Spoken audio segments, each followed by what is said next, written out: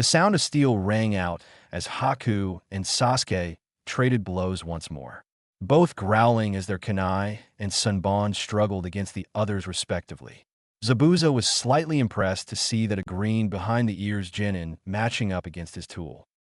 Sakura, Kakashi ordered his pink-haired genin, stay in front of Tazuna. Sasuke will handle the hunter nin. Got it, sensei, Sakura chorused, bringing a kunai in front of her.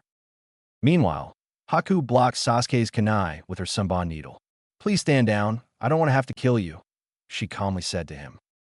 Please, like someone like you could beat me. Sasuke replied. Your confidence will only result in your failure, as I have an advantage over you. As you can see that all around us is water that you so thoughtfully provided earlier, and now I have one of your arms restrained from making seals. However, I'm not as restrained as you are, Haku said as she made a series of seals on her unoccupied hand, making Sasuke look on in alarm. When Haku finished her seals, she stomped on the ground, calling out, 1,000 needles of death. The water on the ground leaped up into the air as if it held life before reforming into 1,000 long needles of ice. The needles surrounded the Uchiha and looked ready to take him out, but the boy was doing something else. He closed his eyes and began to concentrate on his chakra. Remember the training and focus my chakra from my body to my feet, he thought as he did just that before his eyes snapped open. Haku hopped backwards as her technique flew towards Sasuke with quick precision. Haku hopped back far enough to avoid taking damage from her own technique, but once she looked up, she saw the Uchiha high in the air. A burst of chakra alerted her senses, as Sasuke unleashed his signature fireball technique upon the young girl, which she dodged by hopping to the side and threw a couple of Sunbon at Sasuke, which went through him and caused him to vanish from sight. A clone? She thought before she felt a second burst of chakra behind her and caused her to hop to the side to dodge a kunai. When she got up, she heard a voice behind her back. You're so slow that it's pathetic. From now on, it will be you that dodges my attacks, Sasuke said before continuing the assault on the ice user. He sent a side slash with a kunai that Haku ducked under and followed it with a kick to the girl's head, which was the same result as last time. Sasuke, however, continued to allow his moves to flow and follow one another, and eventually he hit his mark in kicking her in the chest, causing her to fall on her back. Zabuza couldn't believe that his loyal subordinate was losing a battle of speed. Kakashi told him so too. I can't have you underestimating my team. Now Sasuke's the #1 rookie in Konoha, Sakura's one of the brightest, and Naruto is the hyperactive, knucklehead, unpredictable ninja of the leaf. Zabuza started to chuckle before he laughed and turned towards Haku.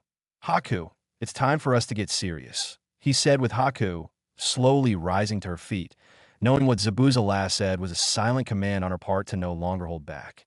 Chakra soon began to rise from her body, and soon it went above the level Sasuke was able to produce.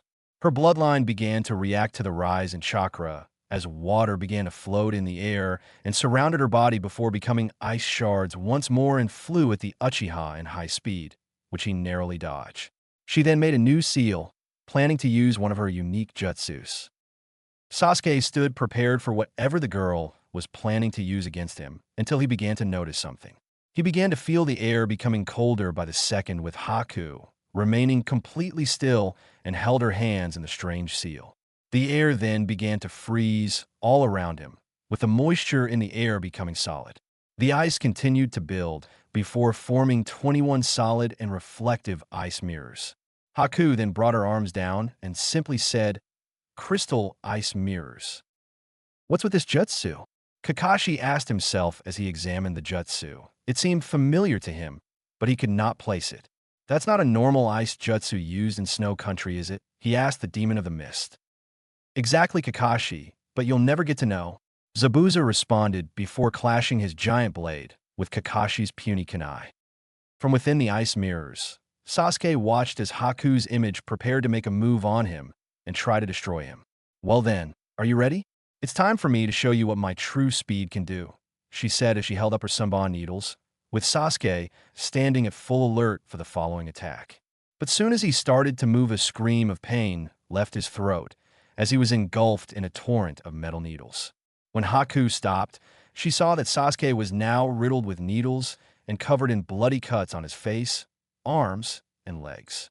Sasuke coughed up blood before glaring at Haku. But before a word could be said, Haku prepared to attack again. Kakashi saw that last attack by Haku and tried to assist his student, but Zabuza was continuing his assault on the Jounin as he sent a horizontal slash at Kakashi, making the silver-haired man to jump back. Panting tiredly, he tried to think of a way to defeat him. Sakura, on the other hand, was extremely worried about Sasuke. She was becoming increasingly distressed at seeing her teammate getting beaten horribly and felt the need to do something and quick, or else Sasuke would die. It soon became too much to handle when Sasuke was engulfed in a torrent of needles, and immediately it caused her to turn to the old man beside her. "I'm sorry, Tazuna-san, but I must leave your side for a moment," she said, with Tazuna looking at the pink-haired girl for a moment before he nodded. "I understand. Do what you have to do, Sakura," he said, with the girl nodding before moving towards the ice mirrors before jumping into the air with a kunai in hand. She screamed loudly from all the practice in her years of being a fangirl, throwing the kunai at the cage, inwardly praying that it would somehow in some way assist the Sasuke in his fight. However, her efforts would prove futile as Haku caught the flying projectile with ease and held the weapon in her outstretched arm. She then looked towards Sakura with a disappointed expression being shown from her body movement. "If you kept quiet, you could have attacked me or assisted your friend," she said before she felt something was coming in her direction. Her senses proved itself to be correct, as Haku was struck across her face mask with a shuriken, catching the girl completely off guard. The force of the hit was enough to knock her out from her mirror and caused her to hit the ground with a faceplant. As she got up, a brand new voice spoke all over the bridge that caused both battles to stop dead in their tracks. A blast of smoke, and Naruto stood before them, his hands raised like Zabuza's, as if performing the hidden mist jutsu. "There's no need to fear," he said, grinning. "Naruto Uzumaki is here." "Loud little brat," Zabuza muttered before reaching into his shuriken pouch and chucked them at the blonde. Bringing out his kunai knife, Naruto prepared to block them, when they were deflected and fell harmlessly to the ground. Looking at the deadly weapons, he saw they were sunbond needles. "Haku, what is the meaning of this?" Zabuza demanded his accomplice.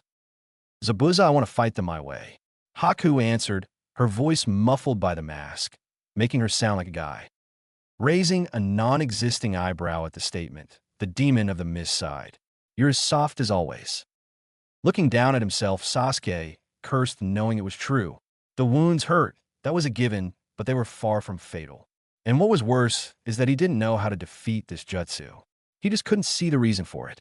But Naruto was here now, and while the blonde was an absolute idiot, he knew that he would get serious and distract the false hunter ninja. "Hey, I came to save you," Naruto whispered next to him. And just like that, Sasuke knew he was screwed. "You idiot. What on earth possessed you to come inside the mirrors?" he yelled at his teammate. "What did you say?" "I came to save you, and this is what I get, you ungrateful bastard," Naruto yelled back. Taking advantage of their bickering, Haku merged into the nearest ice mirror, and then started to barrage with a volley of sunbond needles. "Trying to follow with your eyes is impossible. You will never be able to catch me," Haku said, readying herself to attack again. "That's a load of shit," Naruto shouted out, standing straight up after the attack. He brought his index and middle fingers together and shouted, "Shadow, clone jutsu." In a giant cloud of smoke, 20 Narutos appeared. Letting out a battle cry, the real Naruto and his small clone army charged at the 21 ice mirrors, intending on shattering them. It was a massacre for Naruto. His clones were absolutely decimated, and the original fell right on his ass with a couple more needles embedded in his torso. "This jutsu uses the mirror's reflection to transport me. From my point of view, you seem to be moving in slow motion," Haku said, with the two looking stunned, seeing this guy's pure speed. Kakashi's head snapped upon hearing that last statement made by the ice user and turned his attention towards Zabuza, a surprised expression on his face. "I knew it, for a kid to master a jutsu like that," Kakashi said when Zabuza started chuckling. "A jutsu like that?" Sakura asked, confused at what Kakashi was implying. "A bloodline," Kakashi said bluntly, "a deep blood lineage and superior genealogy. It's a jutsu passed down by your ancestors, he continued on, drawing a baffled look from her.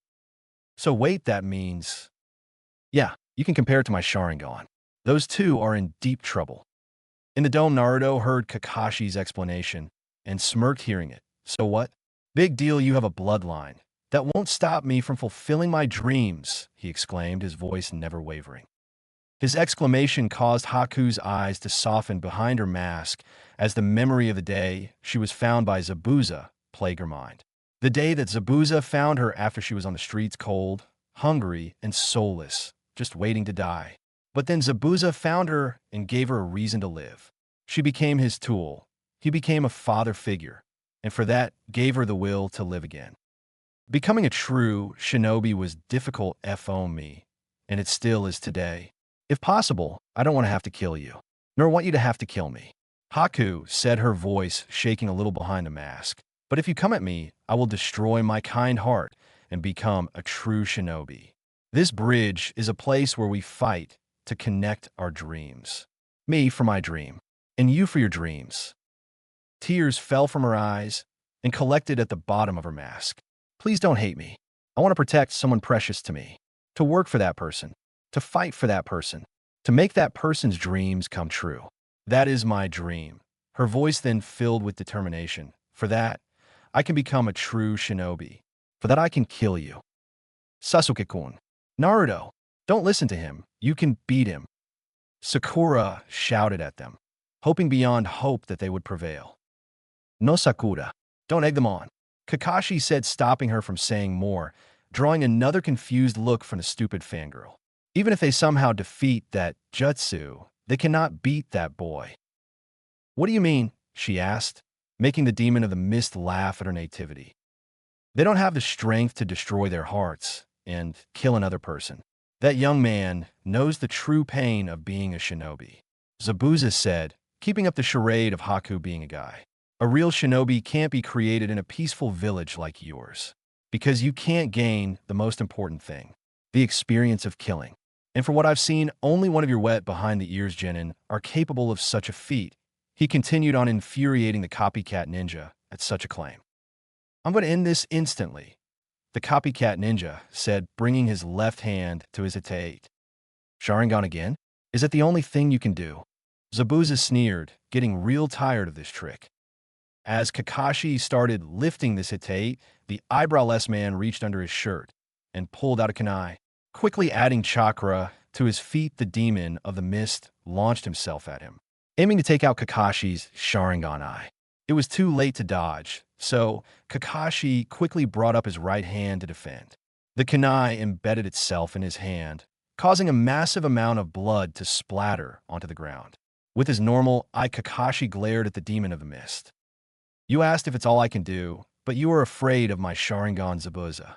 Kakashi taunted, blocking the pain from experience he received in the Third Great Shinobi War. A shinobi supreme technique is not something that should be shown to your opponent over and over again. Zabuza snarled at him. You should feel honored. You're the only person to have seen it twice. There will not be a third time. Kakashi replied. Yeah. Even if you defeat me, you can't win against Haku. Ever since he was a kid, I taught him all different kinds of fighting skills. Even facing the greatest adversity, he succeeded. Without heart nor fear of death, a fighting machine known as a shinobi. And even his jutsu surpasses mine by his terrifying bloodline. I gained a high-quality tool for myself, unlike the scrap that follow you around, he said, pulling the kunai from Kakashi's palm. There's nothing as boring as a man's bragging. Let's get this started. Kakashi replied, lifting his hitate, his Sharingan flashing. Zabuza jumped backwards to avoid any possible attacks, backing further way down the bridge. Hold on for a second. I'll use your own words and brag about one more thing. The last time you said this to me, I'll tell you this. The same jutsu will not work twice against me, wasn't it? I have already seen through the trivial system of your eye. In the fight, I wasn't just getting beat like an idiot. I had Haku hide in the background and examine every aspect of the battle. My tool told me how to beat your Sharingan, only seeing it once. Ninja art. Hidden misjutsu, he called out. Zabuza gradually disappeared as a thick, impenetrable mist blanketed the area, leaving Kakashi waiting for the next move. This fog is so thick, I doubt even Zabuza could see through this. Kakashi muttered under HS breath. But then he saw some familiar shapes speeding through the mist. He deflected several shuriken with his kunai. Impressive that you could block those, Sharingan Kakashi, came a voice from behind Kakashi. Spinning around, Kakashi saw Zabuza standing with one hand in the controlling hand sign for the jutsu. But what really amazed him was the fact that Zabuza's eyes were closed. But the next time either of you see me will be the end of everything. You have overrated your Sharingan a little too much. What? Kakashi demanded, hoping that Zabuza didn't figure it out. Well, how wrong he was. You acted as if you knew everything, but you can't read my mind nor see my future, Kakashi. The Sharingan is simply a trick that makes your opponent think you can. It's basically an eye technique involving hypnotism and an attention to detail. Using these two abilities together, you can progress from copying the body to copying the mind to copying the jutsu. This is the dance that makes it look like you can predict the future. First, with that keen eye, you copy my movements and shake my mind. Then when I'm confused, you are able to figure out what I'll say and then become me. Then once the worry and confusion is at its peak, you attack with a cleaver trick. You attack my mind with a hypnotic genjutsu, suggesting what seal I should perform next. And then you copy that. Zabuza laughed. So the answer is simple. First, with this thick mist, I render your eyes useless. The demon of the mist proceeded to punch Kakashi in the chest, sending him backwards. And by keeping my eyes closed, I removed the chance of being hypnotized. Kakashi panted, regaining his breath after that punch. But why? You can't see anything either. Have you forgotten that I am a genius in the art of silent killing, taking down my enemy by just their sound? At those words, Kakashi turned his head on instinct in the direction he knew Sakura and Tizuna to be. Oh no, he thought, his body disappearing as he quickly moved to the pair, appearing between them and Zabuza just in time to barely block an attack. From the mist, Sakura's screams could be heard. Meanwhile, during Kakashi's fight, Naruto was barely holding on to conscious, while Sasuke was busy defending himself from barrages of Senbon needles. He focused chakra into his eyes to see better and ducked out of the way from another barrage of Senbon needles. Unbelievable, but how was he able to see it? Haku thought before she got her answer when Sasuke raised his head to look at her. Within his eyes were no longer the regular onyx black of the Uchiha clan, but were now the famed crimson red eyes with two tomos in the left eye and one in the right. Haku now knew that Sasuke was now using the Sharingan that was now active. The ice user then knew she couldn't afford to waste any more time. She quickly exited her mirror and went towards a pro Naruto. Cursing, Sasuke pumped the last of his chakra into his legs, hoping to make it there in time. Kakashi clutched at his chest, trying to stem the flow of blood from the new slash going diagonally down his chest. He had managed to come between Zabuza and Sakura and Tizuna in time, but only with seconds to save their lives as a human shield. You were too slow, Kakashi. Zabuza growled at him, ashamed his skills dulled over the years, which was truly pathetic in his opinion. Did your desire to save that cannon fodder cloud your mind and make the mist even thicker? Even with that impressive eye, your ability to read my movements is dimming. Try and hang in there. I want to savor the fun as I return the favor from my defeat earlier. Don't worry about the genin behind us. He grinned under his bandages. Haku has probably already killed them. Plus, I am about to send you to the same place as them. I think you can apologize to them in the next life. Apologize for lacking the strength to protect them. He then went into a mocking laughter. It was Sakura who finally perked up, yelling, Sasuke-kun won't be beaten that easily, completely forgetting about Naruto. Kakashi smiled from beneath his face mask. Exactly.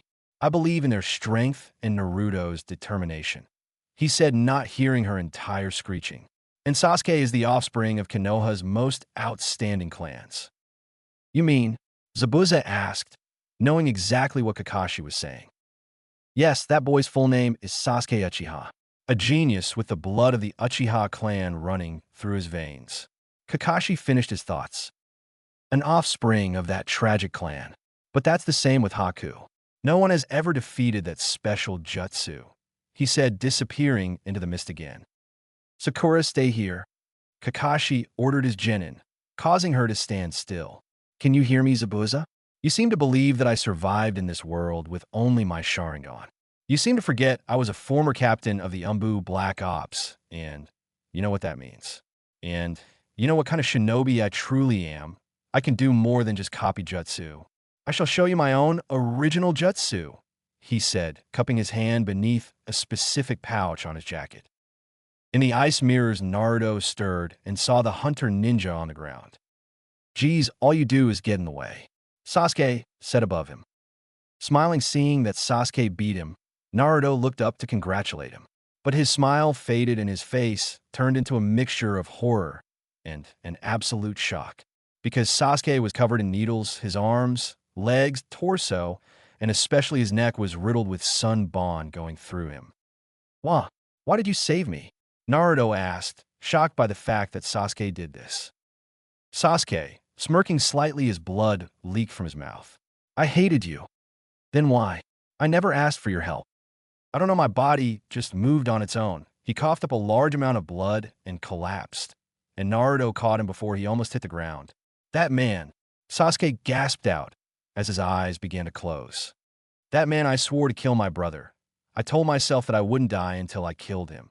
He winced as he looked at Naruto, don't die also, and then his eyes closed, and his body became cold.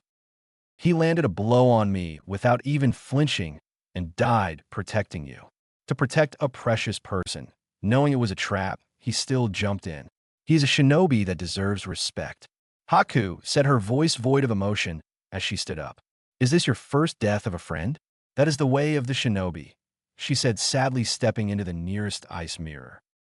Shut up, Naruto shouted at the fake hunter ninja. I won't forgive you. Still hunched over Sasuke's body, foul demonic red chakra emitted from his body and looked up to face her. His eyes were slitted blood red, full of malice and rage. I'm going to kill you, he roared out, his voice dark and demonic, promising death. Haku watched in fascination and horror as the red chakra surrounded his body. His face became more pronounced as his whisker-like marks becoming darker in color with his canines, turning to small fangs. When he opened his eyes, the evil feeling of the chakra overwhelmed her as she felt her hand shaking in fear and almost the need to run from him and never come back. She felt a multitude of fears going all throughout her body as she saw the chakra veil take on the shape of a fox. She felt even further frightened, seeing as how chakra was supposed to be invisible to the naked eye, and for an instant, she could swear that an image of an evil, glaring fox. What is this chakra? She asked herself as his wounds healed, and the needles from his previous attacks popped out of his body. That's impossible for chakra to change like this. It feels so evil and full of malice. And his wounds are healing. Who is this boy? She questioned inside her head, while preparing for Naruto's attack. Kakashi and Zabuza all blinked as they felt the sudden burst of evil chakra. Kakashi looked into the mist desperately as he withdrew a scroll from one of the pouches on his flak jacket. Is that Zabuza? No. This terrible chakra, it can't be Naruto. Knowing he didn't have much time left, Kakashi flipped his scroll into the air with his right hand and moved his left hand up to his chest wound. He stuck his finger in the wound and in a single practiced motion caught the scroll, opened it, and swiped his bloody finger down the length of the inscriptions. Spinning the open paper around his body in preparation for the jutsu, Kakashi called out to the demon of the mist, Zabuza, I know you can hear me, and you know neither of us have time to waste. This might not be your style, but let's end this fight right here and now, he said, catching the scroll as if rolled itself up in a focusing seal. Sounds interesting. What could you possibly do in this situation? Show me, Kakashi. Zabuza shouted from within the thick mist. In the ice mirror dome, Haku moved quickly and threw 6 sun bond needles towards Naruto. Naruto simply let out a demonic roar that blew them away. He then proceeded to jump up to attack her. She fled the mirror from years of training, and just in time as he punched where she just was a second ago, destroying the mirror. She fell to the ground, completely shocked that her mirror was destroyed, but she didn't have time to think on it when she rolled away as he came down on her. His punch destroyed the ground which she stood on, resulting in her tumbling towards him after trying to get towards another mirror. She tried to get away, but he grabbed her arm, nearly causing it to break. Naruto then brought his right arm back, and with all the strength he could muster, he punched Haku's masked face, forcing her to fly backwards through one of her mirrors and roll on the ground before hitting an iron railguard. As her jutsu crumbled, Naruto roared out and ran on all fours like an animal. As he neared her, her mask started crumbling, revealing parts of her face. He brought his right arm back to finish her off and thrust it forward. As his punch was about to reach her face, her mask fell off. Everything around them stopped. The wind didn't blow. The birds didn't chirp. Nothing. Haku sat there on her knees. "Why didn't you finish me off?" she asked, her voice cold and dead. "What are you trying to say?" Naruto asked, his eyes back to their blue color. Haku was silent, but then she stood, her head bowed. "You don't understand now. You have taken away my reason for living. Zabuza has no need for weak shinobi or a defective tool." "You're not a tool," Naruto snapped at her. "What makes him so special anyway?" Haku bowed her head and told Naruto of her history.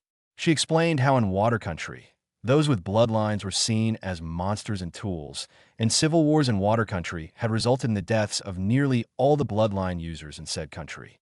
"My mother was one of them," she said, her eyes lifeless. "And when my father found out, he killed her and then tried to kill me, but I killed him. Then Zabuza found you." Naruto finished for her, his gaze saddened, knowing her life was somewhat like his, unwanted and alone. "Yes." Haku smiled, tears running down her eyes. "I was happy. He took me as his own and trained me to be his perfect tool. He was like a second father to me, but now—" She trailed off, looking to the side. "He has no need for a defective tool. So please, Naruto, kill me." Over with Zabuza and Kakashi. The copycat ninja went through 4 hand seals before slamming his scroll onto the ground. Summoning, Earth-style, Fang Pursuit, he thought out as rolls of kanji, symbols stretched out, and the ground crackles with immense power. "It's useless, Kakashi. You can't figure out where I am. Without your Sharingan, you're useless." The next attack will be the Lost Dash. Zabuza's thoughts were interrupted, feeling some rumbling beneath his feet. Opening his eyes, he could hear what he thought was the sound of dogs barking, which was joined quickly by cracking noises. Looking at his feet, Zabuza was shocked to see when several vicious dogs burst from the bridge, grabbing him and holding him tight in place. As the mist cleared, Kakashi saw Zabuza being held by a pack of dogs.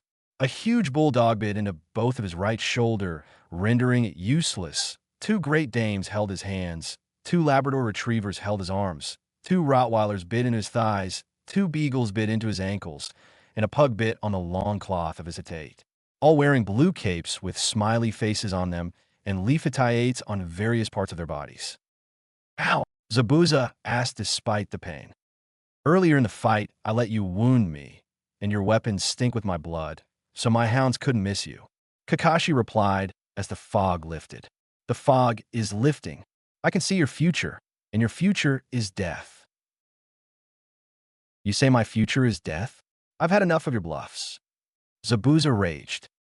"Zabuza, you've had your fun. You schemed your schemes. The day you deserted the village hidden in the mist and became a missing Nin, your name, and your reactions were reported to every village.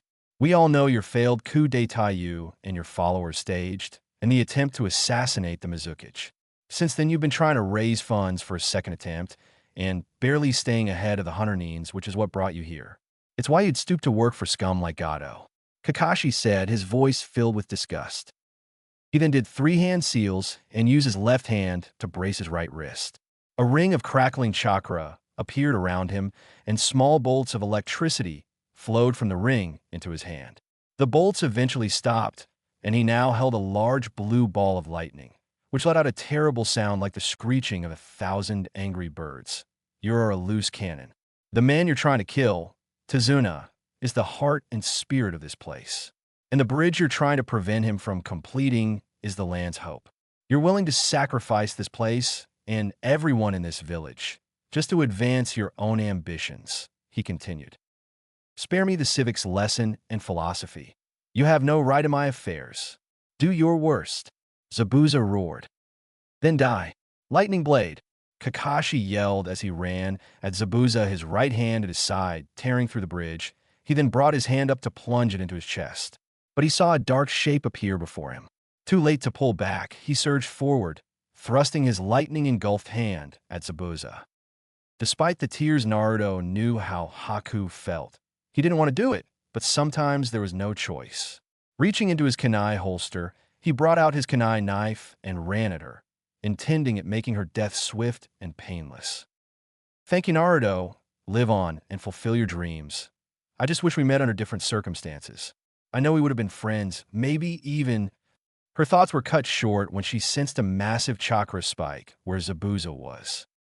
Just when Naruto was going to take a stab at her heart, she grabbed his wrist, preventing him from the killing blow.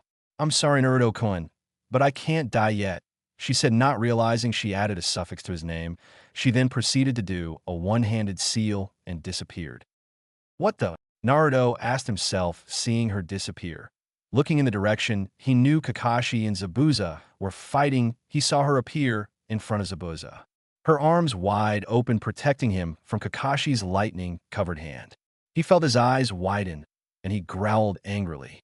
It wasn't fair. No one deserved to die like that. That was when he felt something in his legs. Apparently, he unconsciously focused the fox's remaining chakra into his legs. But he didn't care. Squatting down, he flew forward towards them. In a splash of blood, Kakashi saw with horror what he actually hit.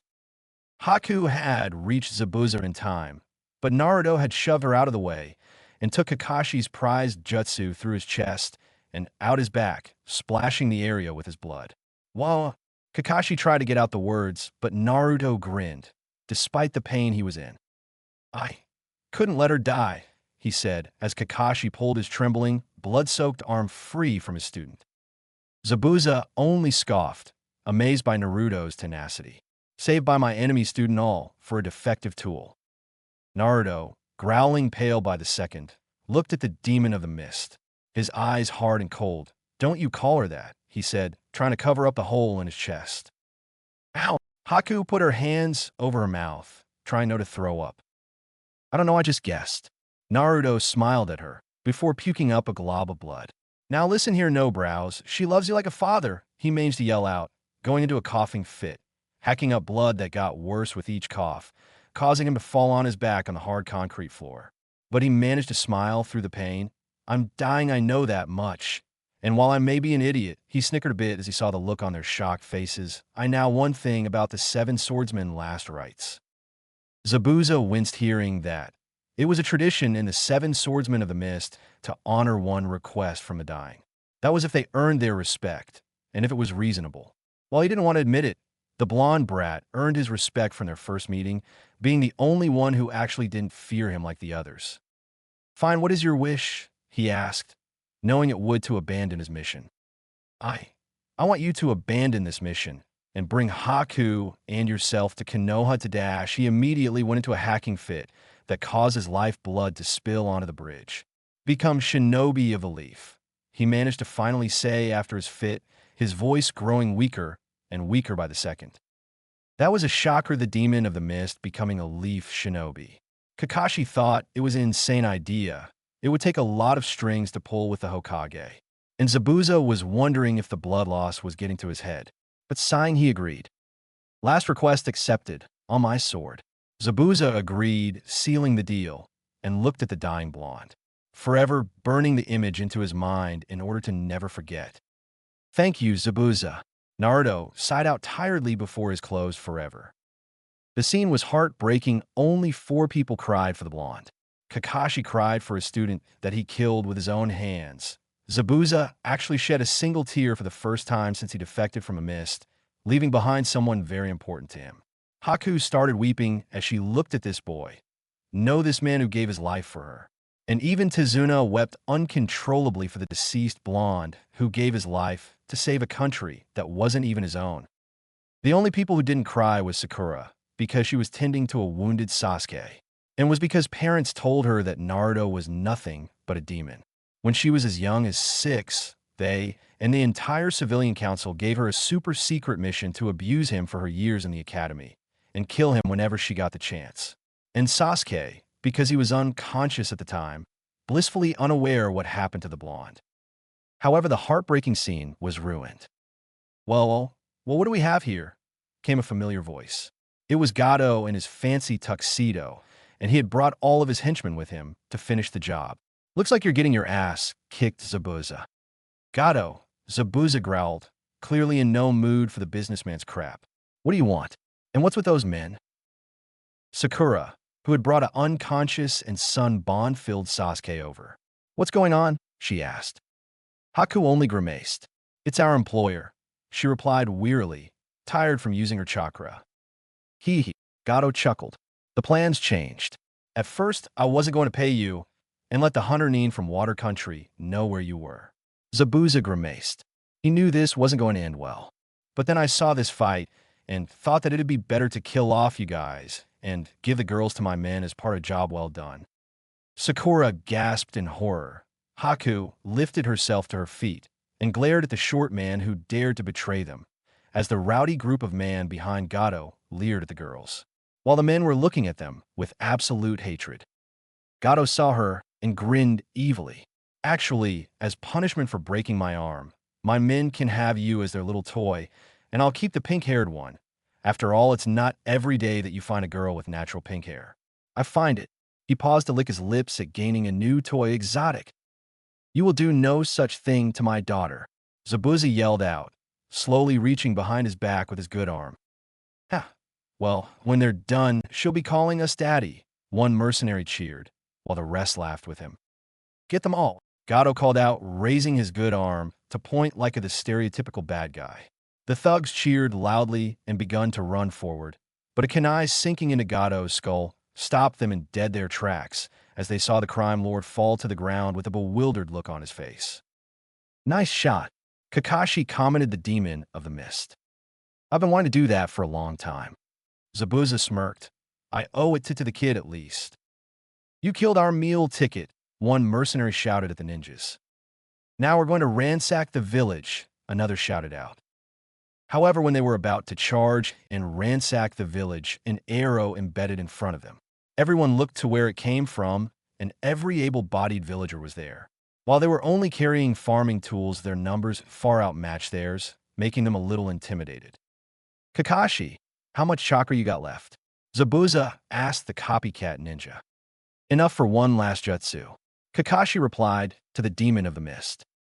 Nodding, Zabuza started going through 44 hand seals with his good hand, with Kakashi following suit with 2 hands until Hei ended on the rooster hand seal, water style, water dragon jutsu. The two called out in a union as 2 giant dragons made out of water flew up from under the bridge, slamming into the bandits, either sending them over the side of the bridge to their deaths, crushing them on impact, drowning them, or into the boat at the side of the bridge, destroying it as well. Either way, no one survived. There wasn't even a body left to bury. Not that they even deserved one, of course. But the cost was heavy. Naruto was dead, and nothing was going to bring him back. As Kakashi picked up the deceased genin to take his body back to the house, no one even suspected this single moment would change the future, not even the demonic eyes peering at them from another realm of existence and smiling to himself. What am I going to tell the Hokage? Kakashi sighed sadly. It had been 3 days since Naruto sacrificed himself to save Zabuza and Haku. He knew he couldn't procrastinate on an issue like this. After all, it's not every day you killed your sensei's son. Just tell him the truth, that he died protecting his precious person. Sasuke replied in a rare moment of kindness. But underneath his calm facade, he was trying his best to decry in front of everyone. While he would never say it out loud, Naruto was his friend. The blonde always stuck by him during their academy days after his clan was slaughtered. Being an orphan, he knew his pain and loneliness of not having a family. Sakura, on the other hand, clearly didn't give a flying fuck. Her mom always told her that Naruto was the Kyuubi incarnate, and she believed every word like a good girl. And the result was her undertaking a private mission under the civilian council to destroy the blonde-haired demon any way necessary. Smirking inwardly, she took pride in what she did to make him suffer, distracting him from his studies as a shinobi with her beauty, in her mind at least, causing him brain damage by hitting him repeatedly for doing the simplest things. While she was glad she had him wrapped around her finger, his death took a lot off her mind, so she can finally report back to her mom and finally get her beloved Sasuke to finally notice her. Zabuza, meanwhile, stood up, causing Kakashi to glance at him. Sighing, the demon of the mist said to the copycat ninja, "Listen, I'm just heading to the bathroom. I swore on my sword that I would honor the kid's request, and I'm not going to break it." As he headed to the bathroom, the former Mist Umbu member reflected on the last 3 days. And he wouldn't admit it, but he missed the kid. While he was an idiot, he had potential to surpass him. That's right, he was the one he mentioned to Kakashi on the bridge. The kid had spirit and brought Haku and him closer together. He felt like smacking himself for being so oblivious to his his surrogate daughter's feelings towards him. As he opened the door, he swore that if he broke his promise that he would take his own life. Haku, however, was sitting by Tsunami, both still shedding tears. Tsunami's was for the man who saved her and her son's lives, while hers were from what could have been. When she first saw him unconscious in the forest, it pained her to try and kill him, and for that she was glad that she didn't. His eyes looked much like hers before she found Zabuza. While she had no doubt that he was happy with his current precious people, his eyes showed her it just wasn't enough. Drying her tears once again, she made a silent vow to honor his sacrifice by living her life to the fullest. Tazuna drank himself into unconsciousness, unable to bear that a young soul sacrificed his life for a country that was not his own. A part of him died on that bridge 3 days ago, showing what a waste of life these shinobi go through. Naruto was only 12, almost 13, barely old enough to see life to its fullest. That was why he was going to name it the Great Naruto Bridge to honor the life of Wave Country's savior before he passed out. Inari, however, was taking it the hardest. Naruto was the closest thing he had to a brother, but he dared not shed a tear out of sadness. No, that would be an insult to the man who saved his country. The only time he would ever cry was out of happiness, never sadness, that he swore on the grave of Kaiza, the first hero of Wave Country, and his father. None of them knew what would occur in the next hour. Unknown location. Is this hell or is this heaven? Naruto whispered quietly to himself. The sound echoed through the darkness, and he heard his own question repeated many times, distorted in some way. He could feel the vibrations of his own voice rippling through his body. Then there was another voice, and as it spoke, the veil of shadow that had shrouded his senses was banished. No, this isn't hell or heaven. It is the place in between earth, heaven, and hell. It is the connection linking all three. It is the place of purgatory, or otherwise known as limbo. The words came from every direction, and the voice was unlike any he had ever heard. As his sight returned, he could see a figure in front of him. It was monstrous, larger than even the Kyuubi, though it shared many of the same characteristics as a human. Only he had purple skin with horns on his head. His long white hair flowed down to the giant's knees, and a dagger was held between its sharp teeth. The man wore a big, baggy white yuka. He was also slightly transparent and glowed with a strange dark power. A presence hung, not like a killing intent, but rather like death itself was radiating from the ghost-like man. It was so powerful that it made Kyuubi's killing intent seem like nothing. Naruto gulped. He had never felt this much power before. This man had to be a god or demon. Nothing else could house so much power. I am Shinigami, the god of death. Naruto's eyes widened at this revelation. He was dead. He killed me. My sensei killed me. Naruto's eyes dulled with sadness. He knew that something was off, but didn't know what. But what the god of death said practically was a chakra-reinforced punch by Sakura. He looked back at the Shinigami. The god's orb-like eyes were boring a hole in his forehead. What? The god of death seemed a bit taken aback that a mortal would speak so bluntly with him. Well, looks you got a set of kahunas to speak to the divine dash. I know you're the lord of the afterlife. Big fucking deal. Just send me to heaven, hell, or keep me here. Either way, I don't give a shit. Naruto said, crossing his arms in front of his chest, awaiting his judgment. He expected an angry scream and get banished to hell for all eternity. But instead, the god of death started chuckling, right before going into full-blown laughter. He waited for him to stop, but it continued on for 3 straight hours, bringing a bunch of tick marks on his head. What's so damn funny? He finally screamed out, getting tired of his laughter. Wiping a tear from his eye, the Shinigami chuckled one more time. You are a very amusing human, he managed to say, before letting loose a stream of chuckles. What do you mean by that? The blonde asked. While it was easy to confuse him, this was far by the most confusing thing that he ever experienced in his life. Kid, you are the first human to tell me off. No one, and I mean no one other than my family has told me off. And I find that hilarious. Shinigami said, his respect going up a notch, but now on to important matters. I believe you know that you have passed on. Yes, I kind of figured that out since I met you. Naruto said, scratching his head. Cut the lip, smartass. I'm trying to say something important here. Shinigami snapped at him. Now, as I was saying, I'm here to make a deal with you. Wow, wow, wow. Hold up, I ain't making any deal. Not without knowing what I'm in for. Wow, you're not as dumb as you look. I take offense to that. Naruto protested. Whatever, Blondie. Let me guess. You aren't going to agree unless I tell you what I'm planning.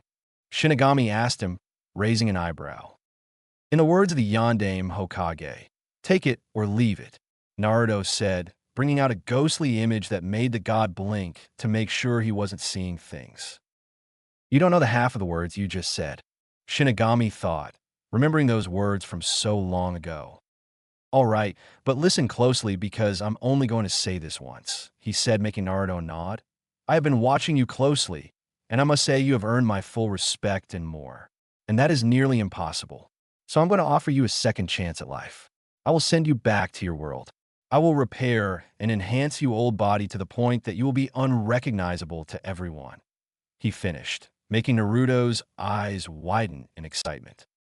What about the fox? Our blonde hero asked, wondering if he would be rid of him once and for all. Unfortunately, QB's soul will remain in your body.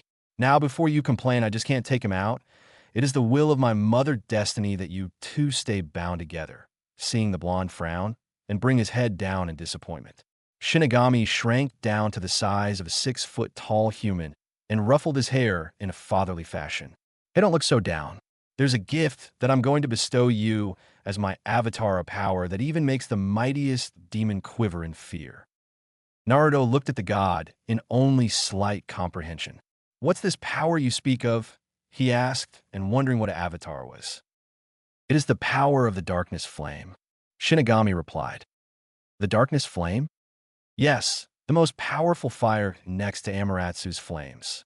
Powerful hellfire flames that will burn through anything, and I mean anything.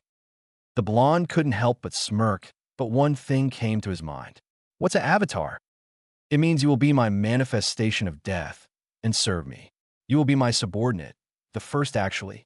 You will follow my orders like your Hokage and Sensei, but what I order you to do is your first priority, Shinigami said, causing the blonde to frown.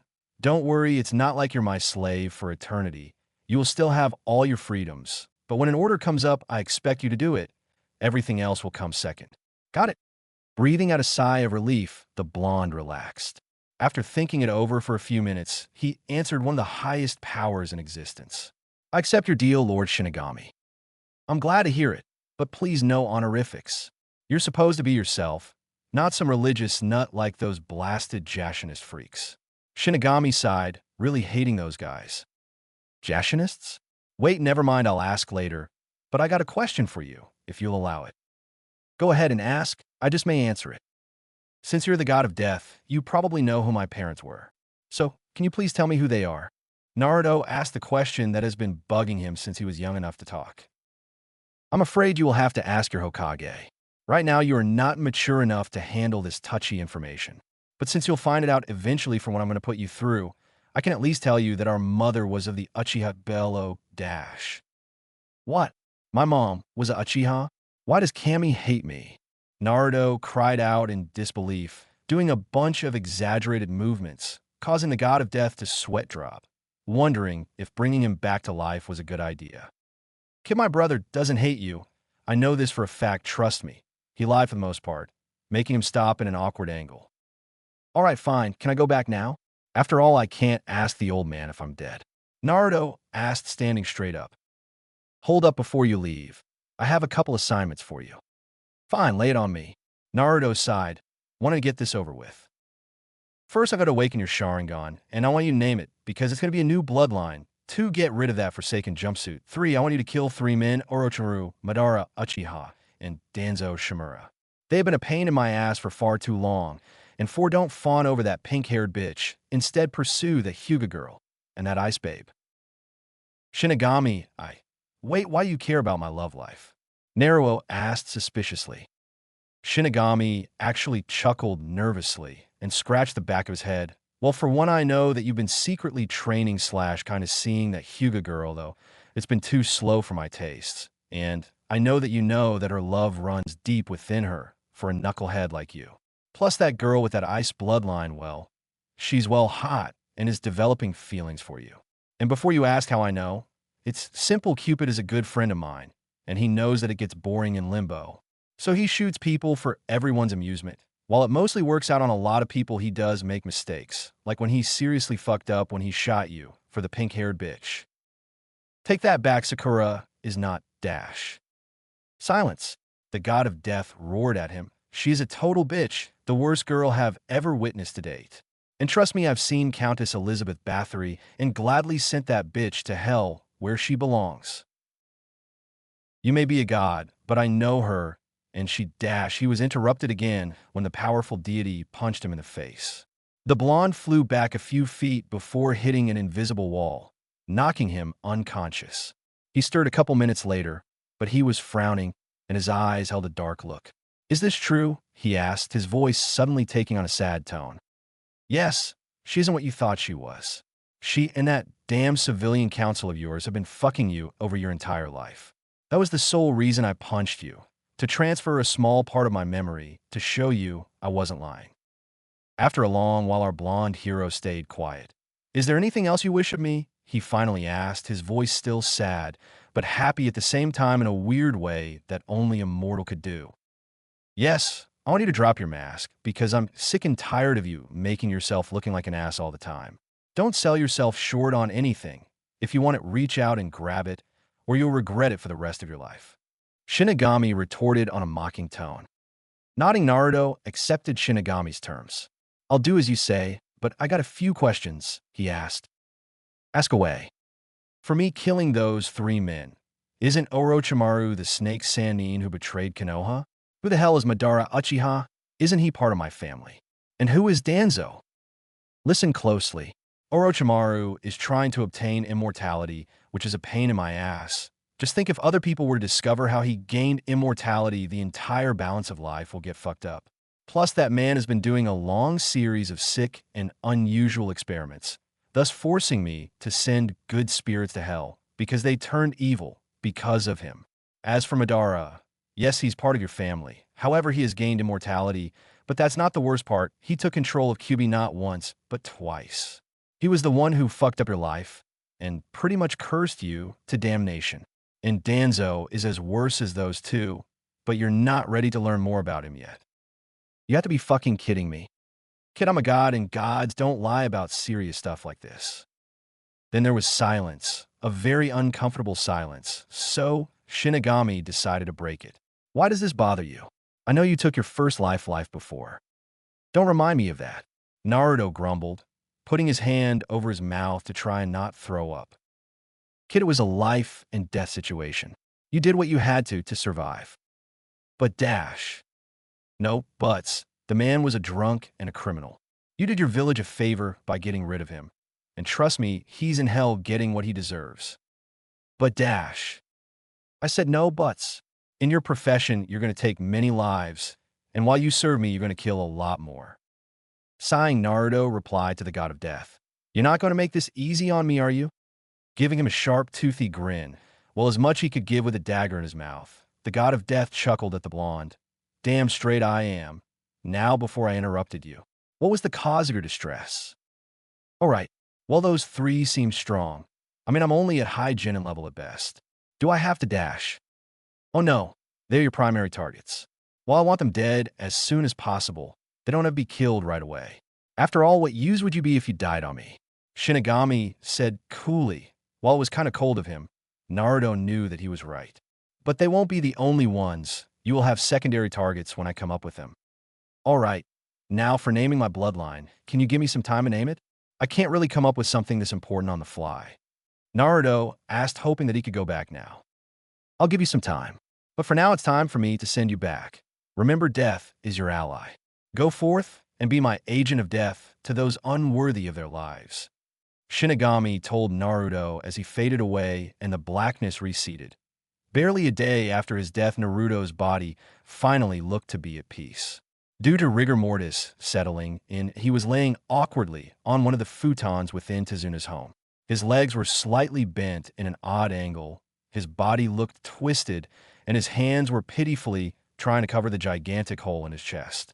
But his face held a serene look to it, and a peaceful smile to go with it. That was what Kakashi was brooding over. The man was a mess, his hair greasy, unkempt, his visible eye was red and puffy from the amount of tears he shed. Let's not forget, he was still healing from his fight from Zabuza. Sighing behind his mask, he sincerely envied his student. From all his experiences in his life, Kakashi never saw such a serene death face. Not from his fellow shinobi, at least. In fact, he only saw his sensei and his wife smiling upon their deaths. It was like they knew something everyone didn't, and to this day, he still didn't know what they were smiling about. And now their son was giving him that same smile that haunted him in his dreams. Getting to his feet, the copycat ninja brought his hand to his deceased student's cold forehead and brushed his messy strands of hair out of his face. Naruto, I'm sorry. I'm so sorry. I promised that I would never let anything happen to you or anyone on the team. But just like with Rin, I failed you too, because I wasn't strong enough. I hope you're in a better place and talking with your folks. You definitely deserve it. Turning around, he headed towards the door and opened it up. I will miss you, Naruto. Nothing will the same without you. With one last tear falling from his eye, he shut the door. Barely 5 minutes later, a dark, powerful, and sinister energy transferred to Naruto's lifeless body, wrapping around him in a cocoon-like fashion. The energy started building up until it expanded until it became unstable. The energy expanded until it exploded, blowing the 2 windows in the room out and shattering the furniture, and tearing off Naruto's bloody jacket along with chunks of his flesh so it grew back within seconds. Our hero's body stirred a little before he woke up, breathing his first breath of air. Note to self, don't die again, he muttered to himself. Wait, I'm alive? Yeah, I'm fucking alive, he cheered to himself in joy. He would have jumped around hooting and hollering, but a sharp pain jabbed him in the back of his neck. Hey, brat. Shinigami spoke up after mentally slapping him. Gingerly rubbing the back of his head, Naruto looked around the destroyed room. Shinigami, I can't see you. Where are you? I'm speaking through your mind, and don't talk out loud in public. People will think you're crazy, the death god replied. Oh. Naruto immediately stopped talking and focused his thoughts in his head. Is this better? Perfect. Now listen up. I want you to get out of here now. What? Naruto started to question him. Don't question me, do it now. Shinigami roared, making him shut up and scramble out one of the broken windows. He left just in time because Kakashi and Zabuza started kicking the door down. Shinigami used some of his power to write a message on the wall to throw them off. He finished the last letter when the door was reduced to splinters via Zabuza's giant cleaver. When everyone got in the room, most of them were horrified to see the destruction in the room. The bed Naruto's bloody body was on was gone. The windows were blown out, and any bit of furniture was reduced to splinters. What the hell happened? Kakashi cried out as he frantically started searching for Naruto's body. Kakashi, you might want to take a look at this. Zabuza pointed to one of the walls with the writing on it. Sasuke read it out loud, his eyes narrowing with every word. Dear Leaf Scum, we finally got him. And at the end of the message, there was some sort of symbol showing 2 stones next to each other. Who would do this? Tezuna asked, horrified that someone would do this to the deceased, completely forgetting what the hunter ninja do to their targets. Narrowing his eyes and clenching his fists, Kakashi answered him. Stone Country. They always hated us, especially the blondes in our village. He surveyed the damaged room, seeing parts of his students' flesh and clothing. He clenched his hands harder, drawing blood, and his eyes starting to mist up. It must have been the explosion core. Only they would have the gall to do this. Well, at least we don't have to carry him all the way back to the village, Sakura said, trying to play the part as the naive and optimistic genin. But it was hard for her to try and not smile, and cheer that she would never see the QB brat, as her mom called him, ever again. But how did they even know we were here? Sasuke asked, because this scenario honestly didn't add up. They must have been hired by Gato before he turned on us. Zabuza commented. The late crime lord was the type to do it after all. I guess so, Kakashi replied. That was the last they talked about it. Zabuza swore that he would utterly destroy any stone ninja he came across. Tsunami and Haku were holding in their tears to stay strong in front of the men, but Inari, however, ran out the room just because he just couldn't bear the sight any longer. And the two honorable members of Team 7 were silently praying for Naruto's poor soul. The next month was going to be hell for most of them. But then they would be in one hell of a surprise once it ended. Panting heavily, Naruto collapsed onto the forest floor. The Shinigami kept screaming at him to run until he collapsed. That was a few miles ago, which was pathetic in his opinion. After all, he was known to be a stamina freak back in his village. Shinigami, why am I so weak? He managed to pan out. You just came back from the dead. What did you expect? Did you expect to be back at full performance once you came back? The god of death replied, almost in a smart-ass tone. All right, why are you so casual? Aren't you supposed to have a I'm a god, and you should bow to me attitude? Kid, I'm not my brothers or my parents. They have that commanding attitude. Well, I just like to sit back, relax, and do what I want. Before you ask what the hell I'm talking about, I'll say it, so that even you can understand. This is my attitude, and I'm keeping it that way. Titles, social status, and honorifics don't mean shit to me. You want my respect, you have to earn it.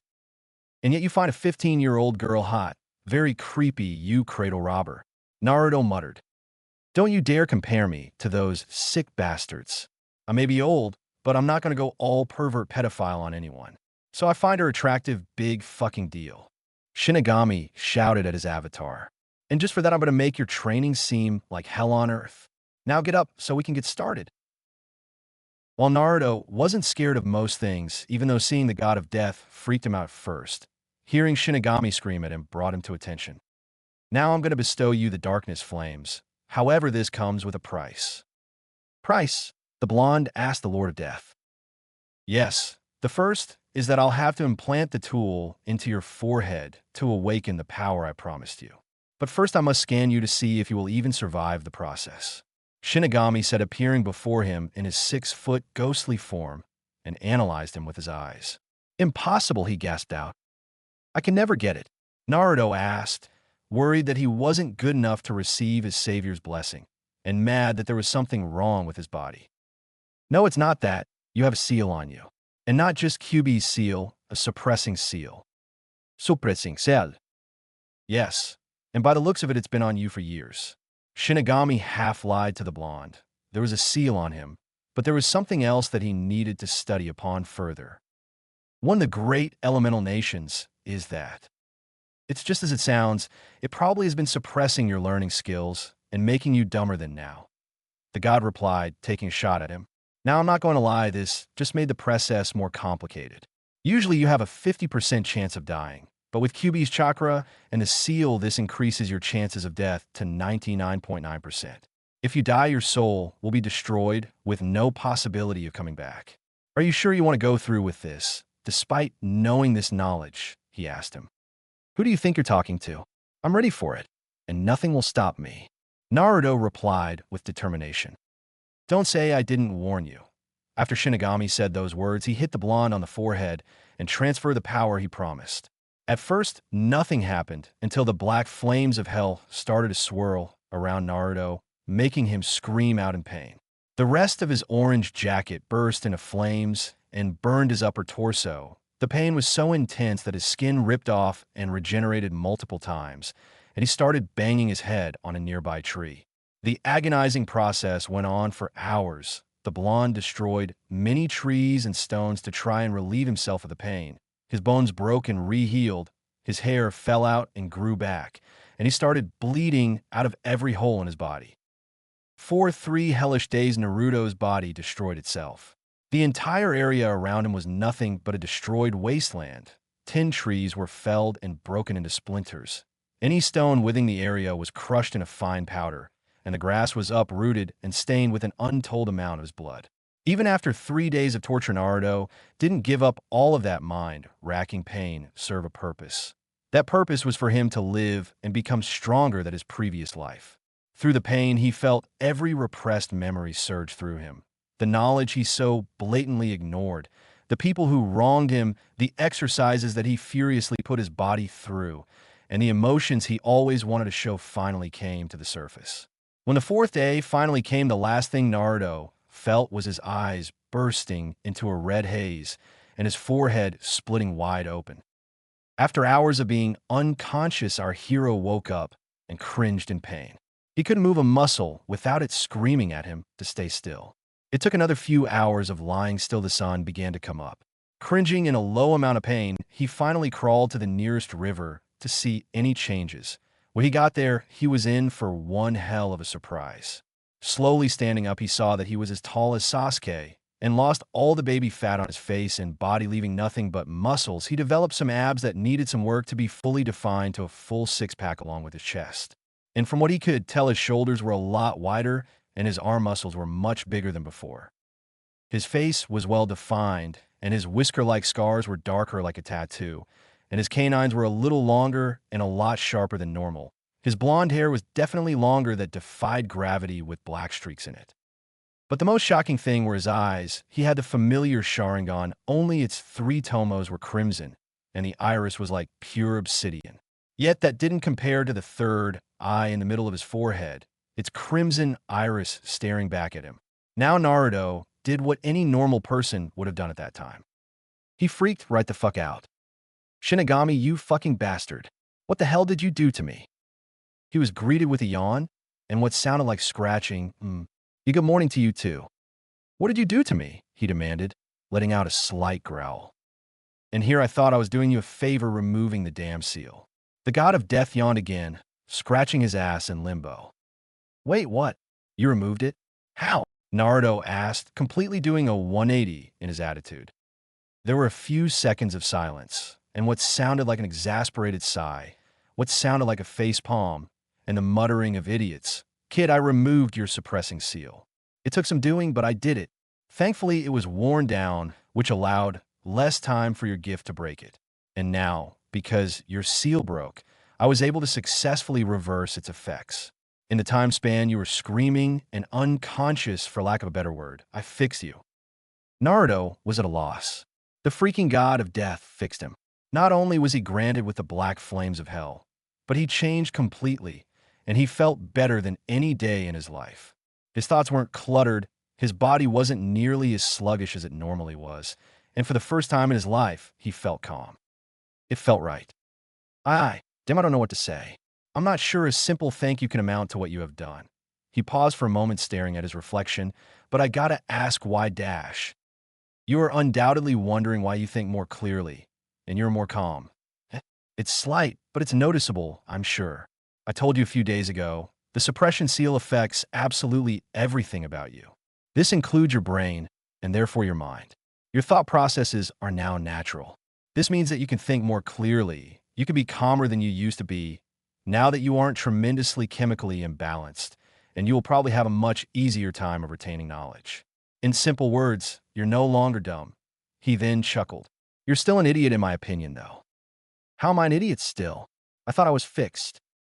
"Yet you're wondering why your Sharingan is not like your sensei's or teammates, or why you have an eye in the middle of your forehead." "Well, yeah, I dash. Well, for your information, because of the changes you went through, your Sharingan mutated from the power I granted you. And I told you that gaining the power of the darkness flames comes with a price. Now, before you argue, you agreed without asking what said price was, and the deal is irreversible." Shinigami said, chuckling how mortals always rushed into things without thinking things over. Now, there were a few things that Naruto could have done. He could have screamed in anger, swore at the god of death, fell into some sort of temper tantrum, or even killed himself. But instead, he let a small, true smile grace his lips for the first time in what seemed like forever. Why? He didn't know, but it felt good. Then he was laughing like there was no tomorrow. He was happy. He knew he looked much different than before. It would draw more hate from the villagers if they ever found out. But he didn't care, for he was finally free to be himself, not the idiot everyone came to know because of that damn seal on him. After his laughing streak, he deactivated the chakra in his eyes, something that he remembered from what his memories, until they were the true blue color everyone was familiar with, and mentally sighed in relief that his eyes kept their natural color. He turned to look at Shinigami to thank him, but instead of seeing his shadowy specter of death, he saw what looked like sweatbands, his Hittite with a black cloth on it, and a note. Raising his right eyebrow, he picked up the note and read it out loud. Dear Naruto, I would love to train you, but being the god of death, I have god things to attend to, like sentencing souls to heaven and hell. Yeah, I know I promised, but unlike Kakashi, I'm going to leave you precise instructions. Now what you see, there are special chakra bands that I acquired some time ago. Anyways, first you put 2 on your ankles and 2 on your wrists. They will automatically draw your chakra into them and steadily increase in weight as you get used to it. Now for your training schedule in the morning, I require you to hunt and gather your meals and constantly wear the weights to increase your strength. Now for the hard part, you're to run around this entire area 10 times. Do 500 push-ups, 500 sit-ups, 1,000 punches for each arm and leg, 100 squats, and various chakra exercises that are written on the back of the paper that I learned about. When it hits noon, you'll rest for a half hour before making 7 clones to work on the chakra exercises again, while you work on the juggin, eye in the middle of your forehead. After that, you'll hunt for your dinner and then sleep until 6 o'clock, where we will continue this regimen until further notice. P.S. Use your Hittite to cover up the eye when you're not using it. After reading it out loud, Naruto dropped the paper to the forest floor, knowing that he was indeed screwed. God damn you, Shinigami. He cursed out before he felt a mental slap on the back of his head. All right, I'm going, he yelled into the sky and immediately began his training regiment. When Shinigami said he would be making Naruto's training seem like hell on earth, he meant it. For during the first week, he hunted for his own food by gathering nuts and berries at first. But his demanding regiment was forced to hunt and kill multiple animals, ranging from rabbits to deer, increasing his survival instincts and his willingness to kill. His physical exercises were brutal to the core. It tore his muscles constantly, and due to his regeneration factor, Shinigami had him increase his workout routine every single day just to see how far he could push his avatar. Of course, Naruto wanted to progress even further, so he exceeded his amount of clones from 7 to 50 to get ahead in his training. It ended up with him having the worst headache in his short life and knocking him unconscious for a day. Boy, was Shinigami pissed, because shadow clones could only do chakra and jutsu exercises. He called him a dumbass for even thinking of using them for physical exercises and punished him by tripling his physical regiment for 48 hours straight with little to no breaks, making Kyuubi work overtime to make sure his vessel didn't destroy his body with Shinigami's physical exercises. On the plus side, while he didn't get any physical perks from his botched attempt on the jutsu, he gained a good amount of muscle memory to make things a little more bearable. While his training was absolute torture, Naruto couldn't help but admire the results. His body was now more defined like Ryan Reynolds. Some guy Shinigami compared him to Dash. His weights went from 10 pounds on his arms and legs to 40, and his chakra control was at high tuning for what he could feel when he did water walking, finding it easier to do every time he tried it. Now, on a Kyuubi, their relationship was a love-hate one. When Naruto first met him by an hour of meditating, due to Shinigami's new orders, he saw that his mind was like a prison, iron doors containing various memories that he didn't care for at the moments, and went straight towards Kyuubi's cell. And it was just like that, a giant prison cell with iron bars and the kanji symbol for seal on the door. Now Naruto didn't know what to expect from the nine-tailed fox. Was he going to be friendly, sorry, or evil as hell? Well, he found out when he almost got a giant claw on his forehead, inciting a bundle of rage in the back of his mind from an unknown source. Little to say, the two got into an argument until Shinigami became the mediator by shutting them up with his killing intent. From then on, the two, while not exactly buddies, grudgingly accepted and helped each other. Naruto by imagining up a giant rabbit for the fox to devour from time to time, and Kyuubi by giving him chakra when he needed it, and sending him information about the Uchiha clan. The information was disturbing to say the least. He learned that the Uchiha clan was descended from the elder of the two boys entrusted by the sage of the six paths with the power and will of the way of the ninja. The elder believed that might would bring peace. The sage chose the younger as more fitting to be his successor, causing the elder to become vengeful to him. From a younger boy descended the Senju clan, who would be the eternal rivals of the Uchiha clan. Before the founding of the ninja villages, the Uchiha were one of the many mercenary clans for hire. Because of their Sharingan, the Uchiha clan came to be known as one of the two strongest clans, the second being the Senju clan. That was when he learned that his ancestor, or at the very least a distant great-uncle, Madara Uchiha, who was undoubtedly the most powerful Uchiha at the time, was particularly powerful, and upon attaining the Mangekyo Sharingan, he took control of the clan. Under his leadership, the Uchiha grew stronger, conquering whatever clans they came upon, such that whenever the Uchiha clan was hired for a job, the opposing side would hire the Senju clan. To bring an end to the constant fighting, the leader of the Senju clan, Hashirama Senju, approached the Uchiha with an offering of peace. Although Madara never wanted peace with the Senju, the rest of the Uchiha wanted to end the fighting, and Madara had no choice but to go along with their decision. The Senju, the Uchiha, and all the clans they had conquered came together to form the village of Konohagakure. Against Madara's wishes, the villagers selected Hashirama as the village's Shodame Hokage. Madara feared that Hashirama would oppress the Uchiha and tried to rally support for challenging his leadership, rather than help him. However, the Uchiha turned their backs on him, believing his only motives were due to pride and the desire for more power. Abandoned by his clan, Madara left the village, later returning in order to challenge Hashirama in battle. They fought at the site that would someday be called the Valley of the End, where although Madara called upon Kyuubi, he was defeated but apparently did not die. Naruto, surprised by the information, asked how to beat a man like that, and wondered how he could gain the Mangekyo Sharingan, which resulted in his getting hit upside the head by Shinigami. Naruto, don't get power hungry. The Mangekyo Sharingan is the next level of the Sharingan that curses you rather than blesses you. Curse me? Mind explaining, Shinigami? Naruto asked, still getting used to being smart and having a clan to learn about.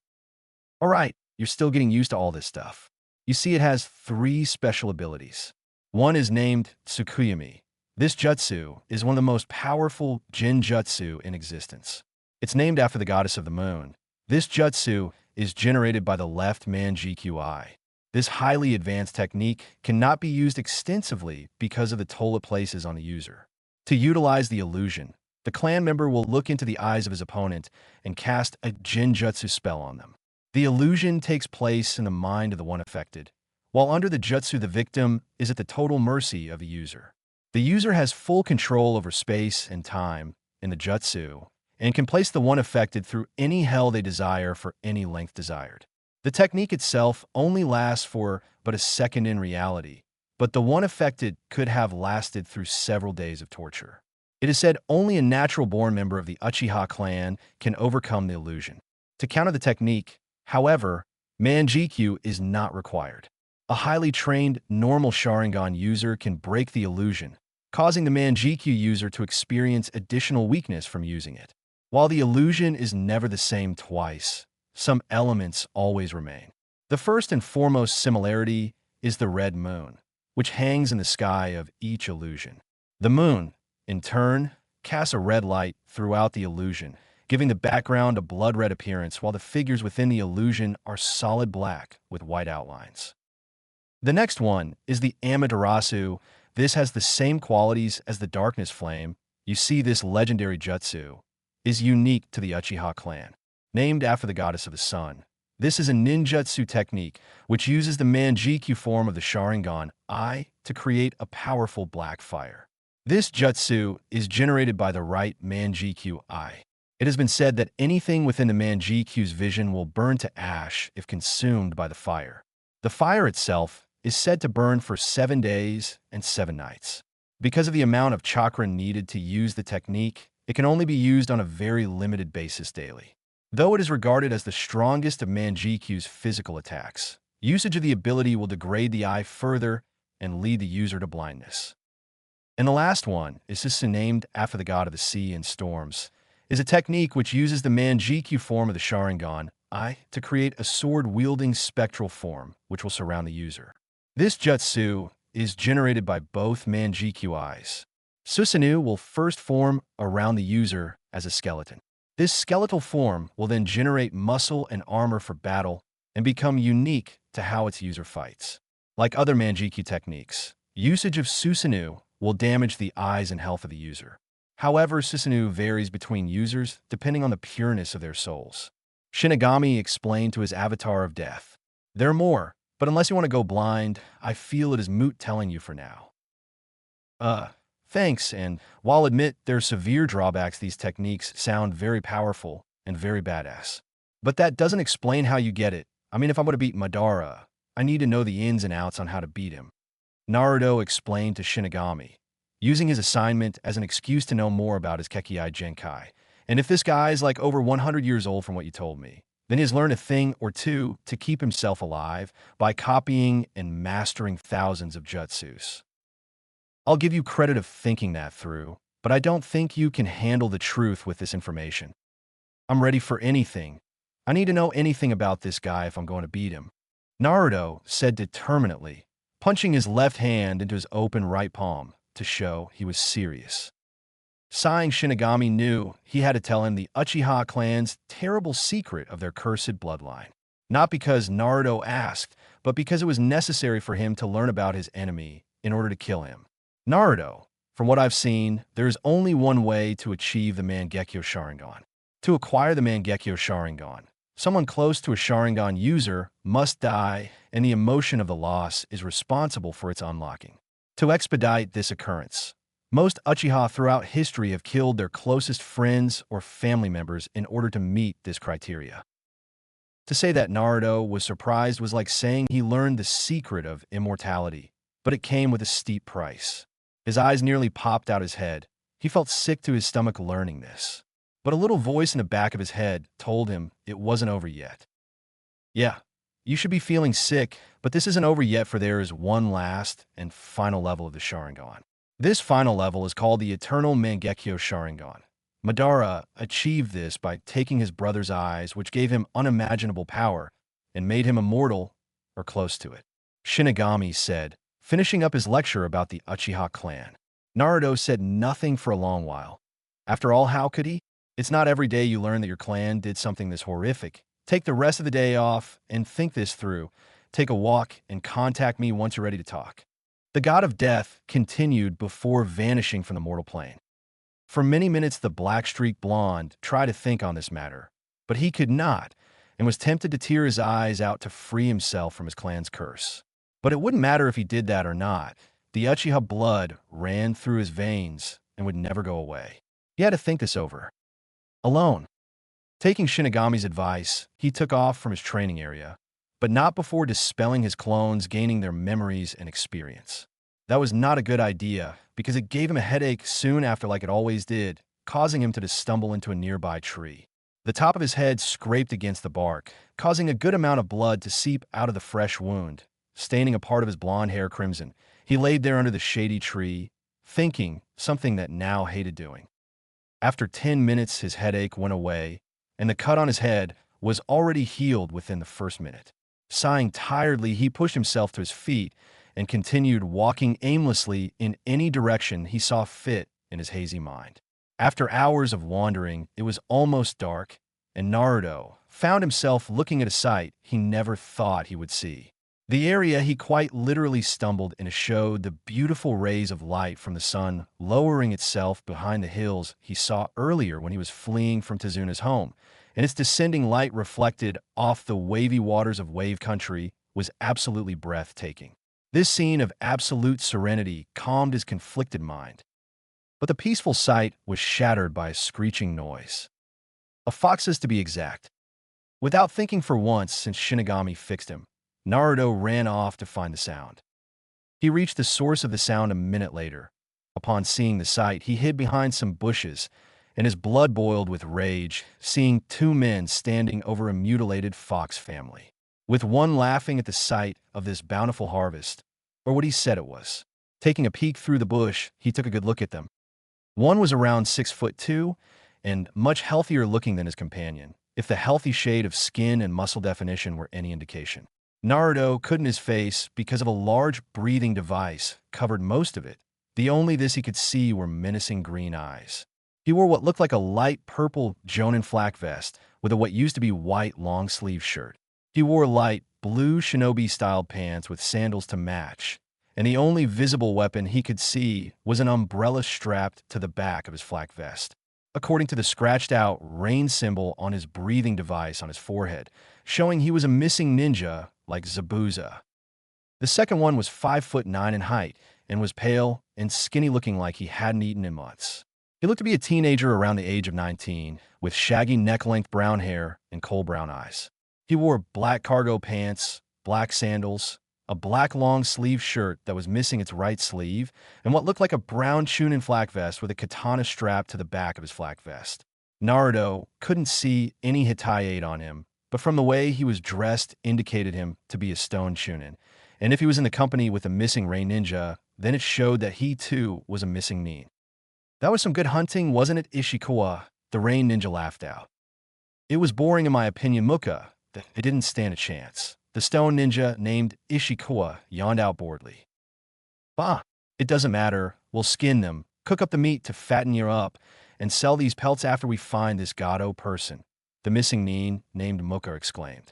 However, after his boasting, he heard a slight rustling and stomped over to a nearby bush. Ripping it out of the ground, it revealed two kids, barely 6 months old. Well, look what we have here. Muka laughed as he beckoned his partner over. Sighing boredly, Ishikawa walked over to his unlikely partner in crime. While Scrawny, the ex-stone Chunin, looked at the kits with a small amount of caution, the smaller-looking of the two, probably a female in his opinion, was cowering behind the other one. The one in front was definitely a fighter, if his fiery brown eyes were any indication. Muka, on the other hand, only grinned and took out a kunai knife from a pouch strapped at the back of his belt. He slowly and menacingly inched towards them, ready to slit their throats. The kid in front of his sister wouldn't allow it. Snarling, he leaped at the missing Rain Ninja. Opening his small jaw, he bit down hard on Muka's hand. While his teeth were small, they were unnaturally sharp, one of the few things he prided himself on. As the coppery taste of Muka's blood filled his mouth, the man screamed, not expecting an attack. The Rain Ninja, meanwhile, was flailing around, trying to get the fox kid off his unoccupied hand, but the sound of tearing flesh was greeted for his efforts. Naruto, meanwhile, watched this all in fascination, amazed that something so little would stand up to overwhelming odds. Unknown to him, Kyuubi watched the struggle, proud to see that his kin was fighting the good fight. But he was also enraged to see the piled bodies of an entire family of kitsune were slaughtered. If he knew his stupid Ninja container, then these two would not make it out of this forest alive. Growling angrily, Muka swiped his kunai at the kid, catching him in the face. The sharp blade cut deeply into the kid's face, causing him to yelp out in pain and let go of his hand. The kid hit the ground in front of the other one with a thud. He growled angrily and shakily rose to its feet, glaring hatefully at the missing Nin. Muka roared in absolute rage at the beast and brought his kunai down onto the fox kid. The kid didn't flinch as his bloody crimson gaze showed the kunai's decent. Naruto, on the other hand, couldn't stand on the sideline anymore. He didn't like Kyuubi, but that wasn't going to stop him from saving the two innocent kids. Cursing that he didn't have any weapons on him. How could he? He was dead, after all. So he quickly looked at the ground and found the sharpest rock he could find. Grabbing it in his right hand, his throwing hand, he quickly aimed and threw it at Muka. Now he was only 6 or 7 feet from the two, and he suppressed his chakra as good as he could in order not to be detected. When he threw the sharp rock, he expected the rock to hit his flak jacket and distract him. He didn't even expect the rock to hit at all. But instead, the rock hit its mark. Literally, the sharp end of the rock pierced him in his right eye and burrowed into his brain, killing him instantly. What the hell just happened? Ishikawa asked himself as he saw his partner's body fall to the ground. That would be me. A voice echoed through the area. Instead of freaking out, Ishikawa reached behind his back and took out a kunai knife from a pouch strapped at the back of his belt. He then chucked it in the direction where he heard the voice, enacting a yelping noise. He expected someone to come out, but this isn't what he imagined who would come out. A spiky-haired black/crimson-streaked blonde with piercing blue eyes came out of the bushes. He was wearing, out of all things, a jumpsuit, a freaking orange jumpsuit. He saw there was a large blood-stained hole in the front of his black shirt, exposing his chest, orange pants that looked ready to give any second, and extremely worn-out blue open-toed, shinobi-styled sandals. All in all, he felt that this guy needed a serious ass-kicking. Or he could just kill him. Either way, that jumpsuit had to go. However, he narrowed his eyes, seeing a leaf hitate proudly displayed on his forehead. "A leaf shinobi, my lucky day," Ishikawa said, grinning savagely as he unsheathed his katana.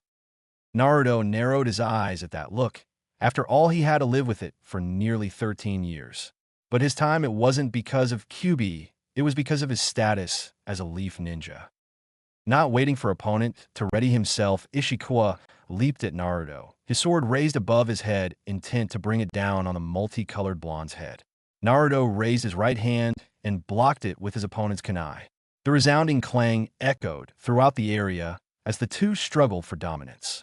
Ishikawa glared hatefully at the leaf ninja before he kicked him squarely in the stomach. As Naruto flew back, the ex-Nin jumped back a few feet away. Stabbing his katana into the ground and brought his hands up in front of him, he quickly bit his right thumb, drawing blood, and went through 5 distinctive hand seals and slammed his right hand on the ground. "Summoning jutsu," he called out as kanji symbols spread out from his palm. A giant cloud of smoke engulfed the area, making Naruto's eyes widen. He had a good reason to, because the distinctive buzzing greeted him not even a second later. In front of Ishikawa were literally hundreds of bees. "How do you like my pet's leaf scum? Aren't they just beautiful?" Ishikawa asked mockingly, seeing his opponent's eyes widen in fear. "Yeah, if you like getting stingers up your ass," Naruto retorted, trying to put up a brave front. "Well, if that's what you want." With a silent command, Ishikawa sent half his bees out to attack him. Naruto was ready, though. Bringing up his kunai knife, he swiped at the bees. He didn't expect the first one he hit to explode in a golden shower, but it didn't seem threatening, so he kept swiping at the bees. With each one he injured or destroyed, it always hit him with this strange golden substance. As one more came in, he found that he couldn't move his arm, or any part of his body for that matter. "What have you done to me?" Naruto demanded as he desperately struggled to free himself. "My honeybee jutsu immobilized you, you little twit. With every bee destroyed or wounded, it unleashes this sticky honey to immobilize my targets. Weren't you taught this at all?" Ishikawa asked as he willed the surviving bees to his side. "Hell no, I was always kicked out of class. Plus, whatever history classes I was in never mentioned whoever you are," Naruto replied as he continued to struggle in him honey prison. A tick mark appeared above Ishikawa's right eyebrow when he heard that. It was common knowledge in Stone Country, if not the shinobi world, that the Kamizuru clan attempted to lead an invasion force into Konoha during the Third Great Shinobi War, only to be repelled and largely killed by the more experienced Aburame clan. They were ostracized for their failure, when it was due to faulty intelligence that nearly drove his clan into extinction, and that Tsuchikage, despite being part of the clan, swept it under the rug. That had burned him for many years until he defected in order to pursue his secret goal. "Too bad, it could have saved your life," Ishikawa said, bringing his arms in front of him. "I am Ishikawa Kamizu, the Killer Hornet. Tell Yami I sent you." "Bee bomb jutsu."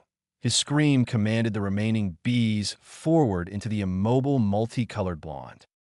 Just like the technique suggested, when the bees made contact with Naruto's body, they exploded, sending showers of smoke and dirt into the air. The ex-Nin sighed in relief, knowing the fight was over.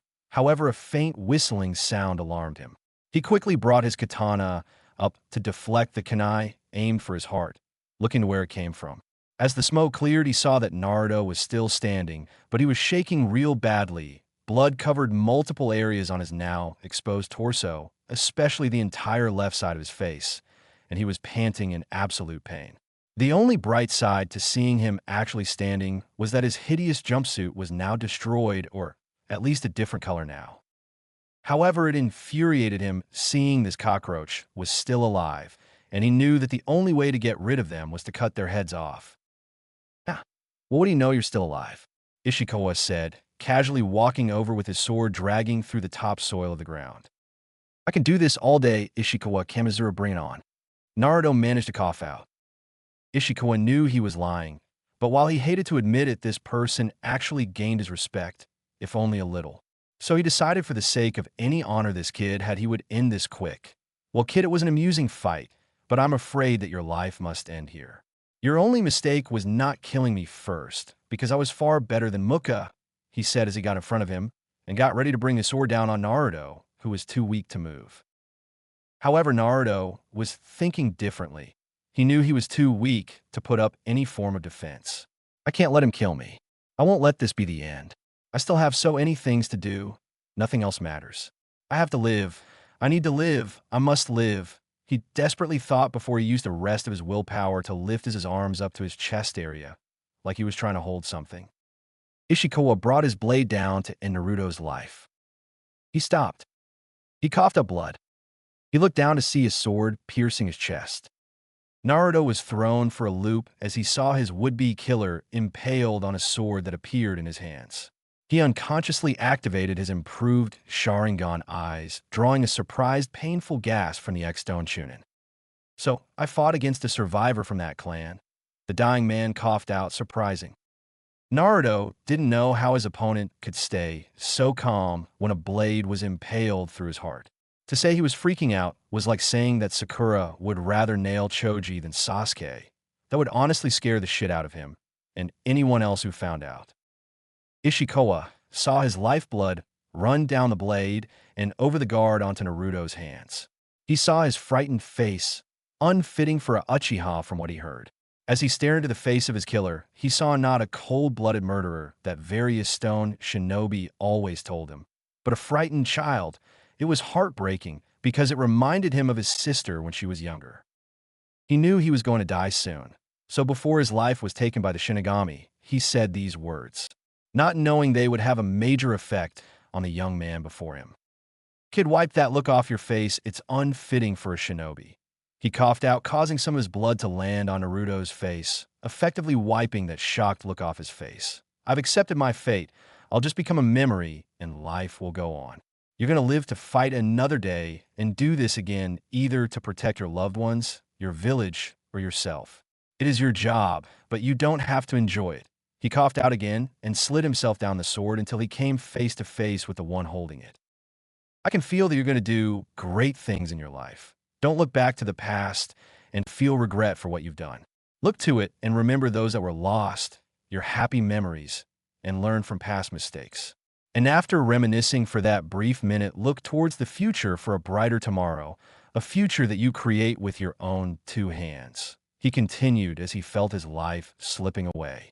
But before I die, may I know your name, so I can tell your tale wherever I may go. After absorbing Ishikawa's speech, Naruto answered his last request before he went to the Shinigami. My name is Naruto Uzumaki, the first Kurashigan, Dark Eye user, he said, his eyes copying his victim's face as his soul started leaving his body. Naruto of the Kurashigan. He sounds pretty badass. Ishikawa whispered his last words. His grip finally loosened, dropping his sword onto the ground, and his eyes closed forever. Naruto just stood there for many minutes, too shocked to do anything, until finally he collapsed backwards. Ishikawa's body fell in front of him, still impaled on the blade. He made a choking noise before he puked his guts out. This was his first face-to-face kill. Yes, he killed some drunk civilian, but the man brought it on himself for overreacting when he hit him with a rusty lead pipe. The idiot slipped in a puddle and split his head open on the brick wall. Muko was pure luck and from a distance, but Ishikawa was much different. He suffered through agonizing pain, and he looked into his eyes as the life left him. It was a sight he would never forget, because his damn eyes burned it into him memory. He crawled over to the nearest tree and rested under the shade it provided. He sat under it for what seemed like an eternity, thinking, wondering, knowing something that shouldn't be on a preteen's mind. He closed his eyes to rest, hoping this was just a bad dream. But he felt something brush against his hand that forced him to open his normal-colored eyes. It was the smallest of the two kits brushing against right hand. The multicolored blonde looked up to see the injured one trying to pull the sword out of Ishikawa's chest. You did good, Ninjan. Kyuubi's voice echoed in his head. I don't feel the same way, Fox. Naruto responded mentally, just so he didn't scare the kids off. While your last kill was rather odd, almost dash. Divine, if you might say. Shinigami interrupted the great Fox. You put the sword in my hands. Naruto asked, confused as he absent-mindedly pet the kit, causing it to slightly purr. I was supposed to give it to you earlier, but the blacksmith that created it kept having disputes, making it a little late in my opinion. The god of death replied irritably, and this was the unfortunate truth. The two were master sword makers, but they hated each other more than the villagers hated Naruto. It was just good timing that he delivered it before Naruto's life came to an end once again. Well, now that your enemies are dead, and now I'm healing you from your injuries, I just got to ask you one thing. Just what the hell did you think you were doing? You nearly got US killed, you stupid ass. Kyuubi roared at his vessel. Naruto actually jumped a little, making him bleed out a tiny bit. But he wasn't going to sit by and get yelled at by a giant fox pelt. Shut up, you hairy ass furball. I did what I had to do, protect your kind. He mentally screamed back at him. You could have used the shadow clone jutsu to flank him in a pincer maneuver and got the two to safety. You should not have engaged an obviously better skilled opponent in a head-on fight. Just look at your condition. If it wasn't for me, you would be dead. I worked my ass off all week trying to mold your body into perfect condition, and you almost ruined it in the span of 10 minutes. I thought you shinobi were supposed to think before they act. I see you have yet to grasp that concept. Kyuubi growled out. That was a low blow, and Kyuubi knew it. But sometimes it was tough love, or in his case, happily stating the obvious, that was needed to get Naruto's act together. Sure, he may have had some actual decent training, but the simple fact of the matter is his mind was still trying to adapt to his new life. Well, what do you suppose I do? Well, I suggest you learn more jutsu. Demand that stupid god to actually teach you something other than chakra exercises. Because from what you've just witnessed, there are people out there that will not hesitate to kill you. And so you must be prepared. Both Shinigami and I will train you in strategy, so you won't be so stupid next time. And for God's sake, change your clothes and take a fucking bath. Don't you call me a stupid god, you damn fox. I could easily wipe the floor with you. Shinigami screamed at the nine-tailed beast. I can call you anything I want because I'm in here and you can't do shit about it. Kyuubi replied, and Naruto could have sworn he saw the giant fox do a chibi, I won and you lost dance in his head. But apparently Shinigami threw a picture of Guy in a bright pink Speedo into the beast's mind, making him roar out in mental agony, and making the god of death laugh at his misfortune. While all this was happening, Naruto, meanwhile, was petting the female kit resting on his lap. The male kit finished pulling his katana out of Ishikawa's chest and brought it over to his right side, and then lay by his leg near his sister. It didn't take a genius to tell this blade was special. From what he could see past the blood, the blade itself was black with a silver, almost white edge. The guard resembled a rectangular tsuba with small sharp edges on each corner, and looked like it was split in half with one side being black and the other white. The white side showing an angel and the black side showing a devil. And the parts of the hilt showing was white with black thread covering it. However, at the ending on the hilt was a skull that looked like it was made of bone. What's more was that there was a crimson tassel wrapped around the bottom of the jaw with a small hourglass with black sand inside the glass on the end of it. However, it wasn't the look of the sword, but the feel of it. It felt evil, bloodthirsty, and malicious, and yet it felt good, peaceful, and soothing. He patiently waited for the two kids to fall asleep. He spoke to the two powerful entities. Shinigami, why does this katana feel good and evil at the same time? That question caused the two to stop their arguing/torturing each other. They stared at the healing multicolored blonde as he looked at the sword he killed his opponent with. That Naruto is a sword created by priest Goro Masamune and Sengo Muramasa, two famous master swordsmiths who lived long ago. Tell me, are you familiar with the legends of Masamune and Muramasa? Shinigami asked, even though he already knew the answer. No, I'm afraid I don't. Naruto answered him. A legend tells of a test where Muramasa challenged his master, Masamune, to see who could make a finer sword. They both worked tirelessly, and eventually, when both swords were finished, they decided to test the results. The contest was for each to suspend the blades in a small creek with the cutting edge facing the current. Muramesa's sword, the Juchi Yasumu, 10,000 cold nights, cut everything that passed its way. Fish, leaves floating down the river, the very air which blew on it. Highly impressed with his pupil's work, Masamune lowered his sword, the Aokite, tender hands, into the current and waited patiently. Not a leaf was cut. The fish swam right up to it, and the air hissed as it gently blew by the blade. After a while, Muramasa began to scoff at his master for his apparent lack of skill in the making of his sword. Smiling to himself, Masamune pulled up his sword, dried it, and sheathed it. All the while, Muramasa was heckling him for his sword's inability to cut anything. A monk, who had been watching the whole ordeal, walked over and bowed low to the two sword masters. He then began to explain what he had seen. The first of the swords was by all accounts a fine sword. However, it is a bloodthirsty, evil blade, as it does not discriminate as to who or what it will cut. It may just as well be cutting down butterflies as severing heads. The second was by far the finer of the two, as it does not needlessly cut that which is innocent and undeserving. That is what he said. Shinigami explained to his avatar. Why? Naruto asked as he scratched his head in confusion. Maybe I can explain this better than the old fossil. Kyubi added his 2 cents, drawing a growl from the god of death. Muramasa was a most skillful swordsmith, but he had a violent and ill-balanced mind verging on madness that was supposed to have passed into his blades.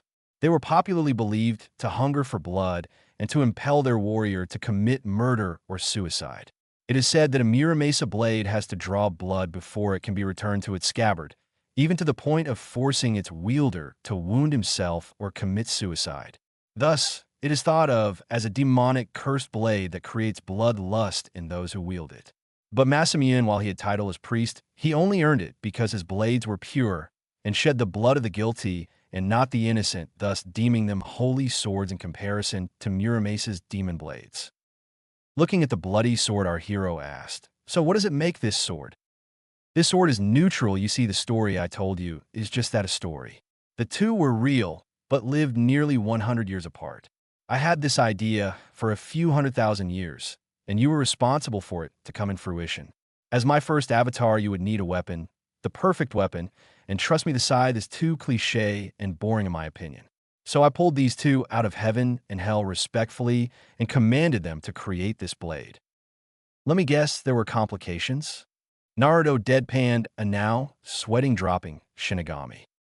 Yes, they kept fighting how it should be made, slowing the process to a snail's pace. I finally threatened to eat them if they didn't finish it by the end of the week. End of the week? It takes months, sometimes an entire year, to create a sword.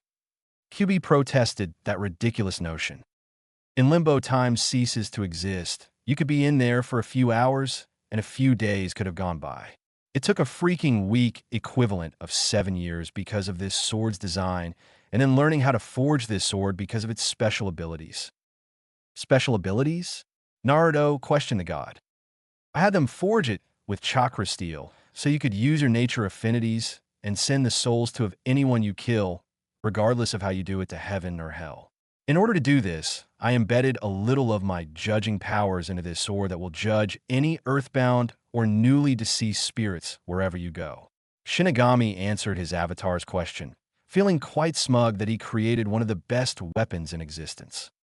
Then what the hell is the skull and hourglass for Ghost Boy? Kyubi growled out, getting annoyed to the point that he could see the god's smug expression on his fanged face. Well, Mr. Fuzzy Pants, the skull is to store medicine to heal any cuts the kid may get.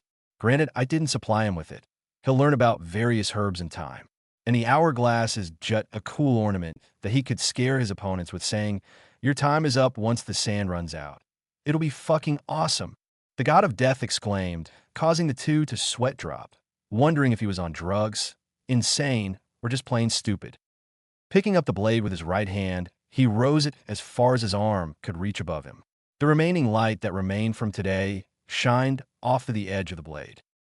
As the sun finally descended over the hill, Naruto whispered, "I'll name you Hin and Ryoku, powers of discrimination," before he fell asleep as the sword fell right next to him. Shinigami overlooked the scene and couldn't help but smile. The boy was at peace after many conflicting thoughts ravaged him today. He wouldn't disturb the boy. No man tonight. He would allow him to sleep and fully heal. Because tomorrow he would take a giant leap in his training to make him better than ever that Naruto's month's worth of training was over. As he sheathed Ryoku and Ishikawa's katana scabbard, he reflected what he did over his last week in his training area. When he first woke up, he noticed the two kids by or on him, and it hit him on what happened the other day. The bodies of the Kitsune family, Muka, and Ishikawa greeted him. He remembered what happened and immediately felt sick. But before he could even dry heave the deceased Stone Chunin's speech rang through his head, and his eyes steeled in resolve. He was going to look towards the future and craft it with his own two hands. After he gently took the female kid off his lap, he gently placed her by her brother and proceeded to clean himself in a river 60 feet away from the scene. When he returned, he got orders from Shinigami to raid the bodies inside and out.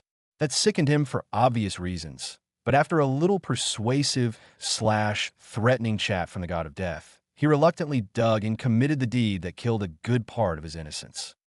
During his outer search, he found 3 kunai, including the one in his fight, 7 shuriken with 8 blades instead of 4, 3 exploding tags, a sealing scroll, some medical gauze along with disinfectant, and the newest edition of the bingo book showing the rogue shinobi of every nation an expensive book if he thought to himself.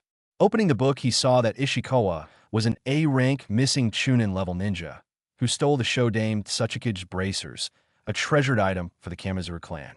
Why he did it, he honestly didn't know, and Ishikawa obviously couldn't tell him. However, Muka was a B-rank missing Genin-level ninja. Apparently, he killed his sensei and his 2 15-year-old teammates while they were sleeping and stole the Jonit's vest. And get this, he was 35, which was very pathetic in his opinion. Speaking of Muka, when he searched through his corpse, he only found 5 kunai, some ninja wire, a blank scroll, and a low-level exploding tag. No much in his opinion, but they added to the things he needed. Then came the gruesome part, cutting open the bodies. With help from a recently deceased Mist Hunter ninja that Shinigami persuaded to help him in order to send him to the rightful place for his soul. He followed step-by-step instructions and learned the secrets from their bodies. Due to the lack of a scalpel, Naruto used one of the kunais he swiped and started dissecting them. The first target was Muka. After taking his clothing off, the black-streaked blonde started cutting into his chest. He then proceeded to remove his heart, forcing some of his chakra into it. He tried to feel any sort of difference in it. Like Kakashi once said, missing ninja contained their village's secrets. He was hoping to feel some sort of herbs or drugs within it, but unfortunately there was nothing and discarded it to the side. For the next hour, he repeated the process with his other organs, from the lungs all the way to the kidneys. It proved fruitless, however. But then he placed his hand onto the man's head. He forced his chakra into his hand and slowly extracted the information he desired. He was no Yamanaka or professional hunter nin, but he got what he wanted after another hour. To his sheer disappointment, even in death, Muka just showed how pathetic he was. The man only knew 3 C-rank water jutsus, and one that was completely useless to him. But they were enough for Naruto and wrote them down in the blank scroll.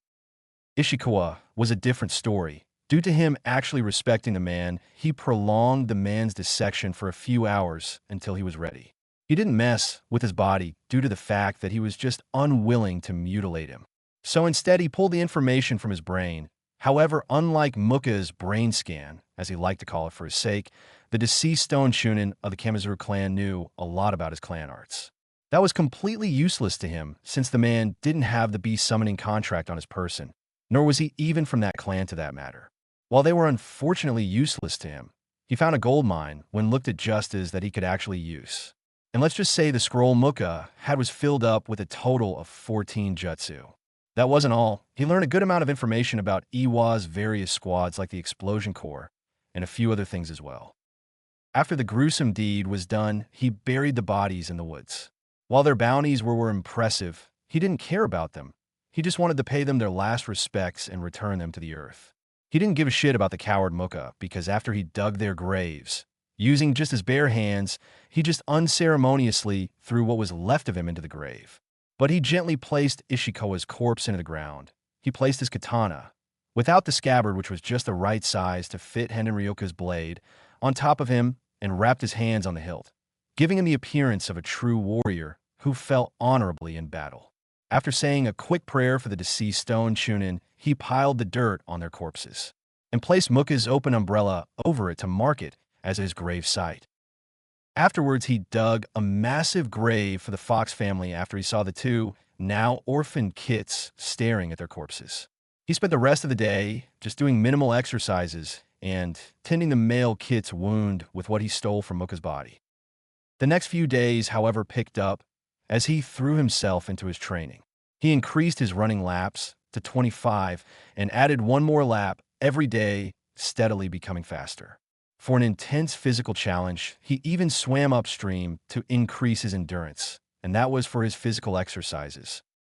For his chakra exercises, he managed to create 10 shadow clones, with Shinigami's permission, of course, to increase his control. Feeling creative, he ordered his clones to do the tree walking exercise, while balancing a leaf on their foreheads with chakra. After he mastered that exercise, he ordered them to do the water walking exercise, while balancing 2 kunais on their palms with the sharp end facing down. That exercise wasn't easy with a supply of 8 kunai, and they kept disappearing due to slight mistakes on his part. But with each failure, he learned after trying it the next day. Then came his sword training. At first, he was clumsy and nearly decapitated himself once trying to do some fancy move. But in the next few days, he just practiced katas, letting it become an extension of his body. He knew it wasn't good enough. If he wanted to advance in his kenjutsu training, he would have to get a teacher, one that didn't hate him. Shinigami told him he could use his shadow clones to progress faster. But Naruto told him that that would be cheating. The katana was forged for him and him alone. It would have been a disgrace to their souls for him to take the easy way out for something that he felt that he needed to do himself. He could have sworn he saw the ghostly images of Muramasa and Masamune nodding and giving the thumbs up before looking at each other, and then started beating the living or unliving hell out of each other. Truly weird. Then came his Juganai. This happened clearly by accident. He slipped during his kata moves when he first started his kenjutsu training and banged his head on a tree. The force of the impact knocked his atate off his forehead, revealing his Juganai. He heard what sounded like laughing and turned his head to see the male kit rolling around on the grass laughing his furry ass off. He, of course, told him to stop it, which the kit replied, "Make me." Mentally. That was when he figured out that the Juganai granted him mental powers and asked Shinigami why he didn't tell him. The god of death merely replied that he wasn't going to hold his hand all the time, nor was he going to hand him everything on a silver platter. He would help him if he was truly stuck on something, needed some advice, or wanted to learn a technique. He would gladly help. But he was on his own for everything else. Back to the subject, whenever he wasn't practicing his kenjutsu or doing physical exercises, he worked on mastering his third eye. The process was grueling and caused him many headaches in the long run. Apparently, the Juganai was sentient and demanded respect, and that conflicted with Naruto's "I'll give you respect when you earn it" attitude. So in the long run, Naruto only was able to get the basics of mind reading one of its powers, and that was only to the kits. And this is where we find a black-streaked blonde now, looking towards Tezuna's bridge. "Ready, Ichigo? Benaheim?" Naruto asked the 2 fox kits on his shoulders.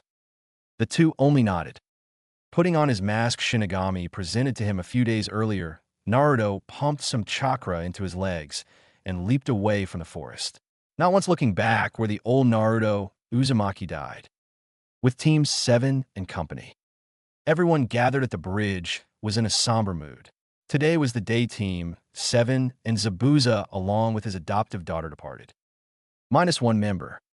"I guess this is where we depart," an almost completely healed Kakashi announced, for once not reading his perverted book. This was a serious matter, because in less than a day, he would have to tell the Hokage in person that Naruto was dead. He owed the blonde that much at least.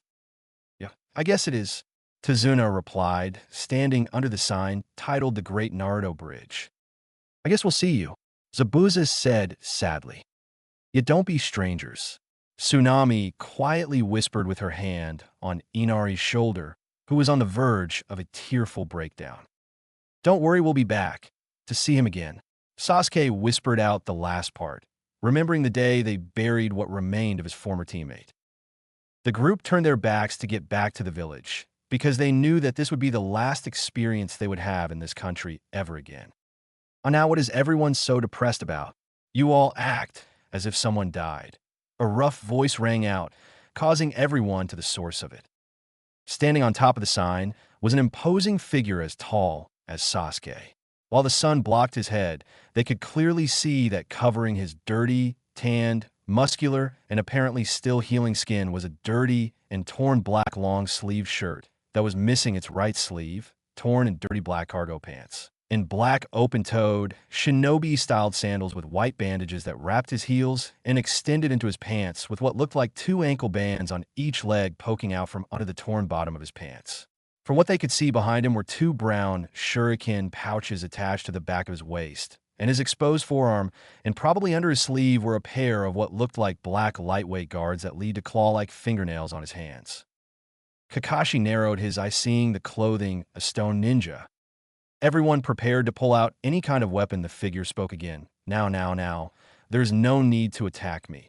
With that said, he hopped down onto the ground in front of everyone. What they saw made them stop dead in their tracks. The figure had black streaked blonde hair, wearing a mask that had black razor-sharp pointed horns, black metallic eyes and teeth, and the expression all exhibit the full wrath, anger, and resentment on its face. The coloring on the face was crimson, signifying the full wrath, resentment, and anger of this mask.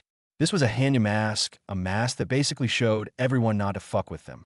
Kakashi once saw one of these masks in the Third Great Shinobi War, worn by a stone shinobi that killed over 500 Leaf Shinobi at Jounin level before he was taken down by the Yellow Flash himself. And even then, the future Yondaime Hokage had a hard time with the beast of a man that day. But what's more was that he had 2 forearm-sized fox kits on his broad shoulders. On the right was a crimson-colored fox with fiery brown eyes, a wicked scar going diagonally down from his right ear to his left cheek. While on his left shoulder was a smaller fox with brown eyes and light orange coat rather than crimson. But the revealing thing was the katana on his belt. For what they could see from the hilt was white with black thread covering it, and on the end of it was a skull that looked like it was made of bone. Along the bottom of the skull was a crimson tassel wrapped around the bottom of the jaw with a small hourglass with black sand inside the glass on the end of it that disturbingly reminded Kakashi of a hangman's noose. The last thing they all noticed on the belt was a beat-up Leaf Hittite proudly displayed to them. "Who are you?" Kakashi demanded, weary and confused by this stranger. The figure put one of his clawed hands his heart in a mock sign of pain. "Ah, Kakashi, I'm wounded that you forgot all about me." "Cut the crap, kid, and answer the damn question," Zabuza ordered him, bringing his right hand to the hilt of his legendary blade. "I'll give you a hint, he died a month ago. Give up?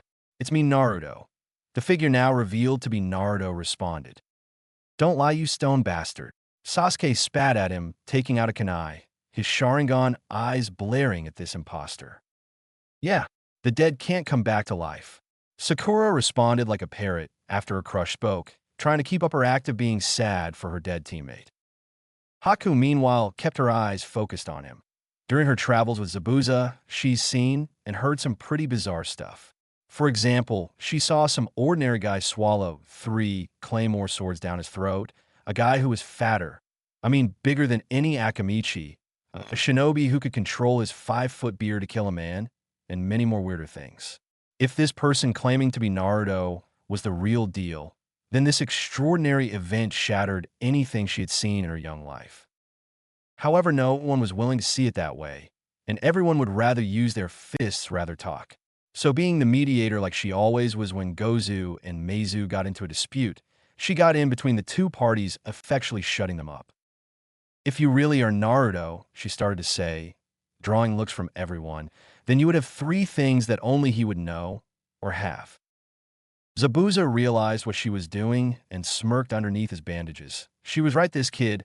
If he was Naruto, then he would have to prove it was him. "Lay it on me," Naruto replied, crossing his arms, and waited for her questions. Naruto would have a giant puncture wound going through his chest. "I need you to lift your shirt up to confirm it," she told him. Without any hesitation, Naruto lifted his torn shirt above chest level, causing a twinge of pink to rush up on Haku's face. She couldn't help but stare until Tezuna's voice snapped her out of her trance. "What was that, Tezuna-san?" she asked.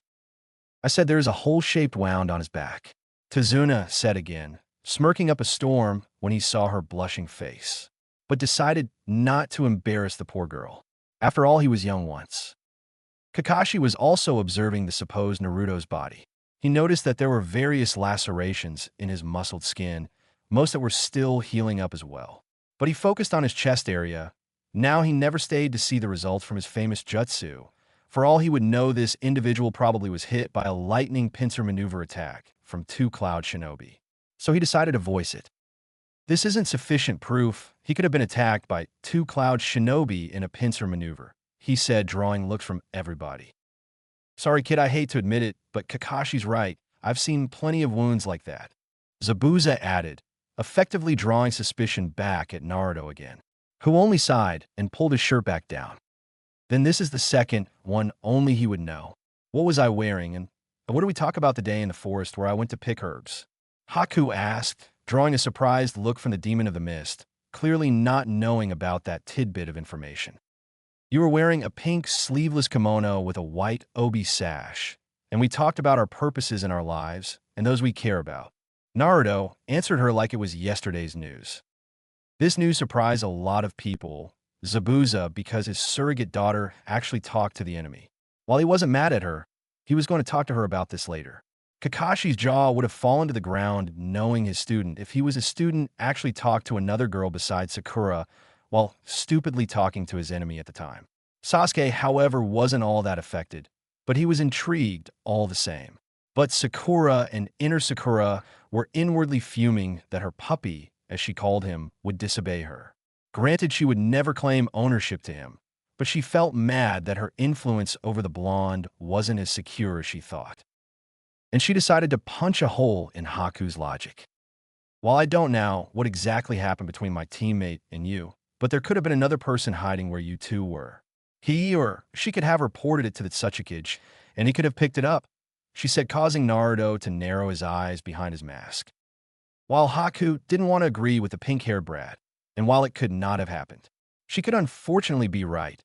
After all, stranger things have happened. So now it all came down to his last piece of evidence that could make or break this figure that could possibly be Naruto. Finally, that last question, "Are you ready?" she calmly asked, hoping beyond hope that this last question will prove her right. "I'm ready," Naruto replied, knowing that he might be in trouble if this last question failed. Naruto had blue eyes and had 3 whisker marks on his cheeks.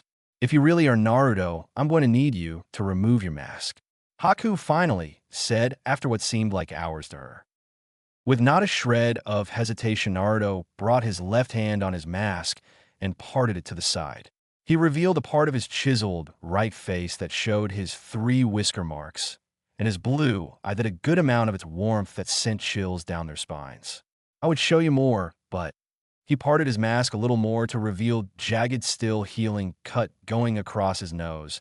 "My left side is horribly mutilated, and I really don't want to scare the kids." If there was any doubt in anyone's mind, it was blown away. There could be no further denying it. This person was indeed Naruto. Before anyone could say a word, Inari latched onto Naruto's back and let out 2 weeks' worth of emotions all over the back of his shirt. "Inari, I told you not to cry unless they were dash. Tears of happiness, I know." Inari interrupted the resurrected black-streaked blonde. "And these are tears of happiness." Naruto could only smile under his mask and knelt down so Inari could get down. "Naruto, where have you been?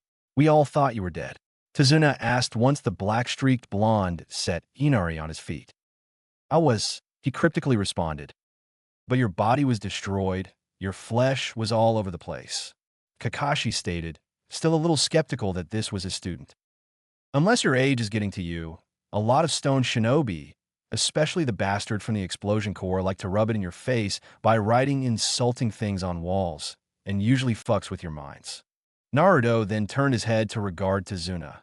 "And as to where I've been, I'm afraid I can't tell you. I need to report to the Hokage for this." he continued before turning back to his team. Goodbye, everyone. I'll see you all soon, he said before jumping off, causing the returning team to stumble before chasing after him. The entirety of Wave Country could only smile as their resurrected hero went back to his home. Kanal one day later. The trip back was uneventful. Okay, that was a huge lie because Naruto kept getting questioned for every little thing. Where were you? Why are you wearing that outfit? Why do you have a sword? It nearly drove him nuts. Haku and Sasuke respectfully gave him some space, but the other three wouldn't leave him alone. Zabuza was acting like a sword otaku, wanting to hold it, caress it, feel it, and cut something with it. He kept saying no, because he wasn't sure what would happen if another person held it, and Shinigami wasn't answering his mental calls, so he decided not to risk anything. Kakashi kept pulling the superior officer routine, demanding him to tell him where he was. His response was always the same, "I'll tell you later." He didn't want to be an ass, but he was under Shinigami's orders not to reveal anything until he spoke to the old man. And a god's orders defiantly overruled everyone's in the shinobi nations. Sakura, meanwhile, kept sweetly asking what happened to him in fake worry. While the Juggin I and him disagreed on many things, the sentient tool, and yes, it was a tool, gave him a peek into the pink-haired girl's mind. It almost made him want to maul her with his claws. QB forced him to grow with his demonic chakra during the month. Her thoughts were malicious thoughts about the two fox kits on his shoulders, orders from the civilian council to cripple him in the shinobi arts, abuse him for even the tiniest mistakes, and kill him if he was getting too strong by any means necessary. In fact, he nearly tore her face off when she reached for his mask. But Kakashi, being a mask wearer himself, slapped her hand away and lectured her on personal space, which he broke immediately before questioning him again. That was invading his personal space, in his opinion. Thankfully, it ended when they stood in front of the village gates, where they were immediately confronted by a squad of Umbu Black Ops.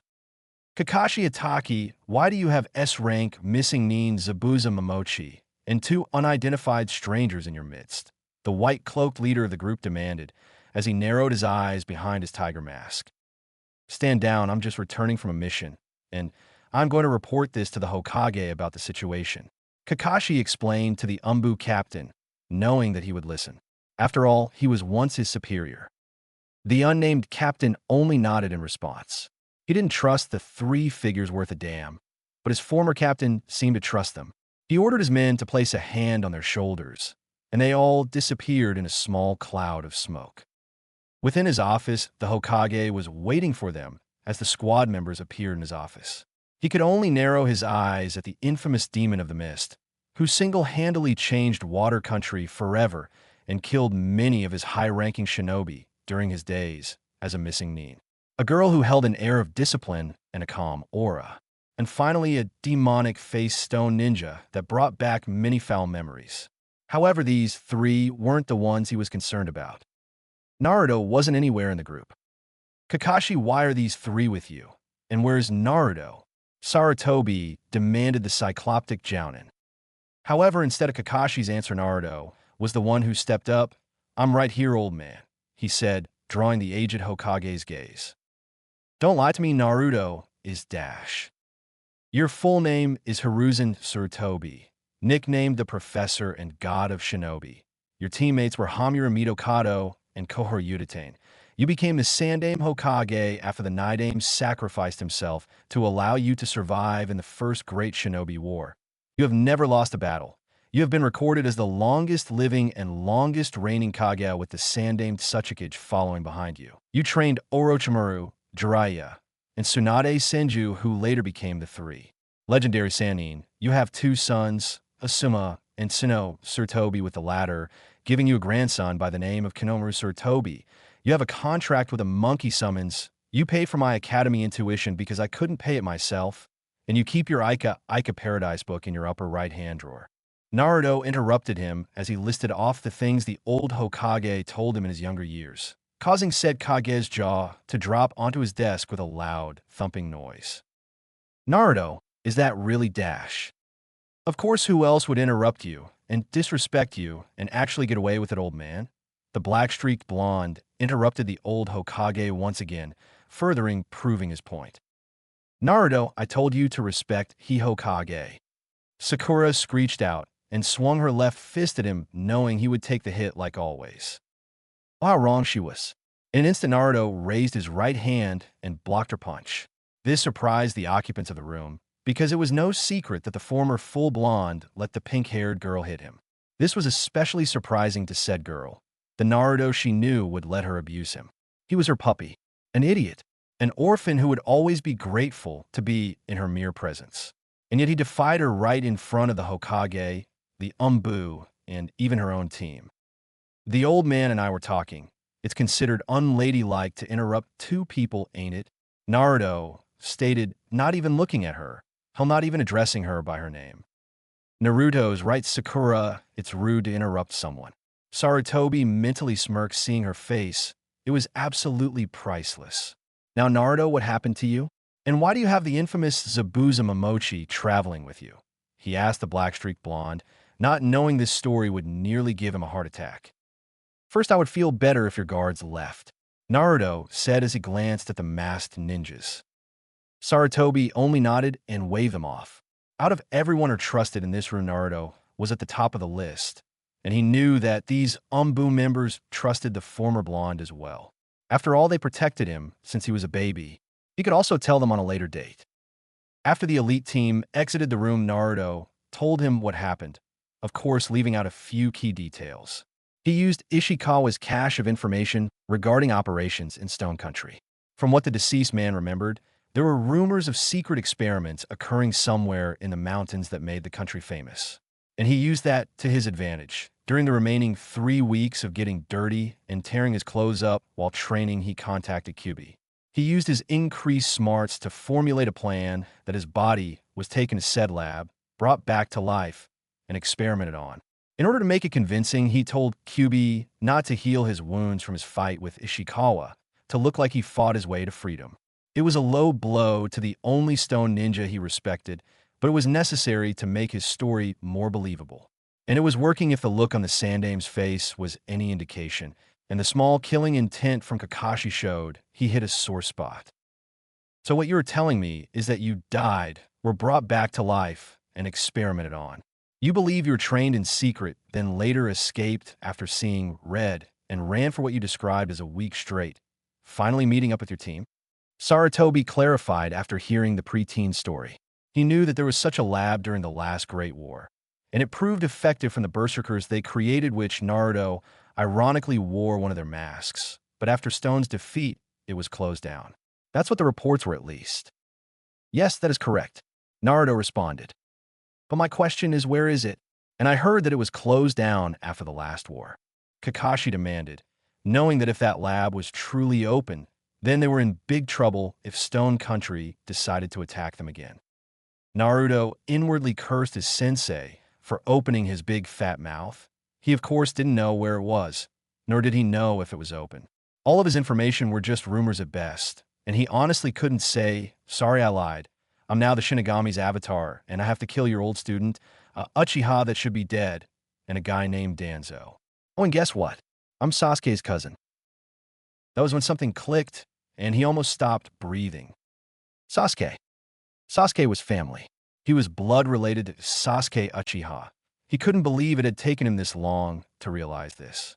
For the first time since he became smart, he felt like an idiot. He realized with the start that Sasuke may very well be the only blood relative he had alive in all of Konoha. But he wasn't exactly sure if he liked that or not. I mean, Sasuke was an okay guy, but he could be a real asshole at times. His musings were brought to a halt as he heard the Sandame's voice. What? He questioned him as he snapped out of his trance. I said, do you remember where it is? The Sandame repeated. Quickly taking advantage of the question, the black-streaked blonde replied, no, I'm afraid not. All I remember was an uncomfortable bed, hearing them mutter about losing their benefactor, feeling lots of pain, and seeing red. Everything else is just a blur. Sarutobi only nodded. He remembered Guy going through a similar experience during the Third Great Shinobi War. The event was known as the Crimson Forest that earned him the title, the Green Beast of Konoha. Sakura, however, had to burst the Hokage's thoughts. Then why do you have those beasts on your shoulders? She demanded in a commanding tone. It's simple. Once I escaped, I found them all alone. And being the nice guy, I adopted them as my own. Naruto casually replied, once again not addressing her by name, and not even turning around to acknowledge her presence. Zabuza couldn't take it anymore. While what Naruto said was informative, it didn't change the fact that his and Haku's fates were on the line. And his agreement with the former blonde was still solid as iron. Yes, he was alive now, but he died, and the Seven Swordsmen's last rites were too serious to be broken. It's been that way since the group was created, and it would remain that way until the end of time or Water Country was wiped off the map and all her shinobi, missing ninja, or not permanently killed. Hokage-sama, I hate to interrupt, but what is going to happen to us? The Demon of the Mist asked the old Kage. Hiruzen Sarutobi, while an old man long past his prime, looked at the infamous Demon of the Mist. His eyes, old and slightly dulled over the years, still pierced their souls like a sharp kunai in his soft, tender flesh. Finally, after what seemed like an eternity, the old Hokage replied to him, Zabuza, your crimes are extensive, especially your failed assassination of the Yonde Mizukichi. Plus, you are wanted in killing Kamei Torichi and a few other of my leaf shinobi. He then directed his attention over to Haku. And Haku, you are still technically a citizen of another country, and your bloodline, while outlawed, is still registered until the last of you die. Both of them looked down, not liking where this was going. They knew they were going to have to fight their way out, or die trying. However, the old Hokage smirked. However, he started out getting their attention. I never liked that brat of a Mizukichi, and this would help us in the long run. So, we can stay? Haku asked, her voice filled with hope. Yes, you can stay. However, he shouted out before they could do any type of celebrating, both of you will be under house arrest until I judge you are trustworthy. I'll send a few of my elite Umbu squads to make sure that you behave. That deflated their spirits, but it was better than losing their heads. You're all dismissed, and Naruto, I want a full report from you tomorrow at noon. Sarutobi then dismissed the members of Team 7, while the Umbu members waiting outside the door took Zabuza and his surrogate daughter to their temporary home. Once outside, Kakashi bid them farewell before waking off to do whatever Kakashis do, and Sasuke nodded at the two before heading to his apartment, leaving Naruto and Sakura alone. Giving the girl a blank stare behind his mask, Naruto turned away and headed to his rat hole of a home. While he was heading to the poorer districts of Konoha, he pondered on what to do with Sasuke. While he was his cousin, he wasn't sure if he could live with him. While he seemed to change after his death, Sasuke still needed to mature a little in his opinion. The guy was still too broody, and he still acted like he had a stick shoved up his ass. He was about to turn a corner that leads straight to his apartment. He heard a voice behind him, and it was a voice he didn't want to hear at that time. Naruto, you got a minute? I want to ask you something, said the pink-haired howler monkey by the name of Sakura Haruno. What do you want? Can't you see I'm trying to go home? He replied, still not facing her, nor addressing her by name once again. Sakura barely managed to keep her cool when he said that. It wasn't amusing the first 2 times, and it wasn't amusing the 3rd time. Come talk with me. It's important, she demanded before she began to walk down the nearest alleyway. Whatever you have to say, you can say it right here. Naruto growled out, showing the girl he was not in the mood to be dealing with this. That stopped her in her tracks, causing him to inwardly curse him for putting a hitch in her plans. Naruto, I know that we've had our differences dash. Yeah, differences, he spat at her. Anyways, the last mission made me think about life, and I realized it's too short, so I'll go on a date with you. And hopefully things will progress further with us. She giggled shyly, giving Naruto her cutest and sexiest pose, knowing that he would be putty in her hands once again. It, however, did the opposite. While Naruto would admit Sakura was exotic looking, she was a wilted flower on a magnificent tree. Such a pity. That's it? You pull something like this? Sakura, there is no us. During my time away, I've seen things you could never comprehend. I learned the hard way that his world is not all good like I thought it was. Instead, I find that there are no heroes, and that everyone will do anything to hurt you. If that is all you have to say, I bid you good day. Naruto said as he turned to walk back until Sakura grabbed his arm and tried to take his mask. He responded by rearing his masked head back and headbutted Sakura right in the forehead. The last thing pink-haired felt was pain and an overwhelming sense, or irony, before she fell to the ground in an unconscious heap. Taking a breath and smiling behind his mask, he pointed and yelled at her prone form. "Bitch, you got knocked the fuck out." Cracking his neck afterwards, he muttered, "Shinigami, that felt fucking good," and walked back to his apartment, with Ichigo laughing his furry ass off, while Benaheim just sighed at their antics. Meanwhile, hiding in the shadows, Sasuke saw the whole thing and was stunned, possibly even more so than the unconscious Sakura. Never in the entire time that he had known the former full-headed blonde had he ever heard him speak or do something like that, and Sakura was certainly the last person he expected him to verbally and physically abuse. Sighing, he picked up the unconscious girl and left to drop her off at her house, and to try and solve the mystery that was Naruto. Little did he know that it would forever change him for life. A ringing sound blared in Naruto's ear. It was the most evil thing, second to paperwork. It was the alarm clock. Groaning tiredly, Naruto lifted his right arm and brought it down on the evil thing. Naruto Uzumaki hated, despised, and absolutely abhorred alarm clocks. One day, he would hold a grand alarm clock bonfire. It would be the greatest day in the history of Konoha that everyone would enjoy. Yawning, the black streak Bond threw off his covers and sat himself upright in his bed. That's when he started feeling a headache coming. He looked at his katana, fully knowing that it sent someone who died to the afterlife. This recently departed soul was that of an old man. Apparently, he died of natural causes at the age of 79. He worked hard to provide for his family as a carpenter until he retired, and while he did a few bad things in life, he automatically felt that he was in heaven now. While the sword was cool and totally badass, he was a little annoyed that he had to know the information about them. He mentally noted to ask Shinigami about it later. Bringing his feet over his bed, he nearly stumbled. After all, how could you blame him? He was too used to being short, and for 2 weeks he slept on the ground. Sleeping in a bed was a whole new experience for him with his newfound height. It would take some getting used to, but like every situation that he encountered, he would overcome it. After regaining his balance, he stood up and looked around. That's where he laid his eyes on the sleeping forms of Ichigo and Benaheim curled up at the foot of his bed. He let out a true smile seeing the brother and sister duo sleeping peacefully, but Ichigo looked to be ready to wake up any second. Blamed the Bleach manga he read during his academy days, but that was why he gave Ichigo his name. He protected his little sister even when he knew he couldn't win. As for Benaheim, well, she was a crimson princess to him, even if her fur didn't show it. After staring for another minute, Naruto went into his small as hell bathroom and stepped into the shower, performing the various acts that one performs in the shower, not minding the icy coldness of the water because his damn landlord kept his water cold. Over the years, he found it soothing and toughened him up. That was probably the only thing he liked about his apartment.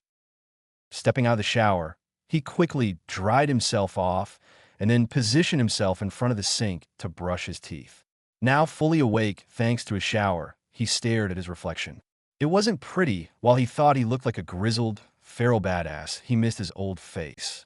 He honestly wished it didn't come to this, but sacrifices had to be made to keep up his charade. Last night, he wrote out his report on his experience in Stone Country, and in the report was that he was subjected to brutal physical exercises, tortured to endure pain, and injected with something that inadvertently fucked up his healing process, which of course made QB pump his chakra into him to make sure he didn't die. He made sure to make it as vivid as possible, though, to keep up his act. Or, in Shinigami's words, he just put the biggest load of bullshit on paper. Shrugging the sight off, he brushed his teeth and went to put his clothes on. When he opened his closet a second later, he smacked the side of his head in stupidity. Orange greeted his vision. He loved the color orange, he really, really did. But these just wouldn't cut it in his career anymore. These have got to go, Naruto muttered to himself. He quickly gathered the monstrosities into his arms and tossed them out the window. Sighing, he looked back to his closet to see he only had a few black t-shirts left, along with 10 pairs of orange boxers. There was no way in hell he was going to let go of all his obsession for that color. Looks like I have some shopping to do, he sighed out, honestly hating the mere thought of clothes shopping. After getting dressed in Ishikawa's extra clothing he found in his scroll, looked over to the 2 fox kits, and created 2 shadow clones to keep guard. Before leaving, he strapped Henden Ryoku to his waist, stuffed his report in one of his back pouches and placed him Hanya mask over his face before leaving. Once outside, Naruto headed toward the Hokage Tower first. It was around 7 in the morning, and there were a few people out, but those few were giving him new looks. For once, the looks he was getting were completely different. They were ones of awe, curiosity, and his new favorite one, fear. Oh, that was a sweet emotion that he secretly wanted to see for a very long time. Any further thoughts on it were interrupted by two people shouting. It wasn't shouting like an angry shouting, but he couldn't describe it. It was so fast and contained the words youth he couldn't make them out. He turned around to see who the hell was screaming, and immediately wished he didn't. Running towards him were two figures. The first was a man who looked to be in his late 20s. He had black hair that was in a bowl-shaped hairstyle, black eyes, and massive black eyebrows. He wore a dark green spandex suit, the standard forest green Jown and flak vest, orange leg warmers, blue shinobi-style sandals, and wore his Leafetai as a belt. The second was a teenager at least a year older than him, but was the carbon copy of what Naruto believed was his Jounin sensei. The first one he already knew. He was Guy Mato, the green beast of Konoha. But the second one seemed familiar, but it eluded him for the moment. The two weren't a threat he knew, but his instincts to him to run, and that's what he did. But that clearly turned out to be a mistake, because the two spandex freaks sped up to him until he was sandwiched between them. Guy-sensei, looks like we have a new participant in our morning runs, the guy look-alike screamed out. Yes, Lee, let us shower him with our flames of youth. Guy shouted at the teen named Lee. That caused Naruto to stumble and hit the ground with a thud, causing the two to stop and look at him funny.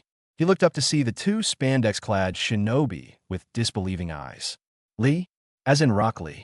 Naruto asked the younger of the two. Yes, my creepy masked friend, who are you? Lee asked the black-streaked blonde. It's me, Naruto.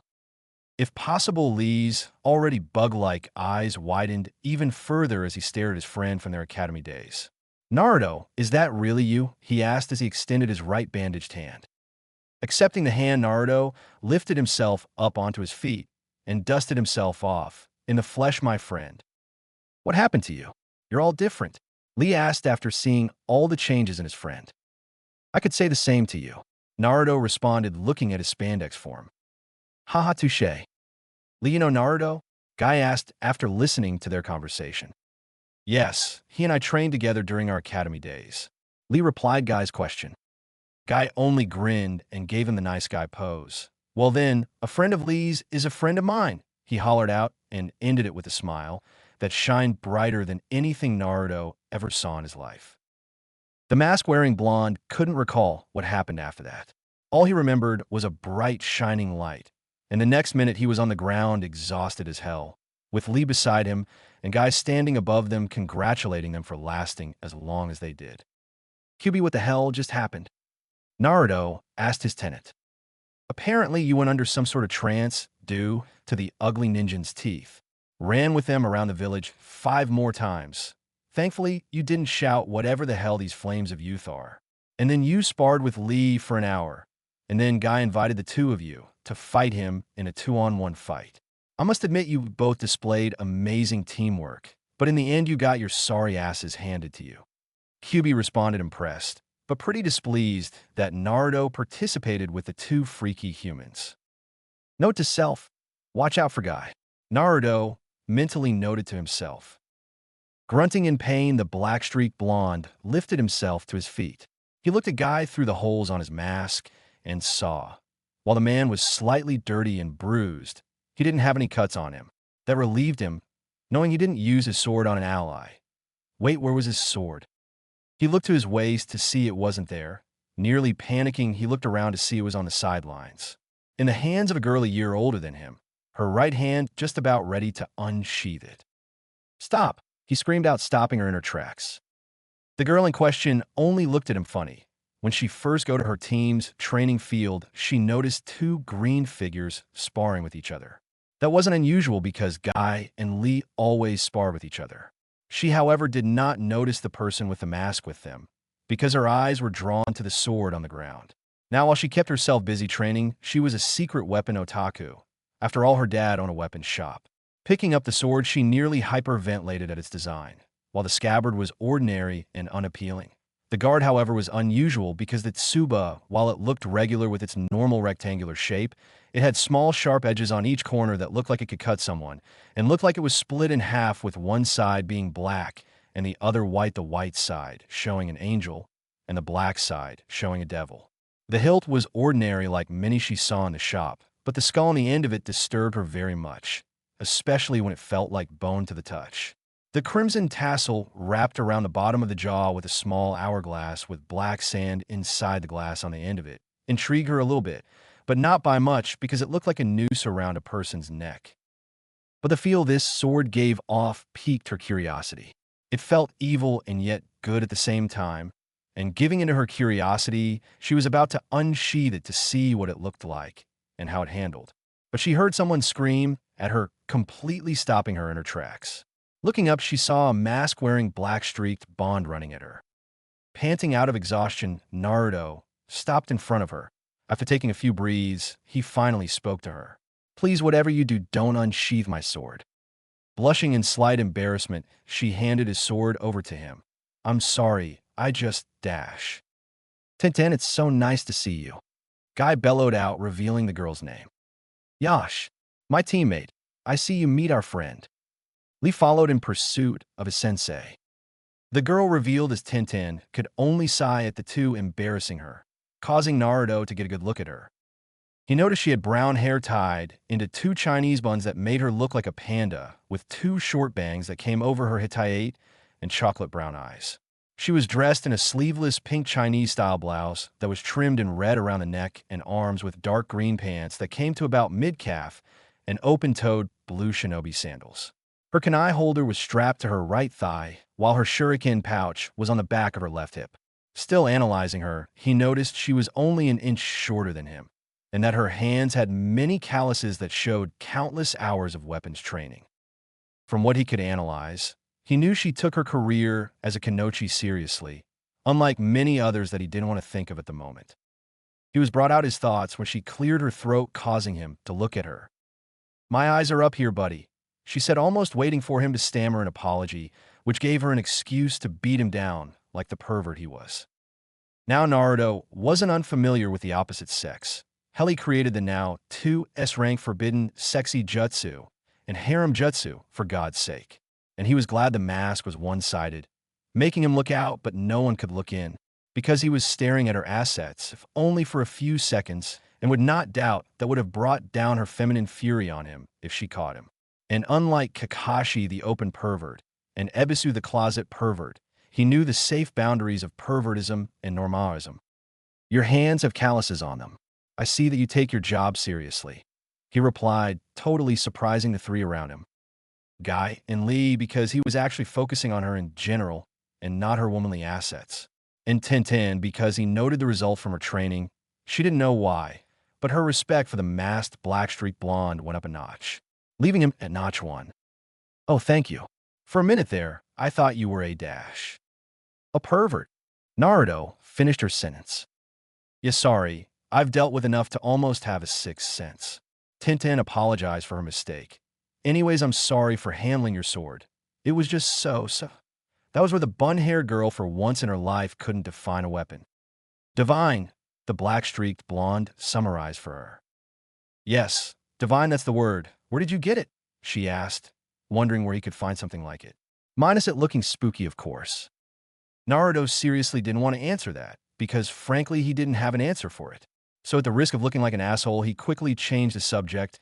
Wait, what time is it?" he asked randomly. "It's 12:53. Lee answered, looking up at the position of the sun. A horrified look crossed Naruto's masked features. How he did that no one would know. Realizing that he was late to turn in his report, he panicked. "Shit, the Hokage is gonna kill me. Sorry guys, I gotta run. Let's do this again sometime, bye." With that quickly formed sentence said, he sped off in the direction of the Hokage Tower. "Who was that guy?" Tintin asked the two spandex-clad shinobi. "That was none other than my good friend Naruto Uzumaki." Lee bellowed out excitedly after hearing that the black-streaked blonde would train with him again. "Yash, Naruto-kun's flames of youth shine brightly. I cannot wait for his next visit," Guy screamed out after his student. Then after that, the two started screaming each other's names, and went into their infamous scary as hell hug that somehow created their unbreakable jinjutsu. Thankfully, their revelation about the stranger made Tintin's eyes widen in shock. That was Naruto? That tall, black-clothed, mysterious, muscular-scarred, mask-wearing, sword-wielding, black-streaked blonde. Was the hyperactive, orange-wearing blonde that always shouted that he would be Hokage during their academy days? What was going on here? Meanwhile, while this was happening, the most unpredictable person in Konoha was running like his life depended on it. The old man told him to at his office at noon, and he was almost an hour late. Seeing that he wasn't getting near it anytime soon on the ground, he jumped onto the roof. Pumping some chakra into his legs, he leaped higher and faster than he ever thought possible. It felt amazing, the wind blowing through his hair, the sense of freedom, and even the view. But unfortunately, all good things had to come to an end. Naruto landed onto the top of the Hokage Tower and was about to get down and enter through the front door, but realized the secretary, who always was a bitch to him, would try and turn him away. Unknowingly doing a Jiraiya action, he opened the window to the Sandame's office. That honestly did surprise the Sandame Hokage, so much that he fell out of his chair. "Kami Naruto, you nearly gave me a heart attack." Sarutobi gasped out as he got to his feet. "Looks like I'll have to try harder next time, old man," Naruto jokingly replied after he said that he reached into one of his back pouches and pulled out his report. The Sandame narrowed his eyes, seeing that he was late. While he let Naruto get away with a few things, being tardy was an issue for him. He only let Kakashi be tardy was because he was still carrying mental scars from the last Great War, and even then it gritted his patience. "You're late," he simply stated. Not used being on the receiving end that one, Naruto merely scratched the back of his head sheepishly. "Yeah, sorry about that. I was going to turn it in early, but I kind of ran into a guy in Lee." Sarutobi merely sighed at the mention of those two. He honestly wasn't surprised Naruto was late now. Those two were persuasive at times, especially Guy with that shiny hypo teeth jutsu of his. "Just make sure it doesn't happen again. Now, if that is all, dash. Actually, I was wondering if you could recommend a weapon and clothing store. As you can see, I kind of need it." Naruto interrupted the old Kage, indicating his torn and now more dirty clothing. "Oh, of course." Sarutobi agreed with the former full blonde. Once he wrote down the address, he handed it to the person he thought as a grandson. Weapon shop a few minutes later. As Naruto stood outside the shop, he couldn't help but wonder if the Hokage was going senile. The shop, while it wasn't extravagant, it wasn't run down either. It was average. Sure, there were a few shingles missing and looked like it needed a new paint job, but other than that, it was in pretty good shape. Taking a deep breath, he stepped inside. Pushing open the door, Naruto saw the store was nothing flashy. There were no sale signs or advertising gimmicks, just rows of shelves and racks that had mostly darker colored clothing. The lighting was kind of dim, probably something wrong with the circuits, but the dressing rooms had bright fluorescent lighting so that people could see just how they looked in their new attire. But the weapons section was something completely different. Weapons of all shapes, sizes, and colors adorned the shelves of the store. And not only that, but they looked to be crafted tremendously well. If he didn't already have hand in Ryoku, he knew he would have bought one from this store. "Hello, is there anything I can help you find, Shinobi-san?" Naruto turned around to face an imposing man at the cash register. He looked to be in his late 30s to early 40s with short, spiky, chestnut brown hair and a neatly trimmed beard. The man was around 6'4" and muscular, indicating his years of work at the forge. He wore a dirty white t-shirt, dirty brown blacksmith gloves, and a dirty brown blacksmith apron, showing he was probably working on his latest masterpiece. But that was unfortunately all he could see, since his lower half was obscured by the counter. But if he was to guess, he was wearing sandals like everyone else, along with dirty pants of some color. However, what unnerved Naruto was the scarring on him. 2 deep scars went diagonally down his right cheek and into his beard, and there were also some deep to lighter scars on his exposed arms. This showed him his man was a shinobi who saw plenty of battles in his lifetime. I said, "Can I help you, Dash?" The man opened his eyes, revealing them being dark brown, but they narrowed in hate at him. Growling in anger, he leaped over the counter, revealing dirted brown pants and sandals in the process, and attacked the black-streaked blonde. Naruto got on his guard and blocked a punch from the giant man. The punch numbed his left arm. If it wasn't for the bracer absorbing most of the punch, he wouldn't doubt that his arm would have been broken. This man was dangerous, and he knew he had to be very careful. Ducking another punch, Naruto took aim and hit him in the stomach. The man grunted a little bit, but showed no signs of being hurt in the slightest. In fact, it was the opposite for our hero, because his hand felt like he hit a rock. He felt trapped. He couldn't do any jutsu at this rage. His taijutsu was mainly brawling, and he could not unsheath his sword. Any thought he had on what to do was interrupted by a kick to his stomach that sent him through several racks, scattering the dark clothing all over the store and knocking the wind out of him. Growling angrily, the cashier walked over to him menacingly and pounded on the wall. From what Naruto could see, a part of the wall opened up, and the man casually pulled an axe from it. He saw the man drape it over his shoulder and saw the axe was sinister, almost demonic looking. The axe itself was around 3 feet in length with a wickedly, yet beautifully obsidian serrated blade, the reverse of which was barbed and spiked, made to shred and tear. He didn't have to know that this man killed many people with it.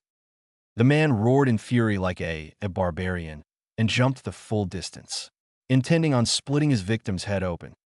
Naruto would not give him the satisfaction. Bringing his right hand to Hanrin-ryoku's hilt, he unsheathed the magnificent blade and blocked the menacing axe head. The two struggled for dominance, both in a deadlock. Grunting in frustration, the cashier spoke. "You're strong for your size, berserker scum, but I'm going to kill you." "I'm not a dash," Naruto protested. "Don't you dare lie to me. I'll dash." He didn't get to finish because of a shattering sound, and then he fell on the floor, completely unconscious. "Dad, you stupid idiot, look what you've done," a feminine voice screamed at him. Groaning a little, Naruto looked up from the cashier's unconscious body to see the familiar form of Tenten, with a broken vase in her hand. "Tenten," he asked, still trying to regain his breath. "Naruto, oh my Kami, are you all right?" Tenten exclaimed, reaching down, dropping what was left of the vase, and lifted him to his feet. Coughing a few times, the secret Kurashigan user regained his breath. "Yeah, I've endured worse, but what the hell was that about?" Sighing, the bun-haired girl answered, "My dad suffers from post-traumatic stress disorder. During the last war, he was nearly killed by a berserker. He won, but was forced to retire because of his wounds. Since then, he has sudden war flashbacks from time to time. You were unfortunately the target because of..." Naruto knew what she was talking about. While the clothes were surprisingly comfy, they weren't exactly the best choice to wear in the village. "Tenten, what unyawfulness has happened here?" Guy's familiar voice screamed out, causing the two conscious teens to groan. "It's nothing, Guy-sensei. Dad just had a nasty flashback after seeing Naruto's outfit," Tenten replied. "Which I'm going to change out of," Naruto announced as he picked up a random set of clothing and went into the changing room. A few minutes later, the black-streaked blonde walked out, and immediately sweat dropped when he saw Tenten ordering the 3 males to work. She had a whip in her hands, lashing at her dad, sensei, and teammate. He could only stare in disbelief as the shop was spick and span a minute later. Right then and there, he made a mental note to not piss Tenten off any time in the future. "Okay, dear, the store's cleaned up, and I locked Shiketsu, Bleeder, back up again. Now, can you please put the scary whip away?" Tenten's dad begged as she kept making those accursed cracking sounds. "I will once you apologize to Naruto," she snapped back at him. "There's no need. I'm the one who set him off," Naruto said, trying to defuse the situation, which scared him dearly. Never piss off a woman, folks. It never ends well. The 3 turned around and were stunned to see him in his new outfit. His new outfit consisted of a pair of black cargo pants with a black kunai holster strapped to his right thigh, and a black vest with several pouches for scrolls in the front of it. He was still wearing his black sandals and ankle bands. Underneath the vest, he wore steel fishnet chainmail armor that came around his biceps. Over his forearms, he still wore the Shodaime Tsuchikage knot that they knew who they once belonged to, black lightweight guards, with his clawed hands that were now covered by fingerless gloves with steel plates on the back of them and around each knuckle. Around his waist was a black belt that now held his hitayate as a belt buckle, and the 2 brown shuriken pouches attached to the back of his hips. Strapped to his left side was his beautifully made katana, However, still on his face was that damned mask that still made Tintin's dad's blood boil. Hiroshi calmed down, Guy said, putting his hand on the man's shoulder. The man only sighed and visibly calmed himself. Kid, I'm sorry I attacked you, but I must ask that you please take that mask off. Naruto's eyes widened when he was asked that. Mentally, he was panicking, wondering what he should do. Even with his improved mind, he found no way to get out of this one. Go ahead, take it off. And if they ask, just bullshit them on your mission. That sounds reasonable. And make sure to buy a half mask once you show them. Shinigami ordered, in almost a yawning voice. Now, either the god of death overslept or was a lazy bastard in general. Naruto would figure out later, though he expected it to be both. He only sighed in response and responded, Are you sure? It's not a pretty sight, he said to the four. Hiroshi only gave him a scowl indicating that it was his way or the highway. Sighing, he took off his mask, drawing horrified gasps out of them. His face was chiseled, which would normally make a girl blush, but his left side completely ruined it. He had a deep cut going across half of his face, along with one going horizontally down his left eye that ended above his jaw, and 5 deep cuts on his left cheek, obscuring his whisker marks. Then there was a light line going across his forehead, indicating that his juggin eye was sleeping. Thankfully, in his opinion, that made it look like another scar. Along with his coldish blue eyes, he looked like a seasoned warrior. Holy shit, kid, what happened to you? Hiroshi questioned the scarred, black-streaked blonde. It looks like you fought an entire army. He continued, indicating the other scars on his body. Naruto only scratched the back of his head. Well, I kinda did. You see, during my last mission, I met some misfortune with some stone neens. And while my former clothes, mask, and these scars are the result from it. Guy and Hiroshi visibly frowned hearing that. They fully knew Naruto's status as a Jinchuriki and saw that any injuries that he suffered healed completely. But whatever happened to him must have been horrific to make him look like a Biki. Guy would have to speak with the Hokage about it later, while Hiroshi could only ponder since he was retired and really couldn't do anything about it. Meanwhile, Lee and Tintin were horrified that a person only a year younger than them went through all that. They had a few close calls themselves and experienced their first kill during a mission gone wrong. But what he went through was something they just couldn't comprehend. How many? Tintin asked in a slightly scared voice. 15, maybe 20, possibly more. It's all a blur, really. Naruto answered her from what he wrote in his report. A pregnant silence filled the air. No one spoke in what seemed like hours. Clearing his throat, Naruto broke the silence. So how much? Slightly shaking out of his funk, Hiroshi spoke up. For 5 sets, plus a mask, it comes up to 997 Ryo and 50 Ryo cents, he said, knowing that he would be needing one. Ouch, that was pricey, but Naruto knew picked out a black half mask that covered his face from the nose down for more pairs of clothing and pulled out his trusty wallet Gamachan. Before paying the man up front, he realized that he needed some new supplies. I also need some supplies, he said to Hiroshi, noticing he was limping a little. Getting behind the counter, Hiroshi brought up his walking stick, silently cursing at the long, dead berserker who shattered his right leg. He looked up at the black-streaked blonde. What do you need? Not missing a beat, he answered. I need a set of kunai knives, a dozen exploding and flashbang tags, 2 dozen makabishi, some soldier and blood pills, a sword cleaning kit, and a set of shuriken. Nodding, Hiroshi brought his hands under the counter and brought out his order. Naruto, however, furrowed his eyebrows, seeing the shuriken. The 4-sided was okay, but the 8-sided had more speed and sides to damage a person with.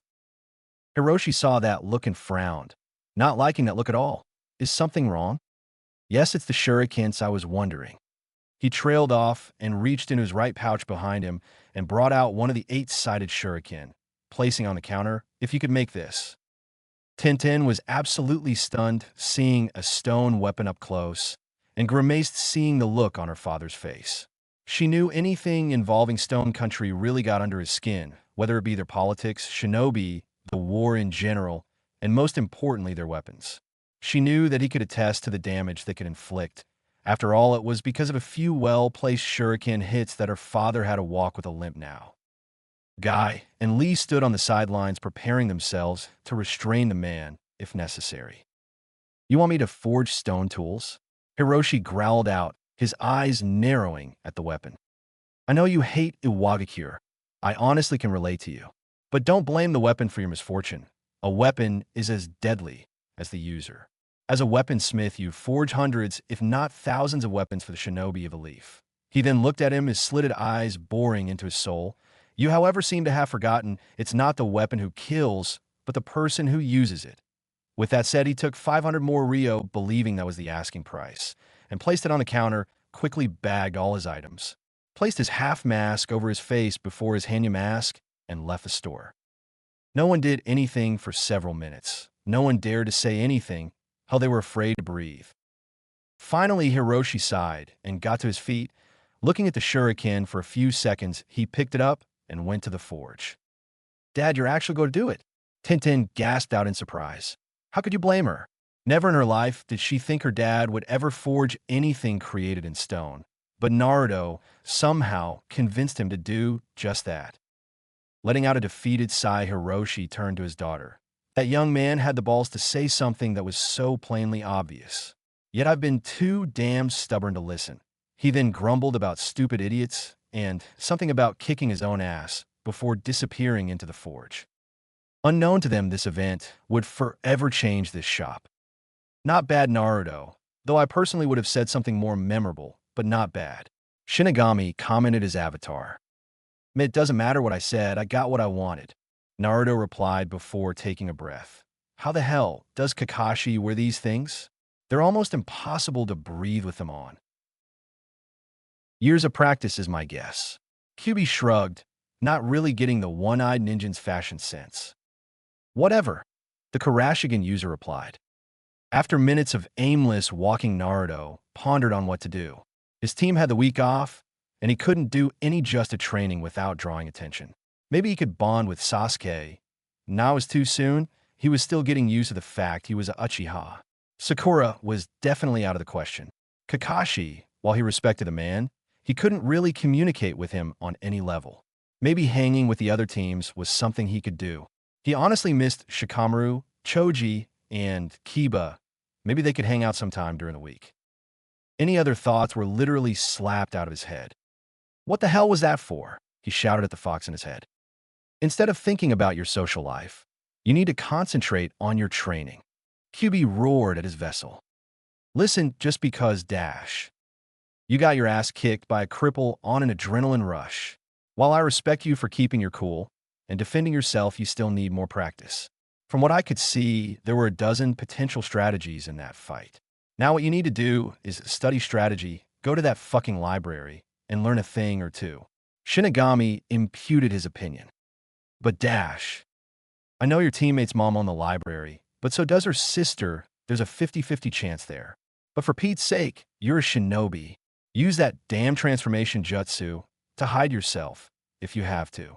Use that fucking improved brain I gave you.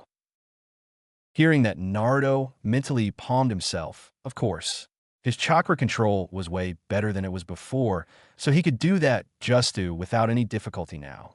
Smirking under his mask, he created a shadow clone to take his stuff back and to provide extra protection for his place. After his clone left, he had to restrain himself from skipping to the library for two reasons. One, it was unmanly to skip, and Kyuubi would mentally kick his ass if he did. And two, his right leg stung a little. Thanks to Handen Ryoku's creators, he couldn't sheath it without drawing blood. He honestly tried to sheath it, but it was being too damn stubborn. So he cut his right leg and had Kyuubi heal it while he was changing. Of course, after he did that, he wanted to beam himself with a blunt object, because he could have simply used his thumb. It was just as Ishikawa told him, look back to the past and learn from past mistakes. That was a lesson that would really come in handy in the future. But now he was heading towards the library. Not knowing this would change his views on his grandfather figure. The library, an infinite place of knowledge and wisdom, a sanctum for those who want to learn, and a place of dread for idiots. Either way, it held a lot of good and bad memories for Naruto. After creating a shadow clone, and had it use the transformation jutsu to turn into a brown-haired, brown-eyed teenager. He then told it to go inside to see who was working. After 15 minutes of waiting in the shadows, he saw him stroll out. After waiting a few more minutes for him to go into a random ally, and disappear. He grinned after receiving the information of who was working and a few books that he needed to read. Taking a deep breath, he casually strolled in and saw the two who taught him most of the things he was denied as a child. His blue eyes settled on the taller of the two, Akira Haruno, Sakura's aunt. She was a very beautiful woman, with long, deep pink hair that flowed down her back like the waves of an ocean, fair skin, and beautiful green eyes. Standing at 5'6", she was around the average height for a woman her age and a little taller than him by a few inches. At the age of 40, she still had the figure she had when she was in her early 20s. He remembered seeing her picture once before when they invited him into their home that was always sought after. And best of all, she was quiet, and when she did speak, it was with a soft yet strong voice that commanded attention no matter what the volume. And then he set his eyes on the youngest, Sakari Haruno, Sakura's sister. Unlike her sister, she had short, shoulder-length pink hair, fair skin, and jade-green eyes. She stood around 5'4", but Naruto knew she would grow a little taller. After all, she was only 14.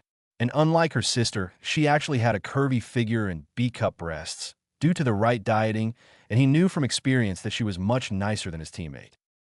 He knew a lot about the two standing before him, and they knew almost everything about him. Akira was the unfortunate sister of Hibari Haruno, the mother of both Sakura and Sakari. Hibari was the exact opposite of Akira. She was overweight and tall, flat-chested, lazy, haughty, shrewd, used too much makeup to cover the ugly face, arrogant, and oftentimes had a shout to be heard. It sickened him to know and that he used to think she was pretty, but that was because she was a washed-out genin and used the transformation jutsu to make herself look desirable in public. And once he saw her true form, secretly of course, he honestly couldn't eat a thing for a week for fear that would come up on him. Naruto knew both Haruno's sisters were married, both being the exact opposite of each other, of course. While married, Akira, unfortunately, was unable to produce life, but her devoting husband, Kurega, stayed by her through thick and thin. Her sister's husband, Kusabi, however, was a sex hound that cheated whenever he found the chance, not that he could blame him, of course. That was where Sakari came in. She was rescued. I say rescued because her bitch of a former mother abandoned her in a dumpster. If it wasn't for Akira's sneaking suspicion that her sister would pull something like that, he could only shudder thinking of how he could have turned out without their combined guidance. Anyways, after she was taken home, she was officially adopted with a Hokage's signature to make it official. Naruto knew that Sakari knew she was adopted, but he knew that she didn't care. As far as she was concerned, Kurega and Akira were her real parents. He would have reminisced further, but the two women turned towards them. Smiling behind his masks, he waved to them, "Akari-chan, Sakuri-chan, long time no see." Raising her delicate pink eyebrow, Akari replied to him, "I'm sorry, sir, but I honestly don't know who you are." Stifling a chuckle, Naruto responded, "Well, of course you don't recognize me. After all, I am the most unpredictable person you've ever met." "Naruto, is it you?" Sakari gasped out, seeing his completely changed appearance. "The one and only," he responded. "My goodness, what on earth happened to you?" Akira asked, coming closer to see if her eyes were deceiving her. "It happened on my last mission. Don't worry, I'm Dash." Any other words he would have said were muffled when he was pulled into a bone-breaking hug by Sakari. The sight made the god of death sweat drop. How the hell did that happen? For a civilian, she sure has Chunin-level speed. Geez, every time I think I figure them out, mortals continue to amaze me. However, it was a different experience for the black-streaked blonde. While it was nice to feel the warmth of another person, it wasn't the best to feel his back breaking under Sakari's illogical strength. "Sakari, I think Naruto-kun has been through enough," Akari said, inwardly smirking at her daughter's affection to the QB container. Blushing a little bit, Sakari released the former blonde and instantly apologized. Naruto only rubbed his back, feeling it pop back into place thanks to QB. No, it's quite all right. It's not every day something like this happens." "What exactly happened?" Sakari asked after she brought her blush down. Mentally sighing that he had to lie to two of the people he trusted most, he told them what happened. His encounter with the demon brothers, Zabuza, his training with Kakashi, and his death.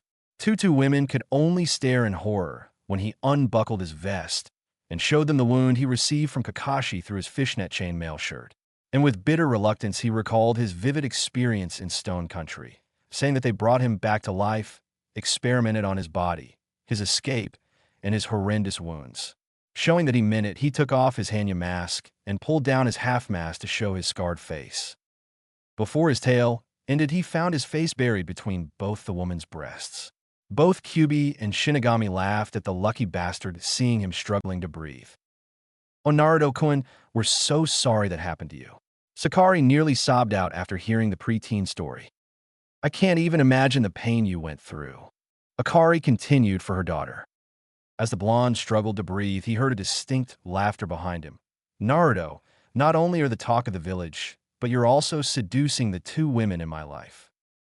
The two women blushed in reply to the voice and broke apart embarrassed. After coughing a few times, Naruto turned to see who the voice belonged to.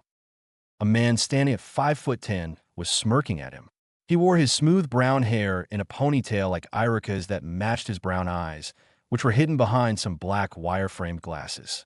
Crossing his arms over his chest, the former full blonde noticed he wore a dark blue turtleneck sweater over a light blue Yakuta robe with a leather briefcase hanging over his shoulder. And below him, he wore tan pants along with brown, open-toed sandals. "Kurege, it's been far too long." Naruto greeted Akari's husband. "Same here, it's been nearly 3 months," the joking man responded. "Meh, give or take 3 months," the black-streaked blonde replied. "So did you just get back from the tower?" "Oh yes, the Hokage unfortunately didn't have too much work for me. He just told me to bring my work home. And on the way there, I decided to check up on 2 gorgeous women in the library." He then smirked looking at him. "And this is where I find you, you little player." Naruto could only give a stiff chuckle. He knew the man well enough to know he was pulling his leg.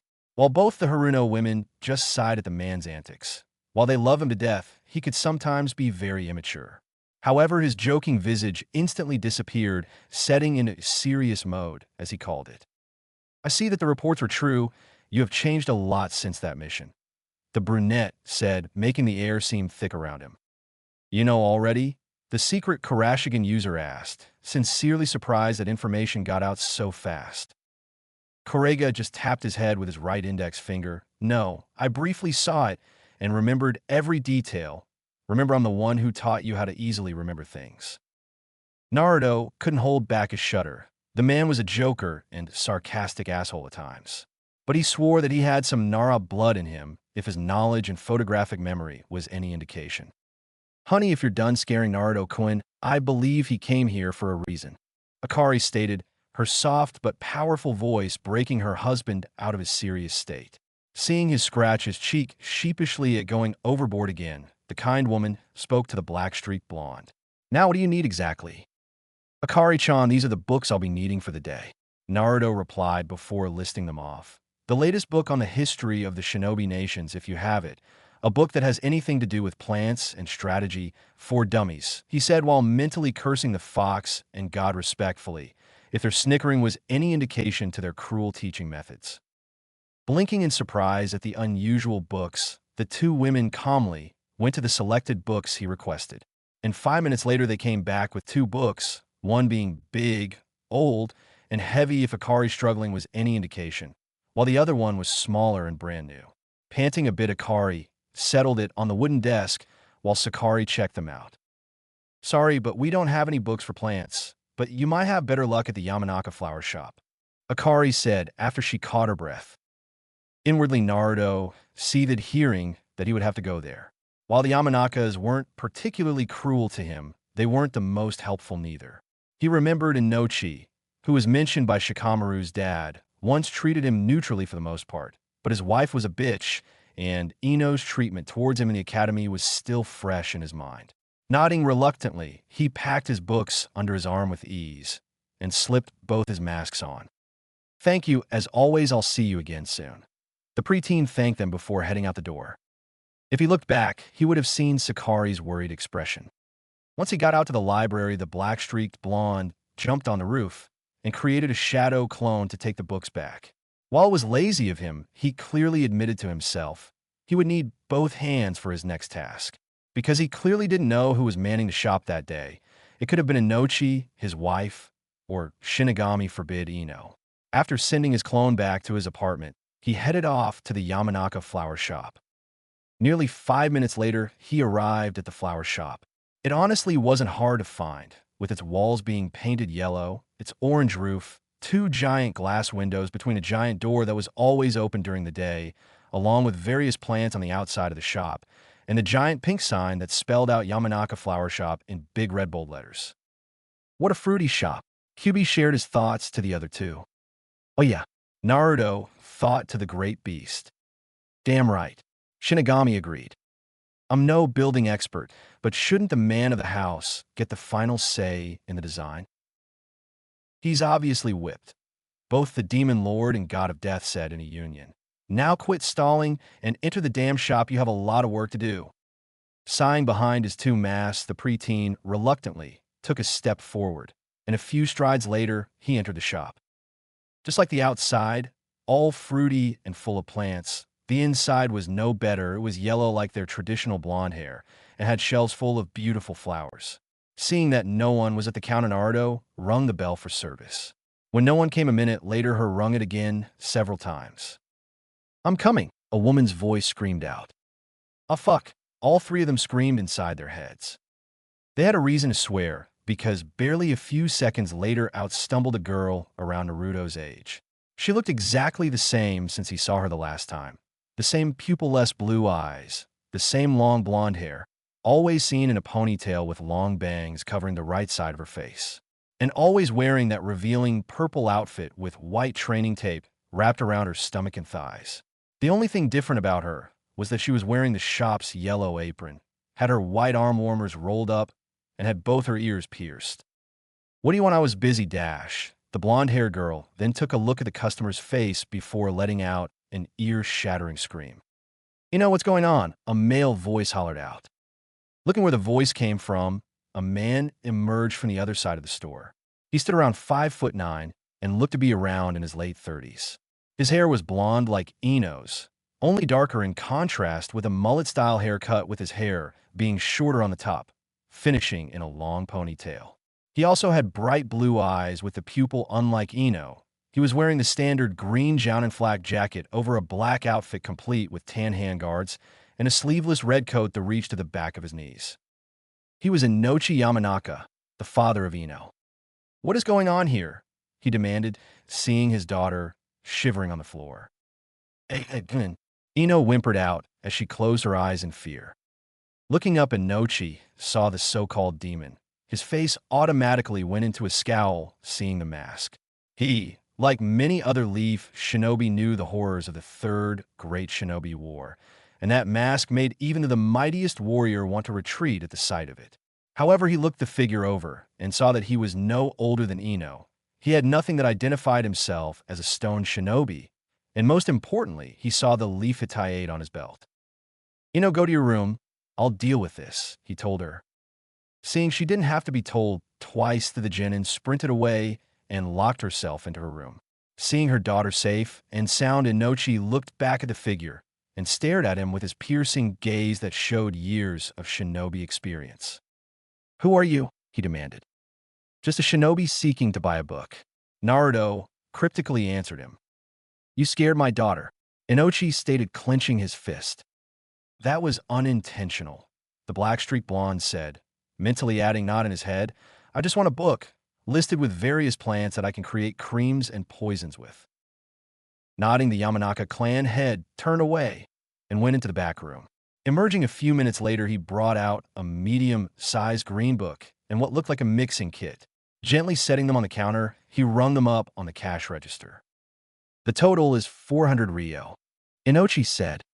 Again, visibly flinching at how expensive the day was getting for him, Naruto paid the man, leaving him with more than enough to get by until his next mission, thanked him for his kindness to leave a good impression, took his stuff, and left. Inochi only breathed in a sigh of relief once he left. You really are the #1 surprising ninja. Once he got his needed items, Naruto headed towards his apartment. After that tense encounter in the Yamanaka business, he needed the rest of the day to relax and read up on the things he ignored and was denied during his academy years. With a small push of chakra, he leaped into the air again and relished the wind flowing through his hair. Oh, what a feeling it was. Shinigami once compared it to riding a motorcycle with your helmet off, whatever the hell that was, and he agreed that the feeling was enjoyable. That was about the time he felt himself land on his roof. He then walked a few steps towards the edge of the roof before lightly jumping onto the floor. He winced a bit, hearing the horrible creaking sound as his feet connected with the worn wood. Steeling himself as he stood to his full height, he went to his door that the owner graciously assigned as apartment 666 and opened it. He smiled, seeing that both Ichigo and Benaheim were still asleep on his bed, and that his 4 clones were standing guard over them. All right, guys, it's time to get to work. He then pointed towards the nearest clone and talked to him about his most recent purchase. I want you to start reading up on the poisonous and healing plants. Get through at least 5 chapters. Read more if you find it interesting. He then proceeded to set the mixing kit onto a shabby table and tossed him the book. What about us, boss? One of his clones asked. I want you to study up on the strategy book. Pay close attention so you don't miss anything, Naruto said before turning to the other 2 clones. And I want you two to practice the kunai balancing. Don't worry about the water. Just balance them as long as you can. And what about you, boss? Another clone asked the original. I'll be reading that giant history book. Now get moving, he responded before taking the gigantic book and went to lay on his bed. Hours went by, and Naruto found it to be more productive than Iruka's lessons combined. His first clone dispelled 3 hours ago, and he learned about a few plants that could close up wounds in an instant, which oddly enough reminded him of Ikiku's healing ointment from the Bleach manga, and also leaned about a plant that could kill a man in less than a second. He would get to practicing making them at another time. Right now, he was finishing up Stone Country's history. While I'm impressed that Stone Country has an interesting history, Naruto mused to himself as he finished off the last sentence. Now, why did you read up Stone first? QB asked, honestly confused that his vessel read up on his enemy's country. I owe it to Ishikawa. He taught me the most important lesson I would have never learned here. He then closed his eyes, remembering his fight with the deceased Stone Chunin. I feel honored. A voice rang out, causing Naruto to leap up and Ichigo to spring into action. The fox kit leaped at the voice only to fly off the bed and land in the laundry basket. What the hell? Who's there? The black-streaked blonde demanded, pulling out one of his new kunai. Oh, come on, Blondie. I haven't been dead for even a month. And I've already been forgotten? The voice replied, causing Naruto's eyes to widen. Ishikawa Kamizuru? He asked. Yep, that's my name. Don't wear it out. The now identified Ishikawa replied, appearing in front of his killer. Naruto was just flabbergasted seeing the Stone Chunin again. He was more healthy than when they first met.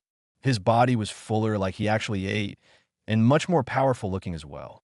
Instead of seeing his cold brown eyes, they were now filled with inner peace along with the laziness of a slacker. No way, no fucking way, you're supposed to be dead, the officially freaked preteen screamed out. Ishikawa only laughed, seeing his reaction. Relax, Blondie, I am dead, and I'm here to wreak my horrible vengeance, mahaha. He crackled evilly as his face became demonic as Yami himself. The ghost descended on the Kurashigan user, effectively making him roll out of the way as the spirit phased through the bed.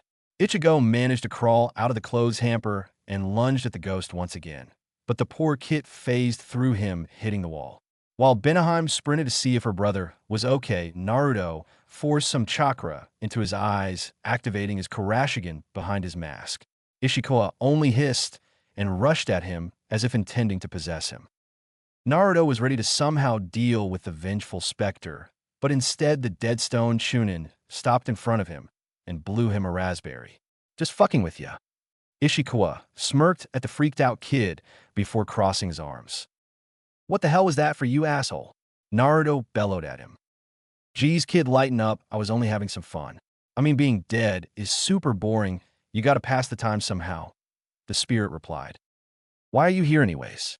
I thought you were sent to the afterlife after I killed you, the black-streaked blonde demanded. Well, you see. Flashback. All right, Kaiza, everything is set. Step to your right and heaven awaits you. Again, I am so sorry for the wait. Shinigami told the fisherman. Smiling happily, the hero of Wave thanked the god of death and went to the right. As the pearly white doors opened, he was enveloped in a warm ray of light and disappeared into his brother Kami's realm. All right, next. Shinigami ordered over his stacks of paperwork on his black marble desk that held many mechanisms, and cursing himself for falling behind on his work. The next time Susanoo, Cupid, Fujin, and Raijin told him to take a break and relax, he'd better make sure it wasn't for an entire year. The barrier that separated Kaiza disappeared, and the next person was a short, pudgy man with wild gray hair. And behind him was an army of 500 mercenaries. All of them were deathly pale and looked like they would shit themselves if they had anything to shit out.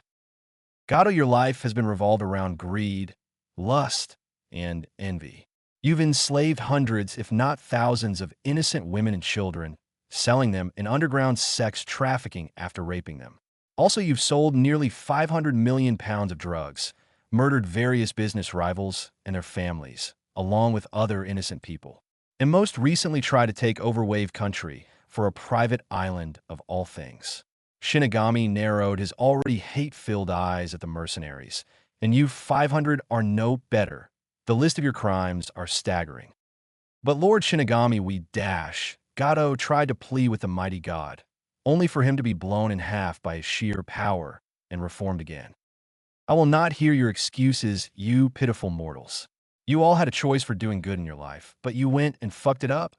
The god then gave him a big, evil grin that was partially obscured by the dagger between his teeth. Enjoy your time in hell. He then brought his hand to a lever beside him and pulled it down.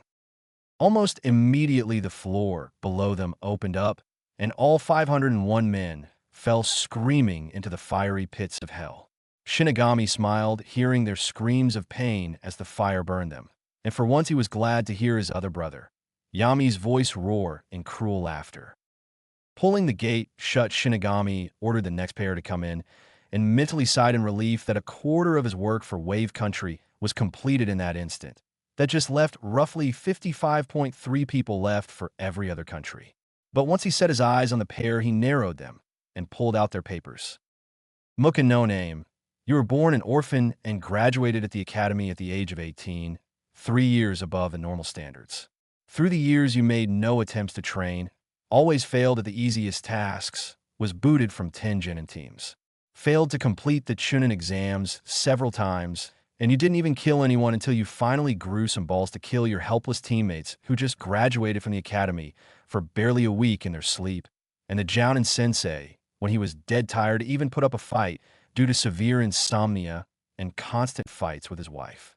For the next few months, you killed several innocent men before raping their wives, girlfriends, and even their daughters of all ages.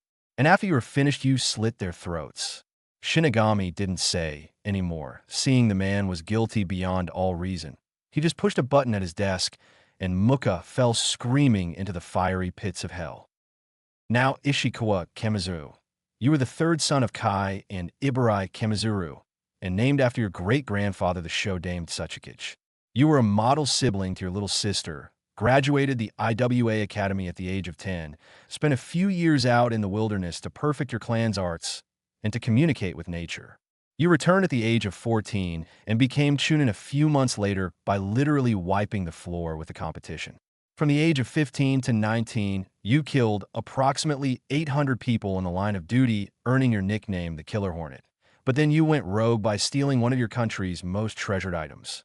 For a few months after that, you literally starved yourself from lack of food, even though you could clearly hunt, until you met with that bumbling idiot, and was finally killed by one Naruto Uzumaki. That is correct, Ishikawa said, his voice showing no denial in his life story. Now the Dead Stone Ninja expected to be sent to hell like his companion, but instead the god in front of him placed his mighty hand on his chin. And what's more, he made a humming sound like he was thinking. After a few suspenseful minutes, Shinigami spoke to him. Ishikawa, your soul is tainted, but from what I sense, you aren't evil like the other souls I've damned over my entire lifetime. What are you getting at? The clearly confused Stone Chunin asked. Due to this unusual circumstance, I can't send you to either heaven or hell. Your soul is completely on the ground between good and evil. Seeing Ishikawa's look that bordered on confusion and disbelief, Shinigami had to think again. He would never admit it, but this was the first time this happened. For a second, he thought what his family would do, but quickly dismissed those thoughts. Yami would send him to hell. His stuck-up brother Kami would also send him to hell. His mother Destiny and his father Creation would also send him to hell as well. Smirking in a way that suited him, along with a way to spite his family, the god of death knew exactly what to do. Ishikawa, Kamizuru, I have a deal for you. Do you accept? Do I have a choice? Ishikawa asked. Unless you would rather be dragged to hell or eaten by me, Shinigami casually replied, sending a shiver down the spirit's spine. I'll accept. What will you have me do, Lord Shinigami? The god of death smirked before telling him his plan. Tell me, do you remember Naruto, Uzumaki? So Shinigami told me that I have to shadow you, so to speak, and guide you through life, and, well, I zoned out once he rambled on about stuff. Ishikawa said to his stunned killer. Shinigami actually told you to do that. Naruto asked him. Yep. And you didn't tell me why? He shouted at the ceiling. I wanted it to be a surprise. Shinigami simply replied. Geez, you could have given me a heads up. You scare the hell out of me and the kids. Naruto retorted, picking both Ichigo and Benaheim off the ground and brought them back on the bed. I thought it was entertaining. QB added his 2 cents. Up yours, Fuzzy, the black-streaked blonde retorted before realizing that he said that in front of Ishikawa. Oh, relax, Blondie, Shinigami already told me about the fox inside you and the blood in your veins. I honestly don't care. How you remind me of Han, only less hate-filled. The dead Kamizuru said, calming the Jinchuriki, but also confusing him. Han. Yes, Han. He stones current Jinchuriki after Rashi left to better master his beast's powers dash. Wait a second. Naruto said, stopping the spirit from continuing. Wait a damn second. He then went over to the book again and went to the index. Scanning from A to J, he found the section he was looking for. Quickly flipping through the pages, he finally got to the end of the book where there was only 1 page left. Jinchuriki, he read out, surprising those in hearing range. The Jinchuriki are humans that have a tailed beast sealed within them. They exhibit extraordinary powers, and in some cases are more powerful than their tailed beasts, because they have the intelligence to use the beast's powers effectively. For the past 100 years, after Hashirama Senju gained control of several tailed beasts, he spread these beasts to other, newly formed villages in an attempt to maintain peace and equalize the powers between the nations. In order to prevent the Jinchuriki from turning traitor, it is tradition for the host to be selected from the family of the village's own Kage. In this way, the Jinchuriki not only has strong ties of loyalty to village and their leader, but they also serve to show off the Kage's might. Naruto slowly set the book down, realizing what he just read. He now knew who exactly his father was thanks to this book. Slowly, he stood onto the floor of his apartment and turned to his 3 remaining clones who stopped once the commotion started. Stay here and guard the kits. I'll be back soon, he ordered before picking up his sword and weaponry. Without a word, he stepped out of the door and marched off to the Sandame's office, fully ready to raise some unholy hell on the old man. Hiruzen Sarutobi sighed in relief. He entwined his hand together, bent them around so they weren't facing him, and pulled. The resounding crack of his fingers brought the old man a little relief to his old bones and a feeling of accomplishment as well. For the first time since he got reinstated to be Hokage, he dealt with half of his paperwork load in a single day. Sighing in relief, he brought his hands back and they went to his upper right-hand drawer. Nearly a second later, he brought out his Ica Paradise book and brought his trusty pipe out of his long sleeve. Bringing the pipe to his mouth, he filled it with its rich tobacco and lit it with a minor fire jutsu he created a long time ago. Taking a few puffs, he inhaled the sweet nicotine that filled his lungs. He sighed in relaxation and brought his book up to read its dirty context. It was a joyful moment in Hiruzen Sarutobi's opinion, and nothing could change it. Oh, how wrong he was. Go away, you little brat. The Hokage is busy, he heard his secretary scream out. What's going on? She doesn't normally yell at kids. Probably that time of the month again. Sarutobi thought to himself before going back to his book, but several dozen loud, stomping noises coming upwards was making that extremely difficult. Move it, you bitch. I have to see him now. a disrespectful voice shouted at her. So it's Naruto. I wonder what he wants. I don't care. Lord Hokage has no need to see a little demo dash. She was cut off when she suddenly came crashing through the door, surprising the Hokage and making him drop his book on the desk. Moaning in pain, the woman fell unconscious, and Naruto stepped through the ruins of a shattered door. From his entrance, Satobi was surprised at his choice of clothing, but he filed that away for later when he saw his surrogate grandson stride into his office. The way the black-streaked blonde was walking, the Hokage didn't doubt that he was mad, no beyond mad. He was furious. Slamming his hands onto the oak desk, Naruto stared long and hard at the old man he used to call grandfather. He wanted to tear into the old man with his claws for lying to him for nearly 13 years of his life. But despite his old age, Sarutobi could kick his ass, so instead he was going to hurt the man another way.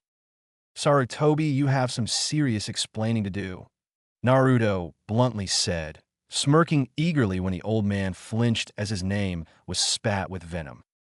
What do I have to explain, Naruto? Sarutobi asked, trying to be as innocent as possible, though deep down he probably knew why he was so angry. You need to explain why you've lied to me for 12 years, and I'm not leaving until I get my answers, the secret Karashigan user said, drawing a frown on the man's face.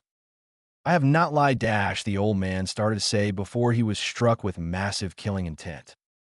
Bullshit, you know what I'm talking about. Didn't you tell me my father was the fucking Yondaime Hokage? Naruto raged at the pathetic man he used to respect. Sighing tiredly, Soryobi inhaled from his pipe one more time before setting it on his desk.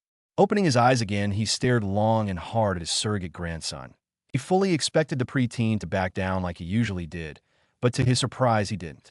He stood his ground, and his killing intent even increased somewhat. How did you figure it out? He asked, fully knowing that denying it was pointless now. It is tradition for the Jinchuriki host to be selected from the family of the village's own Kage. I read that in a book and came to two conclusions. Either I was related to the Yondaime from a relative, or someone from the Senju clan, or someone from your family. But since I have no blood relation to you, or the founding Kages, I can only conclude that I am his son.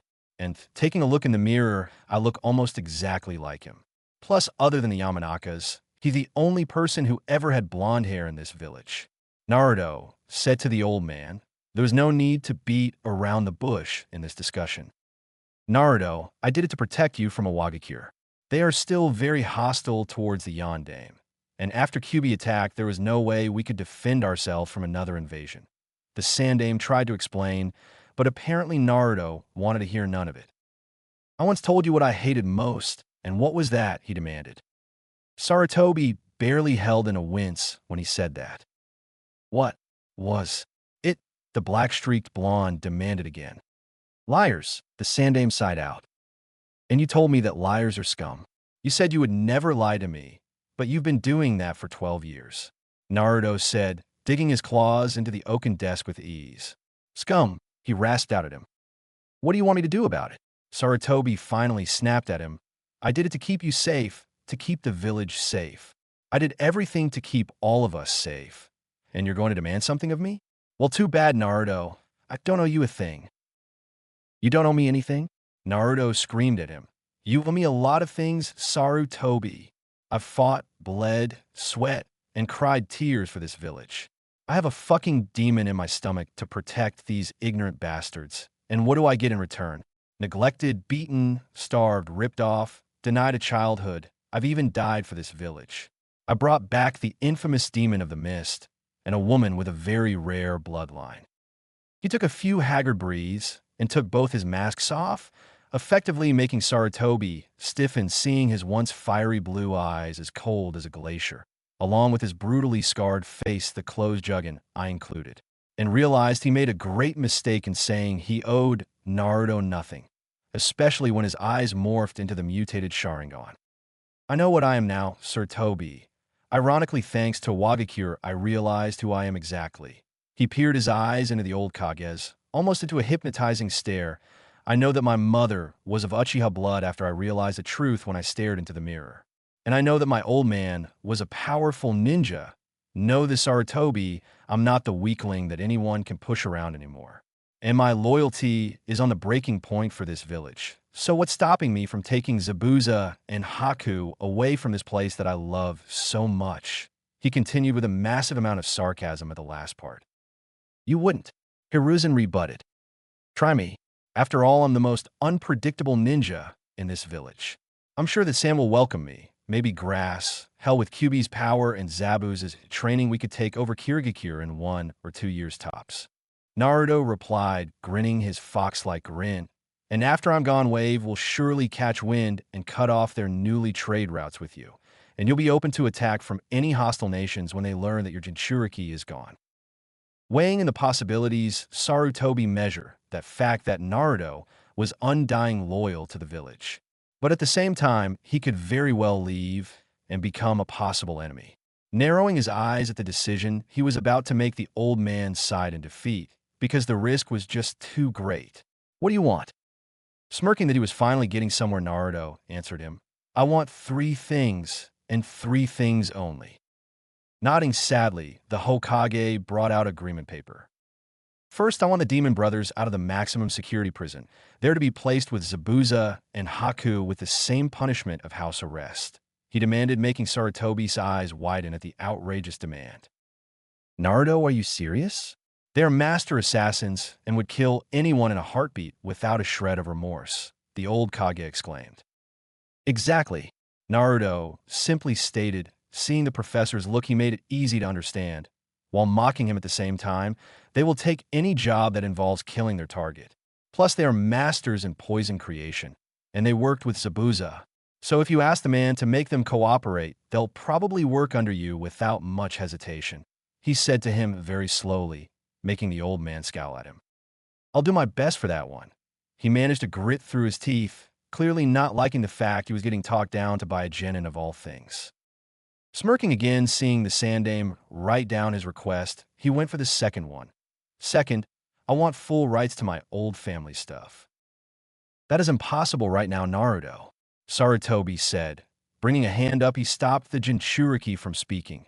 The Yondaime created a very special seal for you, and you weren't to open it until you reached Chunin rank, and the same goes for your mother as well. The old man barely hid a smirk as he wrote down Naruto's wasted request. Narrowing his eyes that the old bastard got him when a juggin, I whispered something in his mind. What was that? He mentally asked the sentiment tool. I said the old fool isn't lying. And how do you know? And how are you talking when you are closed? I can read minds, you stupid ninjin, even when closed, and I can keep myself closed because now is not the time to reveal myself. Anyways, the old monkey isn't lying about this. He may have fooled you for 12 years. But he can't block his mind from me. Why are you helping me? I thought you said I'll help with you once you give me the respect I deserve. You made the Hokage bend to your will through words, guilt, and emotions. While it's not a big thing in my mind, it's good enough to help you for now. Don't think I'm doing this at the bottom of my heart. Deciding to not say what heart to the eyeball on his forehead, Naruto merely thanked it and sketched out the possibilities of what he could do with the juggin eye on his side now. Seeing that the old man was done writing, he went in for the kill. And lastly, once I become a Chunin, I want it to be announced that the Yondaime was my father. I'm not afraid of assassins or anything. If they come for me, they'll return home in a body bag. If the Sandaime Hokage was drinking or eating something at that instant, he would have either started choking or spat it out. He tried to find the right words to protest it, but instead he stayed silent in order not to babble like an idiot. Finally, after 2 minutes, he only sighed. The guilt he felt over the years of lying to the boy was already getting to him. But now Naruto placed much more on it. He felt trapped, and his relationship with his surrogate grandson was on a very thin line at best, or completely shattered at worst. Sighing one last time, he wrote down the last demand. His old heart was becoming heavy with every word until it felt like iron when he finally put the period. Finally, he put the Hokage stamp on it, making it 100% official. Snatching it from the old man's hands, Naruto placed his mask back on, turned away, and didn't look back as he headed out the broken door. Hiruzen Sarutobi sighed a very sorrowful sigh. He placed his hands on his head, feeling a major headache coming on. In the silence, he heard a small hissing noise. Opening his eyes, he saw an exploding tag where Naruto's right hand used to be. His eyes widening, he ducked under his desk, knowing that the desk could survive an exploding tag, which it did when a cloud assassin tried killing him during the Second Great Shinobi War. The explosion wasn't big. In fact, it was actually small, almost deliberately. Peeking his head from under it, he started sobbing, not just because he broke Naruto's trust, but also that his prized authorized first edition Ica Paradise book was destroyed, along with all his finished and unfinished paperwork, and his favorite pipe had to be repaired. Sighing, the Sandaime wiped away his tears, picked up his broken pipe, and left the office. He was going to call in some chunin to take his assistant to the hospital and fix up his office. But in the meantime, he was going to take a well-needed break. After all, he had more things to do to make it up to Naruto, and it wasn't going to be easy. The next day was intense for our hero. After Sarutobi signed his demands, he went straight home and packed his stuff, stuffing his library books and clothing into Ishikawa's sealing scroll, making sure he had all his equipment on him, and making sure his stash of Bleach manga was secured in its secret hiding place that no one other than him could find. He picked up both Ichigo and Benaheim, placing them in his backpack, dispelled his clones, and headed off to the forest. Arriving to some sort of fenced area that said Area 44 Keep Out, Naruto only scoffed at it and jumped right over it. Immediately after going 100 feet in it, he was attacked by a giant tiger. Smiling under his masks, he fought and defeated the giant creature. He didn't kill it, but it sure was one hell of a good fight, especially when it was claws against claws. After giving the tiger 3 claw-like scars going down his right eye, the beast admitted defeat and ran off to lick its wounds. Sighing in relief that he actually beat the beast, he looked in his backpack to see if the kits were all right. They were fine, but Ichigo looked kind of mad that he wasn't involved in the fight. Benaheim, however, was different altogether. She was shaking in absolute fear. That brought a frown to Naruto's face. He honestly didn't mean to scare her, but he needed to blow off some steam, and he honestly didn't trust anyone right now to leave them alone with some clones. After reassuring her that nothing bad would happen to them, he took off deeper into the forest. It was many miles until he found himself near a majestic waterfall. Smiling, he set his pack down and got right to training. During that day, and through most of the night, he worked on the jutsus he stole from Muka and Ishikawa. Over the month that he worked on them, he oddly found that the earth and water techniques came easy to him. He would figure it out eventually, but now it was time for his next technique. This one he deliberately put off using for quite some time.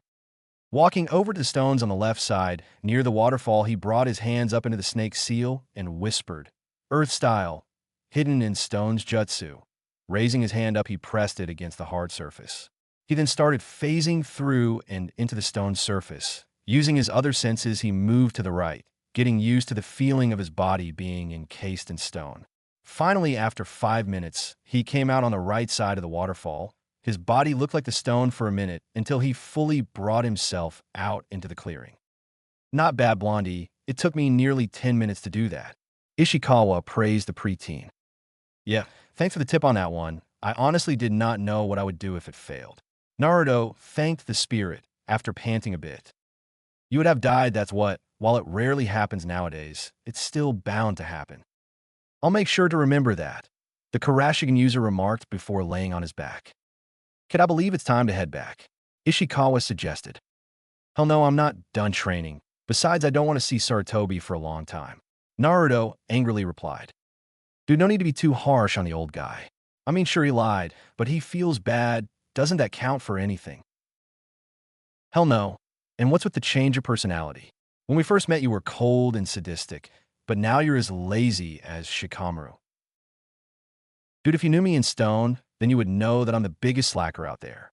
All right, granted, in my younger days, I was a hard ass, but once I spent years in the wilderness, I learned to chill. But there's a time to chill and a time to fight. You were just unlucky enough to meet me in battle mode." The dead Kamazu boredly remarked his life. "And that I was a leaf ninja," was Naruto's retort. "Ai suime. I was taught to hate the leaf with a passion. Stone has always been a military village from day one, and that has been drilled into our heads. But now that I'm dead thanks to you, I can finally chill for eternity once I fulfilled my purpose here. Ishikawa casually replied as he laid in midair and stared at the clouds. What is your purpose anyways? Beats me. Before I left purgatory, Lord Shinigami cryptically said I would know when the time came. The dead stone Chunin replied before falling asleep. Lazy ass, Naruto muttered before bringing his hands behind his head. Not like it matters I'm staying here. The hell you are. Shinigami piped up. Oh, come on. Can't I do something for myself for once? The mask wearer protested. Not while I'm here, the god of death replied. Listen, I know you're peeved at the old man, but he is genuinely sorry for what he did. And on the bright side is that you have him under your thumb. Seeing his avatar raise an eyebrow at him, he continued. Hiruzen knows what you are. He would be a fool to continue denying your rights. Geez, the way you say it. It makes me sound like a spoiled brat. Naruto replied before turning his head to see the fox kits heading towards him. It does sound like it, but in reality, you deserve it. Like you said, you fought, bled, and died for the village. You earned your power and didn't take the easy way out like Kakashi or the other Uchiha. You have practiced those skills until you made them your own, and for that you deserve what was denied to you. Are you smoking something? His sweat dropped, feeling like the god was out of his damn mind. And it confirmed it when he heard an inhaling sound and a satisfying sigh of satisfaction. Fine, whatever, I'll leave, but I'll be back here eventually. Yeah, you do that, Kyoh, my god, a giant pink elephant. Naruto only sighed before picking the kits up and placing them in his backpack again. Putting his hand in the tiger hand seal, he whispered, Chameleon Jutsu. Concentrating, he focused the usage of the jutsu around his body until he disappeared. Smirking under this invisible technique, he was glad that he learned this from Ishikawa's body. For what he experienced, this ninja escape technique allowed the user to control how light is reflected around their body with chakra inflections. And from further practicing, the technique also erased the user's scent and shadow and was usable on any terrain. Leaping over the river, he headed towards the fence where he entered. However, before he got to it, he came to a sudden stop, seeing two leaf jonin patrolling the perimeter. Narrowing his eyes, he wondered why this area was fenced off. Sure, it looked spooky, and a giant tiger tried to maul him, but he faced much worse when he was younger. Seeing the two jonin starting to converse, he strained to hear what they were saying.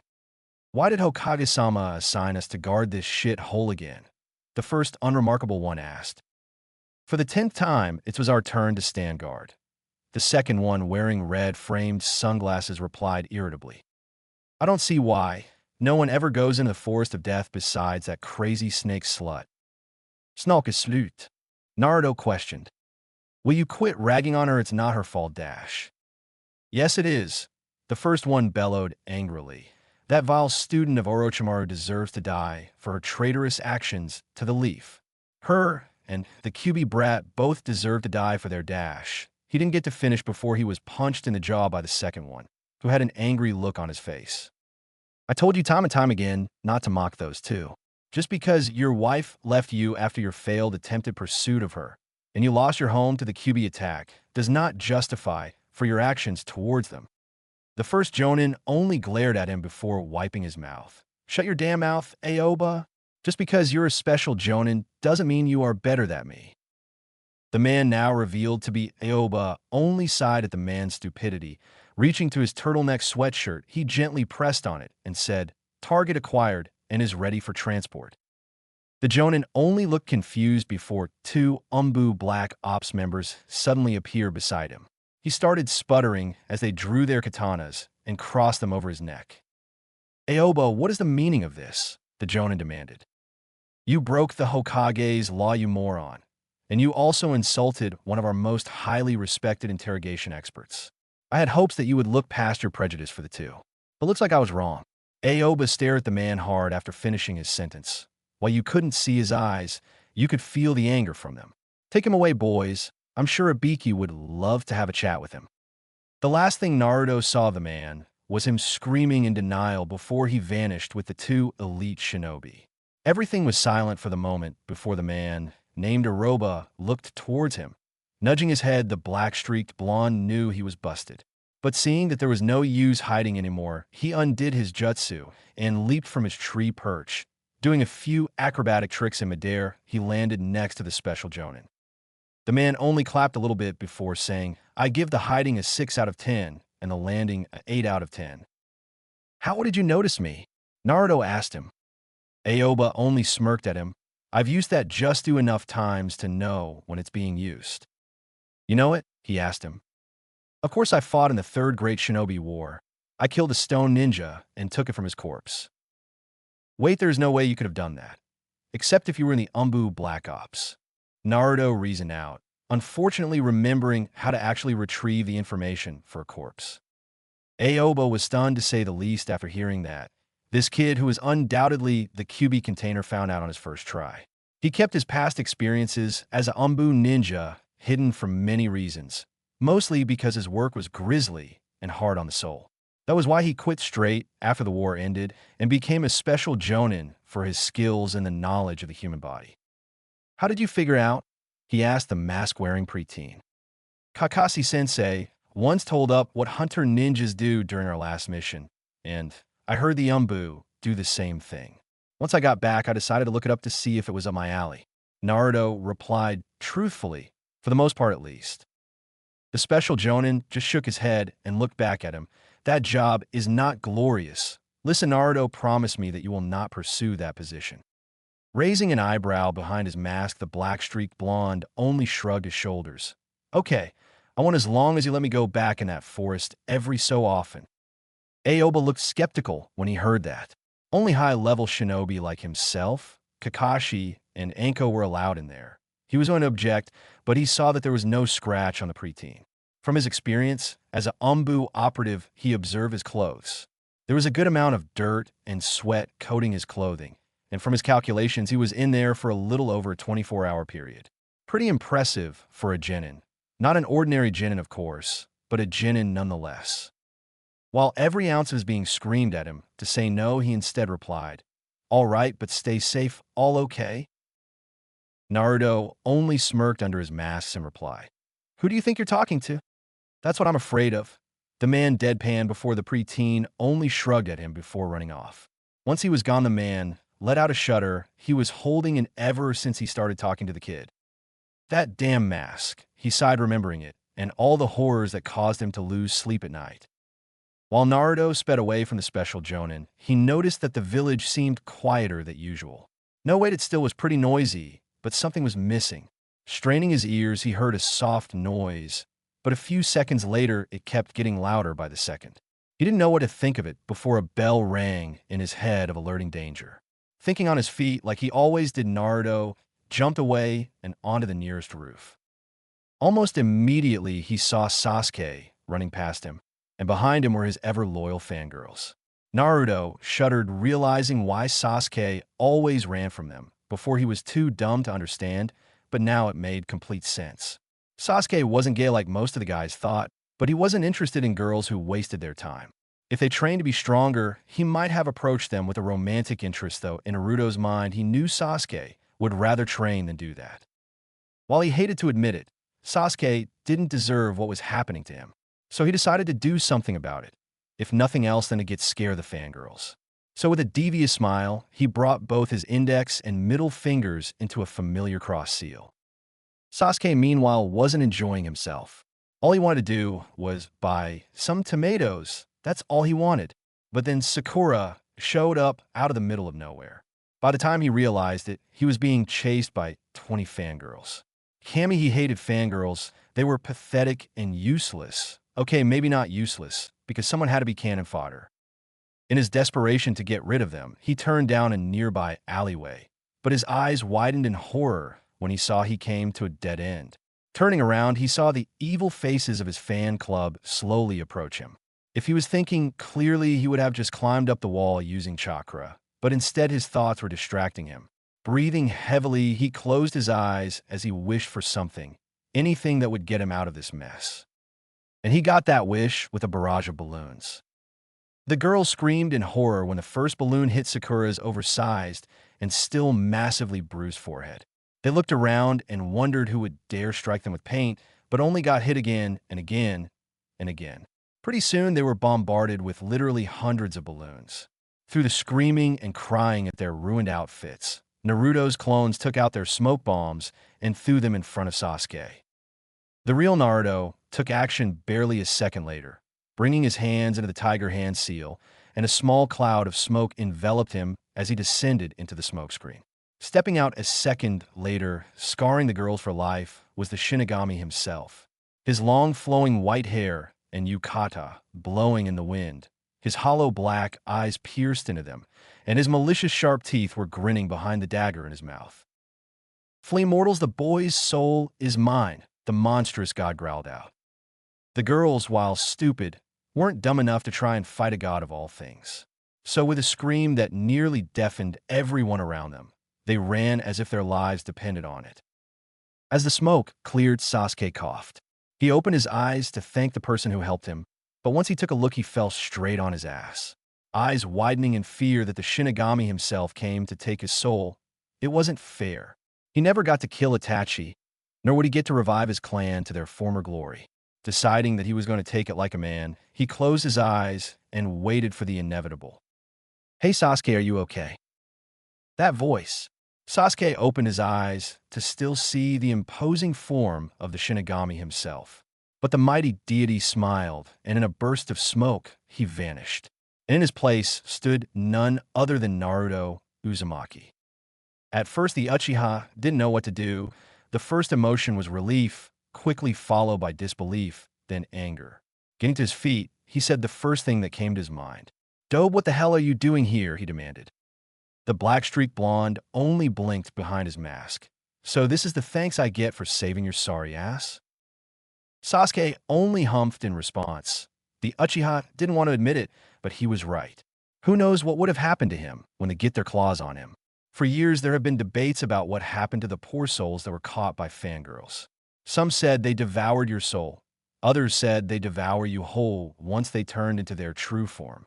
Or in Kakashi's case, he just thought that you got your brain screwed out before being devoured mentally. In any case, he didn't want to know or find out. So burying his Uchiha pride for now, he lifted his right arm towards the former full blonde. Naruto only nodded before bringing his left arm out and shook Sasuke's hand. It wasn't much, but it was a start. But from reading a book when he was as young as 8, he remembered that to create a friendship, they had a bond. Now what did Sasuke and him have in common? Well, they had a rivalry going on, but what else? Mentally thinking, he found a perfect way to actually help both himself and Sasuke at the same time. "Hey Sasuke, you want to learn how to avoid them forever?" he asked him. Looking up, Sasuke's face told him exactly what he thought about it. He had never really realized until now just how depressing the Uchiha compound was. Naruto followed Sasuke back to his compound so he could actually make a deal. When he first told him of a way to avoid fangirls, he told him that they would need a private place to practice. Through his masked face, he saw his cousin have conflicting emotions. What was going on in his head that made his stoic look almost falter? But the Uchiha only told him to follow him after a minute later. Now he realized the cause of Sasuke's emotions. This place that was once his home were the reminders of the Uchiha massacre that pervaded the Uchiha compound to fuel his cousin's desire for revenge. The entire compound was a total wreck. There were several destroyed houses. Others looked like they were in desperate need of repair. Old bloodstains littered the walls in and outside the many homes where bodies once lied. And the entire place just seemed to reek of anger and despair. He had to truly wonder if this was actually the place his mom grew up in. As the duo continued trekking through the ruined compound, the Kurashigan user settled his eyes on the Sharingan user. He was still finding it hard to believe he actually had family in this village. While it was not an unwelcome thought, he honestly had to wonder if this would work out with his long-lost cousin. As they continued, walking, his mind drifted back towards his academy days. Things were relatively simple back then. He wasn't burdened with all these emotions swelling up inside him. All you had to do was stay awake during Irika's boring lectures, spar and train a little, but in his case a lot. Any further thoughts were halted when they arrived at the biggest, yet modest house in the compound. Sasuke unlatched the front wooden gates and swung the small door open, making its rusty hinges give off a loud, squeaking noise. "Follow me," was all Sasuke said before continuing towards the oaken door. Frowning behind his masks, Naruto wondered what was getting Sasuke so sad. Normally, the Uchiha boy was good at hiding his emotions like he used to, but since he arrived at this gloomy place, his mood plummeted to a whole new emo level. Staying quiet, he just followed him. Once inside, the black-streaked blonde looked around. The house was ordinary, completely filled with dirt and dust, but ordinary. Slowly following the Uchiha, he calmly looked around the place. Still, it was covered with dust, and a few things were broken once they got further in, like there was a sign of a struggle. Sasuke, however, kept moving ahead, his onyx black eyes looking straight ahead. Narrowing his eyes, Naruto just couldn't figure out what was so special about this place. Turning his head, he saw a fireplace, and atop of the mantel was a picture that was covered with a thick layer of dust. Seeing Sasuke was in a trance-like state, the Shinigami's avatar decided to take a quick detour. Since he could find Sasuke anytime he wanted, on the account that his footprints could easily been seen thanks to the thick layer of dust on the floor, he silently jumped towards the fireplace. Landing without a sound, Naruto gently picked the picture frame up and was careful to not break it. Wiping the dust away, he was shown what was in the picture frame. The first person revealed was a man with short, brown hair that framed the sides of his head and onyx black eyes, with visible creases below them. He was wearing a blue robe with gray pants and brown Geta sandals. While he didn't know who he was, Naruto had a very bad feeling about this man. Wiping more dust off revealed the second figure, this one being a woman. She had a gentle heart-shaped face that was framed by her long raven black hair that almost perfectly matched her dark gray eyes. Her outfit was pretty modest because she wore nothing but a nice form-fitting gray dress and a tan apron. Whoever she was, she actually made the former full-blonde smile. After wiping away some more dust, revealed a male teenager. He, like the woman in the picture, possessed dark gray eyes, black hair that hung near his cheeks to frame his face, and a long ponytail in the back of his head. However, his most distinguishing characteristics were the long, pronounced tear troughs under his eyes. The teenager was also wearing a black, loose turtleneck t-shirt and some black pants that went to the middle of his shins. Naruto studied this person closely. A faint voice in his head was telling him to keep alert. And finally, wiping the rest of the dust away, he nearly dropped the picture in shock. The last person was a younger Sasuke. Taking a small breath, he knew exactly why Sasuke seemed to be zoning out when he entered this place. This was his old home, the place where he lost his family. With a sad sigh, the former full blonde placed the picture back on the mantel and quickly jumped away and landed back, or at least near his footprints. The instant he landed, he went into a strong and fast power walk. Scanning the floor for Sasuke's footprints, he easily followed them. With several seconds going by, he reappeared behind the brooding Uchiha and wondered if he noticed that he was gone. Sasuke, however, just opened the damaged paper door and brought him outside. Seeing that happen, Naruto let out a small sigh of relief that he didn't even know he was holding. He honestly didn't know if Lady Luck loved him at the moment, if Shinigami's chuckling was any indication, but whoever it was, he thanked before following his cousin out to what looked like the backyard. Just like the rest of the entire compound, it was damaged in some way and was overgrown with weeds. Finally, Sasuke stopped and turned towards him, indication this was the location he wanted to train at. "All right, Dope, tell me what I gave to exactly do to avoid them," he demanded. Narrowing his eyes at the demand, Naruto was starting to question doing this. "The thing I will teach you is a jutsu." He trailed off when Sasuke activated his Sharingan on two conditions. That threw the Uchiha for a loop because he honestly thought he was going to learn something useful. But then the Dobe of all people stopped him cold. Inwardly, he was seething, but at the same time curious. So, keeping his mouth shut, he asked what they were. "The first is to learn this on your own, so turn your jutsu off," the former full blonde commanded. Seeing Sasuke about to explode in anger, he raised up his hand to stop him. "Sasuke, while your jutsu is extremely powerful, it's not without its drawbacks." "Drawbacks?" Sasuke asked, confused. "Yes, you see, the Sharingan can't keep up with extreme speed. Unless you're just as fast, that powerful dojutsu of yours is useless. Also, you have to keep full eye contact with your opponent, but unless they're wearing a mask like me, or trained to somehow keep the Sharingan useless like Zabuzi, you're screwed. And finally, the longer you keep it active, the more chakra you waste to keep it active. Plus, if you use ninjutsu, genjutsu, or even enhancing your speed with chakra, you'll be left vulnerable and exhausted, thus making you easy pickings for your enemies. Plus, it's not wise to get dependent on it. After all, look what happened to Kakashi during the bridge battle. Naruto lectured his cousin from personal experience and what Shinigami explained to him. Sasuke, meanwhile, was stunned that Naruto, of all people, said that. And actually made sense too. As he could feel his chakra slipping away, he deactivated his eyes.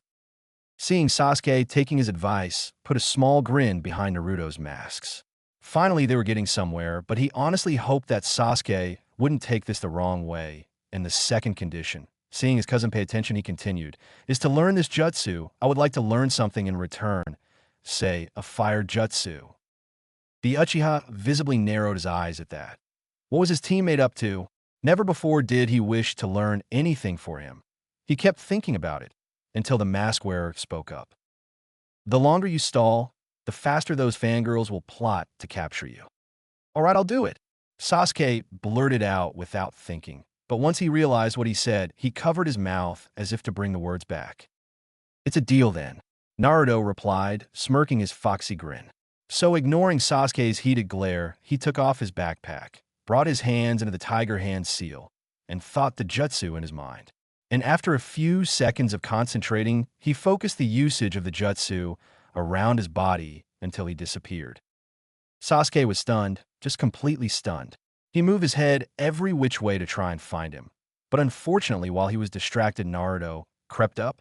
Grinning his famous prankster's grin, he brought his hands to the back of Sasuke's shorts, hooked his hands on his boxers, and yanked them up, effectively giving the Uchiha a wedgie. Sasuke screamed. Oh, how did he scream at the unpleasant sensation that he found himself in. He felt mental pain from when Itachi showed him the slaughter of his clan with an advanced genjutsu, and he felt physical pain when Haku barraged his entire body with Senbon. But neither of them compared to both the physical and emotional pain he was experiencing right now. He felt embarrassed, humiliated, angry, and knew he wouldn't be able to sit down for several hours because of this.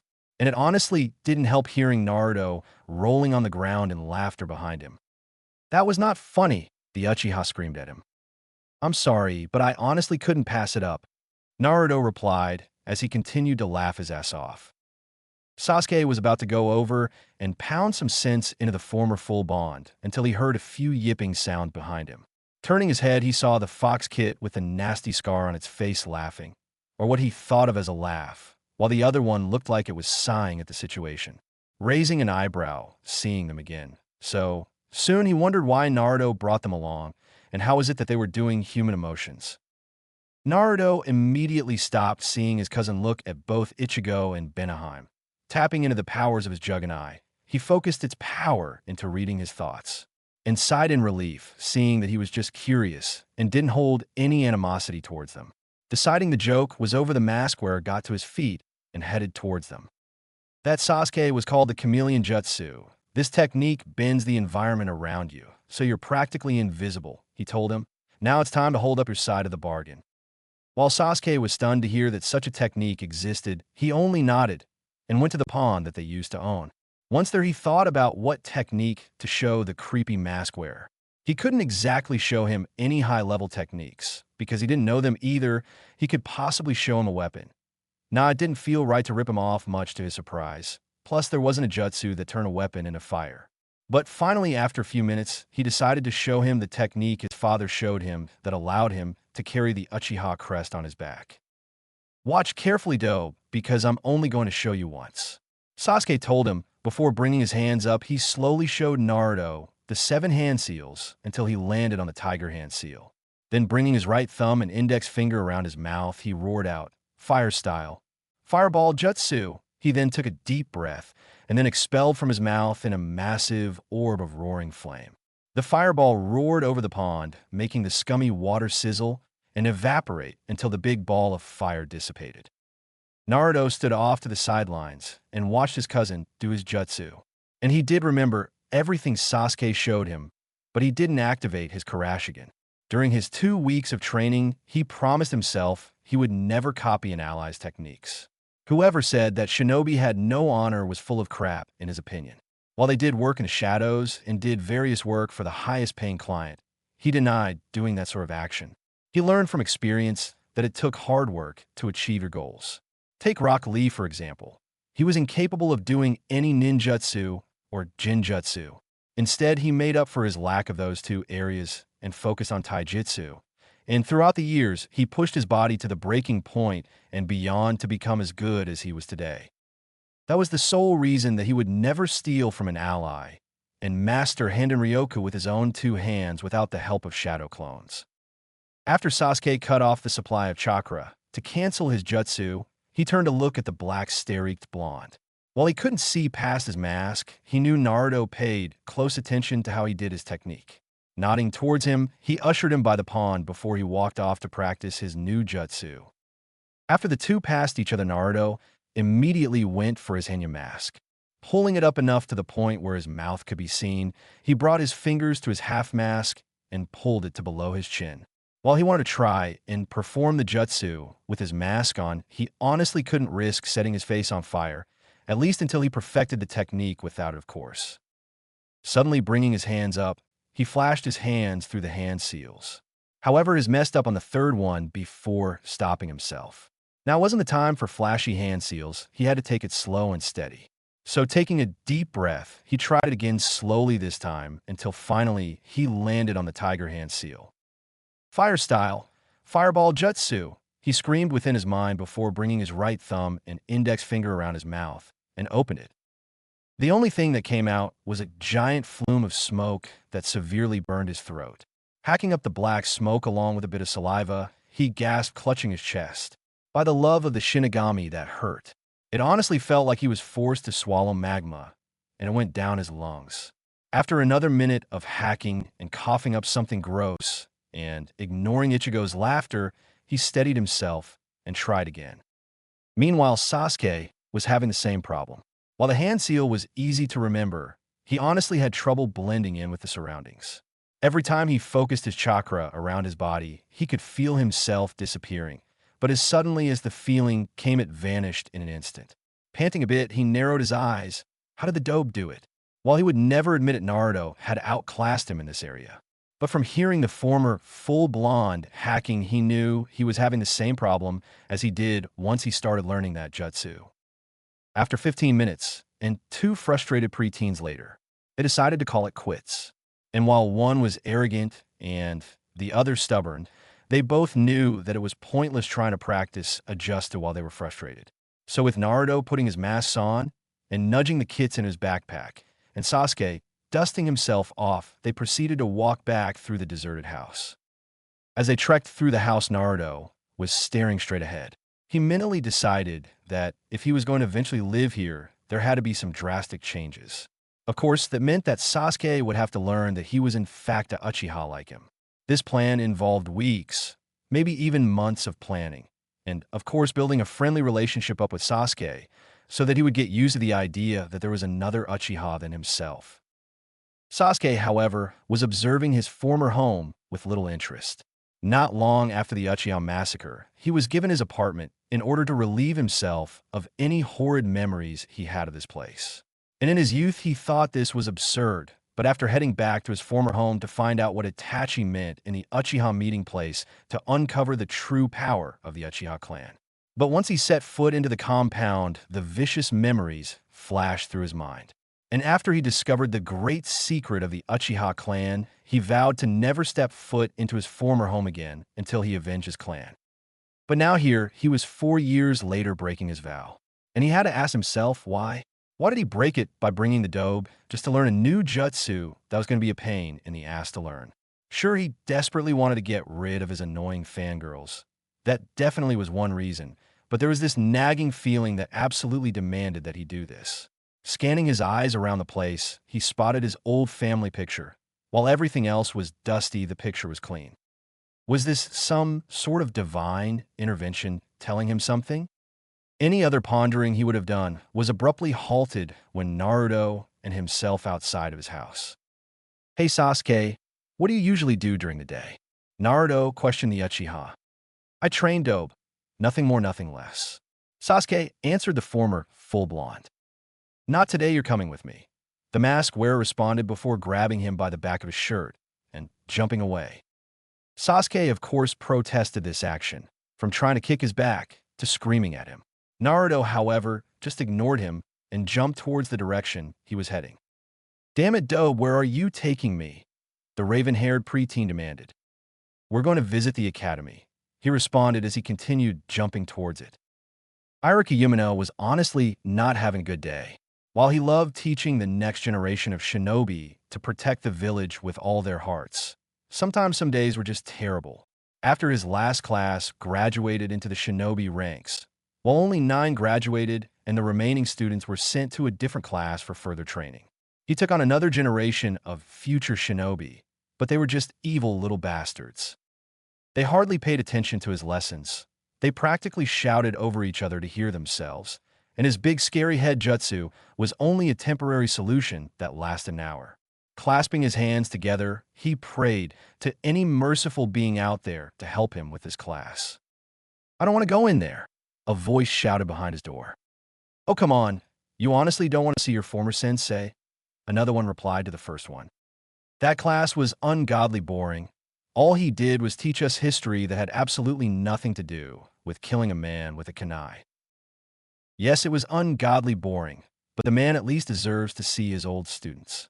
Who knows, your skills might rub off on the next generation. "I don't want them to rub off on me," the first voice whined. "Don't whine, it makes you look bad," the second voice said to the first one before the door was kicked open. For the first time today, the entire class stopped screaming at each other and looked towards the disturbance. Immediately, a figure was thrown into the classroom, stunning every occupant in the room. "Sasuke," Irika asked the very familiar figure on the floor. "The one and only Irika sensei," Sasuke replied as he got himself off the ground. "And don't you dare forget about me, sensei," Naruto said, walking through the door. As expected, Irika freaked out seeing him.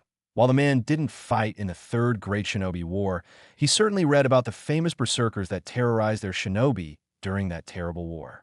However, his former teacher looked him up and down. Seeing the familiar beat-up leaf Hittite displayed as a belt buckle, the familiar spiky if slightly different blonde hair, and seeing the sublity of a caveman this person held, he knew who exactly person was. "Naruto," he questioned the figure. "Wow, you're actually the first person to guess right the first time." Naruto answered his former teacher. The scarred-faced Chunin couldn't believe his eyes. That was Naruto? What happened to the short, scrawny, orange-wearing, hyperactive youth that he remembered from his academy days? Barely 2 months ago, the Naruto he remembered practically demanded a C-ranked mission. But now standing right in his doorway plain as day was a tall, muscular, black-wearing, sword-wielding, and calm preteen that was just the opposite of the Naruto he knew. "I see you're having more trouble with this class than you had with us," the mask wearer stated, as both Sasuke and himself heard the screaming from outside the hall. And sure enough, the class full of brats erupted into their useless conversations. It made both Naruto and Sasuke narrow their eyes at their disrespectful behavior. Granted, Naruto was no saint to being disrespectful towards Irika or any other authority figure, but that was just his lovable personality.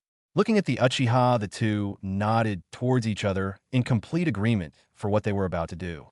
Using the scary memories of Irika, using that jutsu that controlled them through fear, they did his infamous big scary head jutsu. It was rather simple, really. All they had to do a partial transformation jutsu to their heads and enlarge them to scare the living hell out of everyone, and of course yell with all their strength in order for it to be really effective. "Shut the hell up, you little brats," Sasuke screamed at the top of his lungs as his head grew to enormous size. "Or we will devour your souls." Naruto finished as his head grew to the same size as Sasuke's, and for an added effect, he added a tiny amount of Kyuubi's chakra into his vocal cords, giving him a demonic voice. Much to Irika's surprise, the horrid little demons completely ceased their chattering, and all looked at the two with their eyes wide in absolute fear. Cracking his knuckles loudly, Naruto grinned evilly under his masks. "So you little brats don't want to learn from Irika, huh?" Sasuke crossed his arms and glared at them. "While I loathe my teammate for bringing me here, I believe I could spend a few hours teaching you brats what a real shinobi can do to you. So, I suggest you run before we destroy you, the former full blonde told them. Right now, the raven-haired Uchiha calmly said before pulling out a kunai. The bratty students that were making Irika's teaching duties an unholy hell looked at them like they were pulling their legs. But when Naruto took out his own kunai, threw it into the crowd of youngsters, and watched it sink into the desk, they screamed in horror before bolting out of the classroom like a bat out of hell. Naruto, Sasuke, what is wrong with you two? Irika demanded his former students after he realized what on earth just happened. Teaching the little heathens a lesson. Sasuke casually replied. Sorry, sensei, but we'll have to get back to you later, Naruto said before both Sasuke and himself disappeared through the open windows. Normally, Irika would have gone after them, but if he was being honest with himself, he was glad they were gone. Slumping down into his chair, he sighed tiredly when he looked at the empty classroom. He liked kids. That was why he decided to become a teacher, but now he was wondering if it was truly worth all the gray hairs he knew he was getting. Closing his eyes, he soon found himself asleep, completely exhausted from all of it. It would be half an hour later when the door slammed open did he awake from the well-needed nap. Opening his eyes, I glanced up to see several of his students stumble into his class with wide eyes and completely exhausted bodies. They slowly went to their respective seats before collapsing face first on the desks. The last two figures stepped through the door, revealing them as none other than his old students. What did you do to my students? Irika demanded. We convinced them to listen to you from now on. Sasuke answered the scarred-faced Chunin. And what did you little skid marks learn? Naruto questioned the students. That Irika-sensei is a way better teacher and will behave from now on, the students chorused in reply. Good, you little demons. See you around. Irika isn't afraid to call on the two of us, the mask wearer replied, stifling a chuckle as their eyes widened in fear before walking out of the classroom. That was enjoyable, Naruto said to Sasuke as they left the academy. But did you have to turn into the Shinigami to scare them? Sasuke questioned. Oh, come on, they deserved it. I know we didn't exactly treat Irika-sensei the best, but none of us was as bad as that. Sasuke only nodded in response. So what should we do today? It's only 4:30. Naruto asked his cousin. Why do you want to hang out with me all of a sudden? Sasuke asked. Never before have you wanted to be in my presence. But suddenly, after our wave mission, you want to suddenly hang out. What going through your head, dope? He continued.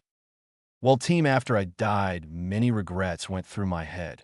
He replied, not missing a beat. I regretted not eating more ramen, not going back to the village, having my first kiss with a girl. He continued making a jab as Sasuke, who scowled at him in return. But my biggest regret was not connecting with my team. Yes, I tried that with Sakura, but as you can see, that was not to be. Sasuke only winced a little bit, because frankly, even Naruto himself didn't completely deserve all those punches to his head. So you're the last person I can actually bond with. Like it or not, we're practically family when we're together.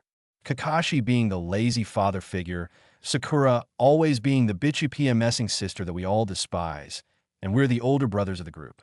So with this second chance at life, I'm not going to screw it up.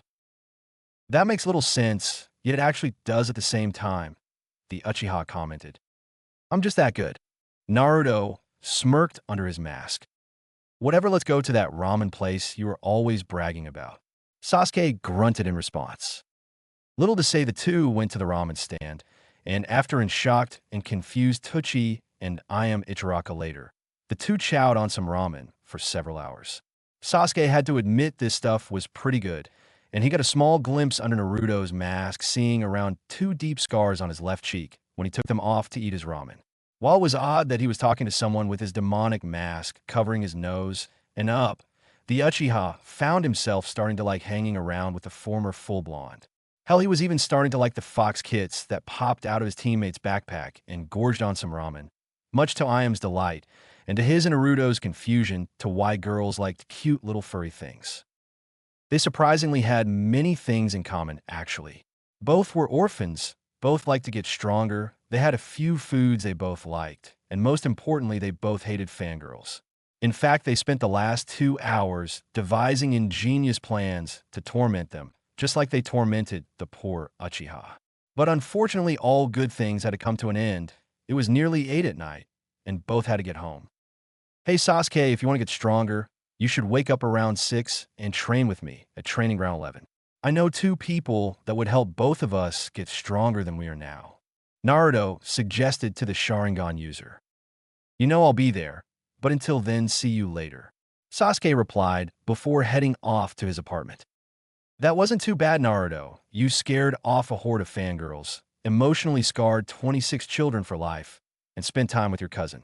That's what I call a productive day. Shinigami commented his avatar. Yeah, I believe I opened Sasuke up a little bit. Naruto agreed. Well, remember, dude, it's still going to be a long road. You'll have to tell the broody dude that you're his long-lost cousin. Ishikawa reminded him. Weren't you just asleep? Dude, that was like 8 hours ago. The ghost replied before yawning loudly. Man, am I tired. Lazy ghost, the mask wearer muttered. As he walked back to the poorer districts of the Leaf, he was lost in his thought that he usually found himself in. He thought about his day with Sasuke. While awkward at first, it turned to be one of the most enjoyable days of his life. Both were kindred souls. At least that's what he thought, at least Dash. And they both understood each other to a good degree. As he walked up the stairs to his apartment, he knew nothing would ruin this day. Well, if it isn't the little demon. A slurred voice broke him out of his happy thoughts. Looking over, he saw two men that he honestly didn't want to see. Their names were Kame and the other Gimp, at least that was what he called them. Both were local bums wearing the same dirty and ratty gray clothing that tormented him during his childhood, always breaking into his home, stealing or destroying what little he had.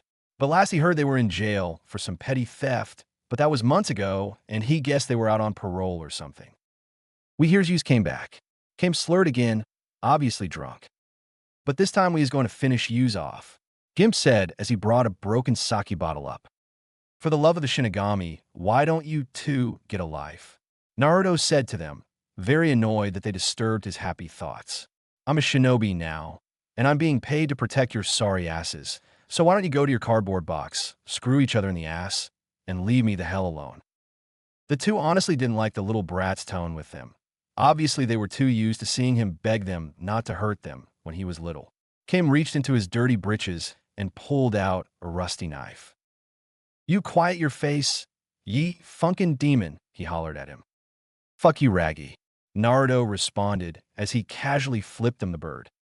The two finally had it with his blasphemy towards them and ran at him. They were not warriors by any standards, because frankly they stumbled a few times to try and get to him. The mask wearer only sighed in annoyance and jumped over the charging duo. They stupidly ran past him before tumbling over their own feet. Go sober up, you pathetic drunks, the former full bond said to them before walking away from them. Both not liking the way the little demon was talking to them growled angrily. How dare that little cretin mock his superiors? He was their whipping boy, their outlet for their anger. Kame was the first to get to his feet and roared like a drunken maniac, and ran at him promising to take his little whipping boy to the grave. Naruto only sighed hearing the idiot run behind him. He quickly turned a 180-degree angle and brought his palms on his chest to stop him. When the drunk impacted him, the sudden force made the Kurashigan clench his fist to throw him back, but suddenly he felt warm blood spurred onto his hands. Kame looked absolutely horrified as he looked down at his bleeding chest. The man fell backwards onto his back, and two sharp blades slipped out his chest. Looking at his hands with wide eyes, Naruto heard Gimp scream, "You's killed me, buddy. You are in for it now, demon." Turning his back, he was about to run and scream for the nearest official. But suddenly a black ray collided with his back, and a man turned into nothing but ashes that were blown away by the wind. What the hell was that? Naruto asked himself. That would have been me, boy, the Juggernaut replied in his mind. You? No, it was the fox. Of course it was me, you idiot. What on earth did you do? Naruto demanded the eye. I like to call that the darkness beam. One of the first techniques in the darkness flame abilities that you'll eventually learn. Juggin replied. However, feeling its host's emotions, he mentally smacked him. Don't go feeling bad for the pathetic ninjin. He deserved what he got. No one will miss him, and so one will miss the other ninjin either. It's not that. I'm feeling their memories seep into me. They're in hell, that much I know, but I'm not looking forward to seeing their rancid memories. Relax, that is just a minor side effect that will wear off after the first soul passes through it. You will only experience one person's memory, the rest will try to get in, but they won't. I made sure of that. Shinigami reassured his avatar. The former full bond only nodded in response. At least he wasn't going to retain their memories. Looking at his blood-soaked hands, he saw the blades that took Kame's life. Just one in the 9 hells was this weapon. Ishikawa, what in the world are these weapons? Naruto asked the dead stone Chunin. My grandfather's bracers, Blondie. You need to know nothing else. The grandson of the Shodame, Tsuchikage replied before vanishing to who knows where. Shaking his head at the man's stubbornness, Naruto looked at the dead body at his feet. Hey, Juggin, you got enough power for one more strike? Who do you think you're talking to? Juggin replied arrogantly. Nodding, Naruto took off his mask first, pulled his hitayate off his belt, and unrolled the black cloth. Placing it directly on his forehead and tying the cloth tight around his head, he stared at the body. Immediately, he saw the black ray shoot out of the middle of the swirl on his leaf symbol, and it impacted the body, turning it into nothing but ash, and scattered any trace of its existence to the wind. That man is a monster. Sasuke groaned out as he laid on his couch, an ice pack firmly placed on his head. What did you expect? The man is known as the Green Beast for a reason. Naruto responded as he sat on a chair, with an ice pack of his own against his back. It was unfortunately true for the two preteens. After the day they spent together, Naruto decided to introduce the Uchiha to Guy. Their first meeting was hilarious on his opinion, because when Sasuke first set his eyes on both Guy and Lee, he froze like a statue. His right eye twitching and him muttering about monstrosities. In fact, he sounded like some guy in a mental institution. It took a literal kick to the ass to snap him out of it, so they would get to the actual training. Boy, did he regret listening to his teammate, and he believed said teammate was regretting it himself. 50 freaking laps around Konoha, 200 push-ups, 200 squats, punches, kicks, jump ropes, leg lifts, sit-ups, and chin-ups. And that was only a warm-up. After that, they then sparred each other for an hour straight. And then they met up with Tenten at noon, ate lunch, and then did several more training exercises. And they continued to do it for the rest of their week off. Little to say, they both agreed that Guy was way different than Kakashi. And ironically enough, they both knew each other, or, as Guy called them, eternal rivals. How their sensei knew the spandex-clad Jonin, they would never know, nor did they want to know. Thanks for inviting us to rest here for the night again, Sasuke. Naruto thanked his secret cousin as Ichigo and Benaheim were curled up on his aching lap. Better than your place, no offense, Sasuke replied as he pushed his ice pack into his head. None taken, the mask wearer said to the unfortunate truth. The other day, he invited Sasuke over to his place, and never again would the Uchiha set foot into that hovel called a home. Squeaky and broken floorboards, chipping paint, a damaged ceiling, moldy and damaged furniture, rusty pipes, extremely cold water that bordered on frostbite in his opinion, and much more the Uchiha didn't wish to remember. That was nearly 2 days ago, and he unselfishly invited this creepy, mask-wearing teammate to his place anytime he wished to come over. Much to both their surprise. But it wasn't a bad thing. The apartment was clearly big enough for 2 people, and while Sasuke wouldn't admit it, he was starting to enjoy having Naruto and his 2 kids around. They were actually starting to rub off on him. He actually found himself talking more, forcing himself to not smile, and found himself getting stronger training with his teammate than training all by himself. Sasuke, how far have you gotten on the chameleon jutsu? The Kurashigan user asked. As far as you have on the fireball jutsu, the Sharingan user replied. Damn, have you done that water walking exercise? Yeah, it helped a bit, but I'm still having a hard time maintaining it. Shifting his ice pack a bit, Naruto only nodded. He wasn't having too much luck on the fireball jutsu either. Insofar, he could make a tiny fireball fly out of his mouth. It wasn't like Sasuke's by a long shot, but he was no longer blowing smoke or burning his throat. I just can't believe we have to meet with Kakashi again, Naruto commented. Yeah, this week went by fast. Sasuke agreed. We both have undoubtedly gotten stronger. We both learned a few new taijutsu techniques from Guy, and I'm even starting to get interested in swordsmanship thanks to that Tenten girl. You know, we should have invited Sakura Dash. Both of them couldn't take it when the Uchiha said that. They both laughed at the mere thought of Sakura training with them. Guy didn't pull any punches, he literally trained them into the ground. The gigantic eyebrow man punched them, kicked them, and practically broke them like horses when they sparred against him. Even with Lee and sometimes Tintin joining them in a 4-on-1 match, the Taijutsu master beat them without too much of a problem. And if Sakura saw the Jonin punch Sasuke, she would have done her damn best to have the man stripped of his rank. It would have failed, but they didn't want to put the man through that. After they were done, they both sighed in content at the much-needed laugh. And weird enough, his team will go on active duty tomorrow as well. Naruto remarked, finding it odd that they were off duty the same week his team was. Well, Guy did say their third teammate had clan business. Sasuke replied, knowing full well about that sort of stuff. Well, let's not dwell on it. We need to see Kakashi-sensei tomorrow. The mask wearer said, knowing that it was getting late. Nodding, the Uchiha took the ice pack off his head and headed off to his room, leaving Naruto and the two fox kids alone. Well, not completely alone. Haha, dude, you made the stick up his ass, Uchiha laughed. You truly are a miracle worker. Ishikawa laughed after Sasuke went to his room. It wasn't that hard. All I had to do was bring up Sakura. Naruto replied to the deceased Kamizuru Chunin. Still, man, usually it would take months, if not years, to make someone of his emotional stability to do that. Now you should get some sleep. You are still mortal after all. Don't remind me. The black-streaked blonde muttered as he took the ice pack off his back and got onto the couch, with both Ichigo and Benaheim cuddling up at the foot of his bed for the night. The next morning, Naruto and Sasuke woke up, ate a light meal consisting of cereal and apples, dressed in their regular attire, and left for their training grounds. As the two walked, they both completed on what they've done and what they've learned this past week. Naruto now knew why Sasuke seemed so haunted and so angry all the time. He read the history of the shinobi nations and learned why he turned into a broody asshole. Once he got to the history of Fire Country, he read how Hashirama Senju formed an alliance with the Uchiha clan, used his ability to control the tailed beasts, and that he spread these beasts to other, newly formed villages in an attempt to maintain peace and equalize the powers between the nations, but did not stop the outbreak of the First Great Shinobi War.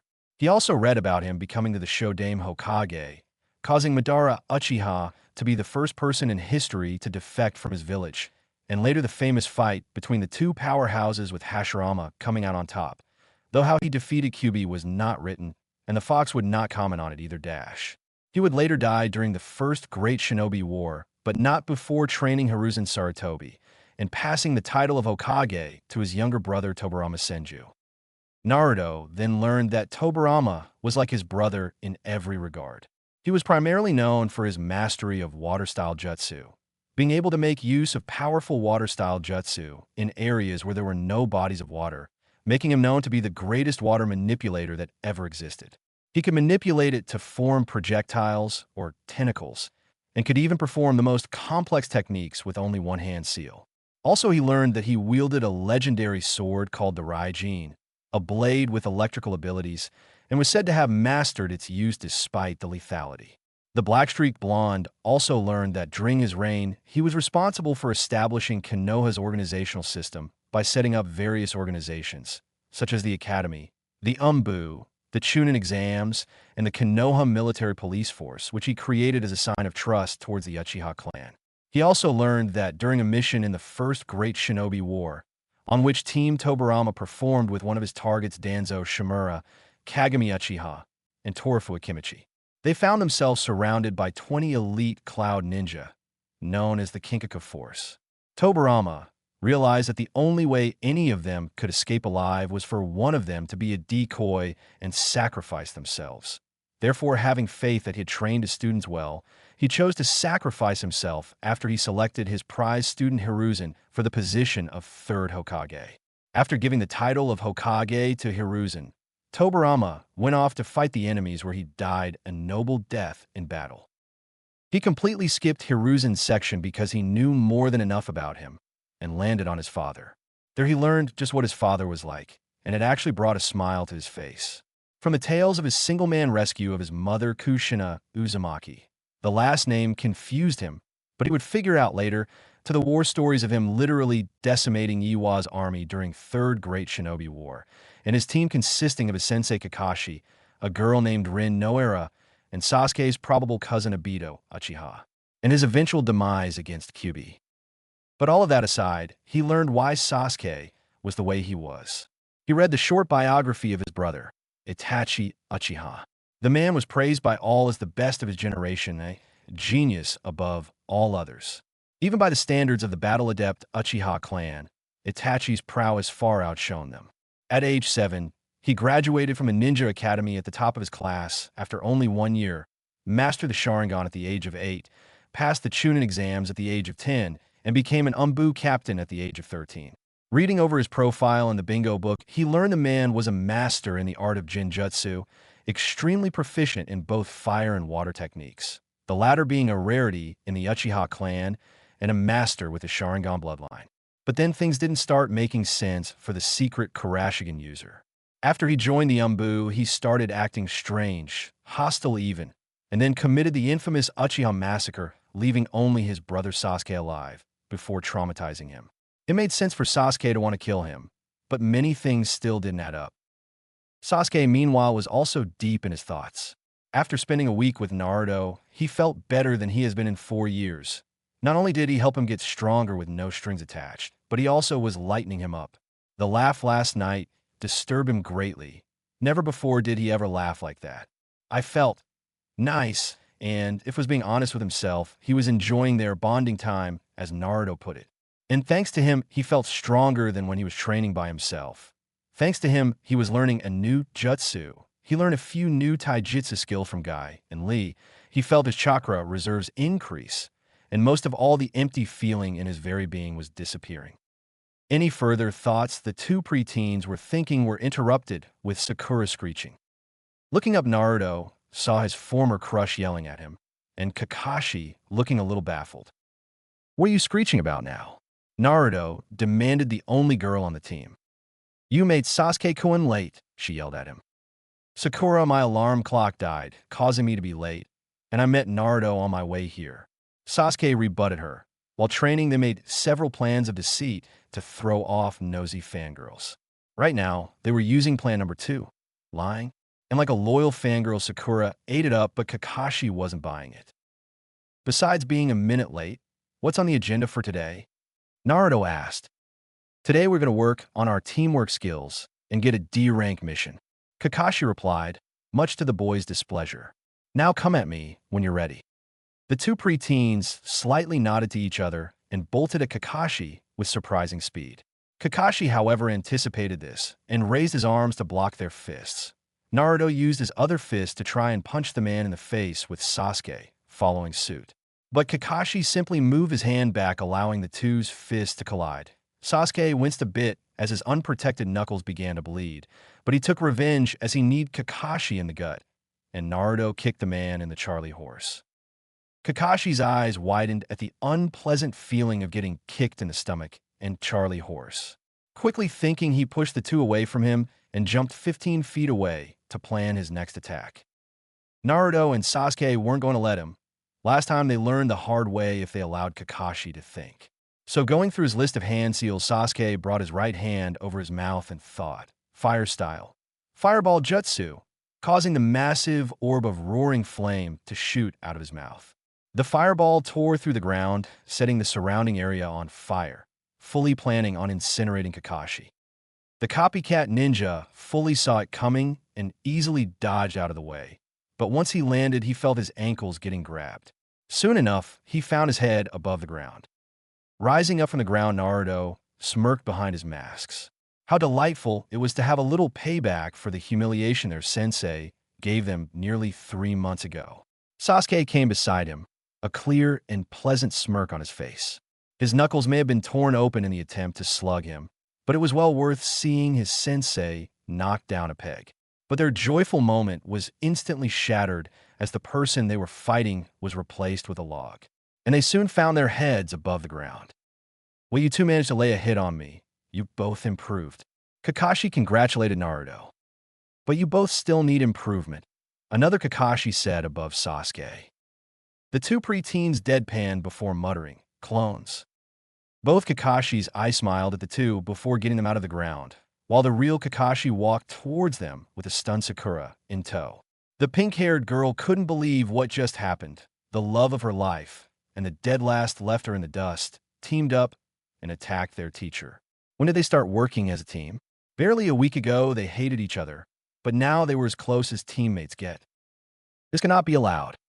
Both Naruto and Sasuke brushed the dirt off their clothes. While they were both bummed that Kakashi beat them, it was a refreshing feeling. Sasuke gritted his teeth before covering his bleeding knuckles, honestly not liking that he now had dirt in his wound. Naruto saw it and pulled out a small water vial from one of his pouches. Since he failed to get a canteen, he just used a small vial for now. Grabbing his wrist, he poured the water over the wound. The Uchiha winced a bit as the blood, water, and dirt fell to the ground. Kakashi looked on seeing the two interact, glad seeing that his sensei's son and the relative of his long-dead teammate were finally getting along. Seeing that the wound was still bleeding, the copycat ninja reached into his back pouch and pulled out a roll of white medical tape. A minute later, Sasuke's fist was nice and snug in their wrappings. Well, with Sasuke's fist incapacitated for the moment, I believe we should call it a day, Kakashi said to the three genin. No, Kakashi-sensei, it's just a small cut. I can easily do a D-rank mission. Sasuke protested. All we have to sow is pull some weeds, walk a dog, or paint a house. Easy stuff that we can handle with ease. Naruto agreed. Sakura looked like she wanted to protest, but she was clearly outnumbered. So with great reluctance, she nodded her head, but inner Sakura was chalking down revenge schemes. Shrugging his shoulders, the last surviving student of a Yondaime motioned for them to follow him. It took 10 minutes to reach the Hokage Tower, but that wasn't long enough for Naruto. Even after an entire week, he was still pissed off at the old man. Both Shinigami and Ishikawa tried to make him understand, but you know the old saying, you can lead a jackass to water, but you can't make it drink. When the team entered, they were greeted by the secretary, a middle-aged woman with no redeeming qualities. But they saw that her right eye was as black as night, and by her glaring looks at their certain demon-masked-wearing teammate. Kakashi filed that information away for another time, since, after all, that woman could grate the nerves. But his two teammates filed it under a simple question and demanding respectively. Naruto, however, paid no attention to her and headed towards the stairs. Climbing up the spiraling staircase took barely 3 minutes for them, at least. But Naruto halted them. Sorry guys, but I gotta use the bathroom, he said to them. Hurry up, Naruto. It's impolite to keep the Hokage waiting. Kakashi replied before pulling out his perverted book. Should have went before you came here, dope. Sasuke commented. Sakura would have spoken her mind, but Naruto already dashed towards the men's bathroom. Furrowing her pink eyebrows, he repressed the urge to grit her teeth.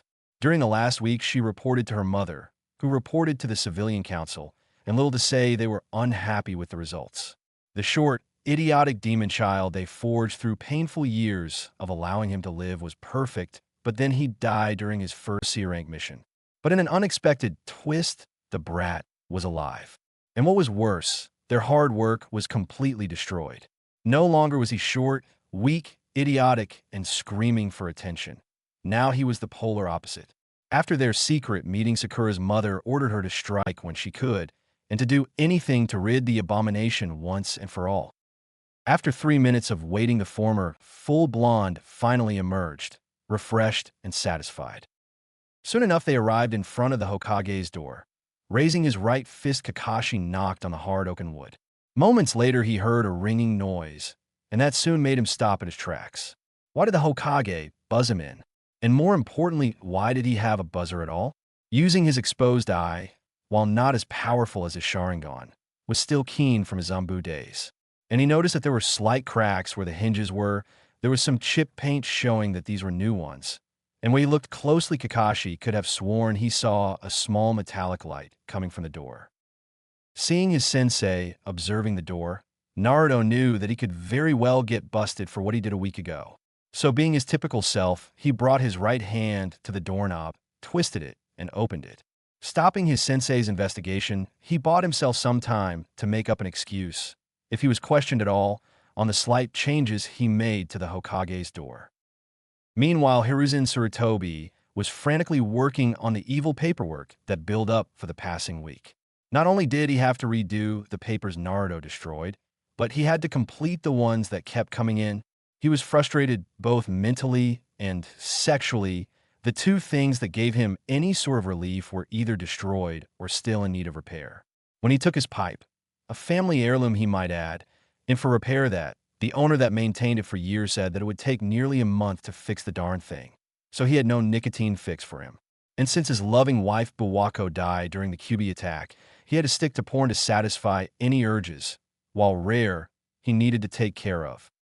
Hearing a knocking on his door, the old Hokage reached under his desk and pressed a button. While he was initially upset with Naruto destroying his most prized possessions, he was grateful for giving him an excuse to get a new door. It cost a pretty Rio, but with an automatic locking system that allowed him to buzz someone in chakra-enhancing steel that was expertly disguised as an oak door, now all he needed to do was install a secret camera above it, which would arrive in a few days, and he would be all set. He greeted his guests with a smile to welcome them, but when he saw that it was Naruto, it quickly turned into a small frown. Mentally palming himself and cursing that he forgot that Team 7 went back on active duty today. When Naruto barged in, Kakashi and the rest of his students followed, so that meant that the former full blonde was going to demand a mission. But to his absolute surprise, Naruto stopped near the door as his teammates strolled in. Instead, Kakashi was the one who stood in front of his desk and kindly asked for a mission. Lord Hokage, Team 7 reporting duty and are requesting a D-rank mission. The copycat ninja saluted the old Kage, much to his male students' dismay that he was actually going through with it. Nodding his head, Sarutobi shifted his weight to the right, causing his comfortable reclining chair to easily turn to the mission shelf. Bringing his liver-spotted hand to the top of the shelf, completely bypassing the S, A, B, and C rank missions, he reached into one of the D rank cubbies. From his years of experience, he separated them into 3 categories from easy, medium, and hard. So bringing his hand in the left side marked easy and pulled out a scroll. Carefully unrolling it, he skimmed the writing and handed it to Kakashi. Taking the scroll in his hand, the one-eyed ninja looked it over and nodded. All right, team, we have to pick weeds. Suppressing their groans, the team headed out the door.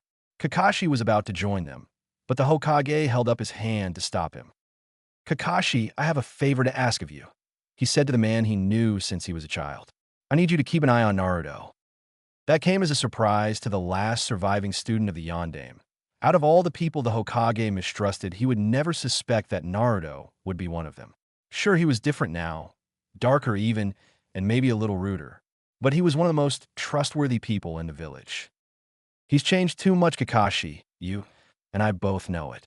He's gotten too violent and too strong too fast. Either it's because of all the drugs they pumped into him, or it's his real personality coming out from all the neglect and abuse from the village.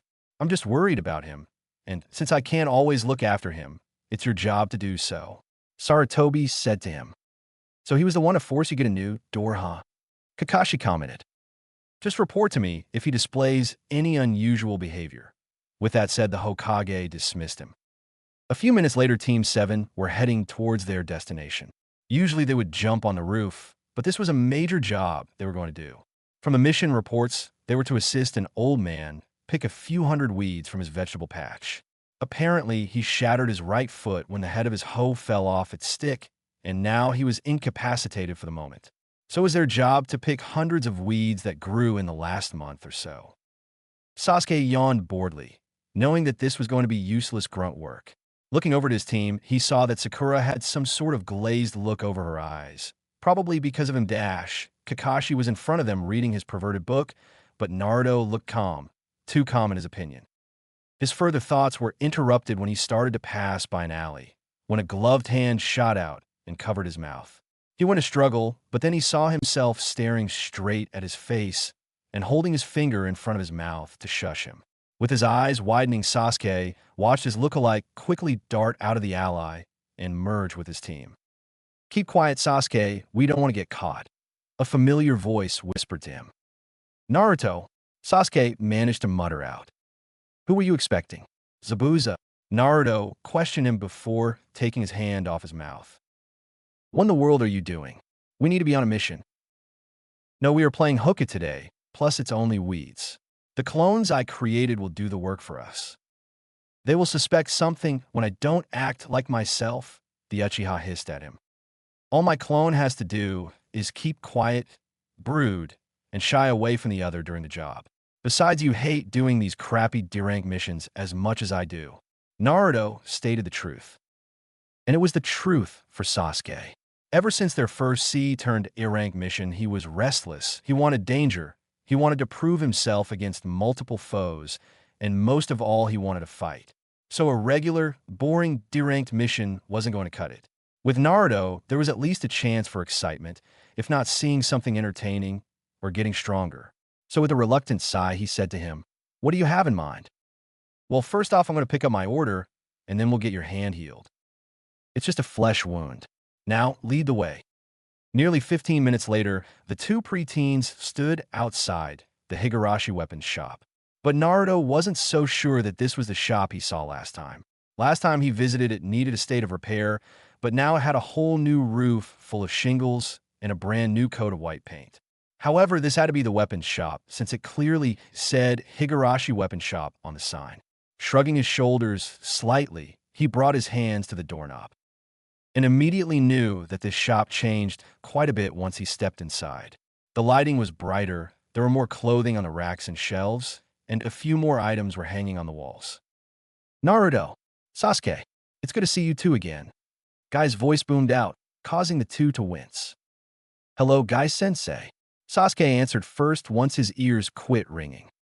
"Geez, Guy, couldn't you greet people normally for once in your entire life?" An unknown woman's voice remarked. Turning towards the voice, the two customers turned to see a woman.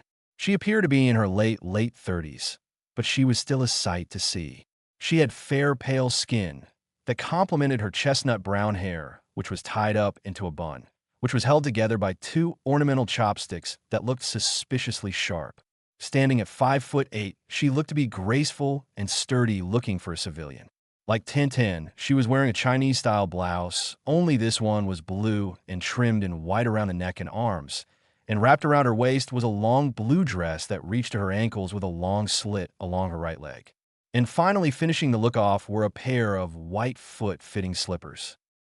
Now Tomoko let Guy be himself. No one has successfully made him quiet down. Hiroshi said to the woman, opening her eyes, revealing them to be a light brown color. She lightly laughed in response. "Oh, one day, he will learn his lesson, dear." "Unyouthful people," Guy bellowed as anime-style tears flowed down his face. With both sweat drops running down the back of their heads, Naruto and Sasuke sighed. Guy was an okay guy, but he really needed to act like an adult every once in a while.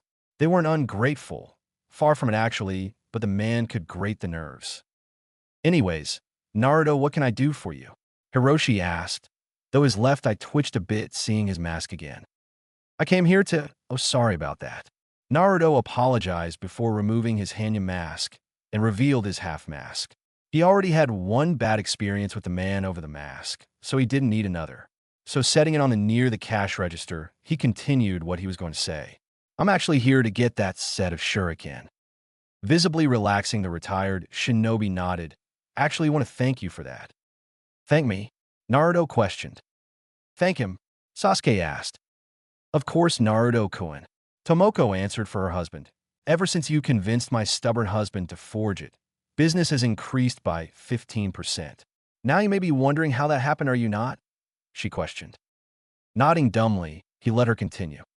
"Well, after he forged the first set, he accidentally left them on the counter to attend to his other duties. And believe it or not, it was Guy here and a couple of jonin who stumbled in.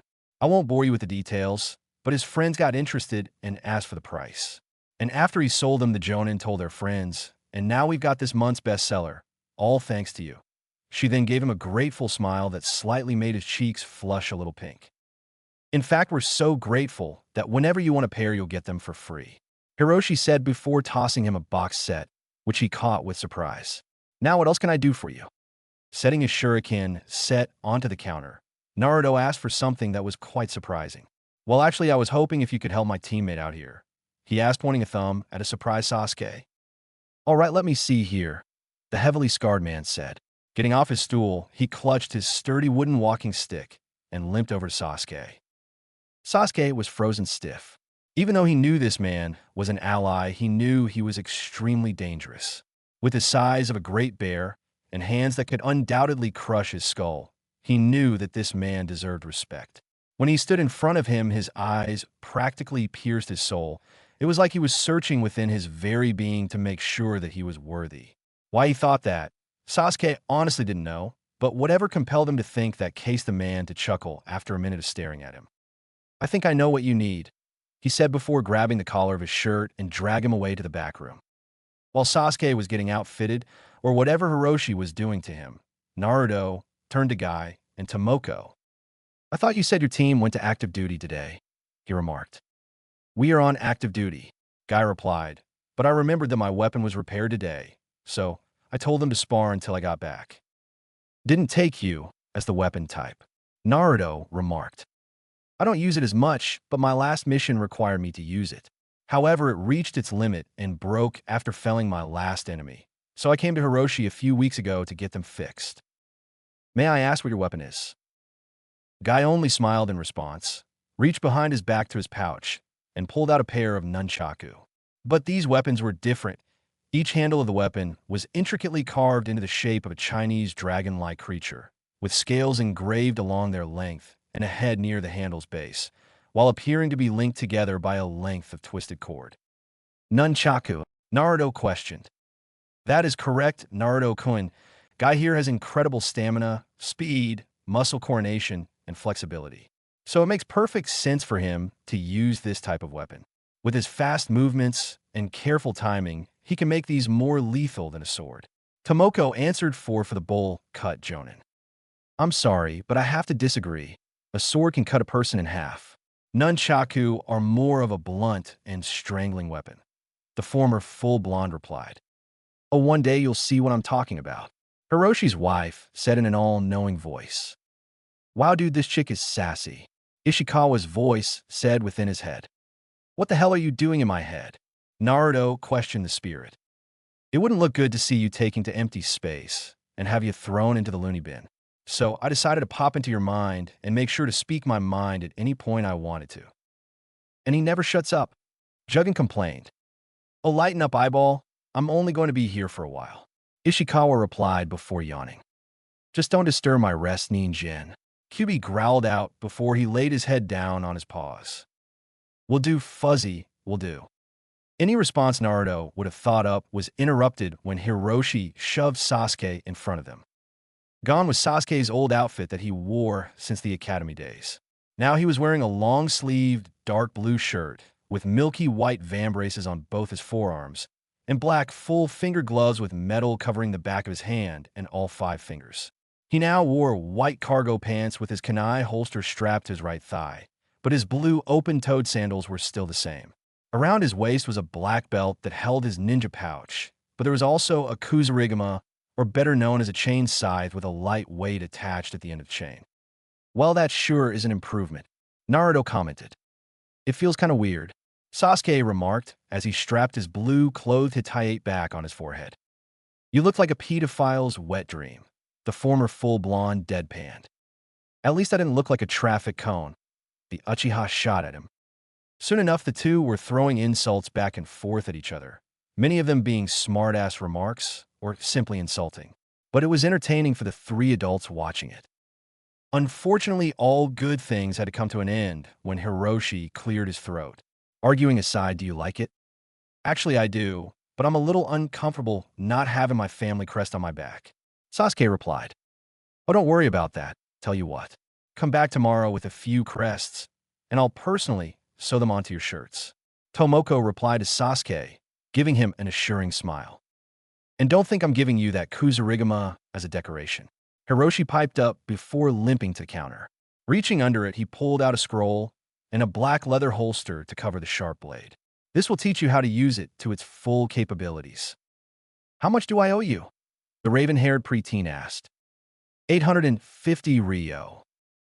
Nodding, Sasuke reached into a bag Hiroshi provided him with, which held his old clothes. After moving his hand around a bit, he pulled out his wallet with his family crest on it. Pulling out the sum of cash he owed the man, he handed it to him, which was deposited into the cash register. And the preteen easily slipped the holster over the extremely sharp blade and dropped the scroll into his bag for later. Naruto wasn't idly standing by as Sasuke paid for his items. There were 2 pieces of clothing that he needed to get before he left. So after Hiroshi finished placing his teammates' hard-earned money away, he asked him a question. "Where do you keep your pieces of armor?" "Looking for what your teammate has," the man asked, pointing to Sasuke's vambraces. "And greaves if you have them." "Oh, I definitely have them," he replied before going to the back room once again. Barely a minute later, he came out and tossed Naruto the gray pieces of lightweight armor. Easily catching them, he got to one knee and places the greave on his right leg first. Carefully placing it on his shin, he placed the strap in his free hand and brought to the area where he snapped it in. Easily snapping it in, he repeated with the strap below it. Moving his foot around to make sure his foot movement wasn't restricted, he found it satisfactory and went on to his left leg. After repeating the process, he strapped the vambraces over the Shodan Tsuchikage's lightweight guards, concealing the deadly hidden blades within them. Satisfied that they were a perfect fit, he headed back to the counter to pay for it. But to his complete surprise, Hiroshi tossed something that hit him smack dab in the face. "Gotta be quicker, dope." Sasuke managed to suppress a chuckle. Rubbing his face, Naruto bent down and picked up what was thrown at him. To his complete surprise, it was a belt buckle, but this one was of a white skull with an angry or the classical psychotic look with narrowed black eyes. "Consider that a gift, Naruto," Hiroshi said to him. "For real?" the mask wearer asked. "I bought 5 of those things 10 years ago, and not a single one was sold," the Scar Man replied before grumbling about a waste of 50 Ryo. "Thank you." Naruto thanked him before undoing his belt, quickly attached the skull to the buckle, and tightened it once again. "Now, how much are the pieces of armor?" 1,000. Hiroshi answered in a second's notice. Nodding, the Kyuubi Jinchuriki pulled out Gamachan and saw that he was extremely short. A sweat drop forming on his head, he turned towards Sasuke. Sasuke, mind loaning me 1,000 Ryo? I'll pay you back as soon as I can. I promise." Sasuke knew that his teammate would keep his promise, and so he handed Hiroshi what was owed. Happily grinning, the retired shinobi deposited his newly acquired profit into his bulging cash register. "Anything else I can do for you two?" "Not at this time," Sasuke answered. "Well, I'll see you two later." Hiroshi bade them farewell. "I will be back while I get some income flowing, and tell Tintin we said hi." Naruto said his goodbyes to the 3 in the store and strolled out.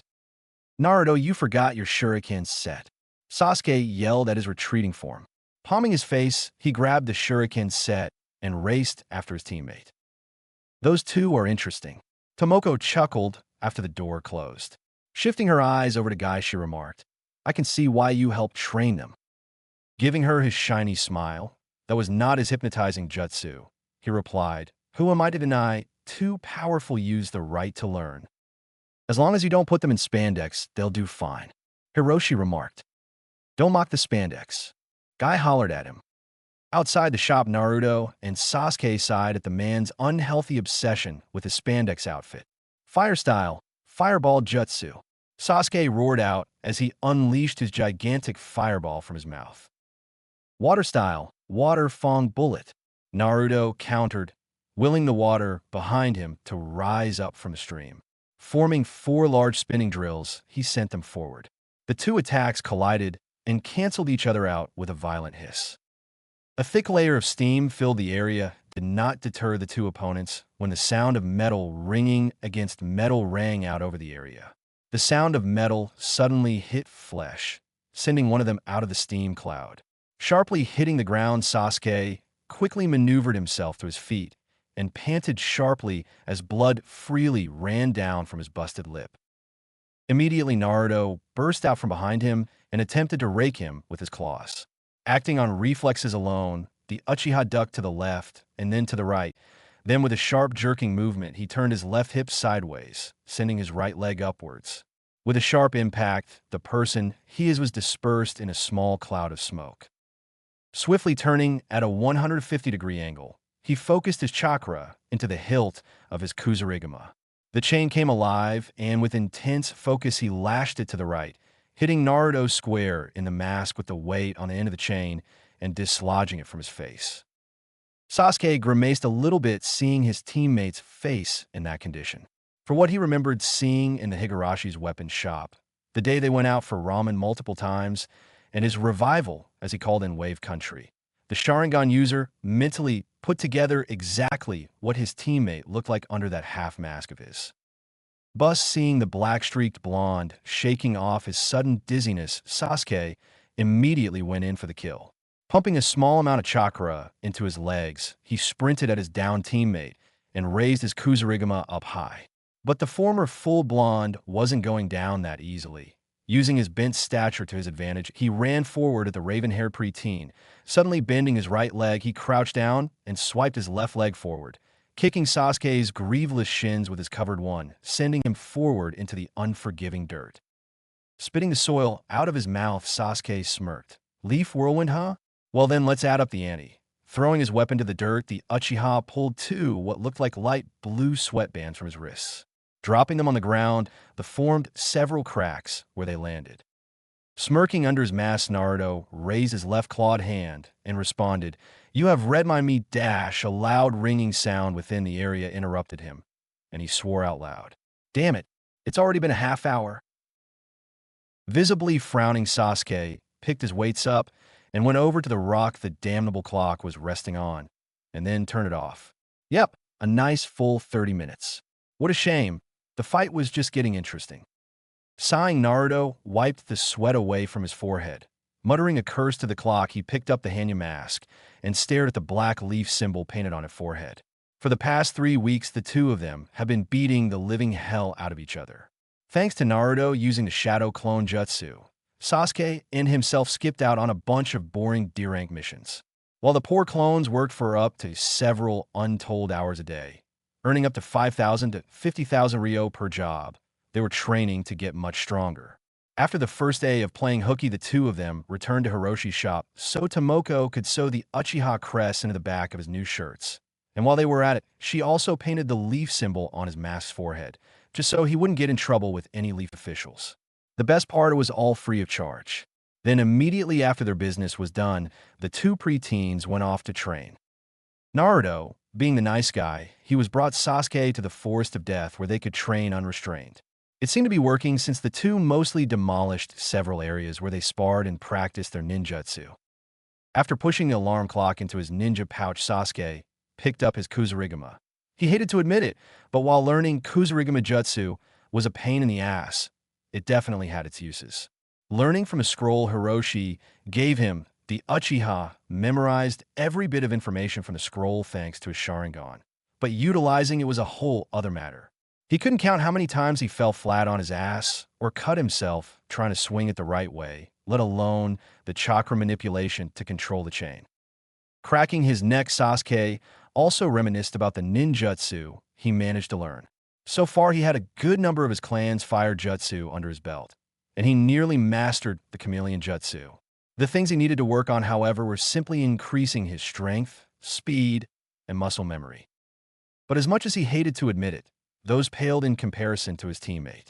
Every day, the creepy mask wearer seemed to get stronger, faster, smarter. His jutsu revenue was slightly larger than his.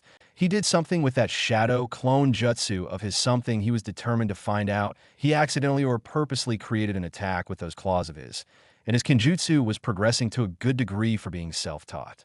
But the only bright side he could visibly smile at was that his progress with the fireball jutsu sucked. Dear Kami, did it suck. Hey Sasuke, we need to get out of here. The sun is going down. Naruto shouted at him. All right, I'm coming, he hollered back at him. Jumping into the giant trees, the two preteens moved in relative silence. Though it was clearly shown that they weren't exactly happy with the outcome with their daily fight, 30 minutes was never long enough for these two. But Aoba, who frequently guarded the gate, urged them to fight for only 30 minutes a day, just so they wouldn't beat each other into a coma right in the middle of the deadliest place within the leaf. Jumping over the fence, the two landed outside the danger zone, as most shinobi called it, and immediately heard the familiar clapping hands of one Aoba Yamashiro. I see you two had fun. Master any of your techniques yet? He asked them.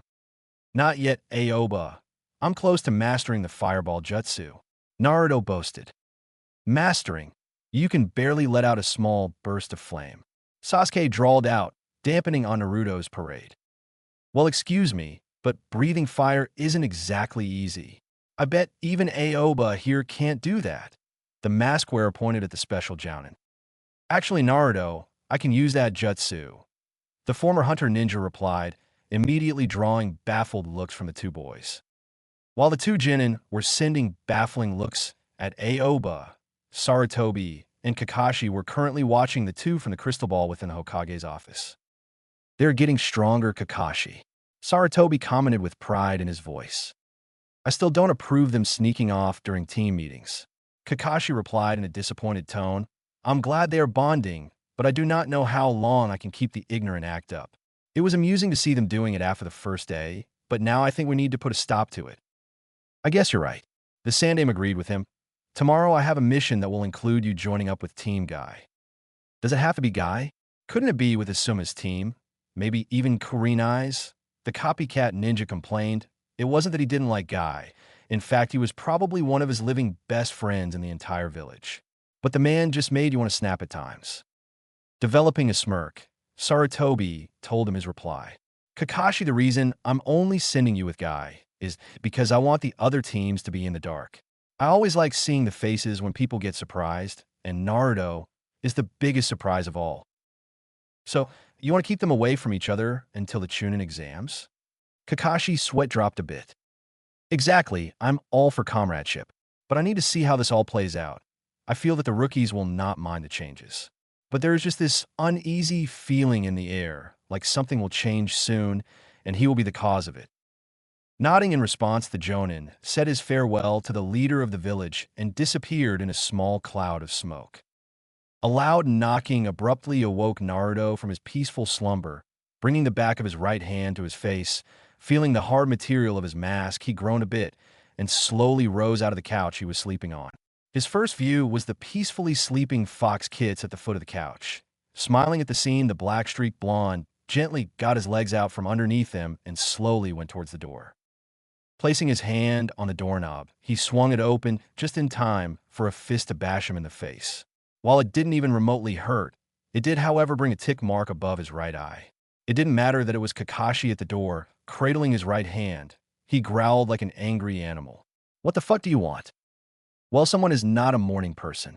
Kakashi responded half-heartedly. Squeezing his right hand a few times to try and dull the pain, he spoke the message he came to deliver with some of his words thrown into the mix.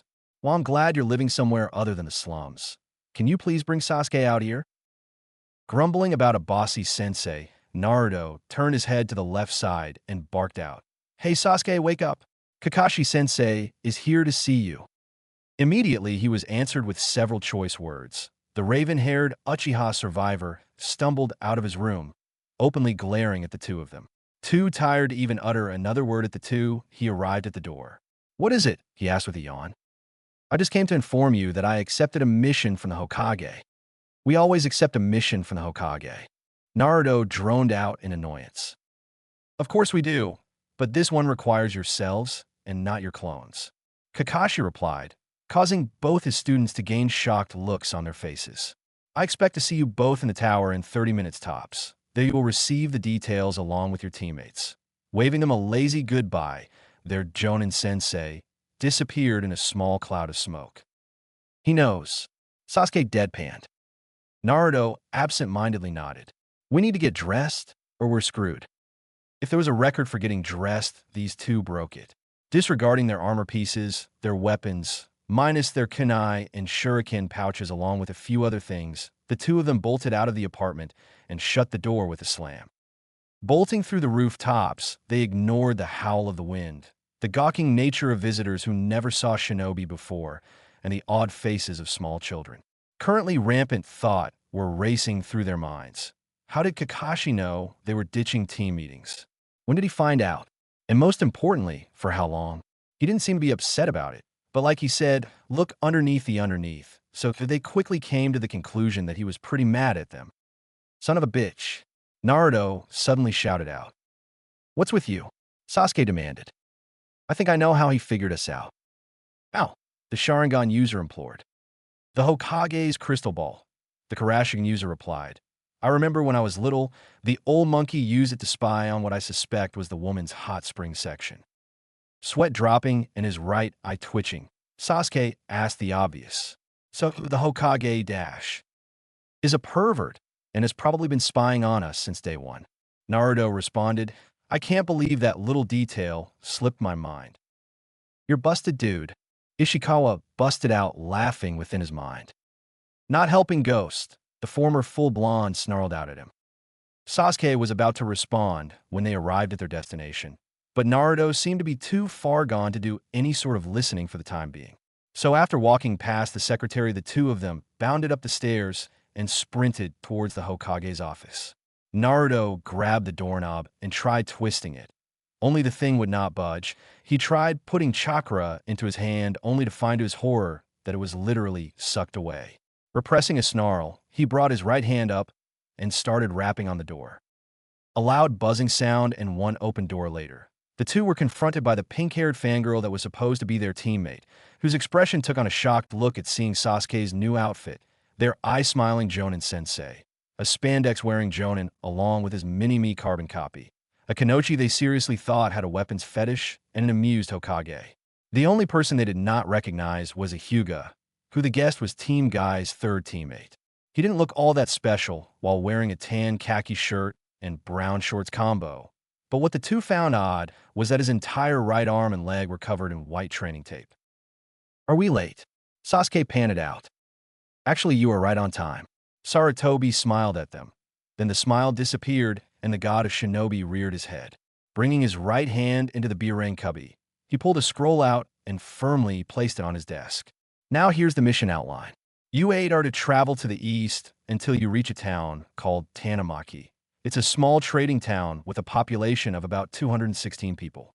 They have been encountering bandit troubles for nearly 3 weeks. So far, there have been 4 deaths, and 3 women have gone missing and are presumed dead by now. I want you to gather as much information as you can on them, and then you will take care of them. Gulping at the implications the Hokage just made, Sakura shakily responded to the order, H. Hakitsuma, surely you don't may a dash. Yes, Sakura, I am ordering you to kill or capture any bandits you come across. I do not care on how you do it, but I want it done. Sarutobi firmly said to her, I want all of you to leave in exactly 1 hour, no later. Tossing the scroll to Guy the old kid ended his talking and waited for a response. Understood, Hokage-sama. Our business should be done within a week tops. Kakashi said to him, seeing the powerful shinobi nod. Both Guy and himself ushered their respective genin teams out of the tower and onto the streets. All right, I need all 6 of you to listen up.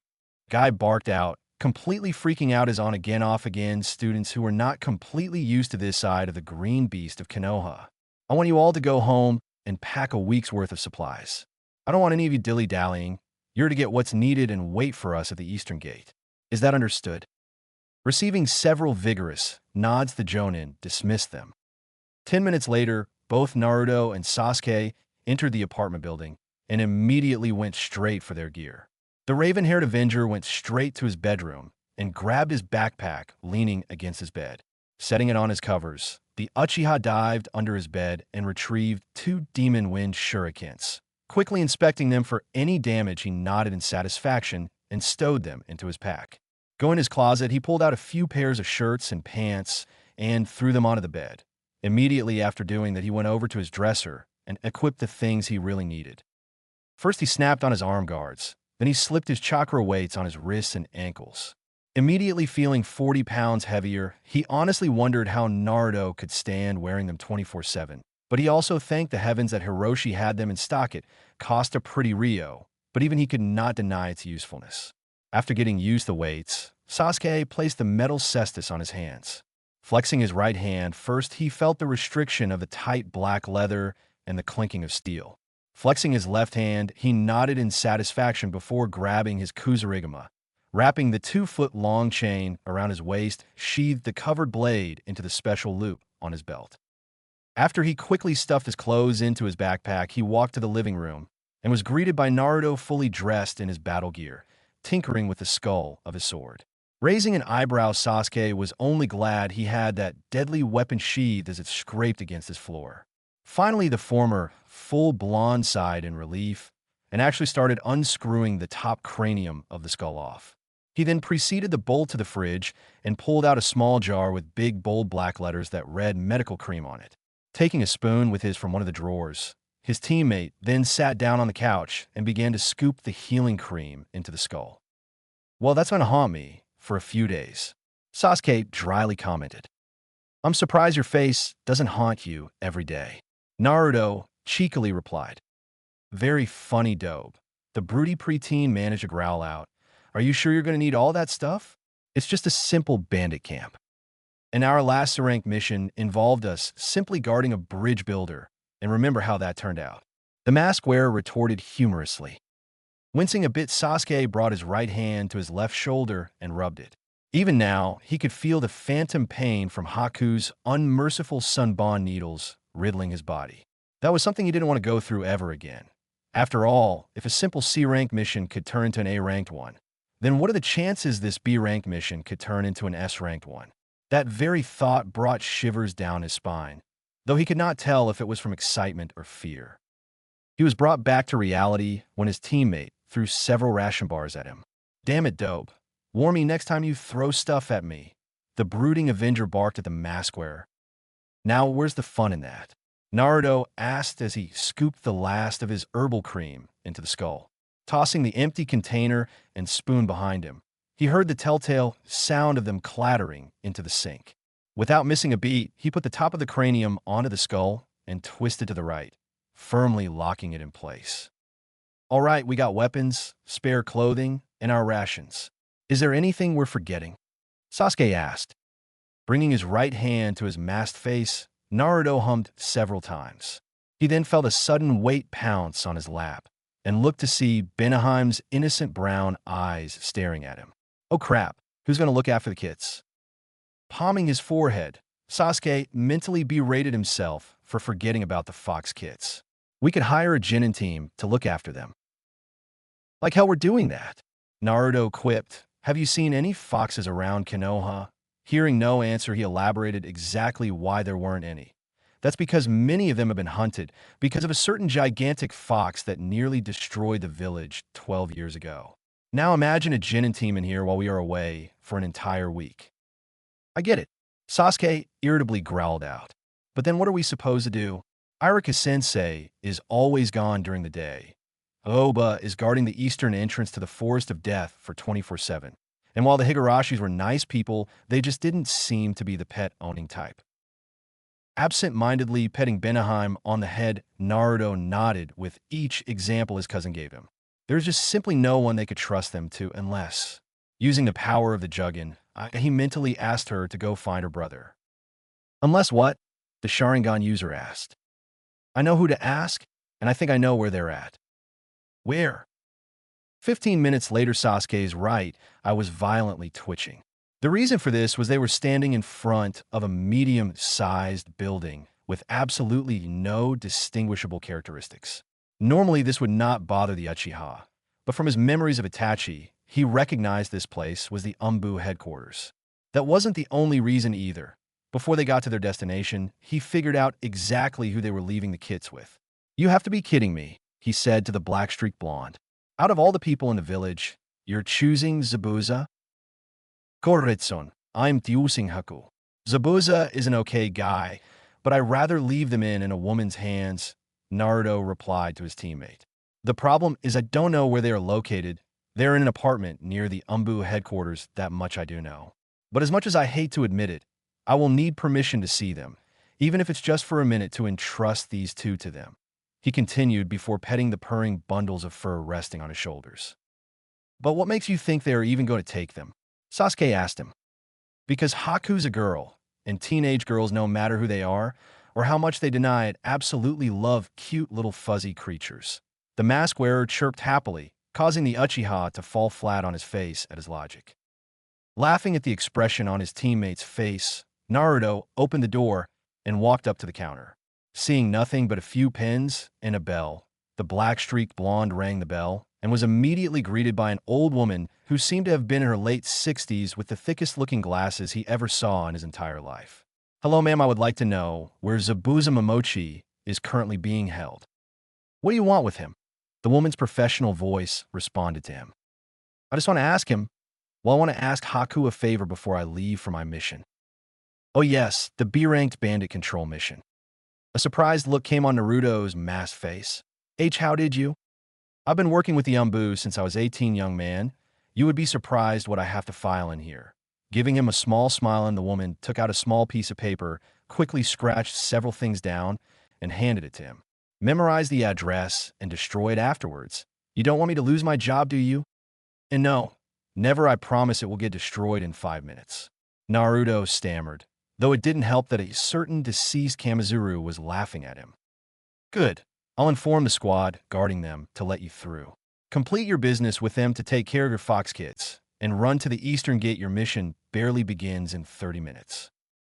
"What the?" Remembering that he had the two on his shoulders, he repressed a sigh at his absent-mindedness. "Oh, never mind. Have a good day, ma'am." Waving, he made his way out of the building as the old woman smiled approvingly at his back. "What a nice boy he is. Even despite what's happened to him, he's made leap and bounds since he graduated. Already he has stopped a traitor, saved an entire country, got 4 unique people to soon join our ranks, came back from the dead of all things, and is bringing Sasuke-chan out of his shell. That boy is going to do great things. Don't you agree, Kurohyu? Panther-chan?" The woman fixed her glasses on her nose as she turned towards the darkest corner of the room. "Yes, Captain," a man wearing a panther mask agreed as he emerged from the shadows.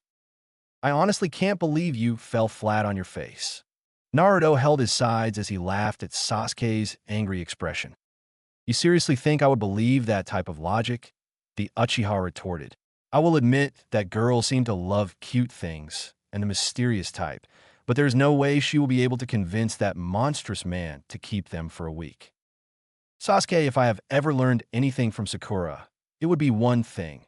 Women are scary." Letting his words settle with his cousin, the two made it to their former enemy's place of holding. The place looked like an average-looking building. It had no distinctive features other than white walls with brown trimmings. Walking up to the door, the two preteens loudly knocked on the door. After the third knock, the door flew wide open, revealing a snarling man wearing a pair of gray pants and a black shirt, with wild shoulder-length dark brown hair that suited his fair face. "What the hell do you want?" he screamed at them. Naruto had to mentally pat himself on the back for controlling his reflexes, and a silent thanks to Shinigami for his mask, because his face definitely had the "I'm the scared the fuck out" expression on his face. Sasuke, however, was not so fortunate. He let out one of the most unmanliest screams and jumped 5 feet in the air out of fright. The angry man opened his mouth to continue screaming, but then a man looking exactly like him, only with smoother hair, beamed him upside the head. "Shut up, Meizu. These two are obviously here for a reason." "Damn it, Gozu," the man revealed to be as Meizu barked out. "So, the Hokage did take you out of prison, and here I half expected that you two were already on Kirigikure's chopping block." Naruto interrupted the twins bickering at each other. "You can thank me later, but right now I need to speak with Zabuza and Haku." Thank him later, the demon brothers and Sasuke thought to themselves. But quickly snapping out of their thoughts, the two brothers only grunted and let them into their home. Just like on the outside of the house, the inside was plain and dull. The walls were a dull white, and whatever furniture they saw was made out of steel. All in all, the place had the feel of a prison. "So the two of you finally decided to grace us with your presence." A rough voice alerted the two that they reached their destination. In what they, though, was the living room was none other than Zabuza Momochi. Sitting on the couch, they saw that he didn't change much over the last 3 weeks. The only difference was that he was not wearing the training tape around the bottom half of his face and neck. But what he wearing was a white wife-beater shirt that showed the bite scar on his right shoulder and blue pants. "Hey Zabuza, it's been a while. How has life been treating you?" Naruto greeted one of the most infamous shinobi with a casual demeanor. "Oh, it's been just perfect. The minute we leave the Hokage's office, we were taken to Toumbu headquarters, got all our shinobi gear confiscated, given these crappy clothes, and shoved into this goddamn prison. Then days later, these two bozos are thrown in with us. The man angrily spat out his displeasure. Oh, don't mind him. He's just upset that he's been separated from Kubikurabocho. A soft female voice announced herself. Turning towards the source, both Naruto and Sasuke saw Haku walking towards them, wearing her sleeveless pink low-cut kimono. Once again, the Kurashing user was glad he had his Hanya mask. Otherwise, he would have been doing an excellent imitation of a fish. This was something he was going to curse his awakening hormones for. Anyways, what are the two of you here for? Zabuza demanded. Sasuke slapped his teammate on the back of the head.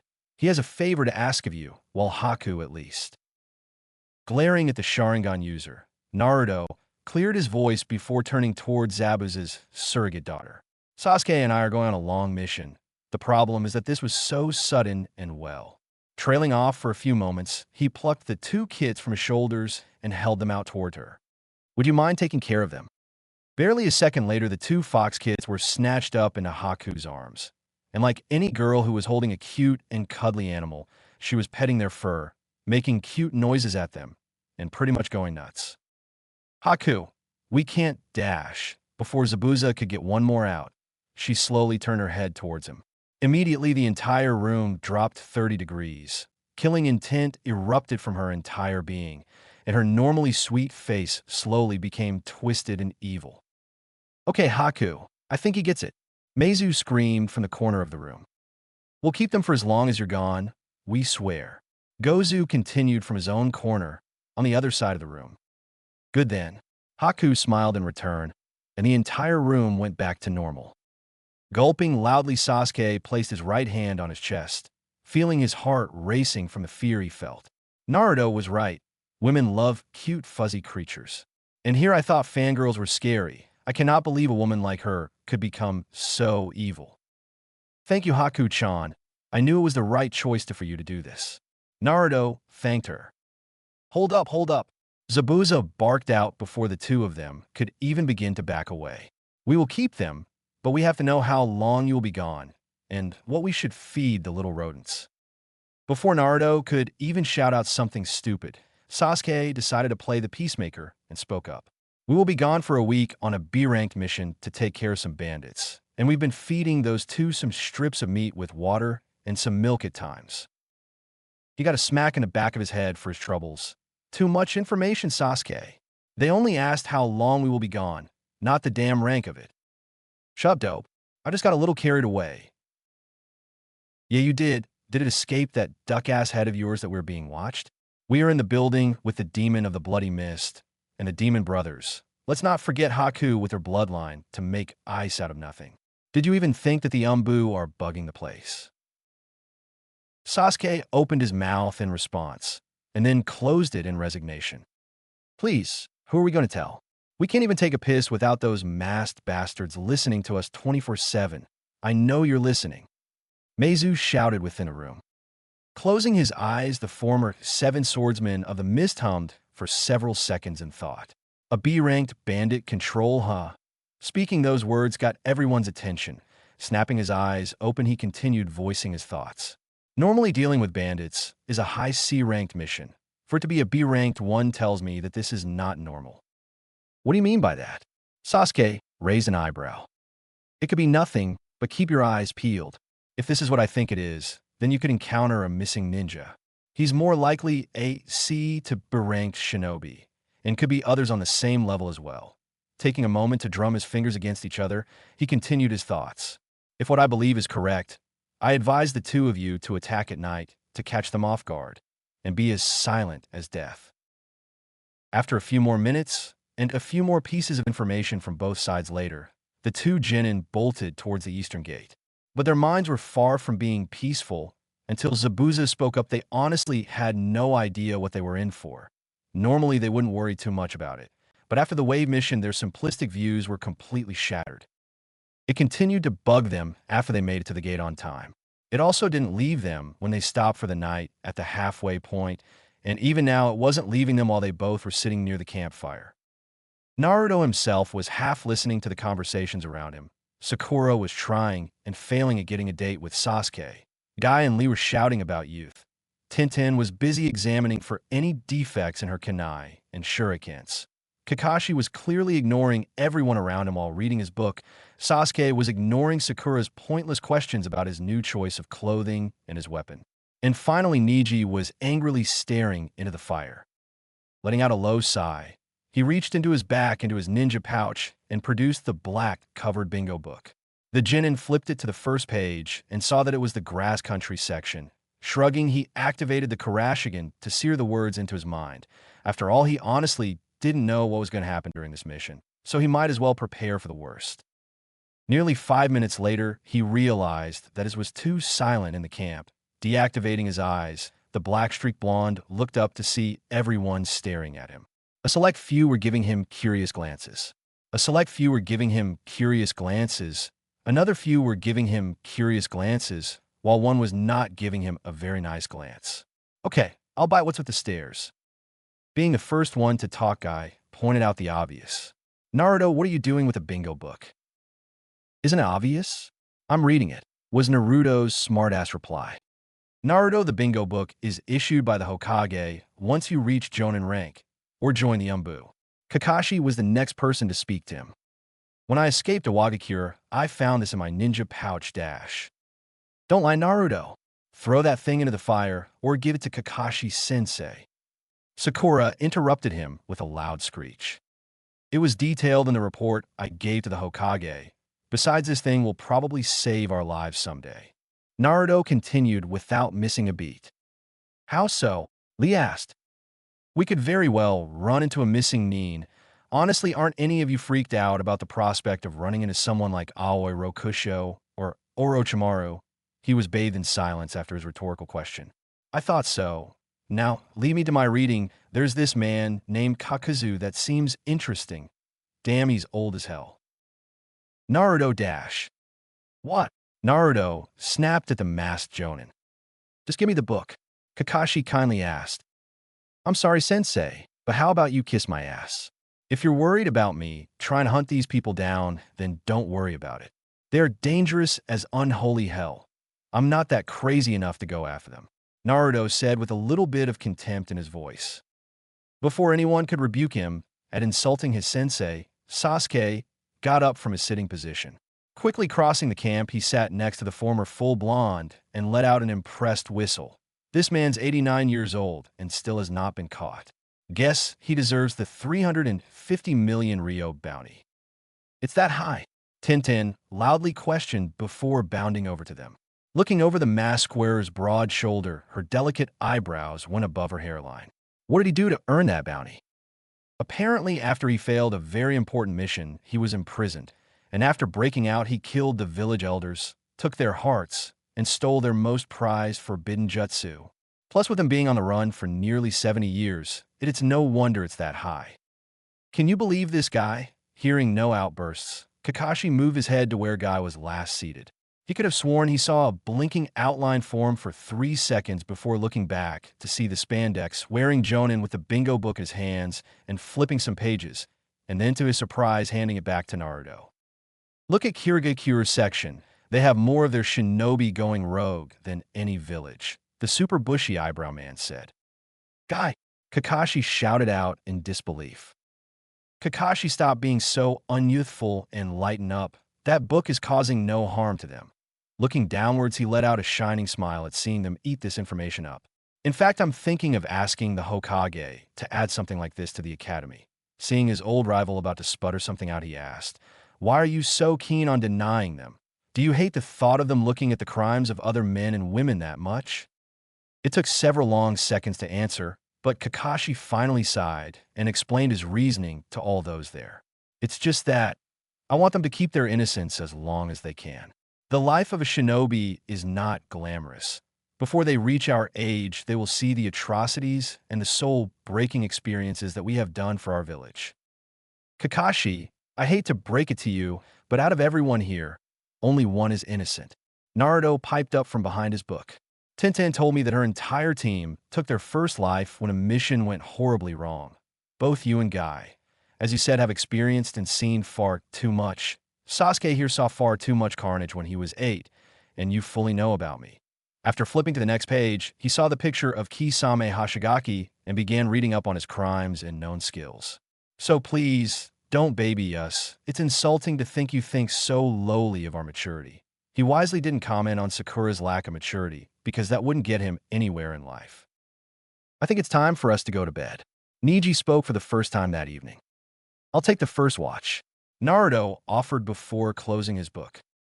I'll relieve you in 2 hours then. Kakashi told him. After waking up around 8 in the morning, the two teams headed off again to Tanemaki. The sun was still high in the sky by the time they made it to their target. The town was what they expected it to be: small, filled with unsold goods, and slightly depressing. Before they entered, the two teams stopped on the edge of the tree line and came to a standstill.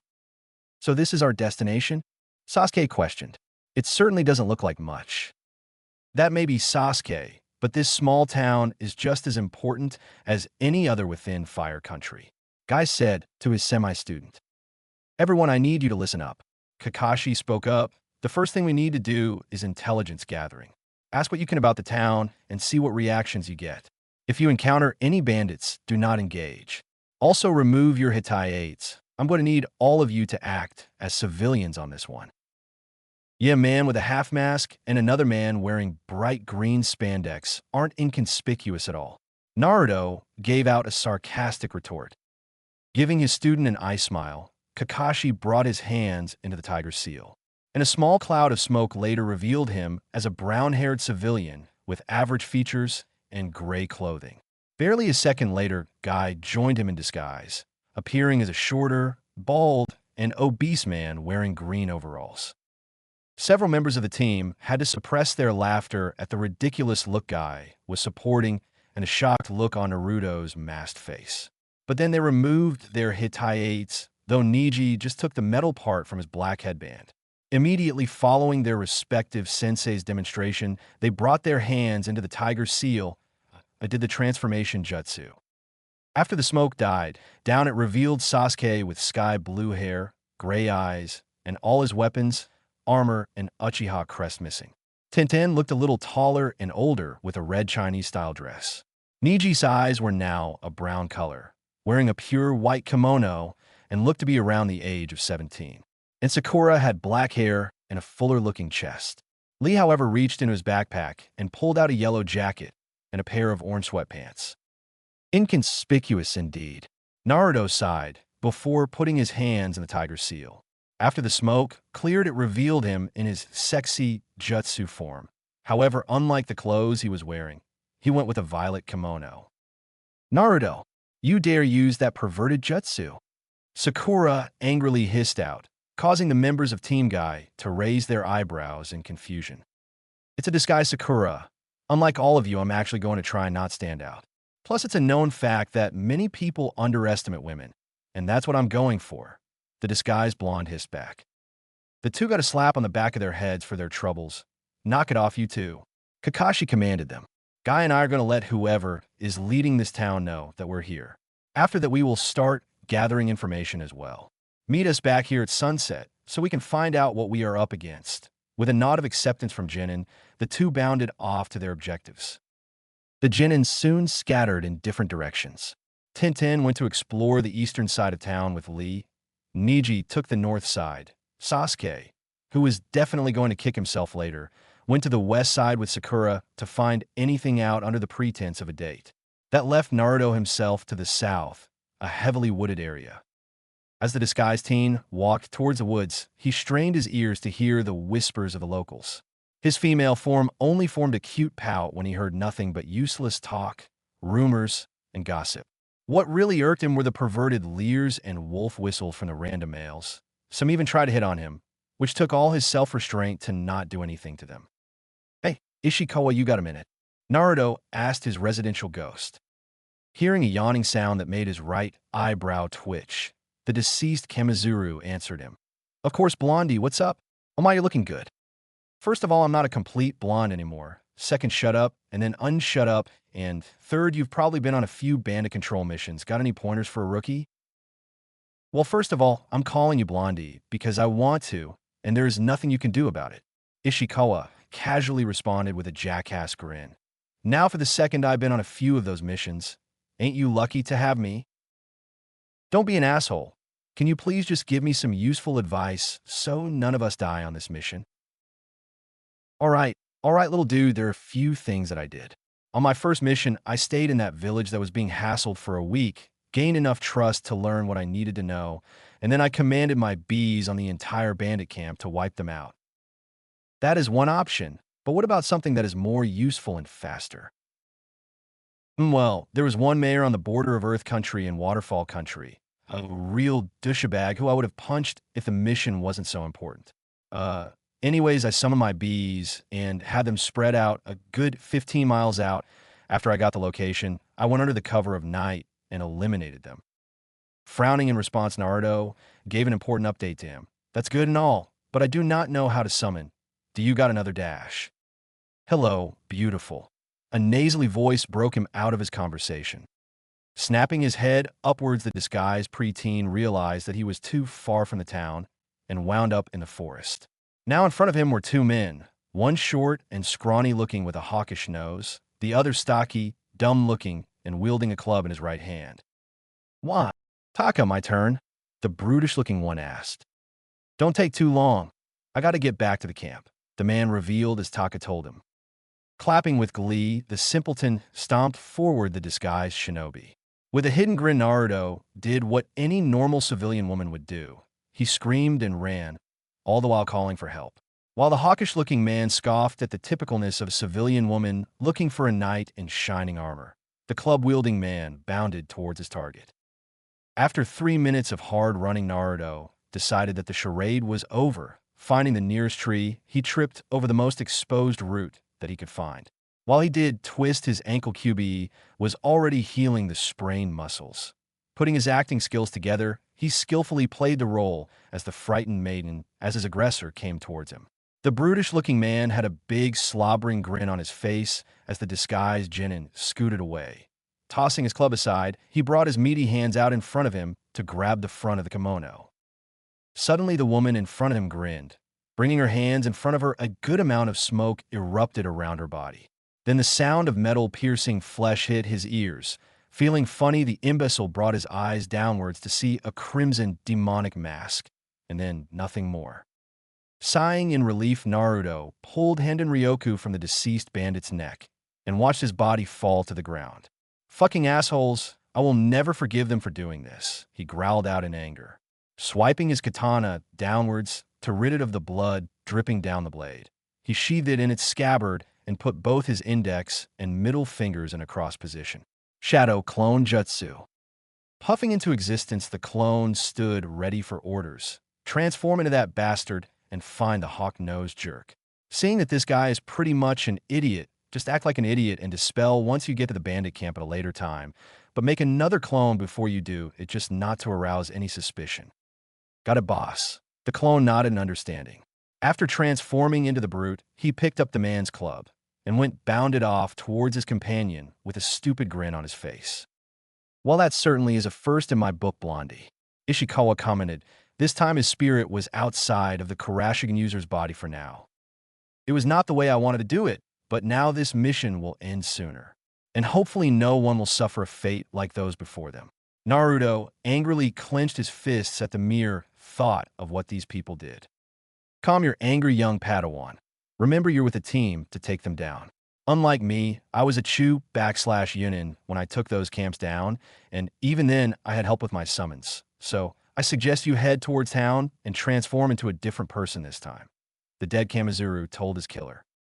Slamming his hands together into the tiger seal, Naruto muttered out, "That doesn't change the fact that these people will meet their maker." Meanwhile, in town, Sasuke was absolutely miserable. Once he got to the west side of the village, he asked why the prices were so high and listened around for any information regarding the bandit issues. So far, he only got depressing sighs and nothing but rumors and speculation. But that wasn't making him brood in anguish. No, it was his other teammate. Instead of treating this mission seriously, she was treating it more like a real date instead of the false one like he suggested. Currently, they were at a small restaurant and was just picking at his dumplings, absently nodding at his teammates babbling about nothing. Suddenly, he heard a dull, screeching noise of a chair being pulled out. Looking over, he saw a red-haired teenager with violet eyes and wearing a complete black outfit sitting near them. "Hey, this table's taken, bucko," Sakura shouted at him. "Yelling on a mission is not recommended, Sakura," the redhead said to her. "Naruto," Sasuke whispered out. "What happened to that other version of you?" "I had to ditch it due to some complications," Naruto quietly answered. "I will tell you all the details at the ravenous point, but right now continue what you're doing. Enjoy your date," he snickered out, leaving behind a disgruntled Uchiha. It would be a few miserable hours later when everyone met up at the entrance. No words were spoken when they all canceled their jutsu to report their findings. The leaders of the group spoke first. "This is what Guy and I have gathered from the leader of the village. For nearly 3 weeks, these bandits have robbed around 20 merchant caravans, and there is an estimated 30 of them somewhere around the area," Kakashi reported to the genin. Niji was the next to speak up. "In the northern part of the village, I went to the graveyard. I spoke to the men who care for the place. The 4 they buried were taken out by bladed and blunt weapons, so we can probably assume that some of them were former mercenaries." Tintin spoke next, just to save everyone from Lee's report. "We found nothing. Everyone was so depressed and refused to talk to us." Sasuke added in his own report, "I heard nothing more than gossip, and the worries of what will happen to the town is this keeps up."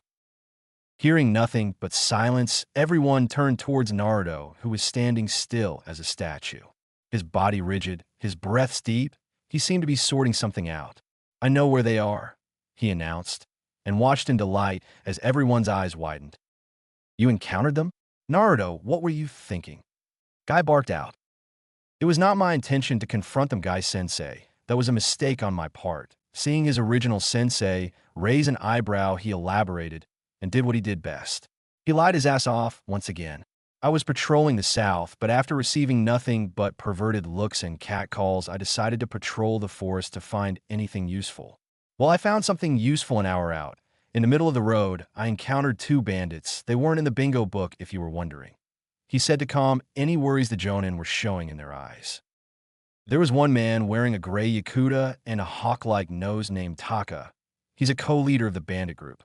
His bodyguard was named Bruno, an idiot man-child who only followed his orders alone," he continued. "How do you know this?" Niji demanded. Peering into the Hyuga's eyes, Naruto answered in the unimaginable coolest tone possible. "It's quite simple, Niji." The simpleton asked Taka if it was his turn. The shocked looks told him they knew what he meant. So acting like the stereotypical scared civilian girl I ran, Bruno took off after me, and after about 5 minutes I tripped myself over a tree root. That lumbering bastard began slobbering and reached out to grab me. Suppressing a chuckle, he dropped the bomb, so to speak. I canceled my jutsu, blinded him with smoke, and then stabbed him through the throat with my sword. "You killed him," Sakura gasped out. "No one gets back up after that, Sakura-chan," Lee responded, remembering Tintin's first kill being very similar. "With his death, I learned more than all of you combined," Naruto boasted. "After killing him, I created a shadow clone to follow Taka back to the camp. He was mad that Bruno killed the woman, but that's not the point. They are exactly 10 miles to the southwest with around 70+ inhabitants, not the 30 the mayor of the town told you to. It's defended well enough with 10 men patrolling the perimeter to make it a little difficult to get in undetected, but that's not the only thing I found out." Seeing his student clench his fist, Kakashi put his hand on his shoulder. "Deep breaths, Naruto. Deep breaths. Tell us what you saw." "Before my clone dispelled itself in the woods, I saw their leader. I saw the 3 women the Hokage reported as missing. He was..." Gritting his teeth in anger, he stopped beating around the bush and bluntly told them what he saw. He was raping them. With immeasurable glee on his face, he fucked the living shit out of them, and completely unaffected to their cries of pain or their begging for him to stop. The 2 women placed their hands over their mouths in horror, and the men clenched their fists in anger. "Then there's no time to waste. Let's move out," Kakashi ordered. The sky was dark as they leaped through the treetops. For the members of Team 7, it was a little different than their trip from Wave Country. The trees seemed to be closer together between Wave and Konoha, but here the trees seemed farther apart and not nearly as thick in most areas, causing them to at times proceed on foot more often than not. In other areas, they were thicker and erratic, Naruto could have sworn that some higher power was messing with him, and hearing a silent grumbling from Shinigami wasn't helping matters. Niji signaled for them to stop as they came up to a less dense section of the forest. Thanks to his Byakugan, he could see the first sparks of a few bandits starting fires. Okay, we're a good distance from the camp, and most of the bandits are still asleep. I see 10 guards about 50 feet away. They're armed and wide awake too. Guy-sensei, do you or Kakashi have a plan? Give us a minute, Niji. This can't be rushed, especially if they're captives. Guy whispered to his student. Ishikawa, you got any ideas? Naruto asked his haunting spirit. Sorry, Blondie, but you gotta learn on your own about this sort of thing. While I'm here to help guide you through life and all, I'm not just going to hand you something on a silver platter. You gotta use your noggin. Just think, man. The slacker replied to the demonic mask wearer with a yawn in his voice. Scowling a bit, Naruto brought his right hand to his masked chin and thought. While Ishikawa was a lazy bastard, so much so that he actually compared him to a certain Nara classmate of his. But he had a point. He wouldn't grow as a shinobi by constantly asking for help. He needed to do things on his own, and this was one of those things he needed to do.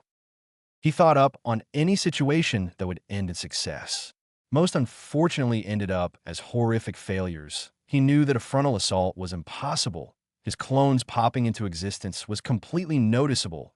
Setting fire to the camp would kill the women. An air assault was ridiculous. There was nothing that he could even think of. Naruto then looked at Kakashi formulating a plan within his mind. Apparently, whatever he was thinking was going to be sneaky. Wait, sneaky? His tactics book for dummies gave him an idea. That's it, he whispered in sudden realization. Kakashi-sensei, I think I got something. Snapping out of thought, the copycat ninja looked at his former hyperactive student. What do you have? Something stupid, Sakura inwardly sneered. My idea is simple but effective, and I have to thank you for it.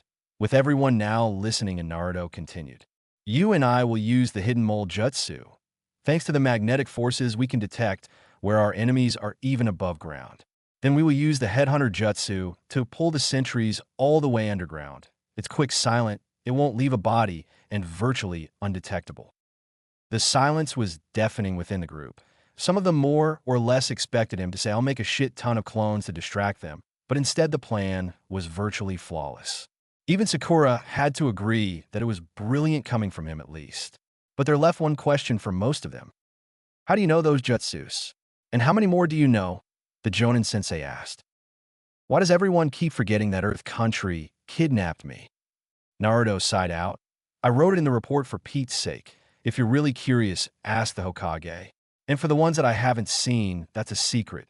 You always told me a shinobi keeps some secrets. Shaking his head in exasperation, Kakashi sighed in response. Okay, Naruto, we will go with your plan. Just be prepared for any consequences. I will, sensei. Naruto responded in a serious manner. He then placed the palms of his hands on the ground and channeled his chakra into it. Then, to surprise of the ones who had little knowledge of earth ninjutsu, the very ground where demonic maskwearer placed his hands on became fine sand. Without even pausing, the former hyperactive member of Team 7 began to dig like a mole until he completely disappeared underground. Kakashi soon followed after him, leaving the others to sit and wait. Minutes went by and Sasuke began to drum his fingers on the ground impatiently. Niji, do you see what's going on? He asked. With his Byakugan still on, Niji slowly moved his head to the right. He saw one dozing bandit yawn out in exhaustion before he was suddenly dragged underground. With a sudden look of alarm, the Hyuga looked downwards to see Naruto swiftly breaking his neck. And to his surprise, Niji found his legendary eyes unable to see through his scary-looking mask. He then saw his fellow genin move towards the next one and easily pulled him quite literally 6 feet, unlike the last one, and broke his neck. Well, the Uchiha impatiently asked. Uzumaki just took out 2. Make that 3 bandits. He pulled them approximately 6 feet underground and snapped their necks. Looking to the left, the Hyuga continued. Your sensei just dealt with the last of his targets and is in the process of coming back towards us. Barely a minute later, Kakashi dug himself out of the ground, breathing a sigh of relief. Well, that was unpleasant, he sarcastically commented. At least you got the job done, my longtime rival. Guy whispered out. What's taking Naruto so long? Tintin whispered. He's just about to take out the last century, Neji announced, and there he goes. After Naruto took out his last man, he tunneled back to the two teams. With one hand going in front of another, he felt the magnetic forces underneath him. Again, he thanked the use of the Shadow Clone Jutsu for practicing his ninjutsu until he more or less perfected them, because without them, he would have probably died in the process. However, that still didn't mean it was hard as hell to breathe underground. He crawled his way up a few feet away from his team, gasping for air. He didn't overreact or be melodramatic as he calmly breathed in and out the precious life-sustaining oxygen. Pulling himself out of the hole, he dusted himself off and headed over to the two teams. Sorry about the wait, everyone. Are we ready to do this? You sure you're up to this, Naruto? You've already done more than enough. Kakashi asked. I need to do this, Kakashi-sensei. I need to see this through. Rubbing the bridge of his nose, Sasuke sighed in exasperation. You heard the dobe. The sun is going to rise in 20 minutes. Silently nodding in reply, the two Jonin senseis ordered their genin to move out. Everyone silently crept into the camp. Kakashi and Guy were the first to take the half-asleep cooks as they began to start breakfast with cold efficiency. Bringing his right arm out, the copycat ninja waved Naruto and Sasuke into a group of tents. The two nodded in response and quietly snuck into the nearest tent, leaving everyone else behind for the time being. Once the two pulled the flap back, they recoiled at the smell, because apparently tents did not have proper ventilation. Seeing two bandits sleeping in awkward angles, the two of them pulled out a kunai each. Thanks to Shinigami's sadistic training methods, Naruto's resolve was steeled as he tightly clutched his kunai in his right hand. Sasuke, however, was suppressing his shaking. In front of his was another human being. He didn't know him, but he had a life load of memories just as him. On the outside, Kakashi and Guy were observing the camp. Lee and Neji were busy in a tent on the left, leaving Tintin and Sakura as additional overseers. The panda-haired teen's sharp eyes tried to see through the darkness, but the inexperienced Sakura kept moving her head back and forth. Already she had a kunai out in her hands just in case anything went wrong. The shifting of fabric alerted the pink-haired girl. Turning to the right, she saw a medium-sized bandit stumble out of his tent in a daze. Panicking, she reared her right arm back and threw her kunai. The deadly projectile easily pierced his throat. The man's eyes widened in horror and fell backwards into the tent. He just came out, causing the entire thing to collapse, making its occupants yell out in surprise, causing what was supposed to be a simple takedown mission to turn into a full-blown, full-scale assault. Screams of alarm alerted the two genin of Team 7 within the tent. Two bandits immediately jumped to their feet. Opening their eyes, they saw the two preteens within their tents and screamed in alarm. Naruto silenced the first one by throwing his kunai, striking him between the eyes, and Sasuke, out of reflex, let his kunai loose, watching it sink into the man's neck, officially marking his first kill. Exiting the tent, the two saw the remaining bandits start to pour out of their tents. Both Naruto and Sasuke drew their shuriken and took out the ones that seemed to be the greatest threats. Afterwards, they drew their respective weapons and bolted into battle. Readying hand in Ryokan, Naruto waited for an assault on his person. He wasn't disappointed. A large-sized bandit rushed him, snarling, and the black-streaked blonde twisted, letting his instincts and muscle memory take over, raising his katana to meet the giant man who came bearing down upon him fast and hard, his broadsword slamming into the genins with a clash of steel. But Naruto was braced, his feet planted apart, the line of his body perfect, and the bandit's attack barely moved him. He swept his katana aside, using the weight of the man's huge broadsword against him. The bandit's arm flailed uselessly for a second. A second was all he needed to step forward, plunging his deadly blade into the man's bare stomach. Kicking the dying man off it, he spotted Sakura kneeling with vomit in front of her. It was obvious that she was horrified that she made her first kill that was going to cost her life when he saw a heavily scarred bandit bolting towards her with a war hammer high above his head. Naruto may have disliked her with an intensity of 1,000 suns, but he was not going to let her die. Pumping some chakra into his legs, he bolted at the man. Swinging hand in Ryoku outwards, he cut into the man's throat, which opened, spraying the right side of his mask and clothing a fine crimson as he fell to the ground, clutching his throat. Looking down at the crying girl, Naruto clasped his free hand in front of her Cheongsam dress and lifted her up to his eye level. "Don't sit there being useless," he barked at her. "I don't care if you call me a monster after this, and I certainly don't give a shit if you tell your whore of a mother that I treated you this way. Just do something. Run to Kakashi-sensei, kick a band in the nuts, or do your fucking job and quit being so damned useless." Throwing her away, the demonic mask-wearer pivoted on his left heel and flashed his katana across a husky bandit's belly, splitting it wide open, letting his fat and entrails fall to the ground. Turning to the east, he bolted away towards a large, fancy-looking tent that held the man he wanted dead. Meanwhile, Sasuke was standing back-to-back with Lee. With his Kusarigama clenched in his right hand and his Sharingan active, he saw two men with impressive-looking swords. Bringing heat chain in his left hand, he poured his chakra into it and waited. Lee looked over his shoulder and saw what his fellow comrade was doing and waited for anything to go wrong. When the Uchiha's target got near, he struck. He lashed his chain at the bandit on the right. Controlling the chain with his chakra, he wrapped it around the man's sword and yanked it towards him. The man soon found himself completely caught off balance and fell flat on his face. Not wasting any momentum, Sasuke cartwheeled once, somersaulted twice, and landed on the man's back, plunging his Kusarigama into the bandit's brainstem. Enraged at seeing his buddy killed by a simple kid, the second bandit raised his sword to strike the brat down. But the cry of "Leaf Hurricane" momentarily stopped him in his tracks. Looking over, he saw a green freak literally flying at him. Then he felt a powerful kick to his chest, his breastplate shattering into over a dozen pieces, and blackness engulfed him for the rest of eternity.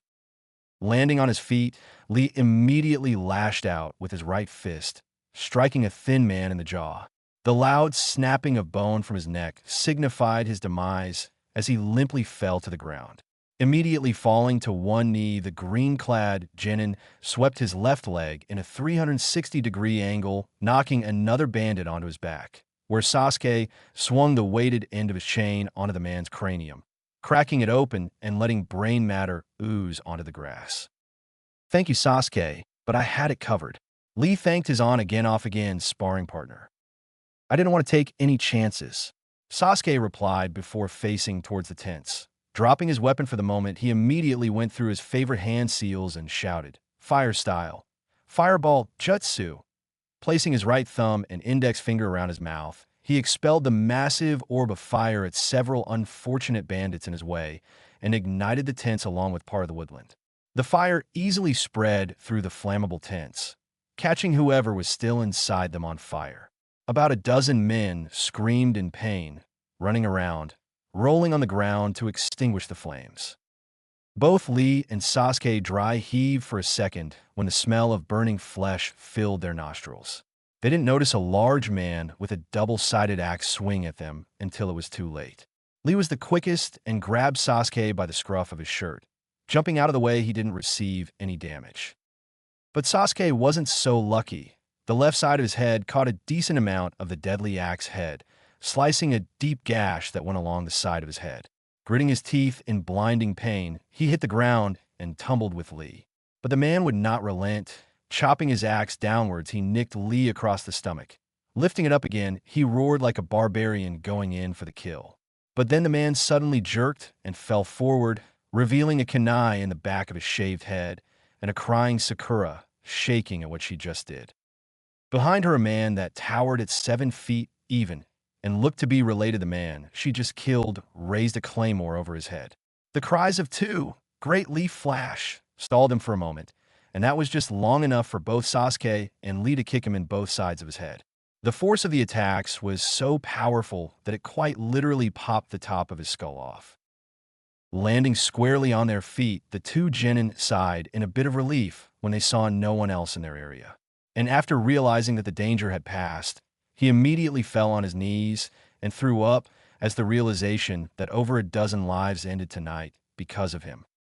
Further away, bandits fell left and right as Naji slammed his palms into their chests, while Tintin sniped behind him, her kunai and shuriken hitting their marks when anyone tried to get too close or were just unlucky enough to be in her line of sight.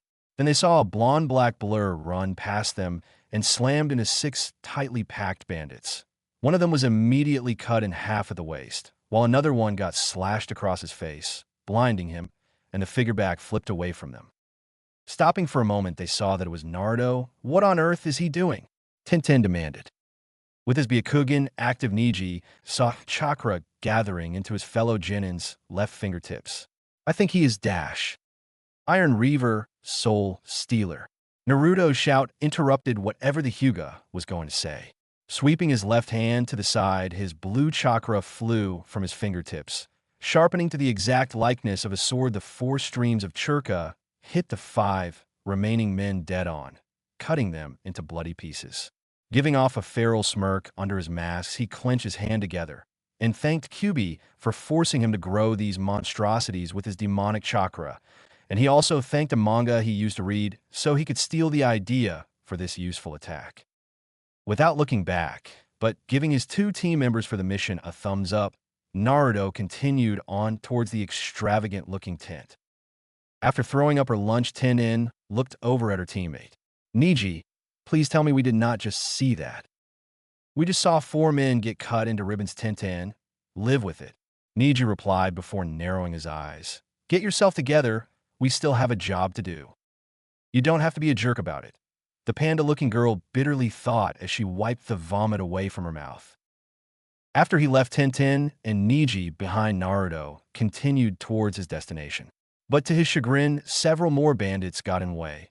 Only unlike the barely clothed and half-awake bandits that he killed, these men were wearing leather armor with some iron plating.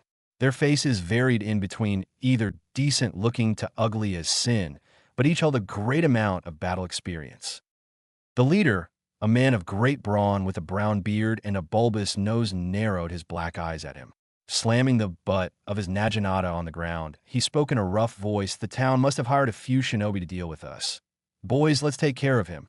If you die, take him with you. At his order, the bandits rushed forward as one with a battle cry. Naruto readied his katana, flexed his left hand, and leapt at the charging man. Bifurcating one and slicing another's throat out, he pivoted on his right heel. He watched as the 2 collapsed. The others turned towards him and followed. A lithe man swung a long sword at the former full blonde, who blocked it with Henryoku, followed by a slash with his left arm's hidden blade, splitting another bandit's stomach open. Then lashing out to the side, Naruto raised his right leg, unconsciously shouting out, "Leaf, rising wind!"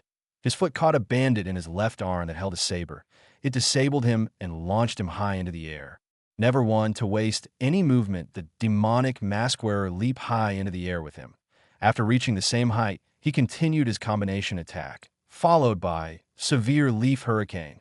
Naruto continued with a series of kicking attacks, starting from a low kick to the man's stomach and linking into a middle kick to his chest, and finally a high kick to the man's before he finished him off with a heel drop, sending him limply to the hard and unforgiving earth, where he did not get up again. Landing squarely on his feet, Naruto began back flipping away when he saw 6 more undeterred bandits nearing him. Gritting his teeth, the mask-wearer wished he didn't have to resort to ninjutsu to take out some lousy bandits other than the sentries, of course. When he landed several feet away, he slammed his hands together into the tiger hand seal. It appeared he had no other choice, lest he let the bandit leader get away. Earth-style, Great Mud River. Turning 25 feet of ground in front of him in a mud, the jutsu flew at the bandits, knocking them off balance. Not stopping, he quickly did 3 hand seals. Landing on the dragon hand seal, he announced his next technique. Earth-style, Mud Dragon Bomb. Immediately, a giant dragon-like head formed out of the Great Mud River and fired multiple concentrated mud bullets at his opponents. One would think that mud bullets wouldn't hurt, let alone kill. While the victims of Naruto's collaboration, jutsu, now knew otherwise. When the first mud bullet hit, it was a 6-foot-tall and heavily muscular man in his barreled chest. It went straight through him, and he fell into the mud dead as a doornail. The barrage didn't stop until the last, now headless bandit fell to the ground with his now hole-filled comrades. But the leader was not deterred. While he didn't want to see his boys dying in front of his eyes, Their distraction was enough for him to sneak up behind the demonic murderer. Bringing his mighty arms outwards, he swung his naginata at the preteen's head. It was only thanks to Juggin that he ducked just in time, his only casualty being only a few lost hairs. Growling in anger, the black-streaked blonde turned towards the bearded man. And the sentient eye fired the darkness beam at the man. When the beam hit, he didn't have time to scream in pain. In fact, he felt absolutely nothing as his entire body was turned to ash and blew away with the wind.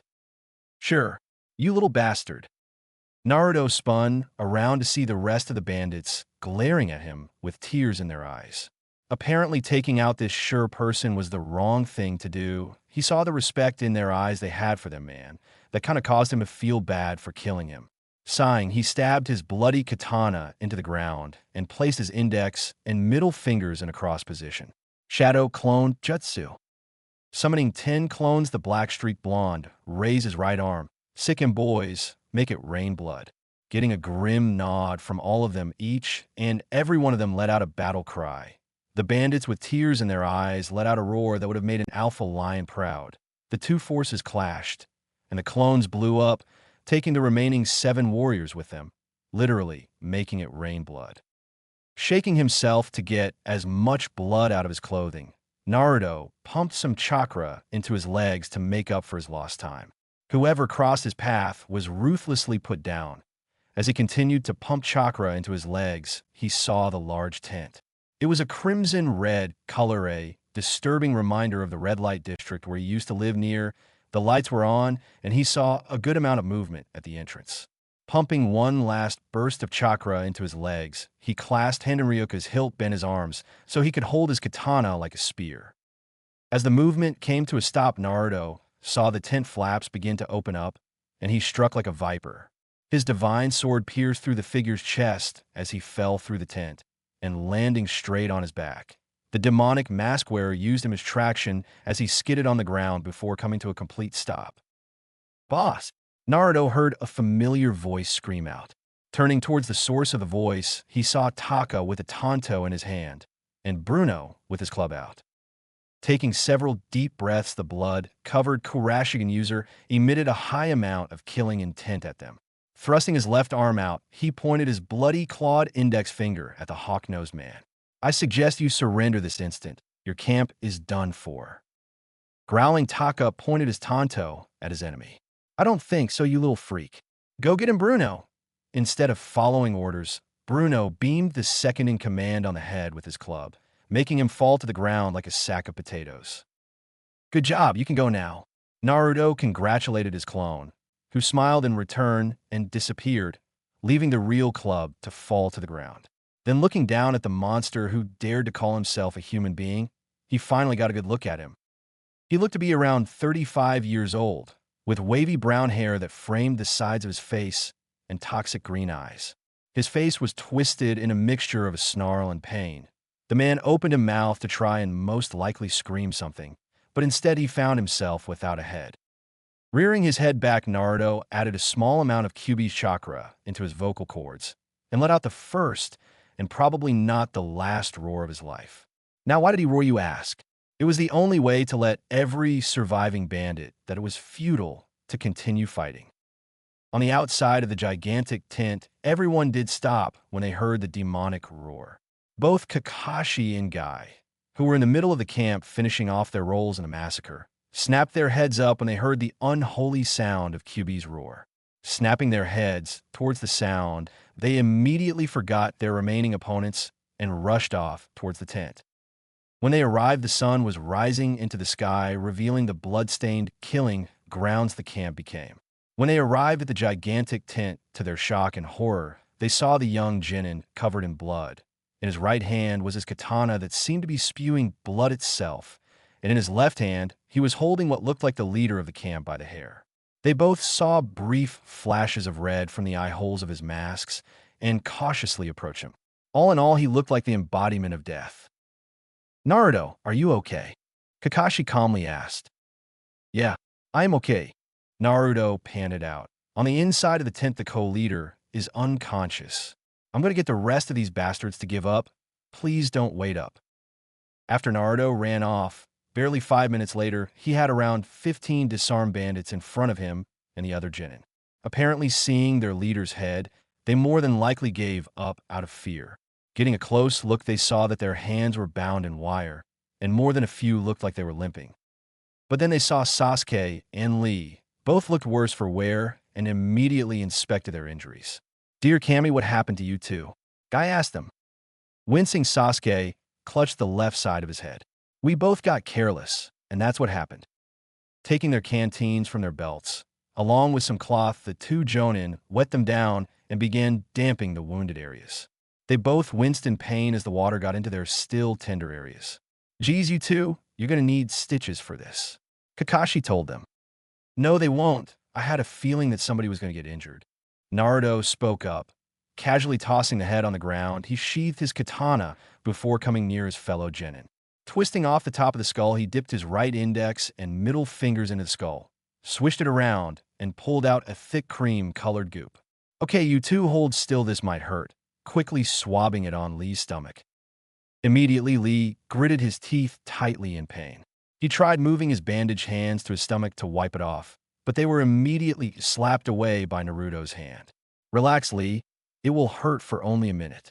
Then it'll stop the bleeding and numb the pain," he boredly said to him before reaching over to Sasuke.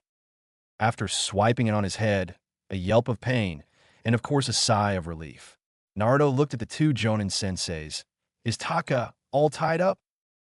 "Yes." Naruto, what are you going to? Without answering his student, picked the dismembered head off the ground and headed into the tent. "Naruto," Kakashi barked out. They're standing over a tied-up Taka. Naruto appeared to be glaring at the man. "Where are the girls?" he asked the hawk-nosed bandit. "I'd rather let them die before letting you know." Taka screamed at him. Clenching his fists, the demonic mask-wearer took several deep breaths. He was not an interrogation expert. Beating him to a pulp, no matter how tempting it was, would do him any good, and of course killing him was clearly out of the question. Almost immediately his forehead began pulsing. The Juggin, I was attempting to speak with him. "Yes, Juggin," he answered to the pulsing. "What would you do to find those girls, boy?" the sentient I asked him. "What are you getting at?" "It's a simple question, boy. I can give you another skill.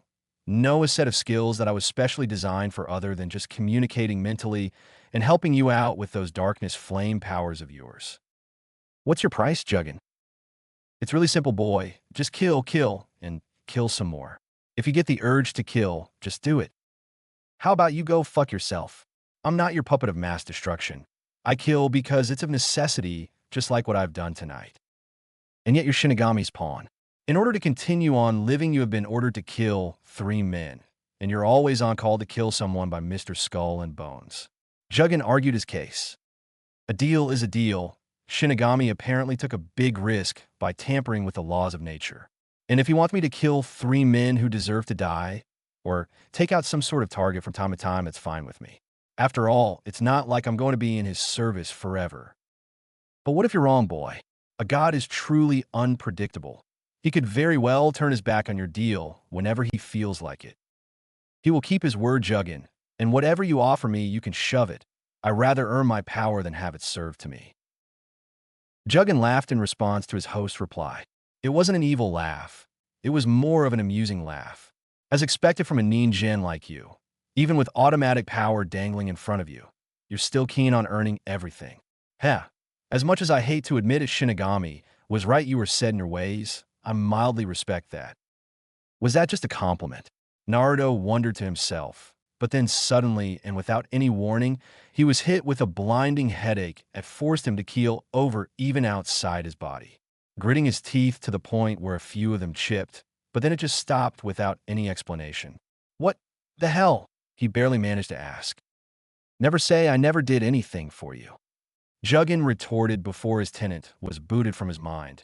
No thanks to an irritable fox whose sleep was disturbed because of them. After blinking a few times to regain his bearings, Naruto was hit with a barrage of information. He saw what he would describe as a training video for his Juggin eye. In a span of seconds that felt like hours, he saw lessons on how to perform telekinesis, much better telepathy than what he was doing with the Fox kits, mind control, that included on how to erase memories and resistance against mind control and remote viewing. Barely containing an evil smirk behind his mask, the former, full blonde, began formulating a quick plan. While Naruto was thinking, he was completely oblivious to the gathering crowd that consisted of 2 Jonin and 5 Genin. Soon after he barged into the giant tent, Kakashi and Guy properly secured their surviving captives and followed after him. The more experienced shinobi took note of what looked to be an attempt at an interrogation. However, unlike Ibiki, Anko, or even Inochi, the Genin just seemed to be having a staring contest with the co-leader. Hachi Dokura. The preteen suddenly spoke up. That was the name of your leader, was it not? Taka only glared in response, but his mind said yes. Holding up the man's dismembered head, he pushed it nose to nose against the co-leader's face.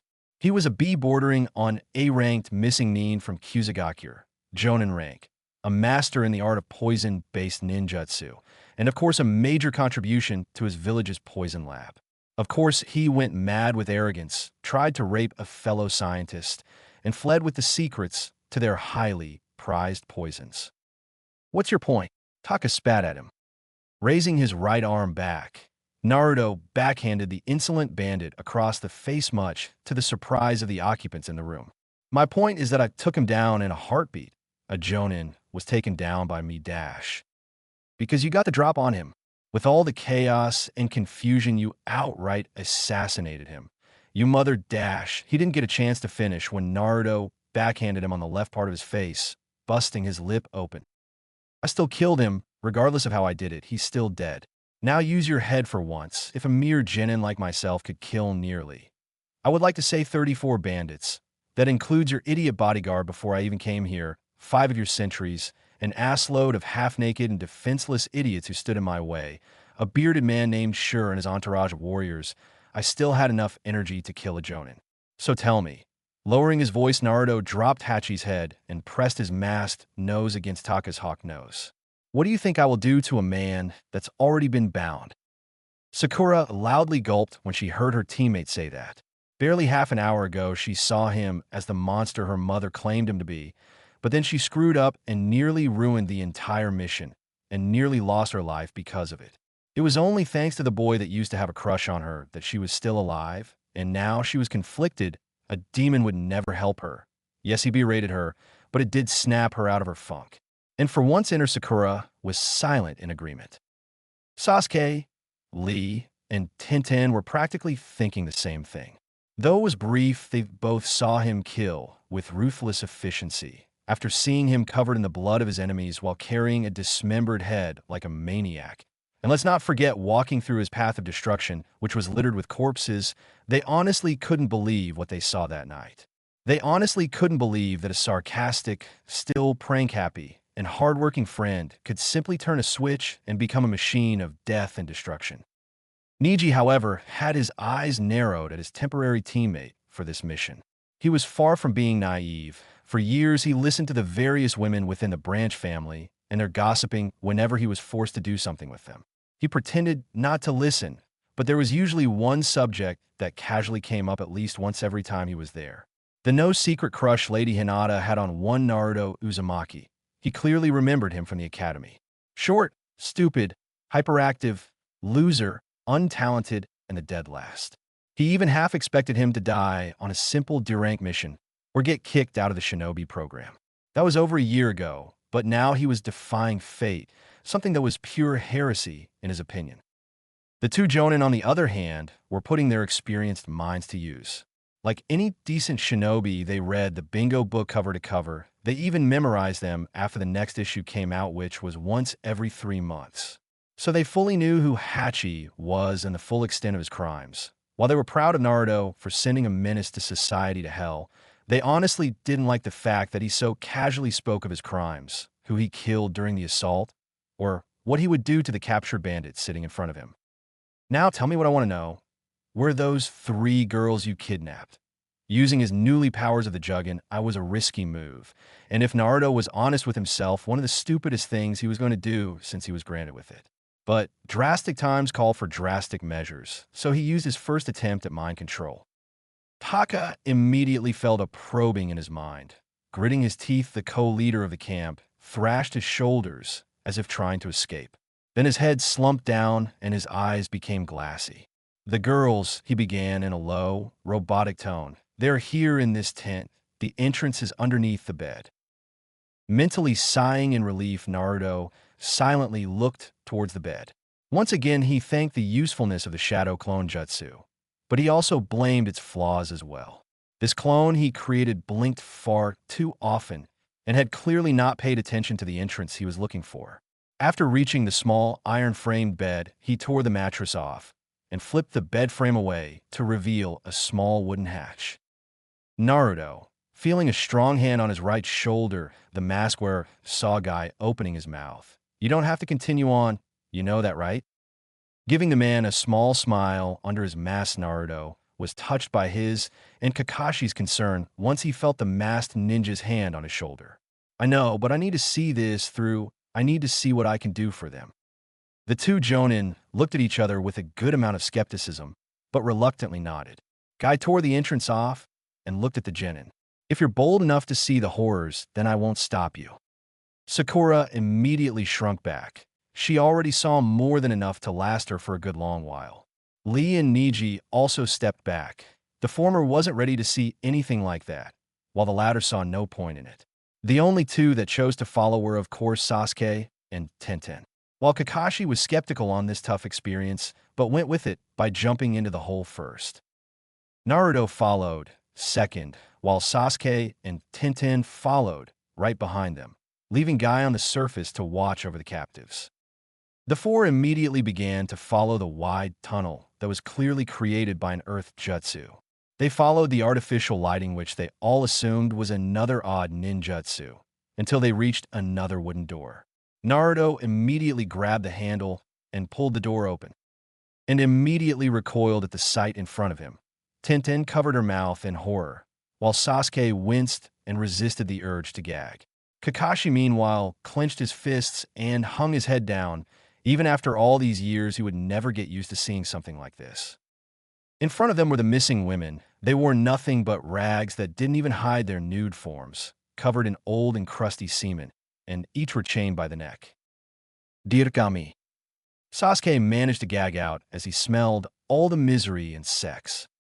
"There is no kami here," Naruto growled out. Boldly stepping forward, the Kyuubi Jinchuriki went to the nearest one. She looked to be about 15 years old. A beautiful thing she was, hourglass body, luscious black hair, but her gray eyes were soulless, broken, and dead. The woman took notice of him and reached her arm out. Her right hand grasped his blood-stained skull belt and tugged on it.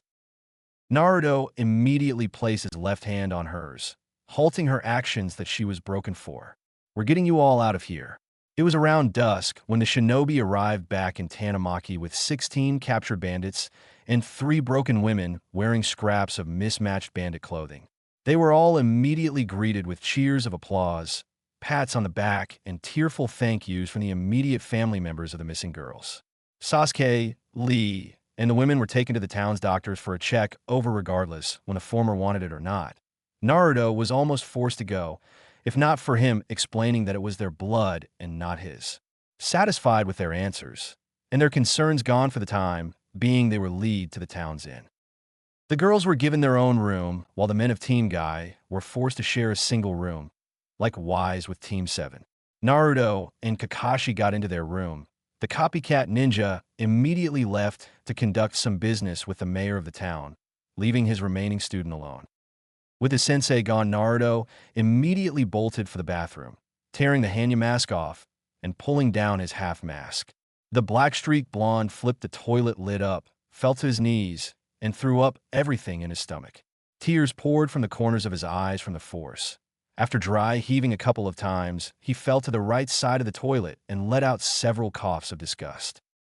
"Dude, that was the biggest barf I have ever seen in my life. Oh man, what on earth did you eat?" Ishikawa whistled in an impressed voice. "Now is not the time, Ishikawa. Dear Shinigami, I cannot believe I did that." Naruto miserably groaned out as he held his stomach. "Naruto, don't be such a pussy."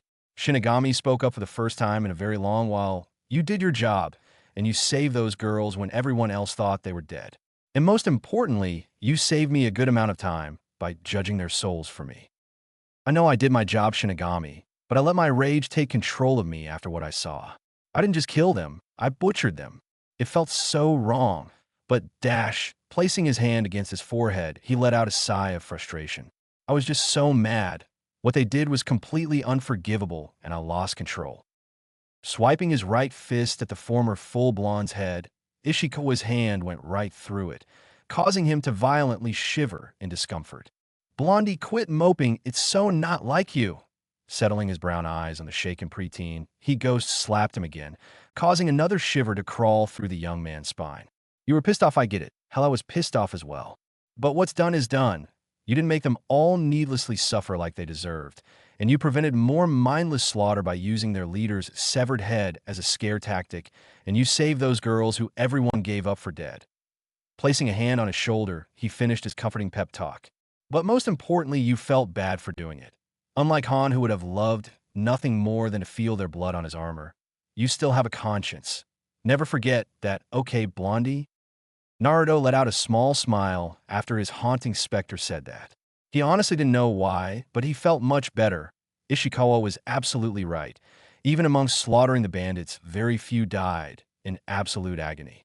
He prevented any more needless casualties, saved the women, and was planning on helping them even more before they all left. But most importantly, it was the comparison to another Jinchuriki like him. Speaking of which, thank you, Ishikawa, I needed that, but something has really been bugging me. What is it? You keep mentioning this Han person. All I know about him is that he's a Jinchuriki like me, somehow related to the Tsuchikage, and from what you told me hates humanity. Is he really that bad of a person? Rubbing the back of his neck, the dead Kimazu nodded in response. He's not the happiest person I've ever met. And well, let's just say, I'd rather not talk about him right now, okay? Just flush the toilet and take a shower. Kami, forbid you look like you need it. Seeing the spirit float away, Naruto looked down at himself. His clothing and skin caked with dried blood, and smelling like copper wasn't exactly pleasant. So after flushing his dinner, he stripped his clothing and entered the shower to rid himself of the gore from that night. In the girls' room, it was quiet, disturbingly quiet. Sitting on their opposite beds, both Sakura and Tenten were deep in thought. The weapon mistress' thoughts were nothing but professional. With already a full year of active duty under her belt, she fully knew that not every mission would be flawless. There was always one instant that could jeopardize everything. That's what happened the other night, but as always, it could have been worse. But out of all of the chaos in that camp, there was only one thing that disturbed her, was the brief 30 seconds she saw Naruto. In the low light, she saw a good amount of blood coating his right side. Thinking back to her academy days, he remembered the short, orange-wearing idiot that made her laugh at several of the pranks he played on the teachers. Tenten frowned when she remembered a teacher that took over for Irika when he had one of his extremely rare sick days. The man's name was Raijuda, and was a total sexist prick. For 3 days, the man disregarded the Kanochi to be as common annoyances, shot down their answers even though they were 100% right, and gave SOSO marks even though they were exceptional. In fact, the first day that rat bastard gave her 6 out of 10 on her kanai throwing practice, even though she hit the bullseyes every single time. But soon her smile turned upside down when Naruto popped up. The little blonde annoyance defended a good amount of the Kanochi by pranking them, man, with ruthless vengeance. On the first day, he tarred and feathered him, made him trip himself, and thumbtacked his seat. On the second day, he somehow switched the gradebook so everyone would receive A's for the day and stink-bombed the teacher's lounge. Then finally on the third day, he pranked Raijuda right out of the school. The blonde at the time first made the man slip on marbles and banana peels, somehow dyed his hair neon pink, and turned his skin bright orange. Pans him, laced all his food with laxatives, and somehow out of all of that got the man a vasectomy at the hospital. Comparing the prank-happy academy student to the full-fledged genin, it was just hard for Tenten to picture the two being the same exact person. She liked the old Naruto, but the new one, she was absolutely conflicted. He was more serious now. He was still thick-headed, but he was more deadly than she ever thought he would be. Naruto Uzumaki was certainly a mystery, and Tenten Higurashi loved a good mystery. Sakura, however, was in complete and utter turmoil. During her academy days, she pictured her beloved Sasuke-kun rescuing her from an enemy shinobi like a knight in shining armor. The two would then walk off into the sunset and live a happy life as husband and wife. But last night completely shattered that fantasy. There was no glorious victory, there was no brilliant sunset, and being saved, it completely disgusted her. First, it was Naruto who saved her. When he sliced the heavily scarred bandit's throat, screamed at her, and then killed another before bolting away. She was outright stunned from his hurtful remarks, but then when she saw Sasuke and Lee taking damage with the axe-wielding bandit, she killed him without a moment's hesitation. But then she was about to get killed again, and it was both Sasuke and Lee who saved her life. Never in her entire life did she ever feel so useless. She froze up when she killed the sleepy bandit and caused the whole massacre. And when Naruto screamed at her, she couldn't bring herself to hate him, because he was absolutely right. She was useless, practically cannon fodder. But most importantly, her views on him were completely shaken. Did he fight like a demon? Yes, but he did save her. Even after her mother said he would gladly let her die.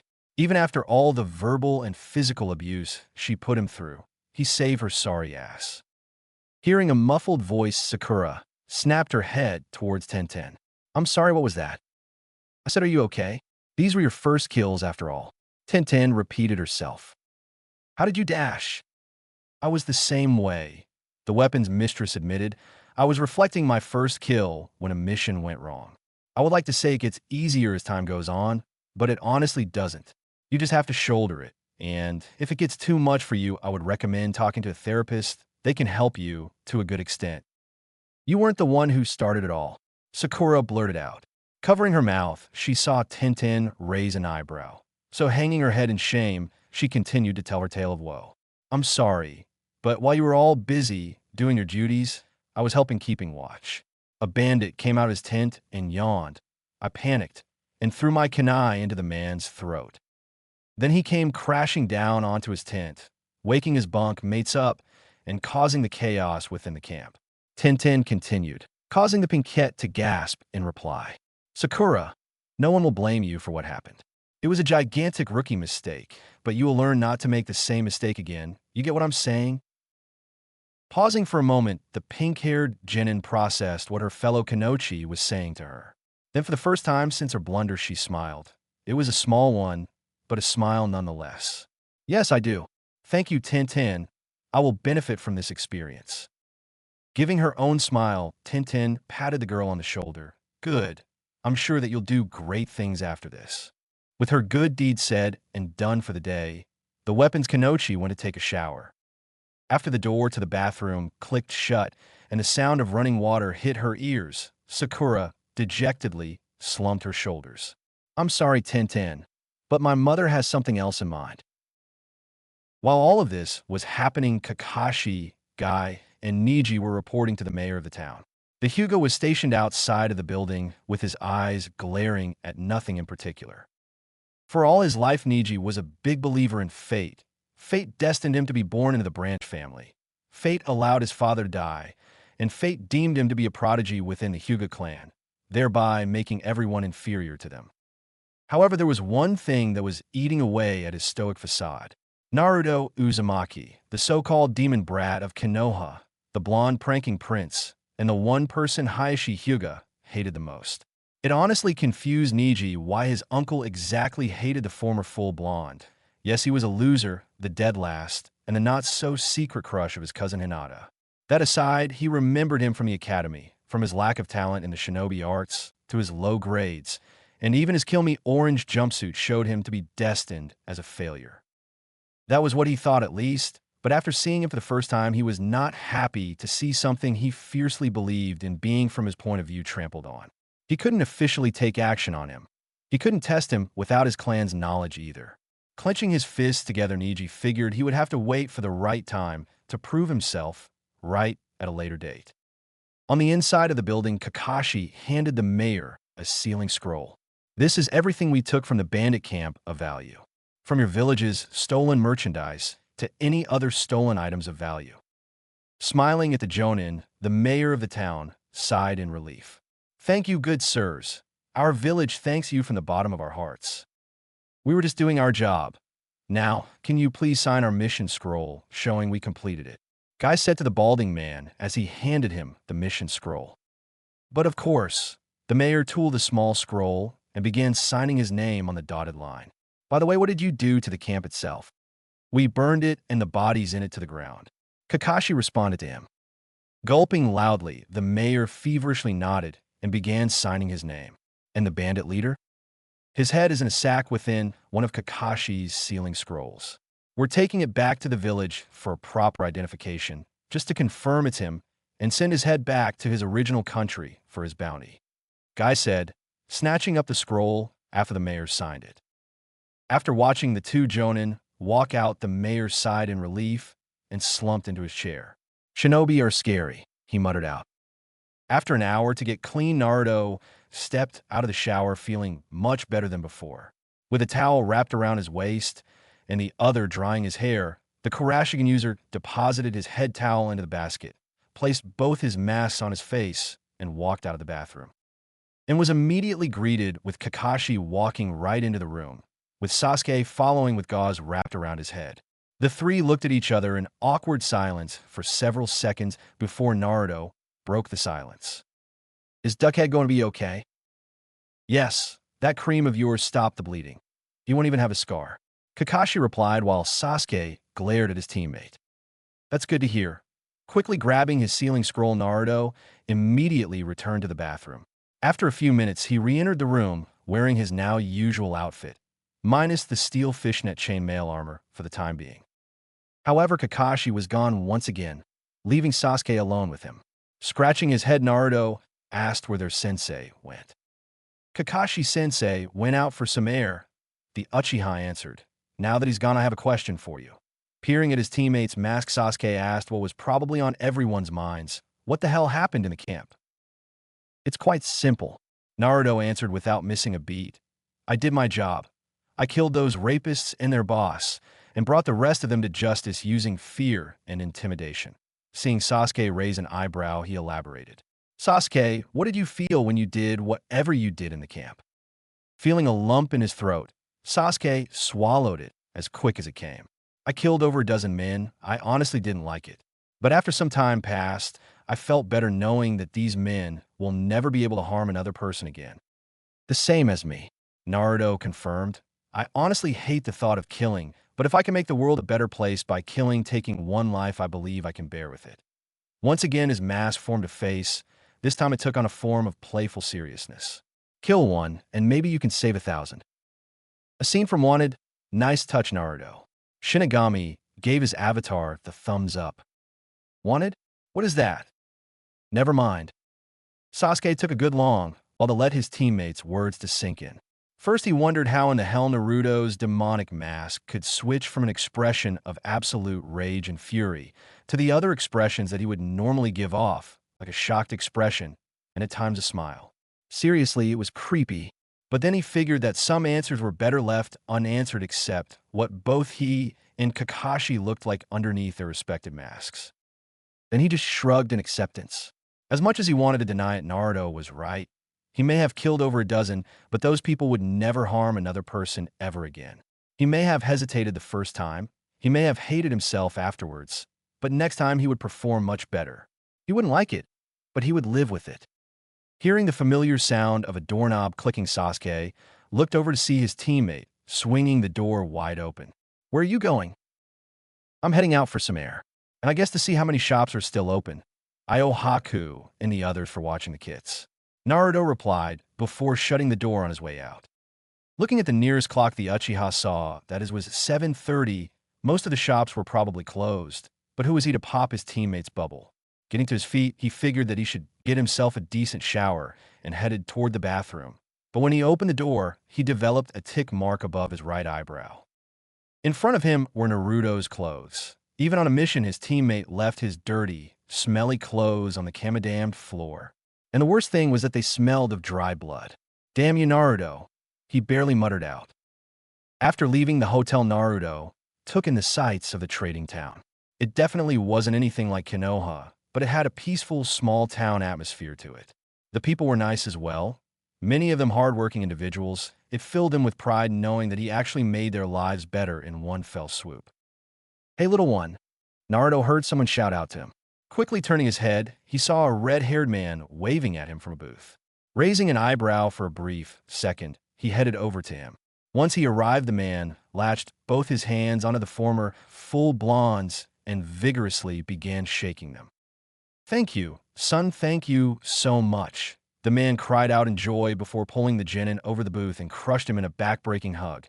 "Thanks to you, my little AI-chan is back. If you need anything while you're here, I'll gladly do it." Then, while it be possible to let him breathe, Naruto barely managed to gasp out. The man immediately gained a shocked look and let the preteen go. Coughing out, Naruto realized two things. Even though the man looked average, he was freaking strong. And the second was that the four beings that he unfortunately had going in and out of his head were complete assholes because he heard their loud laughing within the contents of his mind. Letting out a laugh of nervousness, the vendor scratched the back of his head sheepishly. "Sorry about that, lad. Sometimes I forget my own strength. Ahem. Anyways, before you leave, I hope to assist you in some way." "Thank you, mister." "Oh, how rude of me.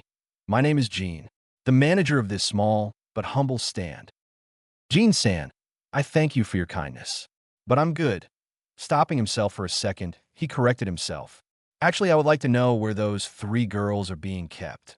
Suddenly, Jin's cheerful mood immediately darkened, no doubt from the information concerning their horrible experience from the camp. "I know what you're thinking, I honestly do, but I believe there is something that I can do to get those three women back to normal." "Are you sure you can help AI-chan?" "Just point me where they are supposed to be, and I'll help all three of them to the best of my ability." After he was given directions to the doctor's office, he hastily ran towards it. Passing the smiling villagers, the closing shops, and an occasional carriage, he arrived at the building. Seeing the lights on, he knocked on the door and patiently waited for a nurse or a doctor to answer it. A minute passed, and he knocked again. Then another minute passed, wearing his patience thin. Raising his right fist, he violently banged on it. "Hey, open up, damn it. I'm here to help." Bringing his fist down again, he was unfortunately unable to stop his fist from colliding on top of the doctor opening the door, sending the unfortunate man to the floor. Immediately freaking out, Naruto fiercely apologized and picked the man to his feet. "I'm so sorry. I didn't mean for that to happen." No, it's okay, kid," the average-looking doctor, who looked to be in his early 50s, said. Holding the bald spot where Naruto hit him, he winced a bit in pain. "Kami boy, you sure hit hard. I'm sorry about that, but I'm here to help with those three girls." Naruto apologized once again. Continuing to rub his bald spot, the doctor turned the right side of his head to show the genin 4 deep and still bleeding scratch marks on his cheek. "I'm sorry, kid, but that's impossible. Those girls just suddenly went out of control once I tried to examine them. I have chi in there with them to calm them down." "What made them go batshit crazy?" the demonic mask wearer asked. "Traumatic memories," the doctor announced. "Their minds are basically stuck in those hellish weeks at the camp. Their trust in men are basically non-existent. That's why I've denied all family members to see them for the time being." "It's that bad?" "It's bad, boy, real bad. It could take years to rehabilitate them, and that's the best-case scenario. The worst is that they will lose the will to live and eventually die, taking the little ones with them." Naruto's eyes bugged out, or at least his mask did the expression in shock. "They're Dash. They were in a bandit camp. They most likely are." Clenching his fists together, Naruto let out several haggard breaths of fury. "Let me in, I need to dash." "I'm sorry, but you can't dash." "I said let me in," the Karashing user growled out in anger as he looked at the man's eyes. Activating Jugin's mind control ability, the doctor's eyes became vacant for a remote second. Quietly nodding, he led the genin into the sterilized building. Following the doctor, Naruto kicked his conscience aside for the moment as he was led to the girls. He knew what he was doing was wrong, and no doubt illegal, at least in his mind. But he needed to do this for those three. He couldn't live with himself if he didn't try to help them. After the doctor arrived at their destination, he swiftly knocked on the door. A woman with long blonde hair and honey-colored eyes immediately opened it. She made the mistake of looking right at Naruto and immediately fell under his Jugen Eyes mind control ability. "I'm sorry to do this, you two, but I have to do this." Go over to the nearest chairs and go to sleep. Wake up in 30 minutes and take the credit for helping the girls, and you won't remember any of this. Also, doctor, before you do this, please fix your face. Understood. Getting slow, robotic nods. The two doctors obeyed their orders and went off in different directions. Sighing at what he just did, Naruto opened the door and entered the room at his own risk. After silently closing the door, the black-streaked blonde quietly looked over to see the girls. Thankfully, they were cleaner than when he first saw them. They were in hospital gowns, and they seemed calm, at least until they turned towards him. But instead of attacking, they each withdrew into themselves and futilely tried to conceal themselves under the covers of their beds. Bringing his hand to the scabbard and loudly pulled it out to alert them. The black-haired one that tugged at his belt the night before peeked from underneath her covers to observe him calmly and slowly setting the deadly weapon against the door. She also saw him take his kunai holster off, his hip pouches, and even his gloves off. After Naruto took everything off that made him look threatening, he slowly raised his hands where she could see them and calmly took one step forward. When she didn't recoil, he took another step towards her, and then another one, until he eventually was at the foot of her bed. Despite trying to not look like a threat, he could still see her gray eyes holding much fear in them. Honestly, not knowing what to do next, he softly spoke to her. "Is your name AI?" Seeing her violently shake her head, he looked at her chart at the foot of her bed. "Natsum," seeing her slowly nod, he continued, "My name is Naruto. Can I come closer?" After a few minutes, the young woman hesitantly nodded. Slowly nodding, Naruto stepped closer to her and watched her body language. She was extremely tense, but she didn't show any signs of retaliation. Soon he was at her bedside and spoke to her once again. "I'm here to make you forget, to make you all forget. But you will have to trust me for this." When she violently shook her head, he continued to try and persuade her. "What will I have to do to get you to trust me?" When she brought her hands to his belt once again, he brought his hands to her wrists. "I'm afraid I can't do that. I'm way too young to be doing that type of thing. Is there anything else?" Mentally patting himself on the back for keeping a calm voice while he was inwardly freaking out at her advances, he was 12 for Shinigami's sake. Natsum put on a cute, thoughtful look before her slender hands went to the sides of his mask. When she didn't see the shinobi resisting, she pulled the demonic mask off to reveal, to her confusion, a black half mask.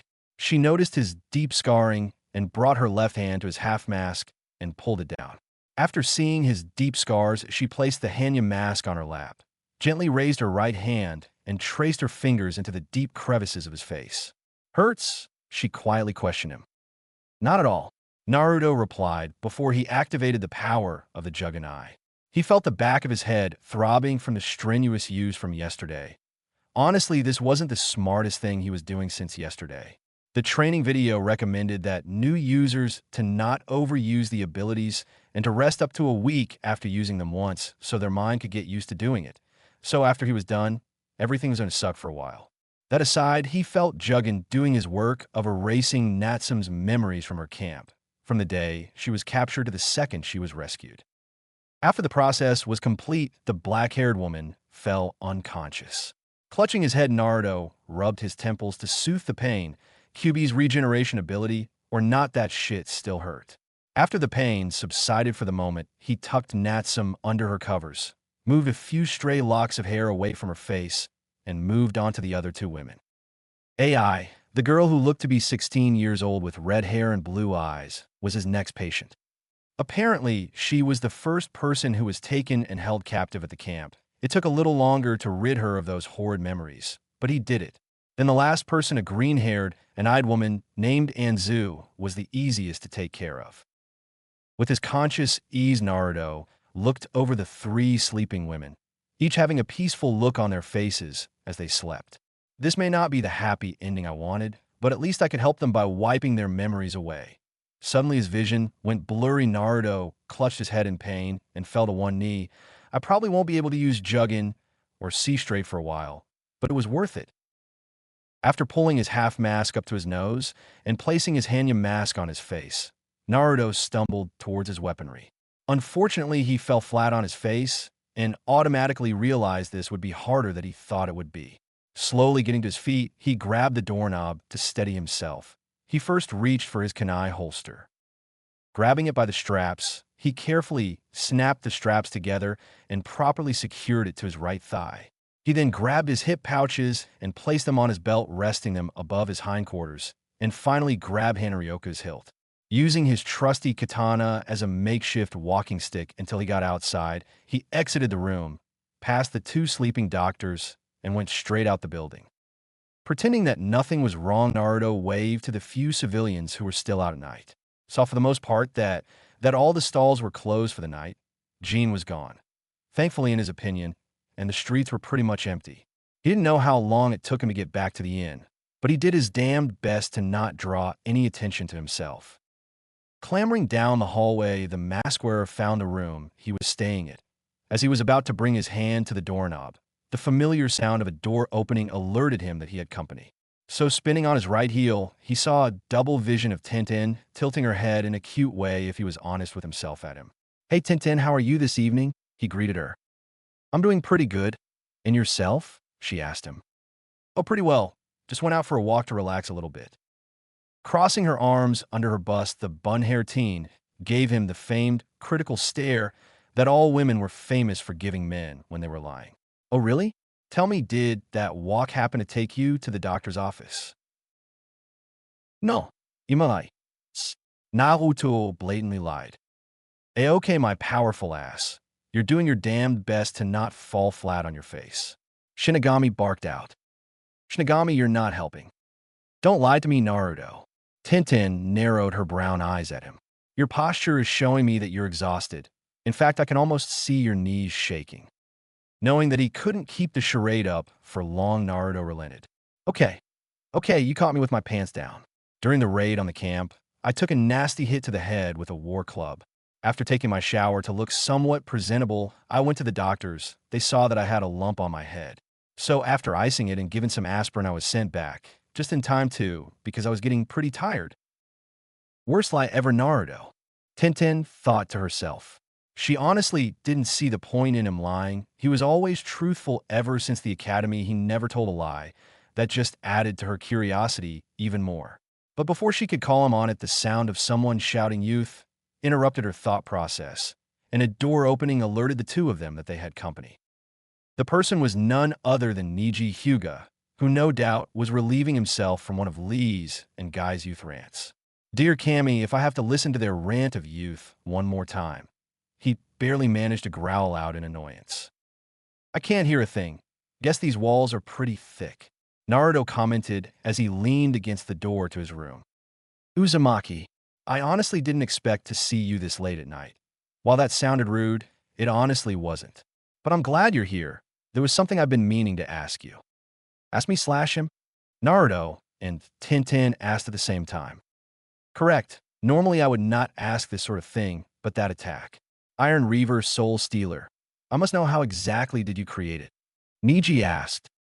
Chuckling sheepishly, Naruto scratched the back of his head with his left hand. "Actually, Niji, I kind of stole that technique." Seeing their eyes narrow at him, he frantically reworded what he meant to say. "What I mean by that is that I used to read a shit ton of manga when I was in the academy. I remember it was called Inuyasha, and well, the main character had this badass attack. So after I grew my fingernails out, all I did was add some chakra into my fingernails, and, well, he brought his right hand up and lamely brought it down in a sweeping motion. Iron Reaver, Soul Stealer." After his explanation, both genin, despite themselves, face-faulted. Tintin, being the first to recover, frantically waved her arms up and down. "What are you, crazy? That's copyright infringement, Naruto-kun. The author is dead, and the series is done and over with. I honestly doubt that I would get in trouble for it," the demonic mask wearer replied. XXX. Cutscene. After Naruto said that, a black leather chair twirled around, showing a dark figure facing the readers.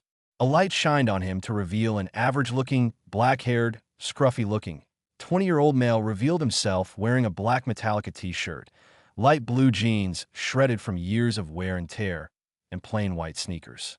Placing his left middle and index fingers on the bridge of his glasses, forcing the light to shine brightly to obscure his eyes.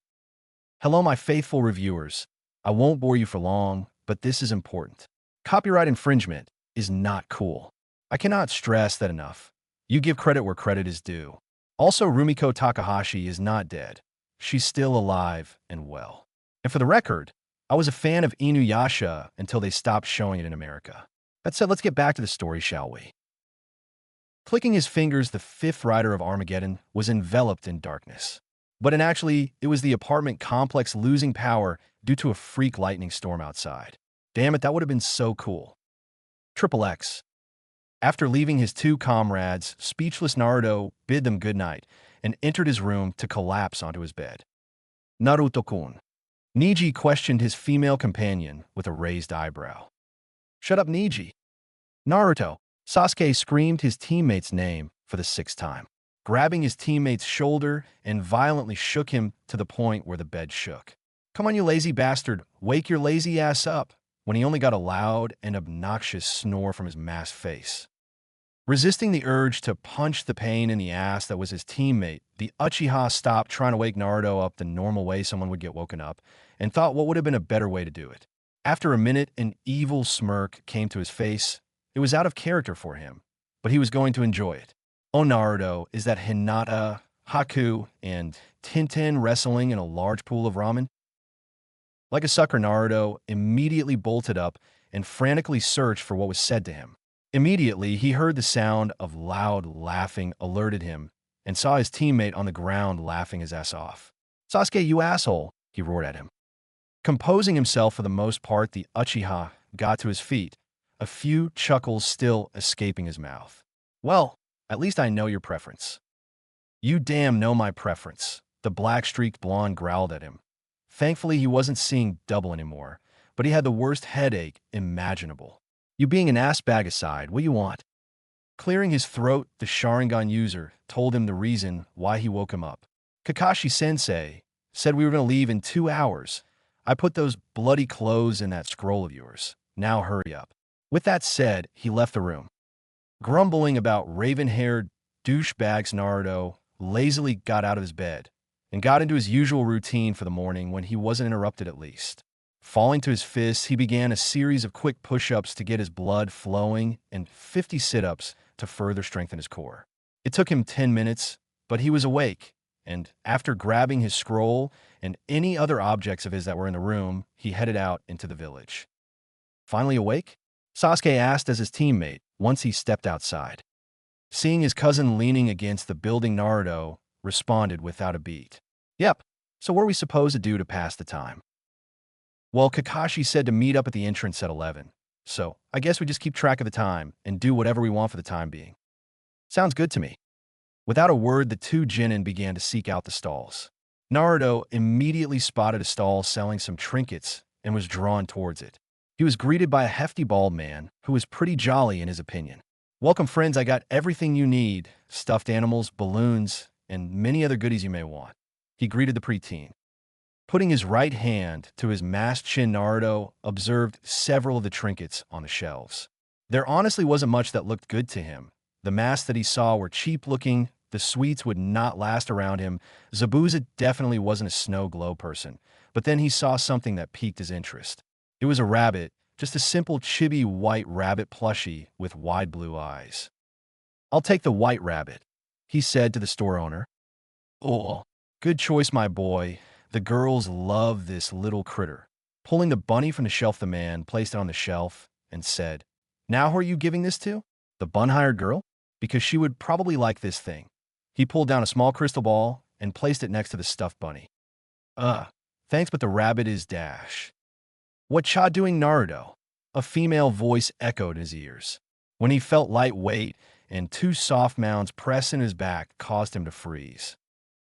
Just getting dash. He honestly didn't know why he panicked or why he did what he did, but he blurted out, I was just getting you this crystal ball. How did you know fortune-telling was my hobby? Receiving a hug from the weapon's mistress, he felt his face heating up when her breast pressed in his back. You're so sweet. Thank you, Naruto-kun. Once Tendon took the crystal ball and left Naruto's brain returned to normal. What the hell just happened? He asked as the shopkeeper let out a deep belly laugh. After reluctantly paying for both the rabbit, the crystal ball, and honestly wondering what came over him, Naruto continued to look at various other stalls. Since Sasuke disappeared to Shinigami knows where, and Jin's shop was unfortunately closed. He just took some time to himself and picked up 3 more other things for the male residents that were forced to care for the Fox kids. Naruto Kun. The all-too-familiar voice rock Lee caused his ears to ring. Yes, Lee. Naruto sighed out once the green, spandex-wearing teen reached him. Guy-sensei sent me to get you. It's almost time to leave. With the insane strength his fellow genin had, he grabbed Naruto by the arm and literally dragged him towards the entrance. Once Lee arrived, he finally let go of Naruto's arm and beamed at his accomplished mission. Must not strangle Lee. He's a friend and comrade. Must not strangle Lee. He's a friend and comrade. Oh, fuck it.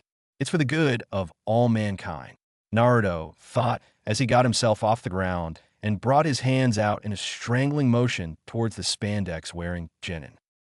Chuckling to himself, Kakashi spoke up before his student went through with his plan. Now that you're here, let's move out.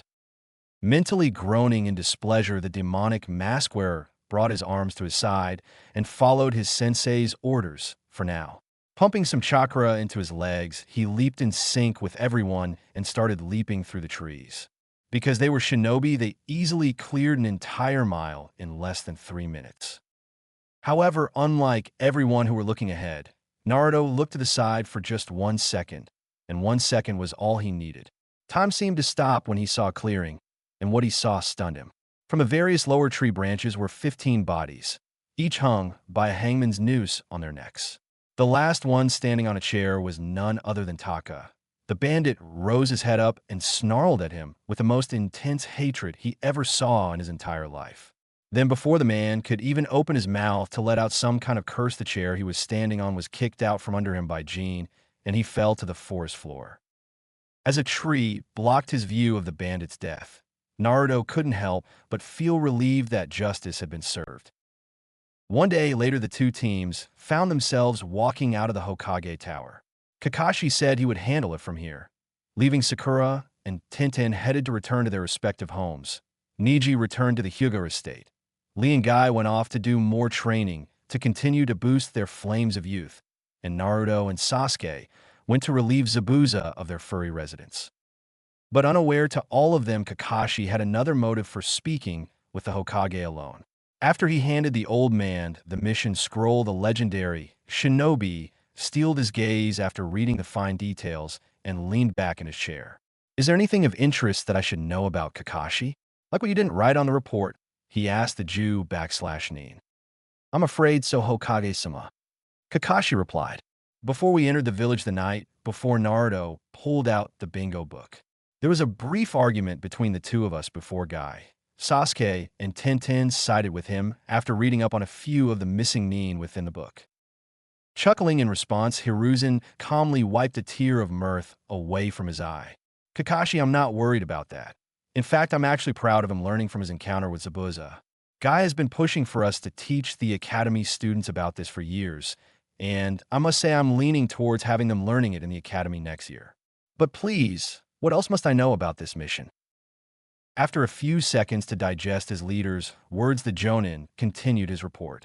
When you said we need to keep tabs on Naruto, I created a shadow clone to follow him once we separated in the camp. And the old Kage pressed for more details. What I found out was truly shocking. Whatever skills we thought he had after his supposed death was completely blown out of the water, the copycat ninja reported.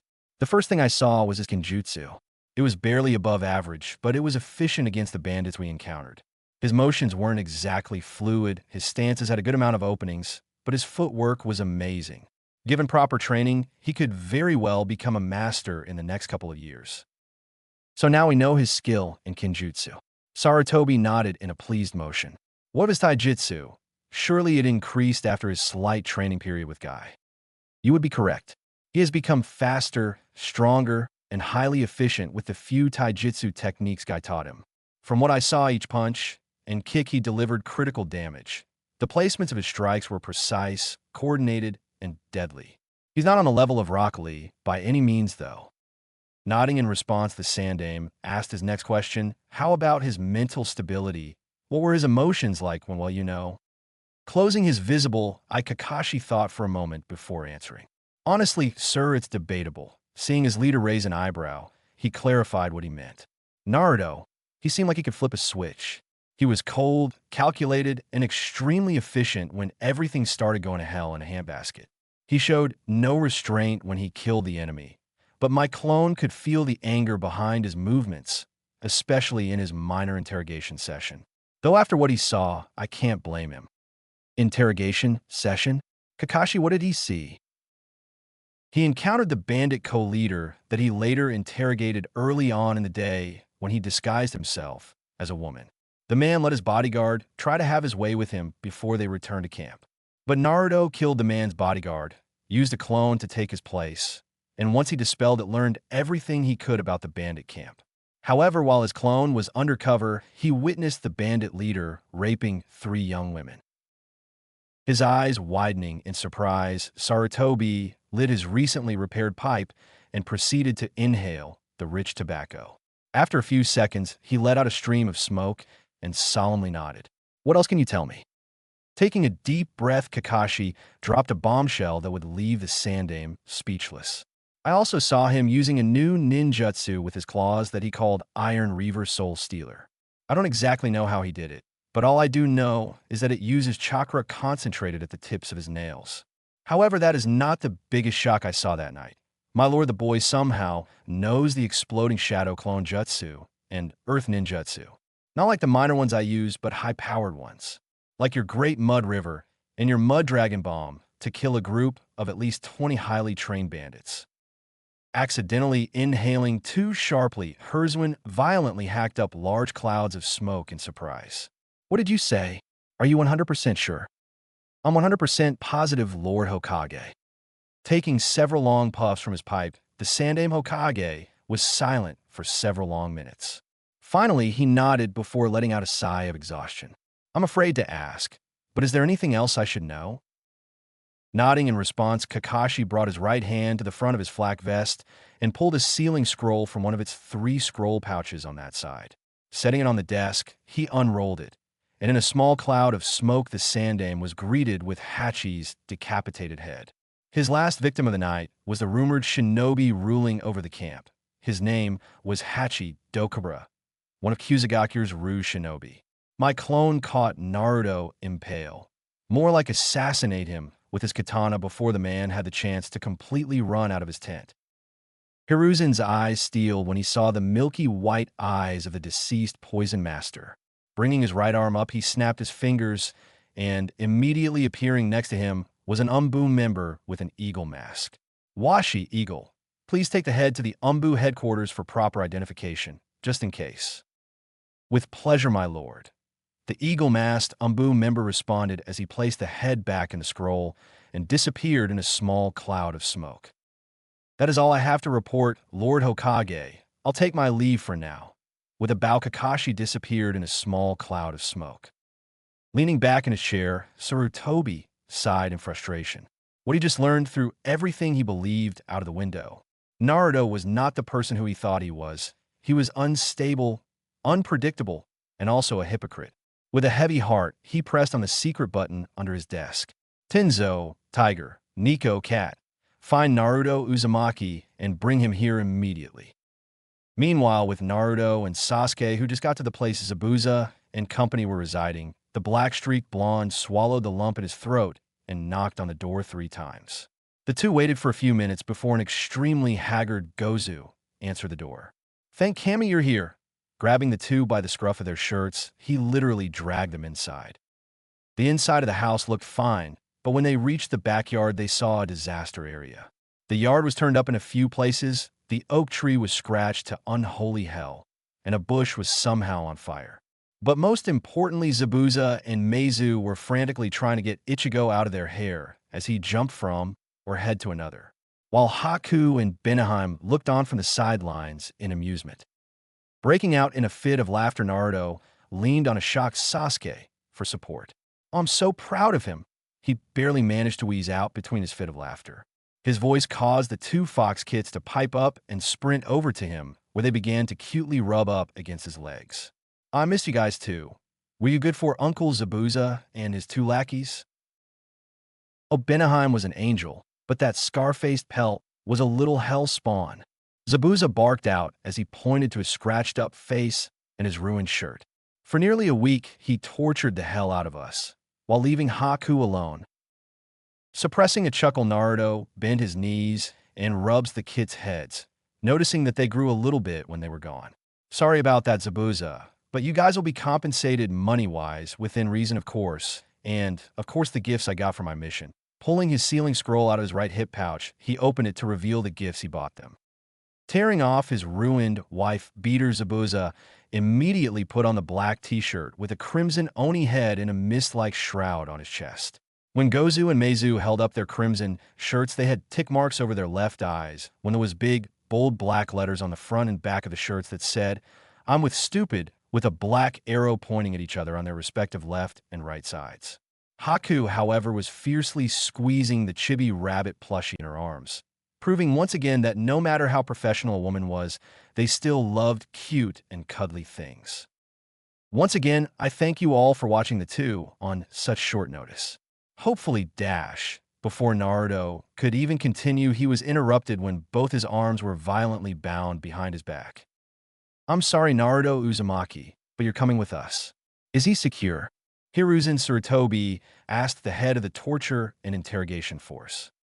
Looking back at his leader, Ibiki Marino, a towering bear of a man wearing a gray jumpsuit with a high-collared black trench coat, along with a black bandana that displayed his hitate. He brought his beefy right hand to scratch the two distinguishing scars on his chiseled and regal face before responding. "Prisoner KJ-3009 is secured, Lord Hokage." Nodding at one of his most loyal shinobi, Sarutobi looked through the one-sided window to see Naruto sitting in one of the many interrogation rooms. He was encased within a large stone crescent moon-shaped device that drained chakra, where underneath it he was stripped of his original outfit and was forced to wear a dark gray prison jumpsuit. Both his hands, wrists, ankles, and even his neck were bound by thick chains that were tightly secured to the floor, which were uniquely designed to fit within the device. And behind his head was another curved stone with 3 unique seals meant for 3 individual people to use. "Hokage-sama, it may not my place to ask, but why do we have the Kyubi Jinchuriki in one of my interrogation cells?" Ibiki questioned the elderly Kage, while observing the former blonde's scarred face that almost rivaled his own. "Naruto Uzumaki is being held for filing a false report and conspiracy." The Sandaime responded with narrowed eyes.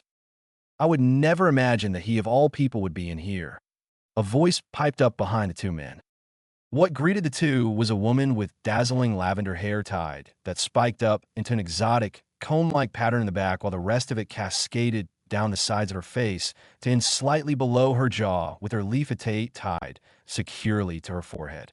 Her skin was flawless and radiated with perfection. She wore little to no clothing at all. Instead, she wore nothing but a single transparent chainmail bodysuit covering her naked and sexy figure. She wore a tan trench coat that barely covered her breasts, where a snake thong hung around her neck by a thick cord, a dark orange skirt that barely defied the word mini. Below that, her shins were covered up by hazy white shin guards and navy blue shinobi sandals. "Enko, how nice of you to join us." Ibiki's cool voice greeted his subordinate. "Same to you, you old grizzly bear." Enko greeted her boss with a happy wave, but then directing her attention to the Hokage, the playful look on her face disappeared. "Now, Hokage-sama, the brat is in for those 2 crimes. Isn't that room a little excessive? It was built for Jounin-level prisoners, after all. I'd rather it be overkill for a genin of his condition, rather than risk of him escaping." "What do you mean by that? Is the furry bastard inside him influencing his actions?" Enko demanded. "Or do you think a Wagakure turned him into a sleeper agent?" Ibiki suggested. "Kami only knows." Sarutobi sighed out. "Well, Blondie, you sure got yourself into deep shit this time," Ishikawa boredly commented within Naruto's head. "No shit, Ishikawa. This is like a kick to the nuts. One minute, I'm thanking Haku and the others for watching the kids, and then I find myself bound, stripped butt-ass naked, sprayed down with a damn high-powered water jutsu, got my fingernails clipped, thrown into this prison jumpsuit, then chained down onto the floor and encased in a chakra-draining device." Naruto bitterly retorted. "This is not unexpected, Ninjen. The bearded monkey has clearly figured out your ruse. Juggin bluntly said. Well, this is bad, isn't it? Naruto calmly replied to the sentient eyeball, a little too calmly for Ishikawa's opinion. Bad. Damn it, Blondie. The freaking Hokage had you bound and chained. And right outside is the infamous Ibiki Marino who will skull fuck you until he gets what he wants. A smoking hot chick that looks like she could castrate you with her nails. And no doubt, a freaking Yamanaka will come to probe your brain. But feeling the former full blonde shrug at the mere thought, the deceased Kemizuru blinked in surprise, but then a grin came to his face. Okay, what's the plan? Before Naruto could reply, the door to the room opened. Ask Juggin, he'll fill you in. Naruto replied before giving his full attention to the four people walking into the room. The first was the Hokage himself. The second was a scarred, scary-looking man. The third was an attractive woman. And finally, the fourth was Inoichi Yamanaka himself. Well, looks like the Hokage himself has come to interrogate me. I must say it's an honor. He sarcastically said to him. Even in chains, you are still disrespectful. Sarutobi brushed his words away in response. Now, Naruto, do you even know why you're here? No. Now where's my freaking stuff? Ibiki answered in the Hokage's stead. Relax, Uzumaki. Whatever equipment you had coming in is in a secure and safe location. They better not touch my freaking sword. Naruto warned the group. I'm sure they won't, the Hokage promised him. In the Umbu storage room that was neatly stocked with confiscated equipment ranging from kunai, flak vests, and hitates from almost every major village to a few minor ones as well, and even a Zanbatsu here and there. But the newest additions baffled the rookie members of the Umbu force, and some of the senior members were scratching their heads in confusion. Now, where in the 9 levels of hell did the brat get this thing? A hawk-masked Umbu member asked, holding in his hands the Hanya mask that haunted his, among a few other veterans' dreams. The reports say that a Wagakure managed to produce 10 berserkers during the war, and once one of those bastards were taken down, their masks blew them, and everyone within 100 feet of them, to the afterlife. Hell if I know, boss. A snake-masked member replied. But what they say about Uzumaki is true. He has defied the odds before, and will continue to do so again and again. But the question now lies with his loyalty. A bear-masked member said, he's here under conspiracy and falsifying a report. Ibiki himself thinks that he's a sleeper agent or something like that. Now, Anko, Inoichi, and Lord Hokage himself are going to find out his loyalties one way or the other. I honestly hope they find him guilty. It would be nice to see the demon hang. A pig-masked rookie Umbu member butted in while twirling Henden Ryoko by the hilt in his right hand. I agree. An elephant-masked rookie member agreed with his colleague as he observed the bracers. For too long, that little menace has tortured us with his evil stench. And now that he has slipped up, Lord Hokage will have no choice but to put him down. Watch what you say, you little bastards, the snake-masked Umbu member hissed at the rookies. You both may be new, but that is no excuse for bad-mouthing one of Konoha's heroes. Now put that stuff back where you found it. Looking at Taka, Hawk, as he said this, the man nodded and placed the Hanya mask back on the mask rack that contained several hunter ninja masks from Kirikure. Scoffing in response, the pig-masked member unsheathed the katana and gave it a few practice swings. That won't matter, Hebe. Snake, soon the demon will die. And this magnificent sword shall be me dash. The rookie didn't even get a chance to finish when his right hand, his dominant and sword hand, exploded into a shower of bone and cartilage. He stood stark still for 10 seconds, looking at his new stump and the extremely sharp, bloody blades protruding from the hilt of the sword, and then back again. He let out a horrified scream of agony. His scream soon caused a small chain reaction. It startled the elephant-masked rookie, causing him to accidentally slip his thumb over the trigger device within the gauntlet. And because he was practically looking over the slot that held the hidden blade, he met his end when the blade shot out with a soft click, piercing through his left eye and lodging itself into his brain. That caused the bear-masked member to jump back in surprise and accidentally knocked into one of the shelves containing various types of weapons. The weight of his muscular body caused it to rock back, then caused the gigantic Zanbato, Zabuzes to be exact, to fall on Taka. Luckily for him, the flat of the blade landed squarely on his right foot, causing him to scream and clutch it while hopping up and down.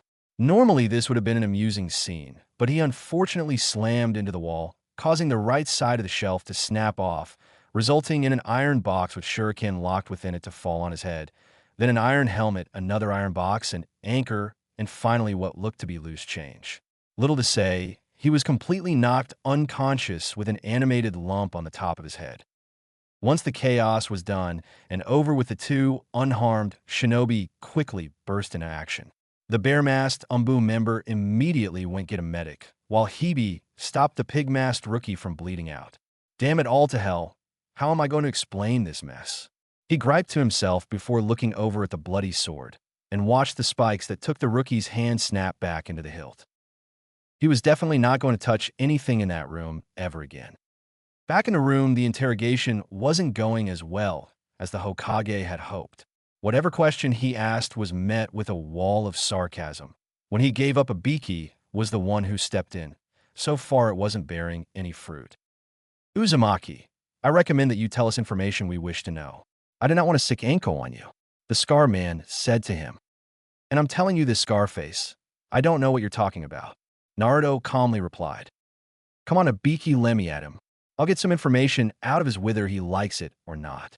Anko complained to her boss, and cracking her knuckles in emphasis to her favorite way of getting what she wanted. I took several hundred beating within this village alone, and an extra 100 when IWA took my body. I'm sorry, Miss Interrogator, but any kind of pain you inflict on me would be useless. A cocky little brat, aren't you? The lavender-haired Kanochi said. Slamming her hands onto the table, she stared straight at his face and gave him her most intimidating glare that made many grown men wet themselves in fear. But Naruto, he just gave her a bored look, exactly like the one he gave Irika in math class. For Kami's sake, this kid is cool as ice. I try to please Miss Interrogator. Naruto gave her a cocky smile, which just seemed to irritate her. Quit trying to butter me up, brat. We're trying to interrogate you. Well, it's a little hard not to give you a compliment, Miss Interrogator. After all, you haven't chained me up, sick the Umbu to arrest me, or have orders to fly into my head should all else fail. The blonde replied as he glared at the three men within the room. Slamming his hand onto the table, the Sandaime Hokage stood to his feet and peered into his surrogate grandson's blue eyes. I know you are, and have been lying to me, Naruto, and I'm ashamed of you for becoming a hypocrite. I haven't been lying. Do not give me that boy. Sarutobi glared at him. You submitted a false report that would have brought us to war with IWA once again. But most importantly, you can't be trusted. There's a month in your life that is completely unaccounted for where you've changed from a bright and happy boy to this emotionless assassin with skills he shouldn't even possess. In response to the old man's shoddy reasoning, Naruto gave him the dullest stare imaginable. Really, that is the main reason I'm here, because I can't be trusted and having an assortment of skills that I shouldn't even have? Old man, it is a ninja's duty to become stronger to protect his village. If that's a crime, then I'm clearly guilty. Hokage-sama.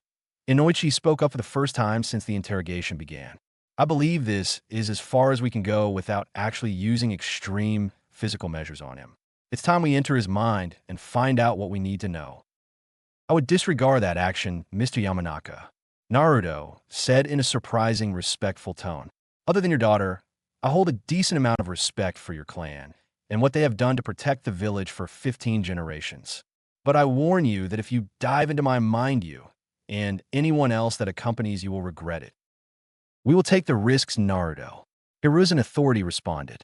Inoichi, begin the process. Ibiki, please call in Tanbo Tobatake, Mizuku, and Shimon Hijiri. Silently nodding at the command, both elite jounin started their process for Inoichi's mind-reading technique.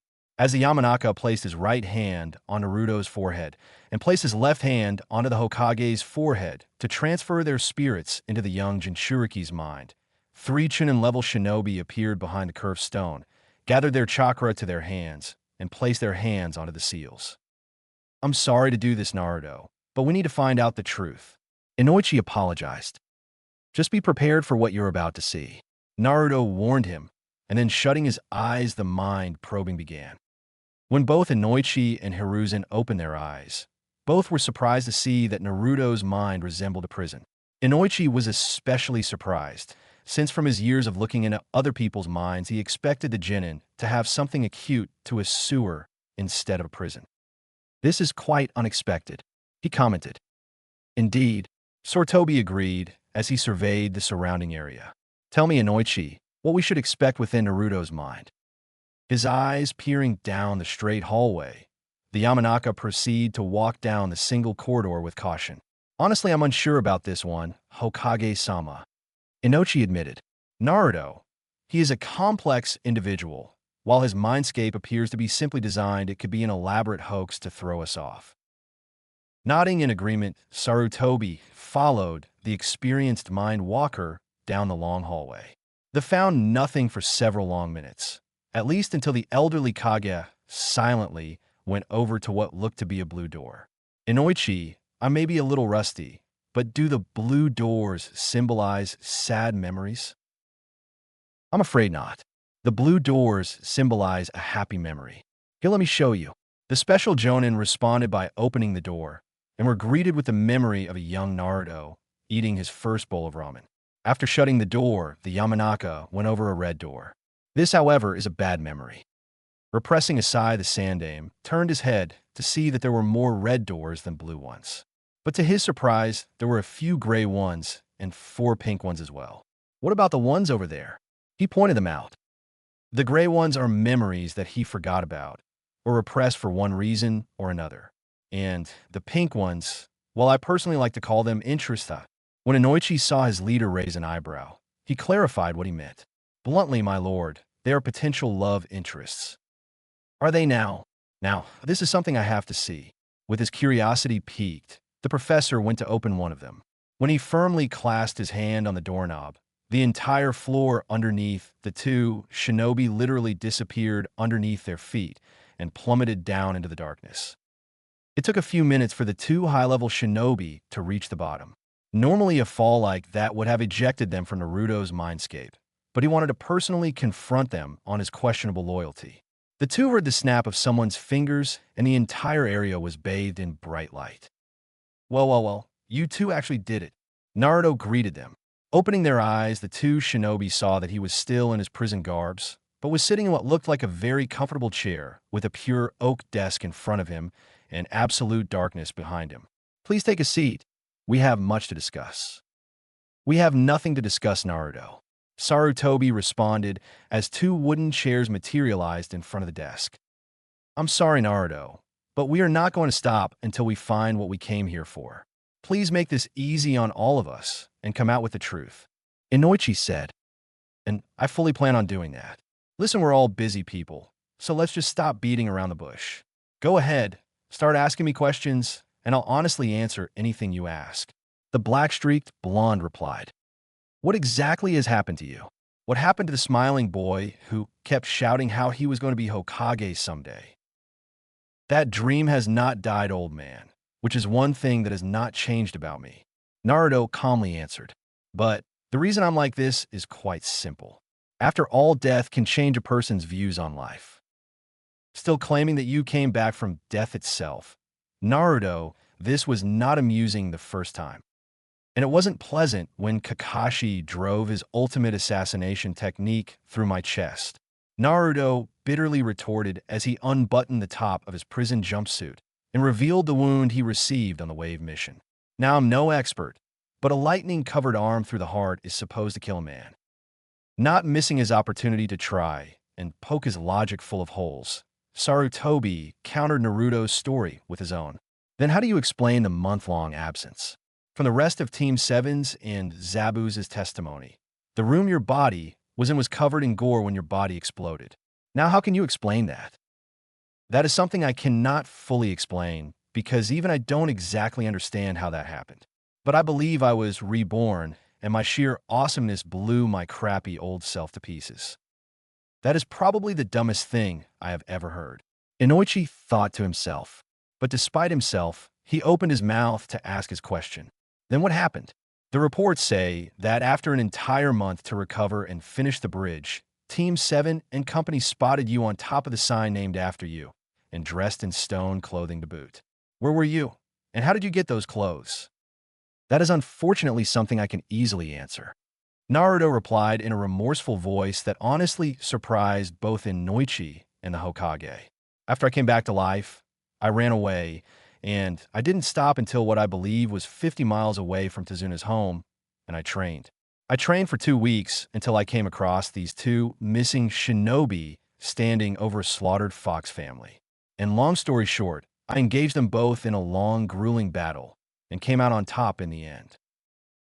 I find this extremely hard to believe, Naruto. Hiruzen voiced out his displeasure at the pure lie. To him at least, his surrogate grandson was telling him. But since you seem to have all the answers, I guess you can explain how you came to possess the knowledge to perform a vast collection of Earth-style ninjutsu. I believe I can help with that. A laid-back voice alerted them. Turning around, the two mind invaders saw a 19-year-old teenager with shaggy neck-length brown hair, bored brown eyes, and was above average in physical fitness. He wore black cargo pants, black sandals, a black long-sleeve shirt that was missing its right sleeve, and Chunin flak vest. Giving the Leaf Ninja a dull smile and wave, he introduced himself. "Hello, Leaf Shinobi. I am Ishikawa Kamizuru, the Killer Hornet of Awagakure. It's a pleasure to meet the both of you." The reaction to Ishikawa's presence went as anticipated. Both Sarutobi and Inoichi went on red alert and withdrew two kunai from their holsters and immediately went onto the defensive. "Naruto, what is the meaning of this?" the Hokage demanded. "Oh my, where are my manners? Mr. Yamanaka, Lord Hokage, I would like you to meet Ishikawa Kamizuru. He's the one who mutilated my face. I killed him, and now he's a ghost whose mission is to help me with my role in this world." Naruto introduced his resident ghost, with his voice absolutely dripping with dry sarcasm. "We're cool, though. You have a ghost in your head. A ghost of a stone shinobi of the nearly extinct Kamizuru clan.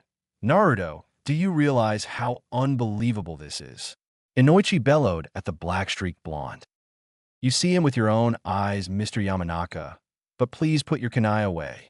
I don't think he can harm you with being dead and all." "Indeed I can't. Ghost cannot mold chakra. But gentlemen, please, let's put the weapons down before this becomes too troublesome for all of us." The deceased Kamizuru yawned out, which disturbingly reminded the Leaf Shinobi of the male Nara clan members. "How do we know that we can even trust you?" the Hokage carefully asked, palming his face in response and muttering about paranoid old people. Ishikawa slowly raised his right hand and placed it above his heart. "For what it's even worth to you people, I promise that I will not deceive you, nor anything else that I can think of at this time. Seriously, what the hell can I do to your paranoid idiots?" "Ishikawa, please don't insult my interrogators. Now tell them how I came to learn a good amount of Earth ninjutsu." Naruto drawled out. Yeah. Keep your pants on, Blondie." Ishikawa boredly replied as he stuck his right pinky finger in his ear. "Now I'm not going to beat around the bush. After Blondie here killed me, he went all Hunter Ninja on me, or Umbu, or whatever you want to call Black Ops Force. Using only a kunai, he dissected my and Muka's corpses, and after rummaging through our guts, he learned our ninjutsu techniques. From me, he learned, I think 12 of my various ninjutsu techniques, and from that jackass Muka, he learned only 2 water ninjutsu and that umbrella ninjutsu thing. Well, there you go. You heard it from the lazy ass's mouth. Fuck you too, Blondie." Wait. Naruto, how did you even know how to do that?" But most importantly, Hiruzen brought his attention to Ishikawa. "How do you know 2 of my jutsus?" "Huh? Oh, sorry, but you'll have to be more specific, old dude, because I know a lot about Earth ninjutsu. I'm talking about my Earth Dragon Bomb and my Great Mud River techniques." "Wait a freaking second. Is that the main reason why I'm here? Over 2 stupid ninjutsu techniques?" Naruto angrily bellowed out. "Shut up, Blondie. If you continue on yelling, it'll just be a bigger hole for your grave," or something like that. Ishikawa barked at his killer before glaring at the Sandaime Hokage. "And you, how dare you even claim those techniques as your own? Those 2 particular ninjutsu were created and mastered by a multitude of hard-working stone shinobi born before me. Now, I may be dead, but I'll be damned that I'll have you of all people boasting that you created those 2 techniques." and you're just digging my grave faster. Naruto drawled at the ghost. I think I've seen what I wanted to see, Naruto, Hiruzen announced, which caused the two to turn their heads towards him. And it is with a heavy heart that I must announce that you're too large a threat, and that I must seal up your memories and newfound abilities until I've deemed that you're mature enough before he could continue, let alone go through with his decision. A black beam shot out of the darkness behind Naruto and impacted between the Hokage and Inoichi. I can't let you do that, you hairless ape. A dark, eerie voice echoed within the room. Almost robotically, Naruto smiled and snapped his fingers. The darkness behind him faded to reveal, to the elder shinobi's horror, Kyuubi's cage. Even though the great fox glaring at them with his crimson eyes nearly made their hearts stop, it didn't compare to the mass of black tentacles gripping on the cage and an otherworldly crimson eye glaring down at them. WWH in Kayami's Nami, Inoichi barely managed to stutter out in shock and horror. Mr. Yamanaka, Hokage-sama. I would like you to meet my Juggin Eye, but I call him Juggin for short. Naruto introduced his two superiors to the demonic eyeball within his mind, while casually having his third eye open himself up on his forehead, much to Inoichi's disgust.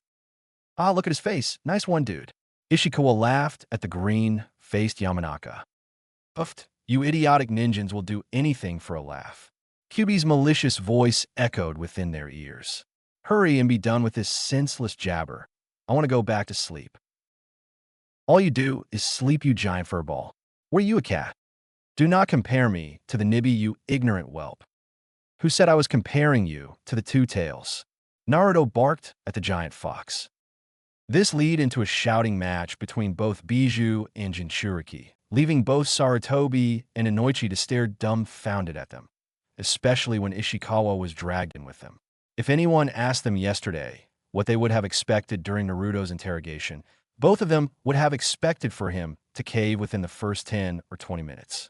But instead, they both found out that he held not one, not two, but three beings inside him, and he was comfortable with it. Insane to boot. It would simply be unbelievable if it wasn't Naruto, the boy who defied logic itself. Eventually, the arguing turned into roughhousing. For whatever reason, Ishikawa grabbed Naruto by the neck and began to comically wrangle him like a cartoon character, only for the black-streaked blonde he'd kick him in the stones, and soon they both fell to the floor trying to strangle each other. That action caused the two-leaf shinobi to sweat drop in realization that maybe Sane was pushing it. Naruto, Sarutobi cleared his throat in order to get their attention. I believe that you still need to answer our questions. Pushing the brown-haired stone Chunin off him, Naruto brushed the imaginary dirt off him and retook his seat. Yeah, I haven't forgotten. Let me guess, the next question is why I have an eyeball embedded inside my forehead. When they both nodded, Naruto sighed out in what appeared to be exhaustion. Very well, but I doubt you will believe me. Try us. Inoichi challenged. Fine. When I died, I was brought back to life by the Shinigami himself to become his avatar of death. And for my life, I must kill 3 others, plus any others he wants dead in exchange for it. And Juggin here is a tool that he gifted me to help me do it. Naruto sheepishly replied, which caused the 3 occupants within his mind to sweat drop at his bluntness. Words cannot describe the nonsense I just heard. Sarutobi replied in a deadpan voice. It's unfortunately true, you old monkey. Shinigami-sama told me that if I steer this little dude in the right direction and do something else, I get to go to the rightful place that ain't hot and damning. Ishikawa spoke up on Naruto's behalf while sticking his pinky fingers in his ear. Taking the insult in stride, for now, the Sandame sighed in frustration, which Inoichi mirrored as well. Things were definitely getting out of hand. What they both expected was a simple mind probe with the possibility of either erasing or suppressing whatever influence on him turned into an absolute nightmare. Not only did they learn that he had a ghost haunting him, but that he resided inside him along with a demonic eye. Say we do believe you, Inoichi said to get their attention. And I'm not saying we do what exactly you expect to happen next, that we forgive you for lying and let you off scot-free. I think not, Naruto. You are right. I don't expect to get off scot-free, and I fully expect to be punished. Naruto replied a little too calmly for their tastes. And for that I wish to enter a plea bargain. Trust me, they will be worthwhile to the village and reasonable, I assure you. What exactly do you have to offer us, especially when we hold all the cards? Sarutobi clasped his hands in front of his face. Well, as long as you keep the end of our bargain, no harm will come to anyone in the Leaf unless it's in self-defense, and I will happily share any and all information about Iwa's Berserker research and whatever you want on Ring. And I can verify what you want to know. I may not have been high up on the hierarchy, but I have heard whispers of them starting up their research once again, and my summons reporting to me one of the locations within my former home. How do I know that I can trust you? You have lied to me before like a hypocrite. Sarutobi emphasized the last word, and he saw Naruto's eyes slightly twitch in response. Consider us, even for you lying to me, for nearly 13 years. Naruto growled in response. After several seconds of silence, the old Hokage sighed out loudly. I cannot do that, Naruto. What I see is nothing more than insanity at work. You're unstable. In fact, I see this as nothing but an elaborate mind game created by you and the nine-tailed fox. I won't negotiate with you, and I have a good mind to contact Water Country and send Zabuza and his companions back for immediate execution. You can't do that. Naruto slammed his fists onto the desk in a rare show of fury since they entered his mind. Gone was his cool and calculating persona, and in his place was the angry genin that Kakashi described during that bandit massacre. Like a Naruto, while I may not like the Mizukage, I'm not above sending deserved criminals to their deaths. And yet you showed that bitch of a matron neglect me to the point of starvation, and those who actually tried to kill me on my birthday mercy. They should have been jailed or executed, but I see them walking free and smiling at me, knowing that there was nothing I could do about it. Tell me, old man, where is the justice in that? Those were civilians, and they were tried and convicted in a civilian court. It was out of Hokage-sama's hands, Naruto. Inoichi reluctantly defended what happened to the civilians. Oh sure, let the bigots decide the so-called hero's fates for abusing an innocent child. I'm sorry, Mr. Yamanaka, but I'm not naive enough to not notice the deep corruption within the civilian council. Watch your tone, boy. I will not have you bad-mouth the people on the council. Hiruzen warned him. Open your eyes, old man. Naruto seethed angrily. Don't you see that they are rotting this village from the inside out? Did you ever in your life think that something was seriously wrong during the times you've signed those papers? Have you even checked the village's finances? What exactly are they going towards? Tell me that. That is enough, Naruto. I have heard what I wanted, and I have determined that you are untrustworthy, a liar and traitor to the Leaf. It's with a heavy heart that your chakra will be sealed off, your memories erased, that if it even exists, torn out, and you'll be sent to the Konoha Strict Correctional Facility. That's bullshit, man. If I were alive, I would kill you for this, you shitty old man. Ishikawa exploded in a rare form of fury. Damn it, Shinigami. Turn this stupid, transparent form of mine solid for 1 minute. I want to leave my mark on this monkey prick. You dare threaten me? Juggin roared as the pupil of his gigantic eye glowed with unholy black energy. I may not like this whelp, but he provided me his very own body so that I may live in this world. Now I will return the favor so that I may go on living. Despicable whelps, you dare threaten me? Kyuubi maliciously growled at the two shinobi. I will not be further sealed away because of my container. I will kill you all before that happens. And before anyone could react, his foul red chakra flooded out of his cage. But before either party could even attack each other, everyone was suddenly weighed down by an extreme force. It smothered them, made their breath fall short, their spines tingle, the hair stand on the back of their necks, an insane feeling of death coursing through their entire beings. Then descending from the dark ceiling was a being larger than Kyuubi himself. From his purple emancipated skin to the two horns on his head showed the two experienced shinobi that this was an otherworldly being. His long bone white hair that flowed down to the giant's knees blew from his intense power, as well as his baggy white yukata. Opening his mouth full of sharp dagger-like teeth, he spoke in a voice that would haunt the Leaf shinobi's dreams for the rest of their lives. To think I was supposed to intervene again within the realm of the living. Naruto, you just cannot stay out of trouble. He spoke clearly despite the gigantic dagger held between his teeth. Shinigami, I apologize for you to intervene. I honestly thought I could handle this. Naruto apologized to the Kami of Death in a familiar tone. But can you please explain to these two that I'm more or less innocent on their charges, and that what I've been saying is true? Please, Lord Shinigami. I'm getting pretty tired of hearing this arguing, especially with this old jackass and his lapdog. Ishikawa pleaded. Sighing loudly for all to hear, Shinigami told both Inoichi and Hiruzen exactly what happened after Naruto died. The Kami of Death explained that he knew that Naruto's death was premature. How he removed a suppressing seal hat stunted his development, him granting the former full blonde with his katana, and finally deeming him as his avatar of death, where he served him and him alone until their contract was fulfilled, not that he told them of the targets or the bloodline within Noichi's presence. I don't believe this, Sarutobi whispered out in denial. And that is why you fail, Shinigami said before looking over to his avatar. This is the last time I become involved in humanly matters such as this. Next time, cover your tracks better. I expect more from you. I promise that nothing more will happen, Shinigami. I believe that I got my point across for these two.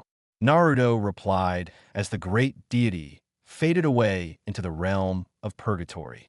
Now on to you two. I believe we have a little deal to discuss. Naruto, Sarutobi tried to find some sort of logic at what just happened. He looked to Inoichi, his eyes begging the man to tell him it was just a mind trick, but the veteran mind walker only shook his head. That was not any type of mind trick. No one could create something like that, and he entered the minds of psychopaths on more than one occasion in his career. So with a defeated sigh, the Hokage continued, What is it you want? I don't want anything big. Despite the bullshit you put me through, I want to help you. Naruto replied with pure honesty in his voice. I will still give you the information about Wagakure's Berserker program, and whatever I can about Amigakure. But in return, I want you to keep the promises made to me. And I implore you to look into the Civilian Council. You need to remind them that they should be involved in civilian matters and not shinobi matters. In fact, look closely at your paperwork because those stacks shouldn't even be that high. Inoichi raised a blonde eyebrow, especially when he mentioned these promises again.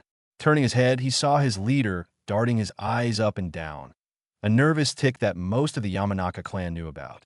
My lord, now, I may have no say in this, but this sounds like an offer that you cannot refuse. It sounds far too good to be true. Damn it, quit being stupid. How long have you known the kid? From what I've seen, he's okay, for a leaf shinobi. So give the little guy some credit, damn.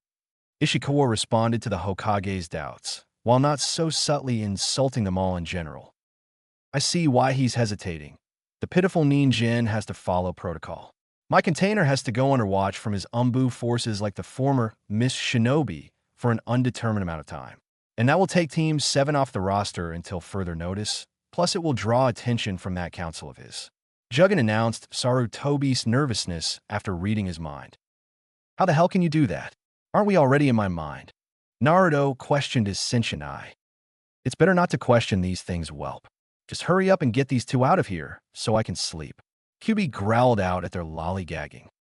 Fine. Naruto rolled his eyes at his lazy tenant. All right, I believe I can do something for all of us to come out on top. Simply put, you guys know I'm not a threat. Just place me with Zabuza for a week, give Team 7 and Guy a week off, and order those involved in this to stay silent. All right, Naruto. I will give you a week of confinement with Zabuza, but only on the condition that you have a monthly session with Inoichi. And be honest with me. No more lies from the both of us. Okay. Deal, old man. Not more lies, that is a promise. Well, now that you're both done with your little pissing contest, get the hell out of here. Juggin roared at the two intruders. Unholy purple energy flared within his pupil. He blasted out a shock wave of energy that struck the two-leaf shinobi and sent them out of Naruto's mindscape. After they left, Ishikawa sighed in relief. Damn it, Blondie, that was close. If Shinigami-sama didn't spend a few precious minutes to terrify the crap out of them, you would have been screwed. No shit, Ishikawa. I probably used the rest of my luck for the year. Naruto responded. He was tired, scratched that he was exhausted. If someone told him that he would have to use his acting skills to keep a straight face while being interrogated by the head of the Yamanaka clan and the Hokage himself, he would have laughed. But after what he went through, he definitely wasn't laughing. You're not out of the woods yet, boy. You still have to visit that Mindwalker monthly, and I'm not thrilled at having his kind poke around in here. Juggin voiced his opinion on the little deal his container agreed to.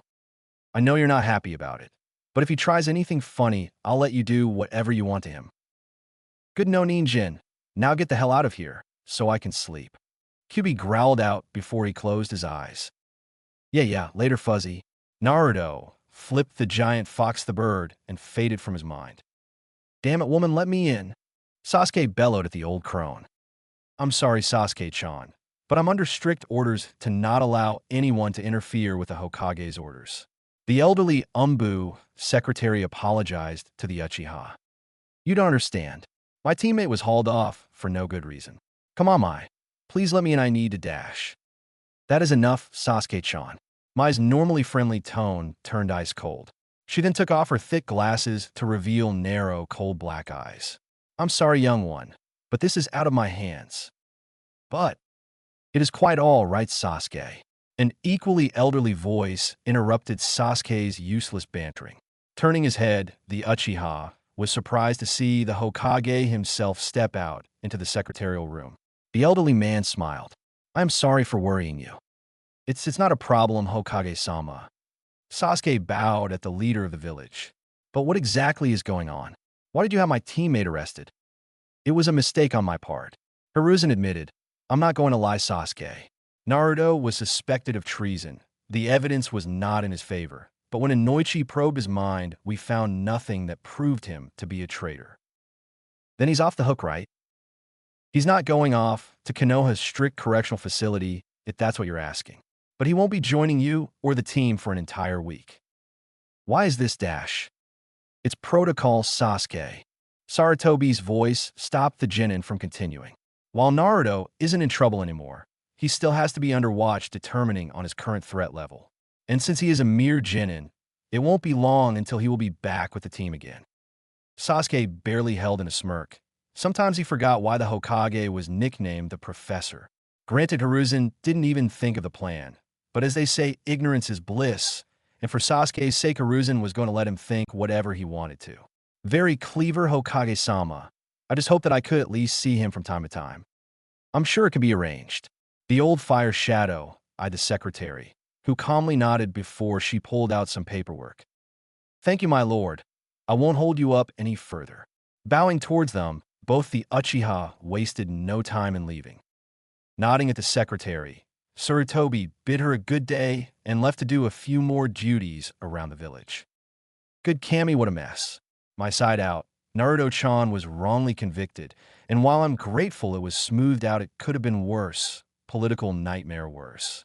You have it easy, Shika. Dear Chan, all you have to worry about is your family, a risky mission here and there, and the lack of clouds in the sky.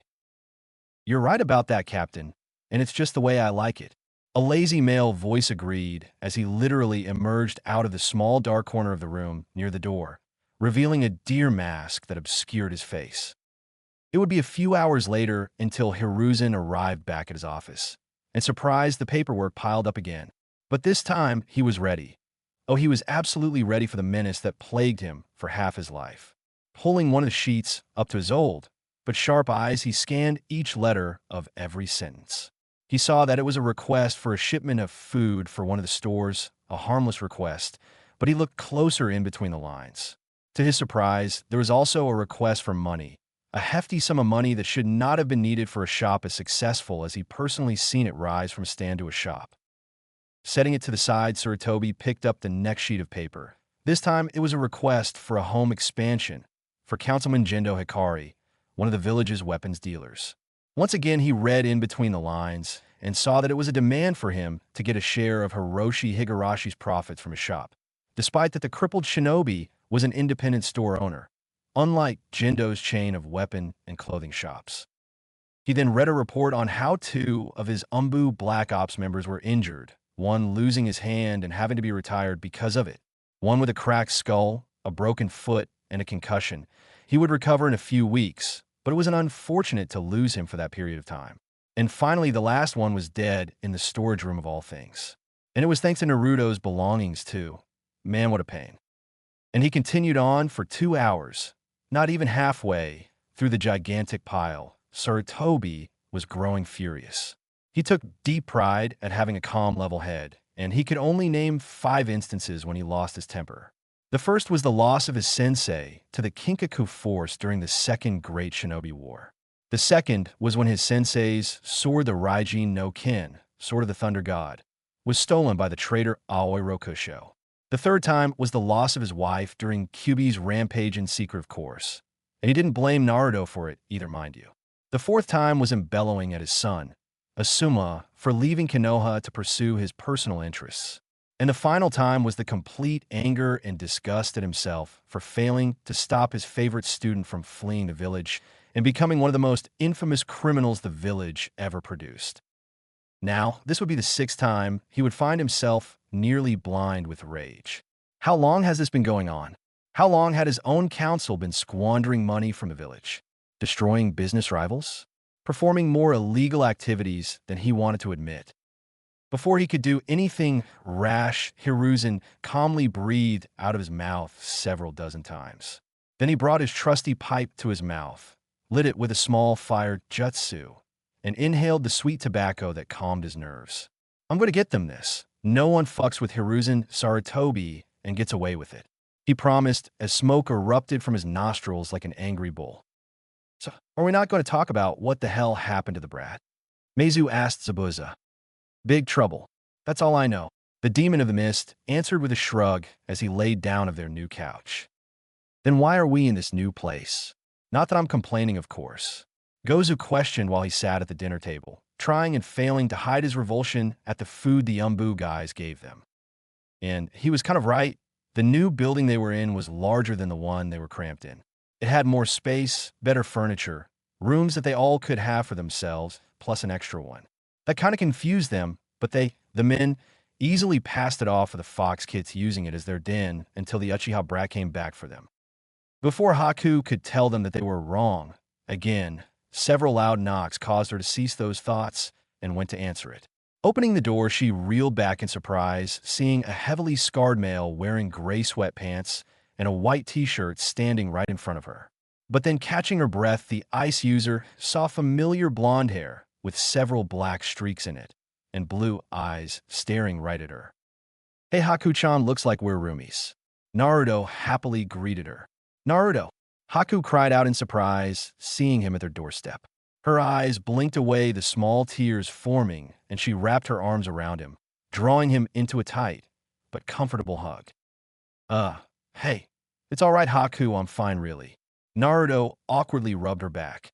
It wasn't he that was making him feel uncomfortable, but the gaze of the demon trio as they looked upon the interesting scene. It looks like I have some explaining to do, don't I?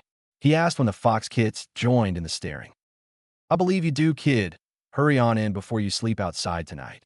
Zabuza growled at the new occupant. And while Naruto was explaining his situation to the people he was forced to share a place with, Hiruzen Sarutobi was busy observing the council in front of him. It was late at night, and most of them, mainly the civilians, were still in their pajamas. That was his plan from the beginning. After the old Kage saw the corruption with his own 2 eyes, he played the waiting game. He let the hours pass him by until it was extremely late, and then he ordered the Umbu Black Ops to gather the entire council for an emergency meeting. And with them all in his sights, all sleepy and unprepared, the kami of Shinobi was about to get his well-justified vengeance. Staring at the council, Hiruzen first took note of the civilian side. The first being Jindo Akari, a very popular weapons merchant, but he paled in comparison to Hiroshi Higurashi, who didn't cut corners on his work.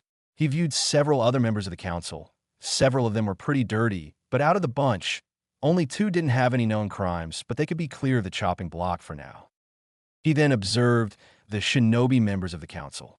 Out of the 10 seats, only 3 were empty. They consisted of the nearly extinct Uchiha clan, the dissolved Senju clan, and the Kurama clan, who gave up their position in shame due to dwindling numbers. That left only the Aburame, Hyuga, Nara, Akimichi, Yamanaka, Inuzuka, and of course Sarutobi clans to deal with shinobi matters. The Hokage didn't know if any one of them were guilty, so he would wait to punish any of them once he found out. and that included his own clan if any of them were guilty of whatever crimes they did. But for now, that would come later. It was showtime. Do any of you know why you were summoned here? Hiruzen demanded. The first response was a loud yawn from Shikaka Nara, Konoha's master strategist and leader of the Nara clan. We don't, Hokage-sama. Would you mind telling us why we're here so we can get back to bed? Did I mention he was the laziest bastard in the entire village? Yeah, what is the big deal? One of the civilians, a wealthy food merchant, demanded. In response, Sarutobi gave them a predatory smile that caused some Inuzuka's spine to tingle. He reached into his robe, producing a small stack of papers, and flung them at the council. All of you are here for one thing, and that is to witness the judgment of several members of the council for embezzlement, falsifying reports, and treason. That's absurd. Who in their right minds would commit such a betrayal? Jindo demanded. One of them would be you, Jindo-san. Shibi Aburame, the leader of one of the 4 royal clans of Konoha, answered the weapons merchant in his monotone voice. It's all in between the fine print, cleverly disguised, but not impossible to spot for a shinobi. The same goes for Rufi Sanohana, a man who I thought I could trust to help run my businesses. Choza Akimichi glared at a pudgy, civilian council member, the wealthy food merchant to be exact. Choza-san, please let me exp yak. The pudgy council member was cut off from any explanation when the leader of the Akimichi clan gripped his entire body with his now gigantic right arm. The biggest man in a room would have succeeded in crushing his disloyal partner if it wasn't for the Hokage's killing intent preventing him from going through with it. Choza-san, I understand your anger, but I will not allow any bloodshed within these chambers. When he saw Rufi smiling is what looked like triumph, the Hokage animated it with his next sentence. Each and every single one of them will personally be interrogated by Ibiki Marino, and if they will be dealt with in a fitting manner. With a snap of his fingers, several Umbu Black Ops surrounded the 8 guilty civilian council members, their ninjados, or katanas poised at their throats. You can't do this! Jindo raged at the leader of the village. We are the civilian council. We have the most experience that the populace deserves. You need us. I need you like I need the endless migraines you put me through. Take them away from my sight. Sarutobi ordered his subordinates, and once they did via body flicker, a weight was finally lifted from his old shoulders as he turned towards the remaining council members. Surprisingly, it was Shikaku who was the first to speak since the entire ordeal started. Well, since you have delivered your judgment, I suppose that we should watch our backs as well. You would be correct. Hiruzen answered the Nara. In 1 week's time, we will hold an election for newer council members, ones that will have to go through various restrictions and tests, so an incident like this never happens again. His eyes hardened when he spoke the next words. And as of right now, I'm putting all requests on hold, and a team of my most loyal shinobi are going to go through the previous ones so I can find out if any more of you have deceived me. We understand, Hokage-sama. Inoichi Yamanaka, the leader of the Yamanaka clan and member of the torture and interrogation division of the Umbu, said in a neutral voice. But I wish you to know that my own clan has not deceived you in any way. But should that be the case, I will hold all responsibility for their actions and punish them accordingly. I too will deal with any members of my clan who wrong the village. Sum, the leader of the Inuzuka clan and captain of the Ninkan division, promised her leader. The same will go with my clan as well. Hayashi Hyuga, another leader of the 4 royal clans of Konoha, promised in a neutral voice. Incidentally, it was the first time he spoke during that meeting. Good. You're dismissed until further notice. Pleasant dreams. Once the entire chamber was cleared, Sarutobi took out his pipe, filled it with tobacco, lit it, and slowly breathed in the nicotine. Damn, did it feel good. Tenzo, I figured you would have some questions for me, he said after several moments. I do actually. A single member of the Umbu team strike team for that mission stepped out of the shadows. Normally I would never ask, but why weren't the members of the Elder Council notified of this meeting? Exhaling a stream of smoke from his nostrils, the Hokage happily answered him. It's because they would put up a fuss, telling me I was overreacting despite the evidence. Before his shinobi could ask another question, he lifted a finger to shush him. I know what you're thinking. They're going to have a hissy fit over this. I will deal with them when the time comes. But as for now, I'm going to enjoy myself with the day off. Now please head off to the T&I department. I'm sure your skills will be put to good use." Silently nodding, Tenzo disappeared in a small cloud of smoke, leaving behind a highly satisfied Sandame to plot his next plan of action. After the successful sting operation, Naruto was finishing up his tale of why he ended up with them. "So wait, you're telling me that the Sandame arrested you over ninjutsu?" Gozu asked with a raised eyebrow. "And that there was a wild speculation about you being Iwagakure's sleeper agent?" Meizu continued for his brother. "And possessing skills that a genin should not possess." Zabuza finished for his companions. "Kid, that is probably the dumbest thing I ever heard in my entire life." Naruto's scarred face scrunched up in annoyance. Were they deaf, dumb, or not? It is the truth. It was due to a misunderstanding, paranoia, and a good amount of idiocy that I wound up here. Now, I'm not complaining since it's a light sentence, but we're going to be roomies for the time being, so I hope we don't kill each other before then. Puffed. Like we could kill each other. Seriously, kid, we can't take a piss without anyone knowing. Meizu growled in annoyance before pointing at the corner of the room. "I know you're listening, you sick bastards."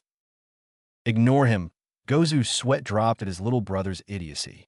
"We've been confined for so long that some of us are going stir-crazy." He indicated towards his obviously disturbed sibling, some more than others.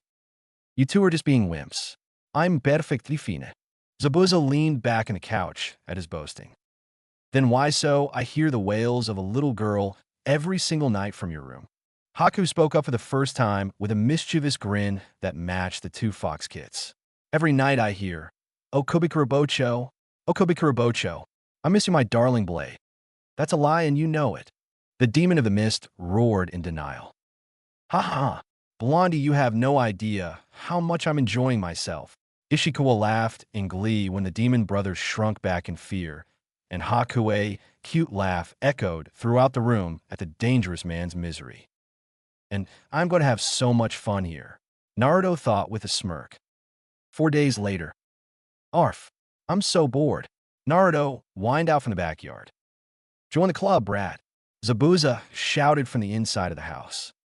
4 days passed since his incarceration, and Naruto found himself about to lose his mind. Not only was he not allowed to train physically, but he was also not allowed to do anything that was considered fun. There weren't any board games that any of them could occupy themselves with. Hell, there wasn't even a deck of cards. Whenever Sasuke came to visit, it only was for 15 lousy minutes, and that included Ichigo and Benaheim being escorted off the property once the Uchiha first arrived, the bastards. The only thing remotely entertaining was his interactions with his roommates. Gozu and Meizu somewhat entertained him by their hijinks when they were younger with what they called combination pranks. Some of them were good source material for future pranks he had in store for certain people in the village, but then they told him about all the people they cut into chunks with their gauntlets. Geez, he didn't need to know that kind of thing. Then there was Haku. Now she was pleasant to be around, with her cute smile, her melodious laugh. Hell, he even enjoyed it when she flicked the stray strand of hair from her face. He didn't know why, but being around her had a calming effect on the situation he was in, but it still didn't help cure his boredom, damn it. Finally, there was Zabuza. Quite frankly, the black-streaked blonde didn't know much about the scary man. Basically, all he had to go on was that he slaughtered an entire classroom of would-be genin when he was 8 years old. He became a member of the 7 Swordsmen of the Mist and was a master of silent killing, water-based ninjutsu, and kenjutsu. That was it. Why don't you just go ask the big lug about his past? I couldn't hurt to ask, Ishikawa said within his head. Well, let's see. First he would say, "It's none of your damn business," and then he would probably shove his foot up my ass for asking. Naruto dryly responded, "I just think you're too sacred." But that doesn't surprise me that a ninjin is afraid of something. Juggin mocked his container. "Shut eyeball, don't make me poke you." The preteen mentally barked back at the sentient eye. But as soon as that sentence left his mouth, he had to grit his teeth painfully when his third eye ravished his body with an untold amount of pain. "Foolish idiot, that is what will happen if you or anyone pokes me. Your body will be racked in crippling pain, leaving you helpless as a newborn baby. Do you understand me, boy?" "Gah, all right, I get it." The black-streaked blonde sighed in relief when the pain stopped. After making a mental note to never ever threaten the eyeball with bodily harm again, he asked the sentient tool a question that had been bugging him for a while. Hey, Juggin, if that shit is going to happen, why don't you use your magical demon powers or whatever and combine yourself with Akiro Shingen? Juggin briefly thought of sending another wave of pain into his container for that insulting question, but he figured it to be unnecessary. After all, it was just an innocent question. Boy, you're lucky I don't send another surge of pain through you for that question. But why don't you? Wouldn't you become the most powerful thing in the entire world? Listen, you've worked with tools before, right? Well, you cannot cut wood with a screwdriver in place of a saw. That is why I cannot combine myself with that dojutsu of yours. I'm just not designed to do it, so you're stuck with me on your forehead. Are you satisfied with my answer? I am actually. Thanks, Juggin. At least I know more about you than I thought I would. Well, later, I need to do something that will allow me to hold on to my sanity. After cutting the link, Naruto stood to his feet, stretched, and headed towards the house. Once inside, he was greeted by a member of the Umbu Black Ops. Damn it all, what do they want now? All right, stay calm. It was probably a summons from the Sandame or some other Umbu type of thing. Greeting, Umbu-san. What can I do you today? The head of the Yamanaka clan has instructed me to retrieve you. The masked shinobi answered. Let me guess, my mental evaluation? A mental evaluation? Is our new resident here crazy or something? Oh great. Why of all times did Zabuza have to bump into his personal business? That is classified information, Momochi-san. All you need to know is that Naruto-san needs to see him right away. Fine, take the brat and go. Oh, and before I forget, tell those assholes in your headquarters to prepare us some decent food. We're starving over here. The irritable demon of the mist griped at the masked leaf shinobi. We will see, the Umbu member said before he gripped Naruto's shoulder, and both disappeared in a small cloud of smoke. Several minutes later, Naruto found himself within Inoichi Yamanaka's office within the Umbu headquarters. His hands were restrained to the iron arms of the chair. Along with his feet, a chakra draining tag was slapped to his jumpsuit, making him feel weaker than normal. He was not happy at all with being restrained, but it was procedure, and he asked not to be treated any differently lest any suspicion was aroused. The door opened behind him, and the footsteps of the owner of the office echoed until he reached his wooden desk. Uzumaki-san. Inoichi greeted his patient. Inoichi-san. Naruto nodded his head in greeting. We're on a first-name basis now. Interesting. Might as well be. You saw a good deal inside my head and cooperated into this charade. I guess you're right. Very well, Naruto-san. Inoichi nodded at him. Now, do you know what I'm going to do in this mental evaluation? Honestly, I don't. Naruto shrugged his shoulders. Well, I'm going to dive into your mind for about an hour.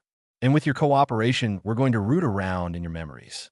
We're going to dig up some unpleasant ones, but it will help you with accepting and dealing with them with my help in the long run. I will also do anything else that may be appropriate. Very well, but promise me that if I don't want to confront something just yet, please respect my wishes. Trust me, I will be professional about this. Inoichi strolled over and placed his hand on Naruto's forehead to begin the session. Inside Naruto's mindscape. All right, where do we start? Naruto questioned Inoichi once they entered his mind. I was hoping to discover the sudden change in your behavior.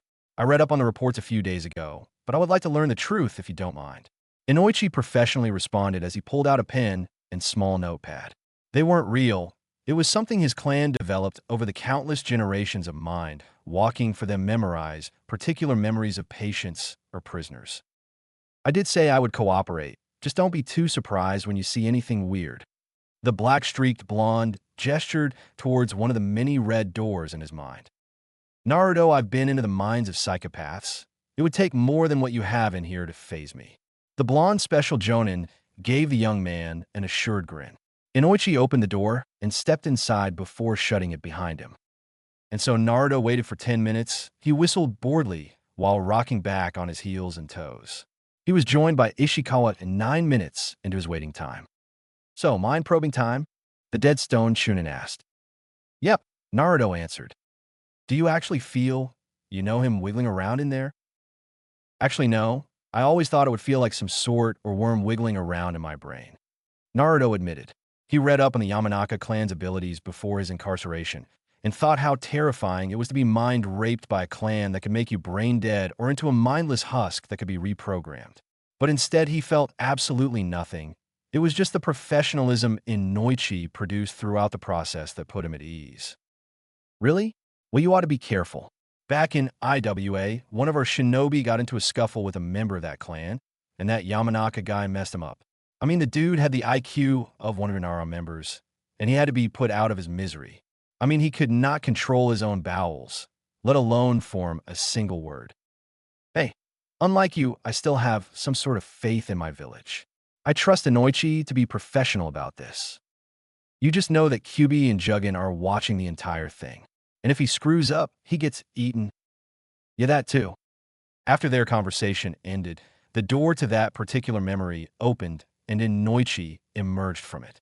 The blonde Yamanaka's face was pale, his right eye twitching wildly, and his hair standing on end like he was electrocuted. How on earth are you still sane? He asked with an exasperated voice. Sanity is overrated. Naruto shrugged in response. Yeah, it really is. Ishikawa added his 2 cents. I should have known better than to ask the two of you. Inoichi rubbed the bridge of his nose to fight off a migraine. Good Kami Naruto sure knew how to push one's buttons. All right, I have the information I needed to gather on that subject, but now I want to investigate those gray memories of yours. Whoa, not a good idea, Inoichi-san. Those are gray for a reason. I chose to repress them for a reason, and I'd rather not bring up something that's long dead. Naruto waved his hands, signaling that it was absolutely not okay. All right, we will leave them alone for this session. But I do need to investigate one other door before this session is over with. Inoichi said, tapping on the notebook with his pencil. And I'm leaning towards one of the pink doors. None of them include your daughter. The black-streaked blonde deadpanned. I should hope not. The fuck is that supposed to mean? Ishikawa demanded. You think your precious little girl is too good for him? Huh? Is that what this is? The fuck? Naruto raised an eyebrow, wondering why the hell his ghost tenant was sounding like some cheesy gangster. Who? No. I said that because she has her sights set on Sasuke, and I'd rather not have Naruto go through unnecessary heartbreak. Inoichi answered with a straight face. Well, sorry to disappoint you, Inoichi-san, but I don't like your daughter. I never have and never will. And why not? This time it was Inoichi's turn to be offended. Because she is a bitch. She threw away a good friendship for a boy of all things, and is currently destroying her career by stalking the same exact boy. Naruto listed off the cold, hard truth. Naruto-san, that was back in the academy. She has changed since then. With Sasuke at the same time. Sasuke felt his spine tingle. Oh shit, that was not a good. That meant a fangirl was nearby. He knew it was only one because if it was two or more, the hair on the back of his neck would stand straight up. He turned his head towards the spot. He felt her unholy presence. Instead of seeing a female head, he saw nothing but a wooden fence.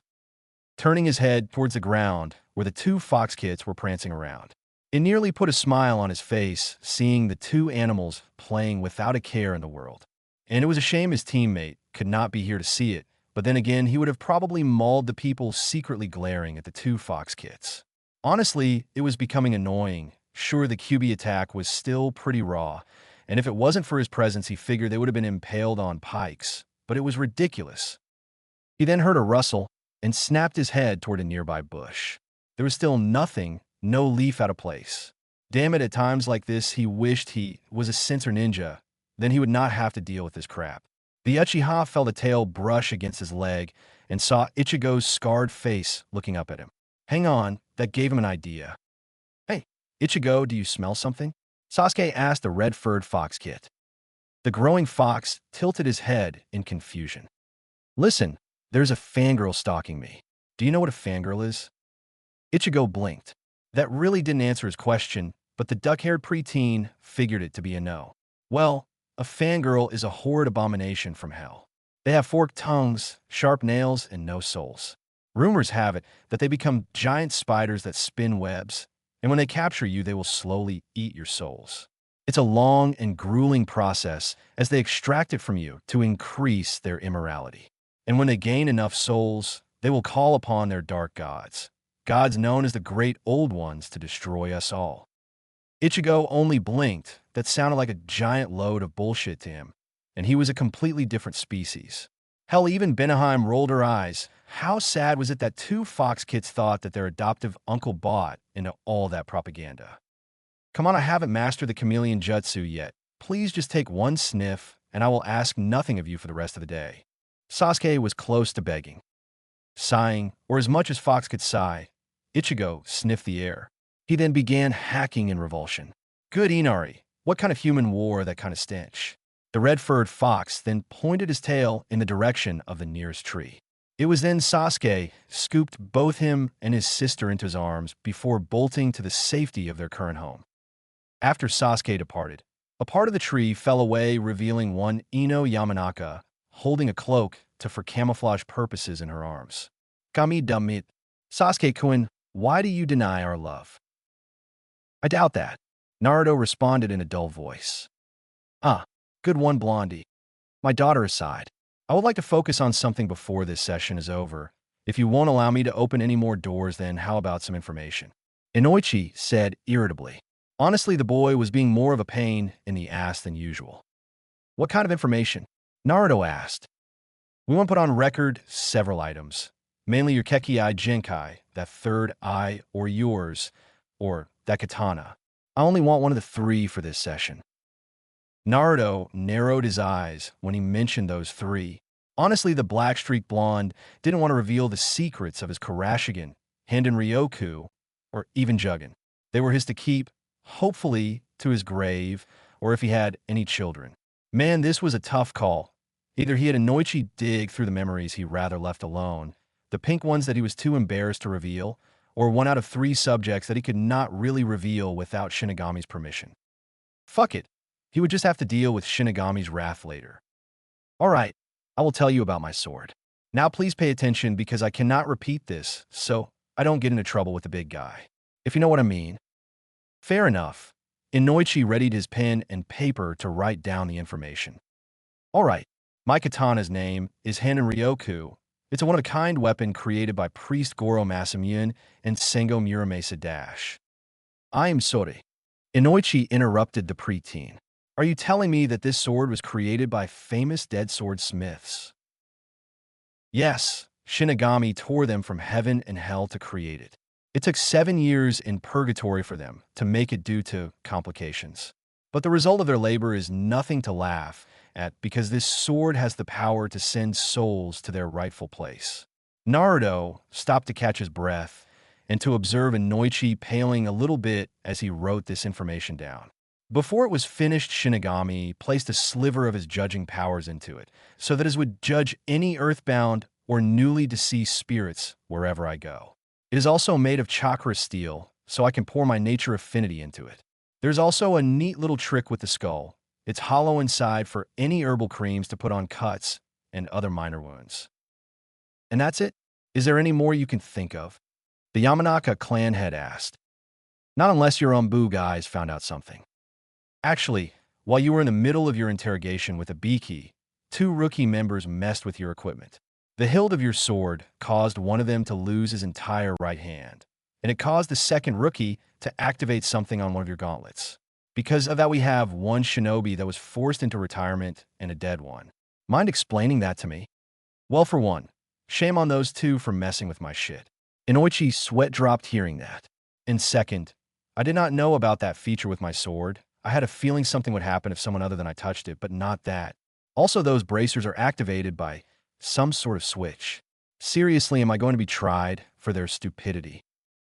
No, they were at fault. But anyways, we're done for now. I'll see you again next month. It would be another hour later before Naruto found himself back in the company of Zabuza and company, and another 3 days before he was released from custody. Oh, by the love of the Shinigami, Naruto was so glad to be free of that place. Seriously, now he knew why Meizu was going insane. Well, more insane than usual. He could literally feel himself growing weaker by the day of inactivity. But now that he was free, he was going to rectify that with many hours of physical exercise and some clones for his chakra exercises. After being released, the Black Streak Blonde was escorted to some sort of supplier. He didn't really know what to make of it. And what he was seeing was some sort of service counter with a male Umbu member wearing a raven mask behind it. Of course, he wasn't just out in the open. The shinobi was behind shatterproof glass and chakra-draining steel bars. Mr. Uzumaki, the raven-masked shinobi politely greeted Naruto. In his hands were his clothing that was wrapped in thick plastic, which he pushed through the small opening of the steel bars. One complete black outfit with fishnet chainmail shirt and belt buckle, 2 shuriken pouches, kunai holster, hitayate, and sandals. All cleaned and ready for use. After Naruto gathered up his clothing, the man pushed through the scrolls. 1 sealing scroll, checked, and everything clean and accounted for. After the preteen took the scroll, the man carefully pushed the demonic Hanya mask through the opening. And 1 scary as fuck mask. Your weapons will be given to you at the entrance of the Umbu building. The dressing room is the first door on your left. Have a nice day. The Umbu member then closed his area down by blocking it off with a steel shutter from the inside. All right then. It proceeded like clockwork after that. Naruto changed into his comfortable clothing, received his weapons at the entrance, and walked outside as a free man, where he was greeted by Sasuke. Dobe. Sasuke greeted with a nod of his head. Team. Naruto returned with a greeting of his own, a smile upon his face even though it could not be seen. Sasuke suppressed a chuckle and greeted him with a handshake.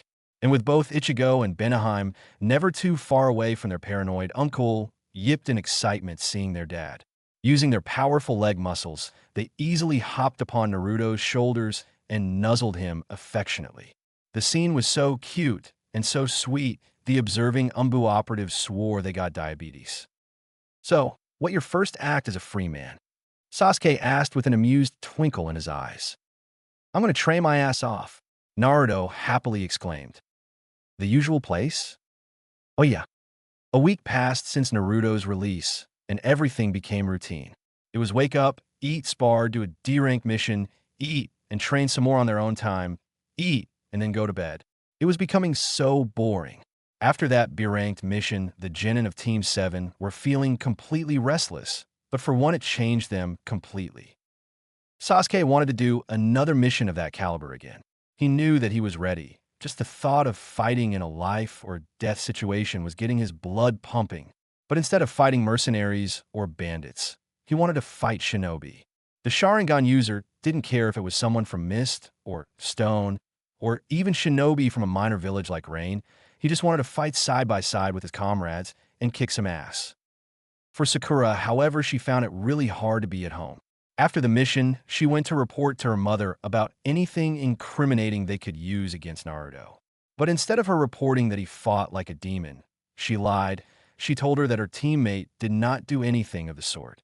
The pink-haired genin instead said that he saved her life once, killed a couple of bandits, but she didn't remember anything afterwards after she killed her first 2 people. Her mother was not pleased, but didn't do anything further. Afterwards, Sakura tried to get closer to Naruto, to have him trust her again, and so far she had little to no success for these past 2 weeks. And then there was Naruto. All he wanted to do was get some more missions under his belt. Sure, he loved to kick ass and take names, but what he needed was experience. After all, how was he supposed to kill Orochimaru, Danzo, or Madara Uchiha? And as each day passed, he was growing more doubtful that the last one was even alive. But there they were. All 3 of them were heading towards their training field for another boring day. All right, dope, I'll bite. Why is there a rock following us? Sasuke boredly asked, indicating a square rock following them in the middle of the street. Oh, that's just the Hokage's grandson who by now should have learned that a rock is never a perfect square. He yelled, doing a perfect imitation of Iruka's famous big scary head jutsu. As soon as he said that, the black-streaked blonde pivoted towards the rock and kicked it towards the gates of the village, revealing 3 children. Konohamaru was one of them, and he was accompanied by a short, brown-haired, nose-dripping boy with wire-rimmed glasses, wearing a blue long-sleeve sweater and white shorts, and a ginger-haired girl with a permanent blush with her hair pulled back into pigtails, wearing a pink shirt and a tan shorts. What the hell are you three doing? Naruto, sweat dropped, seeing the ridiculous scene. The girl reacted first, jumping in front of the two boys and striking a pose. I'm Moegi, Konoha's sexiest kunoichi. The snot-nosed boy with glasses jumped to Moegi's left and struck a pose as well. I'm Udon, and I love math. Konohamaru just stood there grinning. And you already know who I am. Striking various stupid poses, they shouted, "We're the Konohamaru Corps," they all said together. It feels like I just died a little on the inside, Ishikawa said next to his ward after he witnessed their antics. And he is already dead. I ain't handling this. You're on your own, Blondie. The deceased Kamizuru then bugged out and went to peek on the woman's hot springs. That was terrible, Kyubi agreed. Stupid Ningans. Juggin muttered in disgust. Naruto, I'm blaming you for this, especially since they have those stupid goggles on their heads. Sasuke internally sweat dropped. Oh, brother. Apparently Sakura's opinion of her teammate dropped a little that day. Konohamaru, what the hell was that? Your theatrics were awful. Plus, what kind of pose is that? I give that performance a 3 out of 10. Apparently Naruto was the only one who really thought something about it. Even though they were disappointed at first, the three young children then took a minute to gawk at their boss' radically changed appearance. Wow, boss, what did you do to yourself? You look. Awesome. Udon finished for his friend. Well, people do change, and I changed awesomely. Naruto chuckled in mirth. All right, what is it you all want? All right, boss, we're having a tough time with our shuriken throwing. Is there a chance you and Sasuke can come by the academy and teach us a few pointers? It did wonders for Irika-sensei the last time you visited. Konohamaru looked at the team with pleading eyes. Well, he wasn't wrong.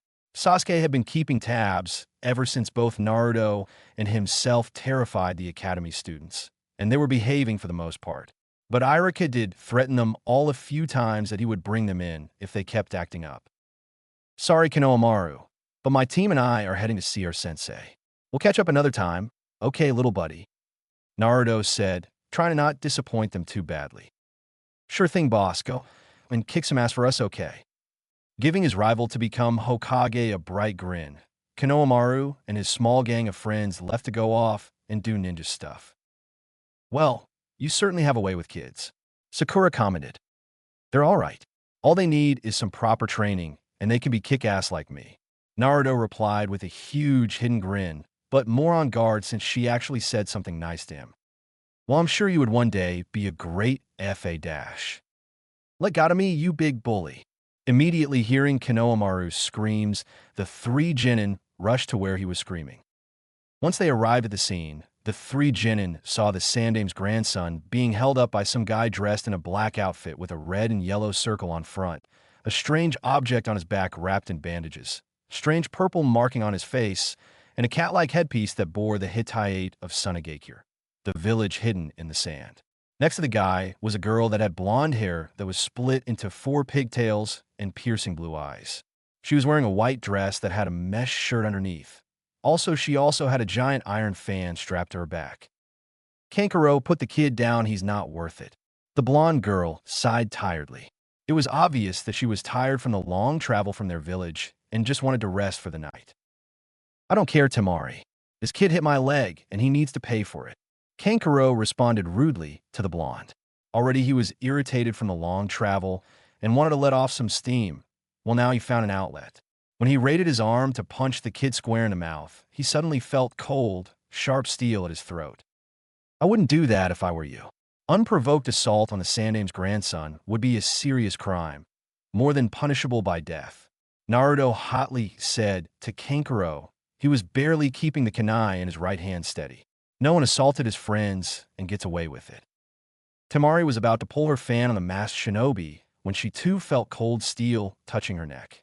To her credit, she moved one eye over to see Sasuke holding the deadly tip of his Kuzurigama to her jugular vein. Sorry, but my teammate does not like unprovoked attacks. You should count yourself lucky that we stopped you. And why should I count myself lucky about that? The kunoichi questioned her captor. Well, the one in the tree could do something worse to you, Naruto said, making everyone look towards the nearest tree. There they saw an auburn-haired teen no older than them, with black rings around his pupilless sea-green eyes that showed his insomnia. He wore black cargo pants, a black t-shirt with a fishnet shirt underneath it, black shinobi-styled sandals, along with a scarf tied around his neck, and had a gourd on his back. His most distinctive marking was a red tattoo with the kanji symbol for love above his left eyebrow. He disappeared in a swirl of sand and appeared near the captured Kankuro. "Kankuro, you are a disgrace to the village," the auburn-haired teen said. But Gaara, it wasn't my dash." "Shut up, or I will kill you." Gaara turned to face both Sasuke and Naruto, both by now released their captives. "I apologize for my brother's stupidity. But however, I am curious as to how you discover my location?" Gaara asked. "You leaked a good amount of killing intent when you stared at the idiot," Naruto replied, pointing his thumb at peeved Kankuro. "I see you are skilled. Both of you are if you manage to catch my siblings off guard. What are your names?" Gaara asked. "My name is Sasuke Uchiha." Sasuke introduced himself. "And my name's Naruto Uzumaki." "What is yours?" Naruto asked. "My name is Gaara of the Desert. I look forward to facing you both in the exams," the Sanjinin said. And with that confrontation finished with, they turned around to walk away with both his siblings in tow. And while that entire scene played out, Sakura found herself left out again. And as she witnessed how fast and how strong her teammates were, she honestly began to question her skills as a kunoichi. 10 minutes later. "Hello, my cute little genin." Kakashi greeted his team with his usual eye smile. Almost immediately, Sasuke brought his hands into the tiger seal and shouted, "Release!" When nothing happened, the Uchiha was joined by Naruto to try and dispel the illusion. While it was amusing to watch his genin try and dispel a supposed illusion, the silver-haired man held up his hands to stop them. "I'm not a Jinjutsu. Come on, let's get started here, okay?" "You're early," the three genin shouted at the same time. "Yes, I am. Is that really surprising?" Kakashi asked, almost like he was sincerely confused. "Yes." Chucking in mirth, the copycat ninja reached into his left hip pouch and pulled out 3 slips of paper. "Well, now that you 3 have finally arrived, I can give you these. This is so that you can enter and compete in the Chunin exams coming up." "The Chunin exams? They're coming to our village?" Sasuke questioned. Oh, thank Kami, he was so relieved. This meant that he would have the chance of being promoted, go on higher and more dangerous missions, and be one step closer to his goal in killing Itachi. "Fucking sweet. Kakashi, have I told you how much I love you?" Naruto happily read his sheet over and signed it with a pen Kakashi provided. After signing his paper, the Jinchuriki handed the pen to Sasuke, and like his teammate, signed the paper without any hesitation. He then handed it to his sensei the same time his teammate did. But after handing it to Sakura, all 3 shinobi noticed her hesitation. She gulped several times, and her hands shook violently. "Sakura." Surprisingly, it was Naruto who spoke up. "If you don't feel up to it, we would understand. After all, it's barely been 5 months since we became genin, and we've done only 2 high-level missions and only have a few kills under our belts. We have a decent amount of experience, but we might need a little more time like Team Guy. We'd rather not have you go in without any confidence and have it end badly for you. But if you do sign the paper, just know that Sasuke and I will have your back." "Boy, what are you doing?" Juggin demanded. "What do you think I'm doing? I'm consoling my teammate and hoping to whatever god of luck or courage will have her sign it," Naruto replied. "But you dislike that pink howler monkey. Don't you remember all those punches to the head? The abuse she and that blonde bimbo cause you at your school? Why console this piece of filth when you could easily destroy her?" "It's because she's trying. I have not forgotten what she has done, but she is trying to change since I saved her ass on that B-rank mission. I would have to be my old self to not notice this before. PFT. So you're going to forgive her after all she has done? Ninjins, I will never understand your kind." "That's the problem, Juggin. You don't try to understand us." "And I don't need to." Feeling the sentient eyeball cut the link, he returned his focus on his pink-haired teammate. She looked at him, her expression surprised and relieved. She brought the pen to the sheet of paper and signed her name before handing it back to Kakashi. "Good job, you 3. You passed the test." Kakashi pocketed the papers and I smiled at his genin team. "Test? What test?" Naruto demanded.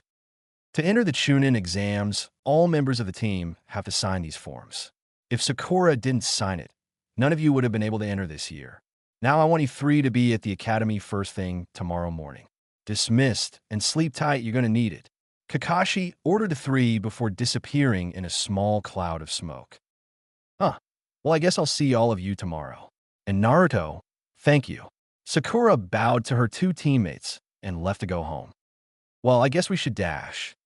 Let's get it over with. I'm sure Haku would love to look after them. Sasuke interrupted his teammate with a sigh. He didn't mind Haku too much. It was the other three that always shook his nerves to the core. Glad we're on the same page. Come on, duck ass, let's go. Don't call me that, dough. Hey, wake up. Sasuke grumbled and pulled his sheets over his head. Oi, team, wake up. Damn it, Dobe, it's... Sasuke cracked open his eyes and saw that it was 4 o'clock in the freaking morning. He turned to glare at his teammate with all the hate he could muster. Someone better be dead or dying for you to wake me up this early. No one important to my knowledge. Naruto shrugged, donned his full shinobi gear ranging from his black sandals, vest, skull belt buckle, to his Hanya mask and all. Listen, I know it's late, but I cannot sleep anymore with the exams coming up in a few hours. It does not start until 8 in the morning. Go back to sleep, dang it. You're right, I am far too pumped. Listen, we dropped the kits off yesterday, and we have a few hours to kill. Naruto then began pumping his arms in excitement. Come on, Sasuke team, get dressed and head out with me. We need to polish our skills to a fine point to become Chunin. I honestly hate you. Throwing off his covers, the Uchiha rubbed his tired eyes. It took forever to calm himself down and get some much-needed shut-eye, but then the idiot on his team just had to get him excited about their potential increase in rank. Fine, training ground in 10 minutes. I will meet you there.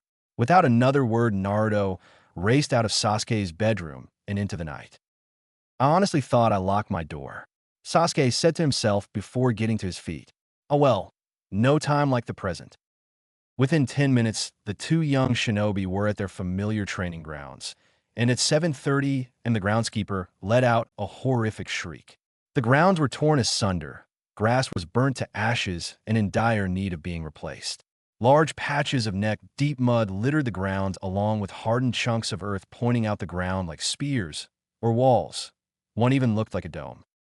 Large cuts also littered the ground and trees, some being completely cut in half or set on fire. There was also the water issue where it was ankle-deep in some parts. Other areas were just soaked with uprooted trees. Little to say the groundskeeper was not pleased. Nor would the Hokage be pleased when he looked at the report, and the few shinobi who were proficient in the semi-rare earth release affinity, and one certain Umbu member were not pleased that they were assigned to clean up the mess of two overzealous youths.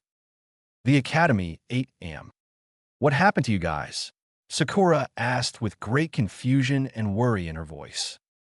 Naruto, who kind of looked waterlogged with mud caking his black pants, missing a sandal and minor scorch marks at the bottom of his mask, was unable to find a good excuse.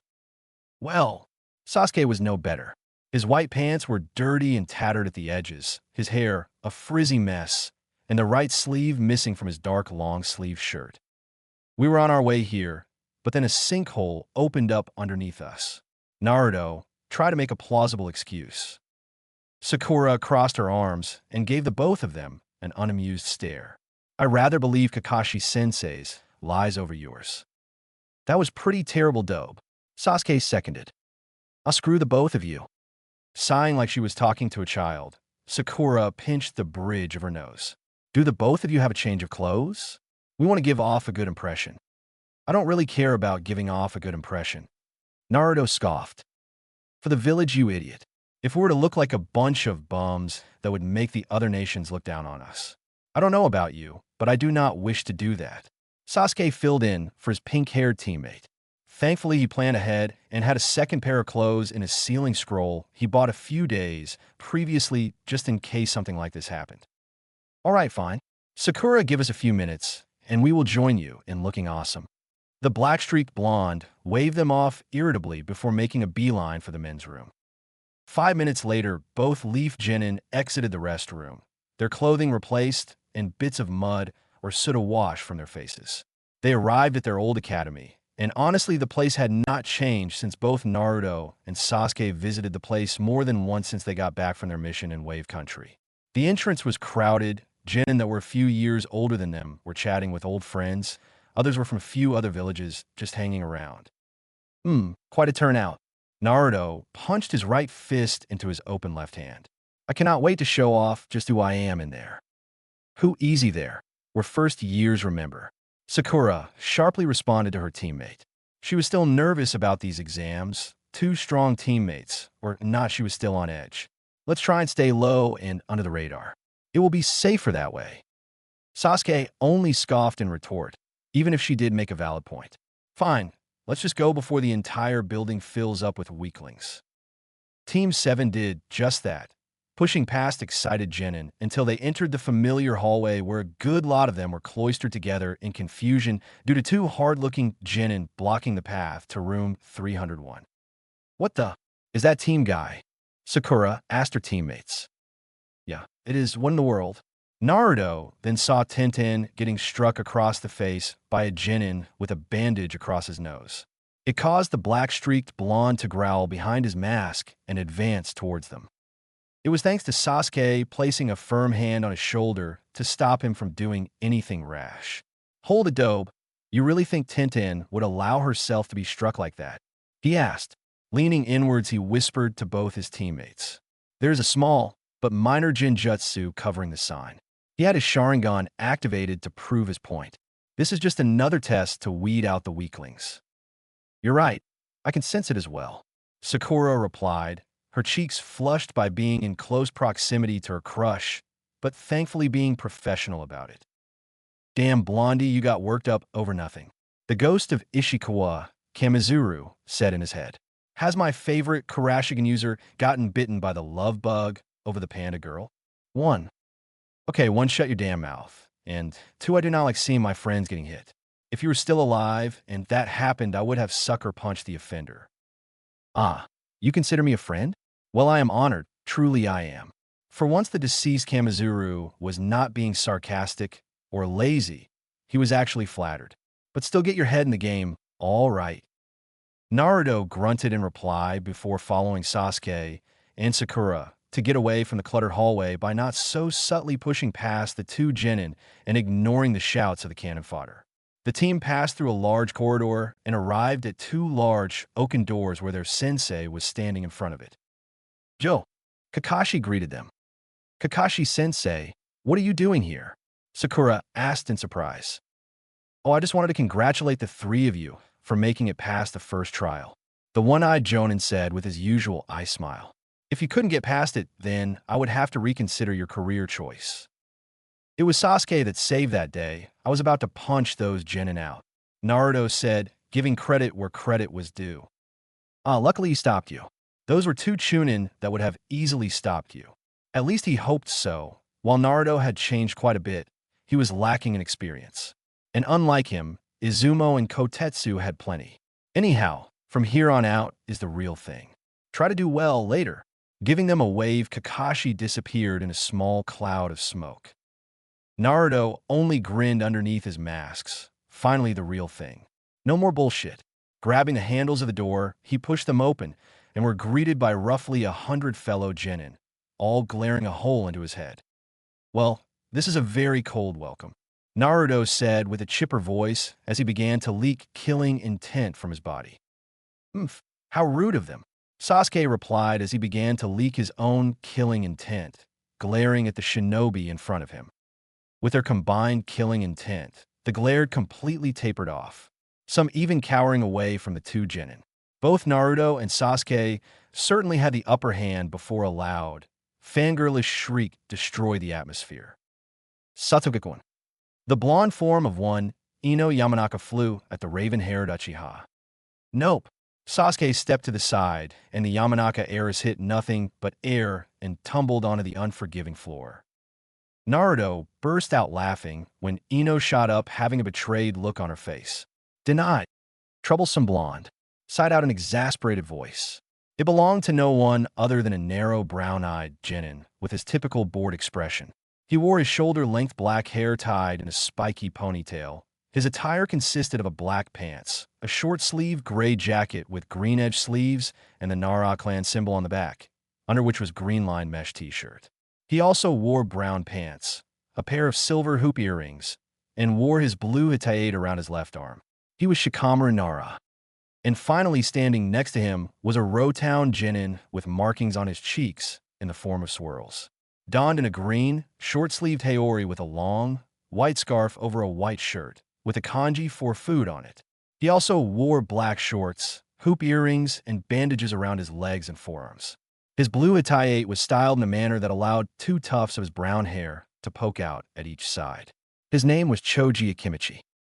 The 2 best friends stayed silent to watch the exchange, minus the rumpling of Choji munching on his usual bag of chips. Naruto's exclamation caused the blonde to bristle angrily. "Hey, who are you two?" Ino trailed off before backpedaling away when she saw the very same mask that scared her some weeks ago, her blue eyes wide open in fear. "What are you doing here?" My team and I were invited to participate in the exams." Naruto pointed to Konoha's symbol painted on the forehead of his mask. "Isn't that right, Sasuke?" That's right, Naruto." The Uchiha revealed the name of his masked teammate. "Naruto." Ino immediately got to her feet, her eyes blazing in anger from him, scaring her half to death twice. "You idiot, I'm going to punch you for scaring me to death." As Ino wound up to deliver a punch to his face, her arm was caught by a very unamused Sasuke Uchiha. His onyx eyes bored into her blue ones, and his grip tightened around her wrist. "I wouldn't do that if I were you, Yamanaka. My teammate does not like to be hit by anyone and will retaliate in earnest. If you don't believe me, ask Sakura." "Aiwa." Ino looked over to her former best friend and saw the pinkette nod in reply. The last time she laid a hand on Naruto, she got headbutt for her troubles, and that was going to be the last time she did it. Orders from her mother be damned. Ino looked over to Naruto and found him glaring daggers at her. She instinctively shrunk back and shook her arm free of her crush. "You chose wisely," Naruto said. "Yeah, you gotta go Kropka." Backing away, the young Yamanaka made her way back to her team and didn't even look back. "Well, it seems you might have one less fangirl," Naruto lightly commented as he smirked underneath his masks. "Keep hanging out with me, and you might get rid of them for good. I may very well take you up on that offer," Sasuke lightly said. "Well, looky here, the Rookie 9 are all together." A boisterous voice caused the 3 to look over. The voice belonged to Kiba Inuzuka, a young man with animalistic features that included sharp black eyes with vertical slit-like pupils, messy brown hair, pronounced canine teeth, and red fang marking on his cheeks. He wore a blue striped hitayate upon his head, grayish pants reaching to his calves, and a gray, hooded fur-lined coat, with a hood usually placed on his head. Resting inside his coat was a small white puppy with brown ears, and the fur on the top of his head styled to resemble a mohawk. Trailing behind him was the tallest member of their graduating class. He had dark, bushy, brown hair that was held up by his hitayate and sporting the extremely unique style of his clan, consisting of dark sunglasses and a sea green jacket with a high, upturned collar to conceal the lower half of his face, along with dark brown pants. He was Shino Aburame. Following behind him was a young woman with fair skin and pupilless white eyes with tinges of lavender. She wore her dark blue hair, the same hairstyle Naruto remembered from when they were children. It was kept in a Heim cut, kept just above her forehead with chin-length strands framing her face. She wore a cream-colored hooded jacket with a fire symbol on the upper sleeves and fur around the cuffs and hem. Along with this, she also wore navy blue pants and kept her hitayate around her neck. She was Hinata Hyuga. Seeing their once familiar orange traffic cone missing, Kiba sniffed the air to find his old trouble making friend before turning his attention towards the one in the mask. A feral smirk came to his face as he made his way over to his location. "Naruto, I did not recognize you. I like the new duds." "Thank you, Kiba. It's nice to be noticed." Naruto replied with a grin behind his mask and shook his friend's hand. "How are you doing?" "Doing well, kicked some ass, took some names."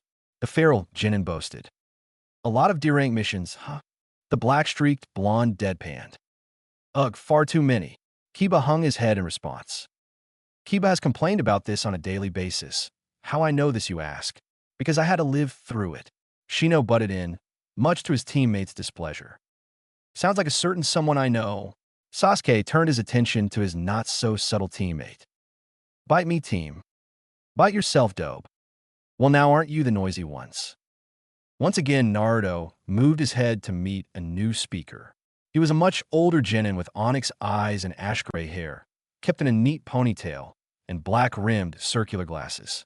He was wearing a dark purple shirt with a high collar, a white undershirt, and dark purple pants with a white cloth waistband.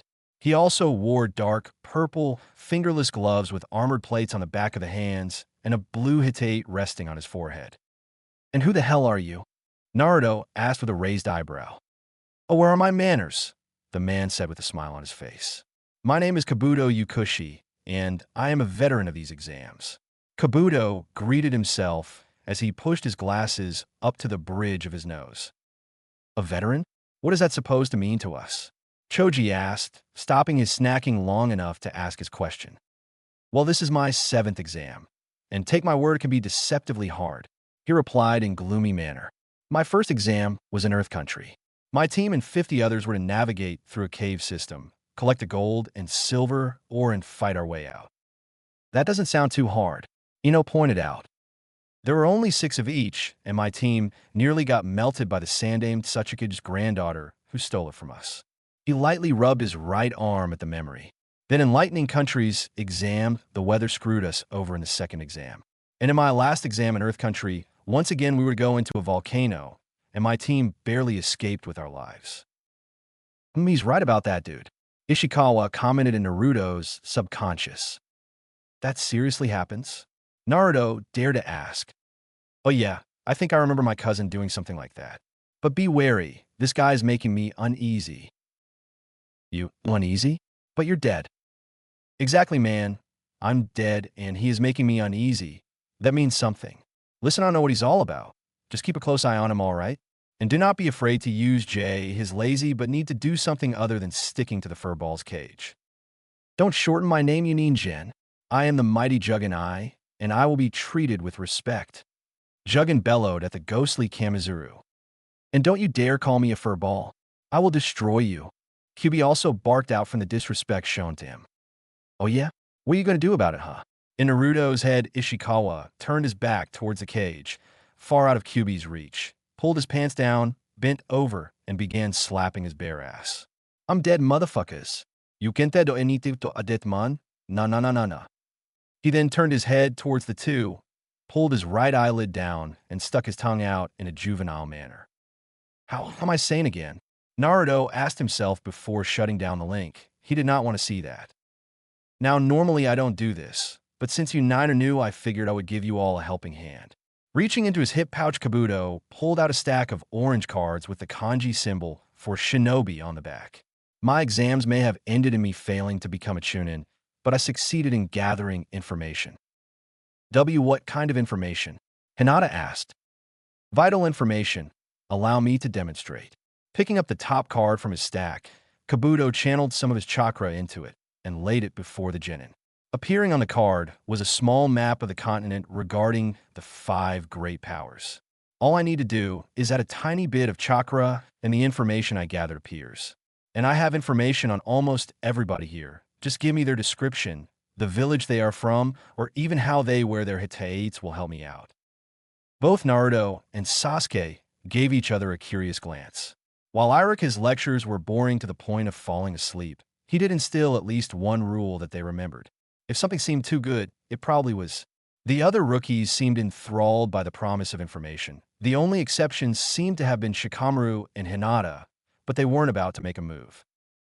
So it was Naruto who broke the ice and thumbed towards a rain team that had been giving them the stink since the moment they walked into the room. "How about those guys from Amage Cure?" "Not my first choice, but sure, I'll show you." Picking up 3 cards, Kabuto channeled some of his chakra into them. Then he placed them onto the floor, showing their pictures, teammates, and known stats. Team Shigur, as they are unofficially called. This is their 3rd exam, and they have participated in 70 D-rank missions and 30 C-rank missions. Their leader Shigur has been wounded at least 2 times, causing them to fail their previous exams. Then how about Gaara of the desert? Sasuke asked. An ally? Well, let me see. Picking up another card, the older genin repeated the process and revealed Gaara's picture, his teammates, and stats. Well, he is on the same team as his older siblings. He personally has done 8 C-ranked and... Kabuto blinked and looked at the card more carefully. It says he has done 1 B-ranked mission, and he has returned from every mission without a scratch. Without a scratch? Naruto murmured to himself. That sounded off to him. No one their age came back from a mission without a scratch, especially a B-rank mission. Sasuke was a perfect example. During their first B-rank mission, he got clipped in the head by an axe, and Lee got his stomach nicked. Both were considered prodigies, Sasuke having natural talent, Lee of hard work. And yet both of them got injured. That meant something about Gaara wasn't right or natural. Is that all? Or is there more you want to know? Kabuto asked with a raised eyebrow. I got something. Kiba smirked in reply. I want everything you got on Sasuke, Uchiha. What? Kiba, you bastard, why would you want to know anything about me? Sasuke demanded. Because if I want to get promoted to Chunin, I will have to be prepared for anything, and that includes you, pretty boy. You might as well include Naruto as well, especially with his recent changes. Shikamaru smartly replied for his own benefit. Clever boy, Ishikawa remarked with approval. Didn't I cut you off? No. Fuck. Well, I certainly cannot say no to such a request. Once again, picking up 2 cards and burning his chakra into them, Kabuto revealed the information on them, much to the 2 genins' displeasure. Sasuke Uchiha. Rank, genin. He's done 15 D rank, 1 C rank, and even a joint B rank mission. He excels in ninjutsu, recently has become above average with taijutsu, and is a basic practitioner in Kusarigama Jutsu. Special notes. Only survivor of the Uchiha massacre. Kabuto gave Sasuke an apologetic smile before reading Naruto's off. And here we have Naruto Uzumaki. Rank, genin. Like his teammate, he has done the exact amount of missions, and is also proficient in ninjutsu, and well above average in taijutsu, but has no genjutsu to speak of, Hadada first, and is at least a novice in the art of kenjutsu. Special notes. He seems to be talented with earth-based ninjutsu, managed to bring at least 3 infamous people into the village, and killed B-ranked, missing Nin, Hachi, Dokabara. Yikes. Yikes in freaking deed. Haku, Zabuza, and the 2 idiots are classified until further notice. Something is not right with this guy. Naruto mentally fumed as he ignored stunned looks from his fellow genin. One last question. What can you tell me who those guys in camo are? Oh, the ones with the musical notes.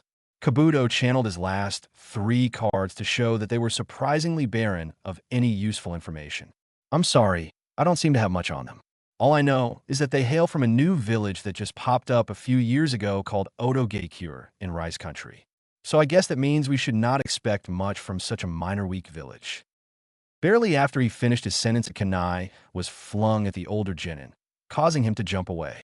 Then he was attacked by what the remaining genin thought was a mummy threw a punch at him with his right arm. He missed, but they all saw a strange device on his arm, and Kabuto's glasses shattered, and he fell to the floor where he lost his lunch with his right ear bleeding sluggishly. We heard you talking about our village leaf scum. The mummy man said, his one exposed eye glaring at them. Perhaps this will teach you not to mess with the shinobi of Otogeikure.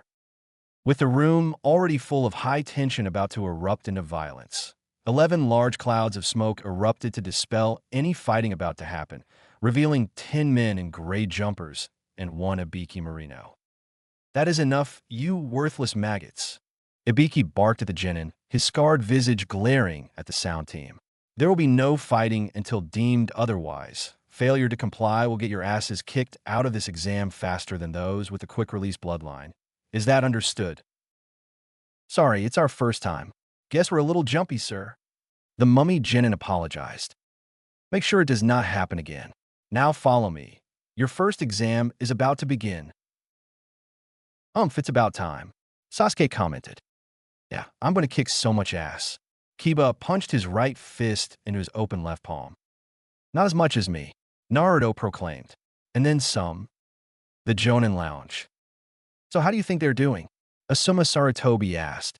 He was a tall man, with brown eyes, olive skin, short black spiky hair, and a beard. His clothing consisted of a standard Konoha ninja uniform with the sleeves rolled up halfway, green flak jacket, regular black shinobi sandals, and Hittite on his forehead. Curiously, he also wore a gray sash that had the kanji for fire marked on it around his waist, a pair of black bangles, and bandages wrapped around the arms of his sleeves.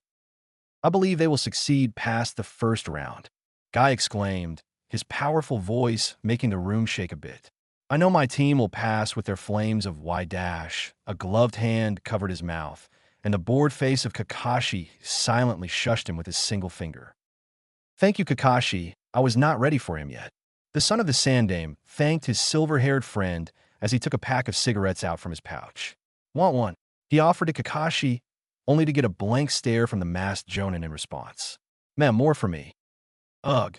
Asuma, I honestly hate that filthy habit of yours, said Kurinai Yuhi, the ice queen of Konoha and resident Genjutsu mistress.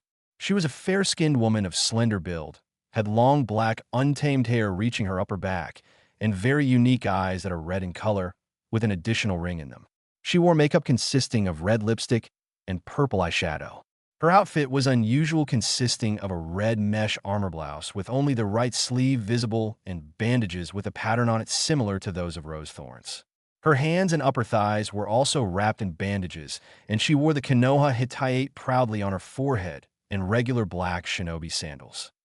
It runs in my family. My old man smokes worse than a chimney stack, Asuma smoothly replied as he lit his cigarette and inhaled. Animal. If I didn't know any better, I swear you two were acting like an old married couple, Kakashi lightly said, causing the two to blink and flush scarlet. Absurd, Kurinai said. Ya ditto, Asuma seconded. Feeling quite uncomfortable, a Jonin sensei with short, sandy brown hair and dark eyes. He wore square-shaped glasses along with the standard Konohanin inclusive of flak jacket, Hittite, and sandals. The shirt he wore underneath his flak jacket came all the way up to his chin, cleared his throat. So, did you hear that they brought in Ibiki Marino for the first exam? Ibiki, Kakashi questioned. Imiki, Guy's voice was thankfully muffled by Kakashi's hand. A lot of those kids are screwed, Asuma said after exhaling a breath full of smoke through his nostrils. Kurinai, however, looked confused. Ibiki? What are you all worried about? Oh yeah, that's right. You're a relatively new Jonin and haven't heard about him, Kakashi lightly commented. Ibiki Marino is the head of the Konoha torture and interrogation force. The man is considered a master of the mind, using mental methods to make his victims crack like eggs. This is a valued art, because unlike physical torture where they give you false information to make the pain stop, if you break them mentally, they will tell you everything you want to know. Asuma inhaled from his cigarette once again. Now I am worried about those kids. But isn't that a little extreme? They're just children, Kurinai exclaimed. We were children once too, Guy said after removing Kakashi's hand from his mouth. We've got to trust in them, otherwise we might have no Genin team to come back to us. Back with the various teams, Ibiki had them draw from various lots and were seated at desks.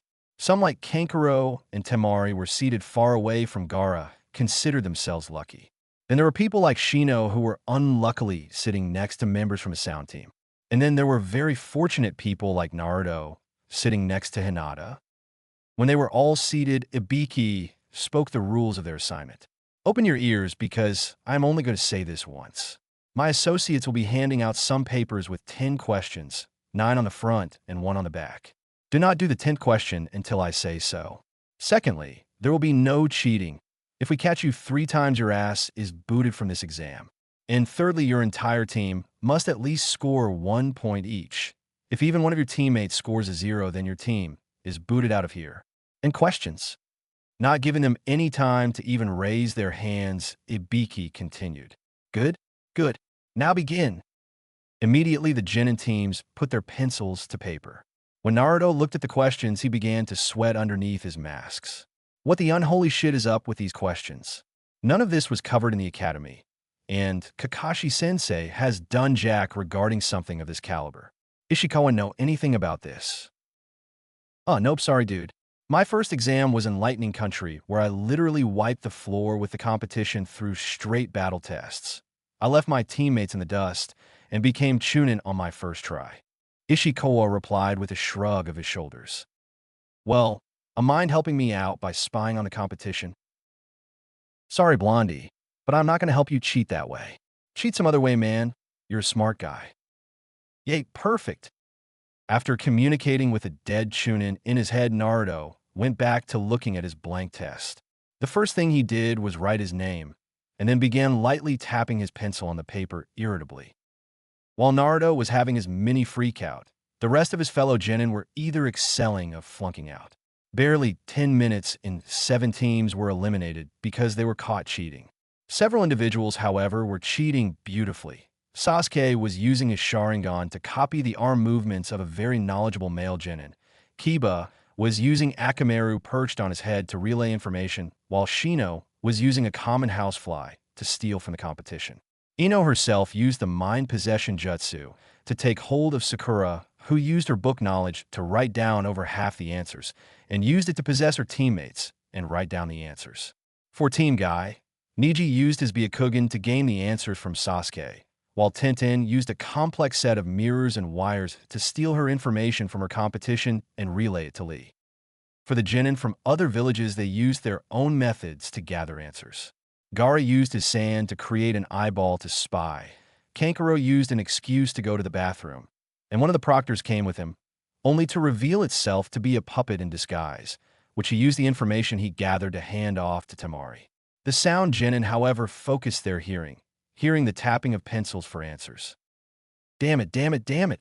Fuck these answers. And fuck you, Abiki, for throwing them at me. Naruto mentally cursed out, much to the amusement of the 3 guests within his head. There was a simple way to do it, but they were enjoying the idiot sweat a bit until he figured it out. Naruto-kun. A soft voice whispered to him. Moving his eyes to the right, Naruto looked over to see Hinata looking at him. He knew it was taking all her will to do so thanks to the unlocked memories he had regarding her. Yeah. I have a few in Swerves. You can copy them if you want to. She managed to stutter out. The black-streaked blonde's eyes widened in surprise. She was willing to risk her own advancement for him. It caused his heart to skip a step, and he was almost tempted to take her offer. But then suddenly he forced it down into his gut. There was absolutely no way he was going to jeopardize her advancement. Definitely not like this. Thanks, but I can't do that to you. I'd rather fail than have you kicked out, because of you helped me. He thanked her, but politely declined her offer. I just got to find a way to get even a single answer, but that involves using eyes like yours. Without warning, Naruto violently face planted onto the desk, cracking the edge of it. Uzumaki, get your head up and don't destroy my table. Ibiki barked at him. Sorry, I just realized how much of an idiot I am. Bringing his head up, he whispered to the girl next to him. I owe you one, much to her embarrassment. Oi, Juggin, are you there? Where else would I be? The sentient I growled out in irritation. What do you want? You said I could do almost anything with you. Is there a chance I can get an ability to spy on people? About time you asked the right question. The remote viewing does allow you to spy on people or object from vast distances, see into houses, caves, and whatnot, and even hear conversations from miles away. A littler experimentation could cause you to spy on anyone in this room if you're willing to suffer the headache. Ah, damn it, another headache? Will this happen with every ability? Only if you don't use them. What was it that ugly bug-eyed ninja told you? Practice, practice, practice. Juggin did a horrible impression of Lee, but the sentient, I believe it got its message through to its host. 2. All right, I will practice with you more when I get the chance. But thanks, Juggin. I really appreciate it. Not another word was spoken, and Naruto closed his normal eyes and opened his third eye, hidden underneath his hitate and his mask. He at first saw nothing but the solid walls, but slowly he reined it in until he was viewing the ceiling. He slowly turned it upside down until he was viewing the heads of his fellow genin. He moved his line of sight side to side until spotting the mummy man and zoomed in. His paper was half full, just enough for him to cheat off of. Releasing the remote viewing, Naruto let out a jolted sigh and began rubbing his temples. Ouch, that hurt. He complained before opening both eyes. He only remembered one answer, and that was enough. The test came to an end 1 minute later, reaching the 45-minute mark, causing many to sigh out in relief. Oomph. So it seems we got ourselves some very good bookworms, or some very crafty cheaters. Almost the entire room flinched at that, causing the scary man to smirk. Well now, I got something for you little bastards. The 10th question. Almost every heartbeat ceased to exist when he said that. But first I got one more rule to impose on all of you. You must choose to accept or reject this question. If you reject it, then your team loses all the points you earned up till now, and your team will fail immediately. But then what was the point? Why would anyone reject the question? Temari demanded. A sadistic, malevolent grin formed on the proctor's scarred face. Because if you accept and take the question and get it wrong, well, then you will never be able to take the Chunin exams ever again, and you worthless maggots will be stuck as genin for the rest of your lives. The entire room reeled back in outrage and surprise. Ino stood up, flabbergasted. But we know there are people who have failed several times, but they always get a chance at the next one. Sucks to be you. This is my first year as a proctor, and what I say goes. So, who is willing to risk everything in order to advance? For several long, breathless seconds, nobody moved, let alone dared to breathe. This determined their lives. If they screwed up, they would kiss their careers goodbye. A genin team from Konoha stood up, and his head hung in shame. He said, "I'm sorry, guys, but I just can't do it." Then another got to his feet, apologizing to his teammates. Then several more rose. One even had to be escorted out by his teammates because he was bawling like a baby. Naruto looked over and saw Hinata shaking like a leaf. Her own hand was ready to be raised, and so were several others. Gritting his teeth, he shot up to his feet, knocking his chair over, and pointed at the proctor. "Bring it on, Scarface. I am not afraid to take a stupid answer. You do know that you are betting your career on this single answer. I don't give a flying damn if I remain a genin for the rest of my life. I'll become stronger regardless and take the high-ranking missions to show my worth." Pretty. He gave the proctor a glare from behind his mask. "I do not believe you for a second. You don't have any authority to prevent someone from taking the test again. This is above your rank and station." Or is it? Ibiki lightly cracked his knuckles in response. "Care to wager your life on it?" "You bet I am. Now quit jerking us off and tell us the damn question." For a full minute, Ibiki said nothing. He glared at the masked hoodlum before a smirk came to his face. "Well then, for all those remaining, you pass." That caused nearly everyone to scream out in surprise.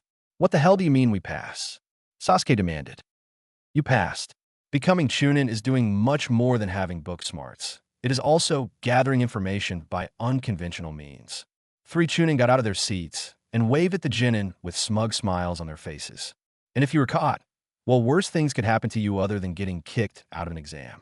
Ibiki then removed his bandana to reveal his scarred bald head that was full of burns, cuts, and screw holes. As Chunin, you must be prepared to face consequences of your choices and actions. One screw-up could get you and your entire squad killed, or worse. This is why I made you face a choice. Sure, you could try again next time, but sometimes you got to take a risk to have a better reward. Ibiki then obscured his head and smiled at those who passed. And it is because of this I proudly draw the first part of these exams to a close. Congratulations! The genin cheered, many in glee, others in relief. But Ibiki mentally counted to 3 before a black ball blasted through the windows, unrolled with 2 kunai attached to ropes pinned into the opposing walls to reveal the words Anko Mitarashi, second examiner on them, and the woman herself standing in front of the banner. "Congratulations on passing, you maggots. I'm your second proctor, Anko Mitarashi, your absolute worst nightmare." She greeted the stunned genin. "You're late, Anko."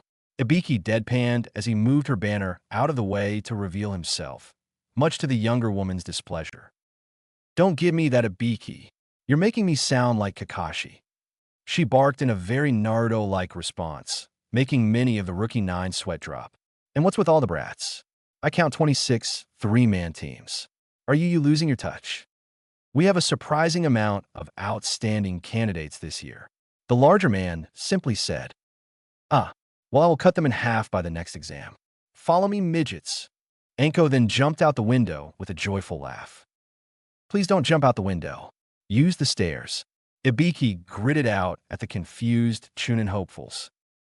After Anko and the 26 three-man teams left to head to their destination, one that caused the older man to feel mighty sorry for them. Anko was a good girl most of the time, highly unusual, playful, but professional, but she also had a sadistic side that made tortures urinate themselves when she came in to gather information. Ibiki decided to gather the papers, while the test itself was to prove if they had the guts to advance. He always liked to see if there were any worth taking note of as a, let's just say, personal interest.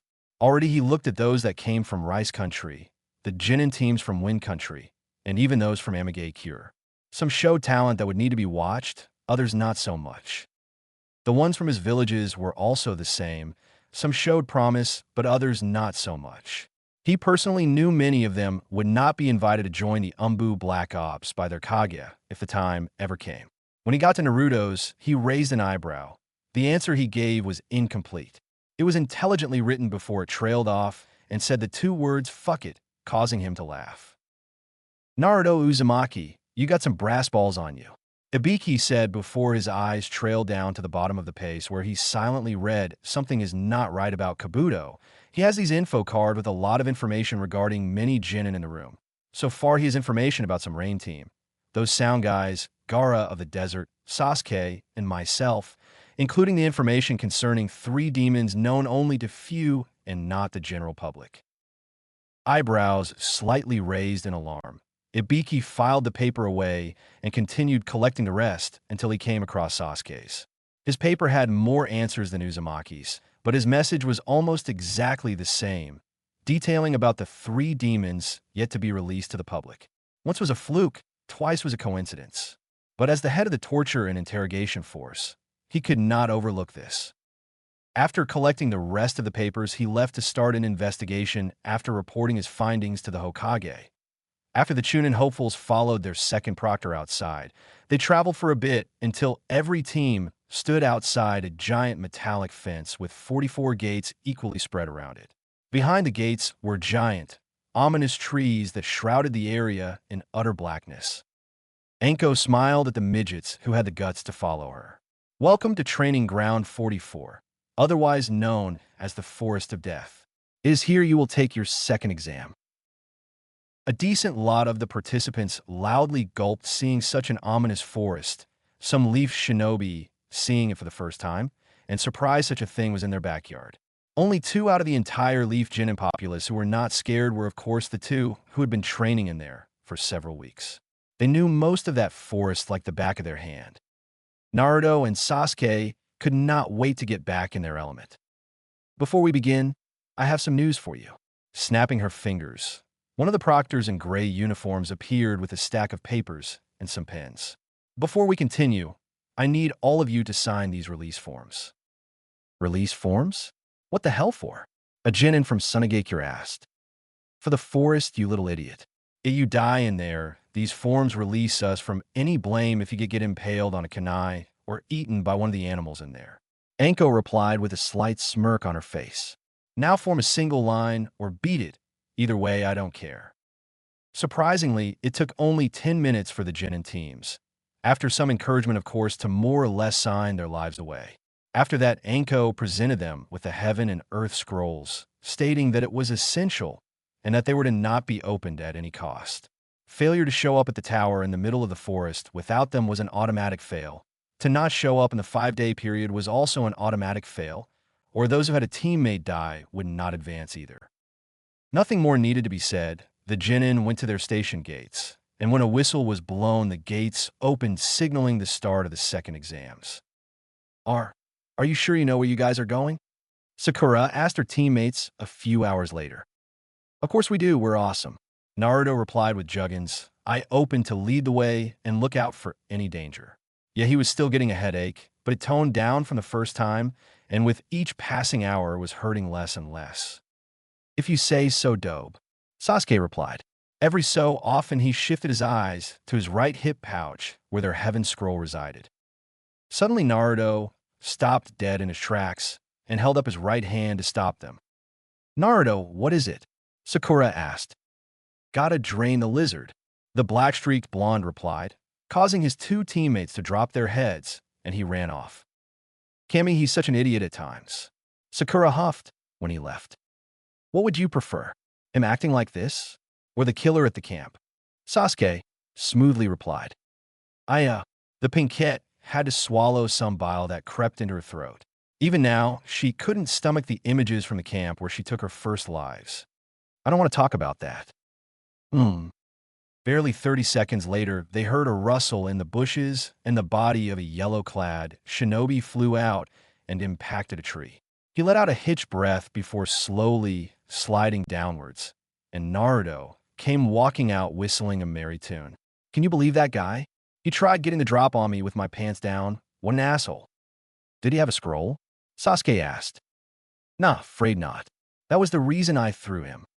Unnecessary, but I guess he deserved it. Come on, let's go." No sooner than Sasuke had finished his sentence and the team was jumping through the trees again, a violent burst of wind struck the three genin with violent force and sent them all flying away. Both Sasuke and Sakura were lucky enough to land near each other. Naruto, however, was unlucky enough to get swallowed by a gigantic snake in mid-flight. "Oh, son of a bitch. I cannot believe I got eaten by a snake." Naruto barked out in displeasure. "Well, you know what they say about snakes," Ishikawa said. "That they're a bunch of assholes and slimy on the inside." "Well, yeah, but guess where else snakes come from? Orochimaru." "Bingo. Now one of your targets is here. What are you going to do?" "I'm getting out of this damn snake for starters." Mentally communicating with Juggin, the sentient eyeball fired the darkness beam, and it cut through the gigantic serpent. Naruto tumbled through the opening and landed on the forest floor covered in slime as the snake began disintegrating in the black flames. "I hate snakes," he hissed through his masks. "Shame on you. Our master loves them," a harsh, raspy voice said. The hair on the back of his neck rising, Naruto immediately went on alert and saw two people resting on the trees. One wore a gray robe and tattered cloak to cover most of his body, black pants, and shinobi sandals. He had a very mean-looking face, and his head was mostly covered by a straw hat with a talisman that hung off the side that read death. The second wore an open gray yukata with fishnet armor that went to the middle of his forearms, black gloves, and pants and sandals. He wore a white rope belt around his waist. His straw hat was hung around his neck to reveal a bald head and disturbing mask that looked to be made from either bone or bark. "I assume you mean Orochimaru. Tell me, what business does the Snake Sannin have here?" Naruto demanded. "I'm afraid you will be departing to the underworld before you find out." The tattered cloak wearing genin unsheathed a kunai from under his cloak and darted towards the slime-covered former full blonde. Glaring at his opponent, Naruto immediately flipped away and placed his fingers into the familiar cross seal. "Shadow Clone Jutsu," he hollered out as 5 copies of him appeared in 5 clouds of smoke. All 6 Narutos then activated their Kurashigan and began watching his movements. His opponent growled and threw his kunai, which was deflected by a clone who unsheathed hand in Ryoka to block it. "It's going to take a lot more than that to defeat me," the clone exclaimed. "Well, then maybe I got something else for you." Reaching under his cloak, Naruto's opponent procured an ordinary-looking flute. "Allow me to play you a song of death." Immediately, his fingers began moving along the holes in the flute, and a haunting melody began playing. Naruto and his closes soon felt their bodies becoming heavier and extremely hard to move. Immediately, he suspected it to be some sort of Jin Jutsu. He moved to bite his lip to break the technique, but stopped. If he played the fool, then maybe he could get the drop on the bastard. The disguised grass shinobi finished playing his melody and smirked before turning towards his teammate. "See, I knew it was going to be easy." The masked shinobi crossed his arms and said nothing. "Oomph, you were never much a talker." Taking out another kunai, the flute wielder sauntered up to Naruto and his clones. "That smoke trick really made me lose track of you. Let's see which is the real one." Without a word, he placed his kunai at the throat of the one who had his sword out and slit it. It disappeared in a cloud of smoke. Causing Naruto to smirk, His opponent, however, was unamused. Lucky, but I got 5 more tries, and I don't usually need a third time. He then made his way over to another paralyzed Naruto and placed his kunai against his throat. Before he could move it, an inch the Narutos around him erupted into a large cloud of smoke, completely blinding him. He inhaled the smoke, coughing and wheezing in discomfort. The sound of a clicking noise alerted him. A sharp pain erupted in his forehead, and then he felt no more. When the smoke cleared, it revealed the Naruto he had his kunai poised for the kill was the real one, and one of the Shodame Tsuchikage's bracers had its deadly blade lodged in his forehead.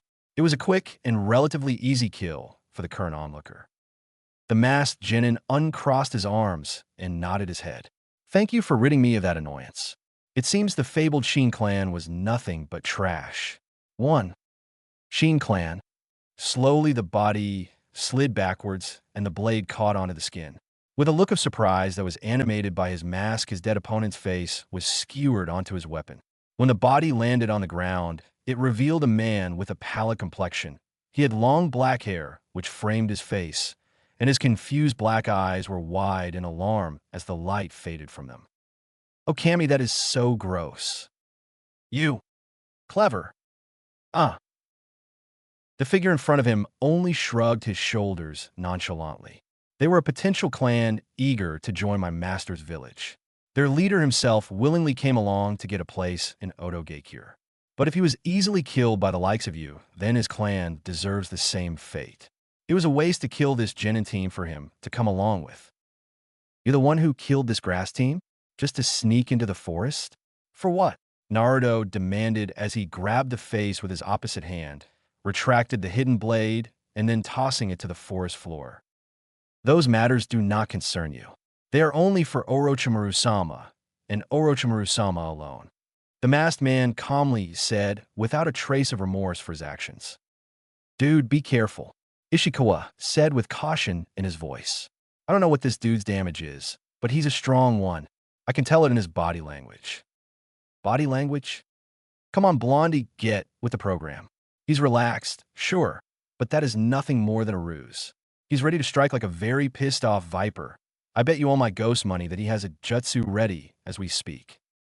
Ignoring the comment of ghost money and why the hell a ghost would need any form of currency, Naruto set his activated eyes on his opponent. Let me guess. You're not going to allow me to leave, are you? Not unless you wish to serve Orochimaru-sama. The man replied. That is a no then.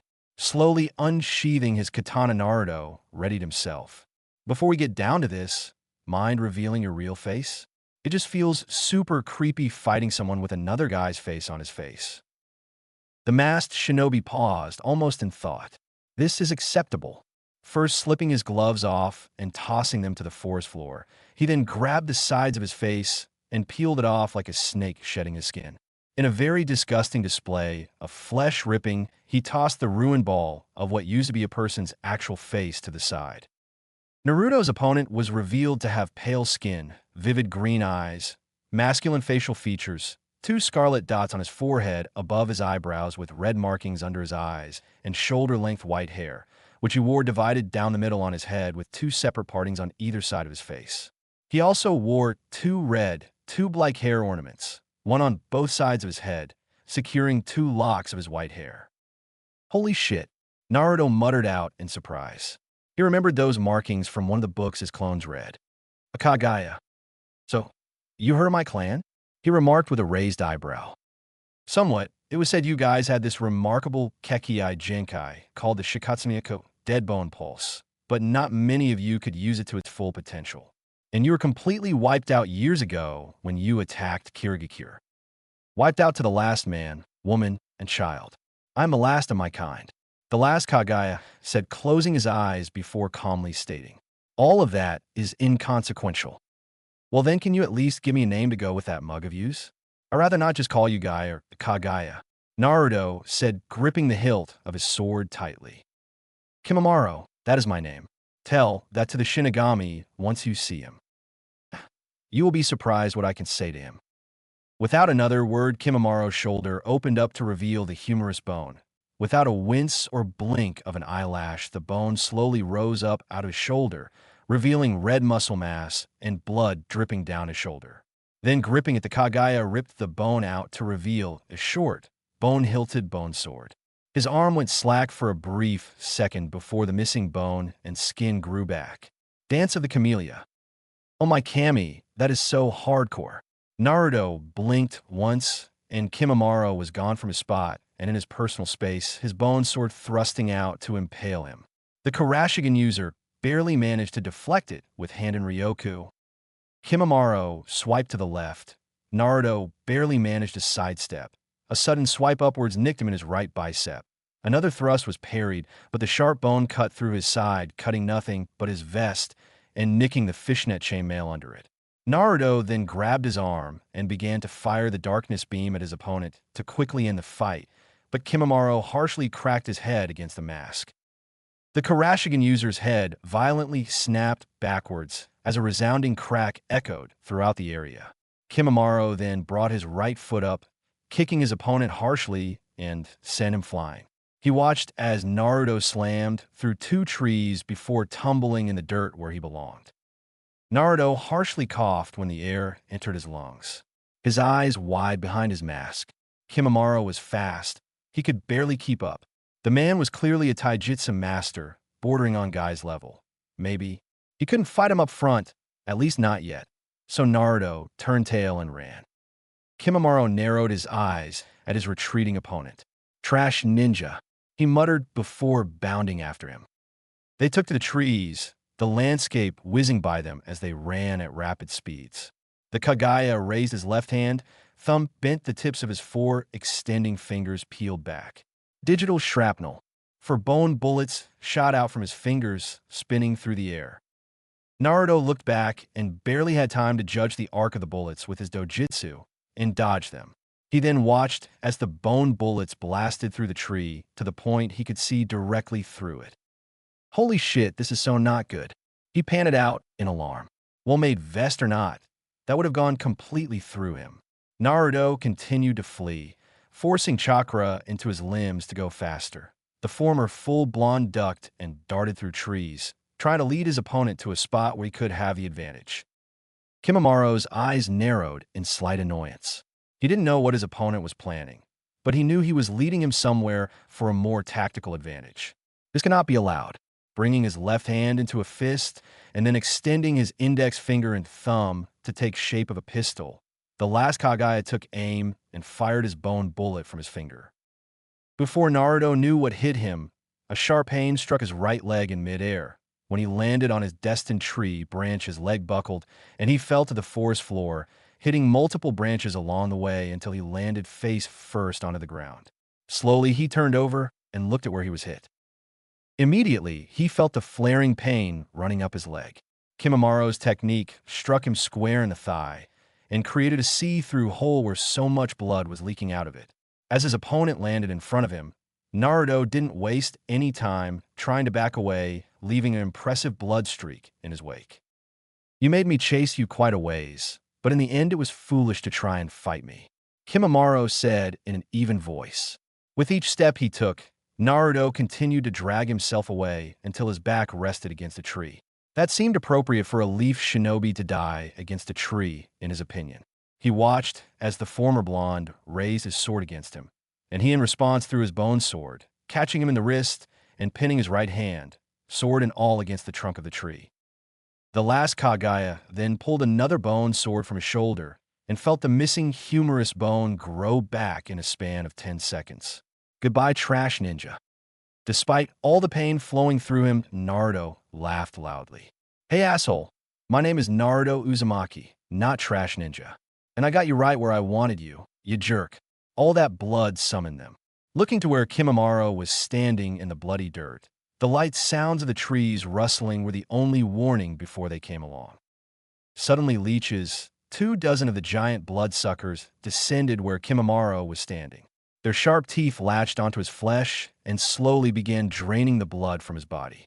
Naruto lightly smirked under his masks. One of those giant bastards could suck all the blood out of a healthy man in less than a minute. 24 on Kimimaro? He would be lucky to last even 10 seconds. Dozens of sharp bones erupted from Kimimaro's body, impaling the leeches with deadly accuracy. The nasty blood-sucking worms let out a pained screech before expiring. The bones then retracted, and the bloodsuckers fell to the forest floor. Kimimaro was openly glaring at Naruto now, covered in green gore and his outfit full of new holes. Dance of the Larch, he coldly stated. Shit, Naruto wasn't the only one having a difficult time. After they were separated, both Sasuke and Sakura were attacked by some freaky Kusagakure shinobi with long, smooth black hair and black eyes. He wore a conical straw hat with a talisman hanging on it with the words evil written 3 times. He also wore plain gray garbs with a black polo and pants underneath, and thick purple rope belt tied in a large knot behind his back. The Kusagakure shinobi gave the two of the a gruesome smile. Hello there, my prey. A little birdie told me that you possess a heaven scroll. Sasuke glared in response. Kukuku, no need to have such a face. I have exactly what you want. He reached into his outfit to pull out a brown scroll. You have what I want, and I have what you want. So, without any warning, he tipped back his head and shoved the scroll into his mouth. His long tongue swirled around it. His throat bulged from it, sliding down his esophagus and into his stomach. Now let's begin the battle for each other's scrolls. He then glared at them, his right fingernails touching his bare eyeball as he pulled his eyelid further down his face. With our lives on the line. Immediately, the both of them were blasted with a large dose of killing intent, and the two of them witnessed their own deaths, dying in a violent and brutal manner. The Kusagakure shinobi then withdrew 2 kunai knives and threw them at the both of them.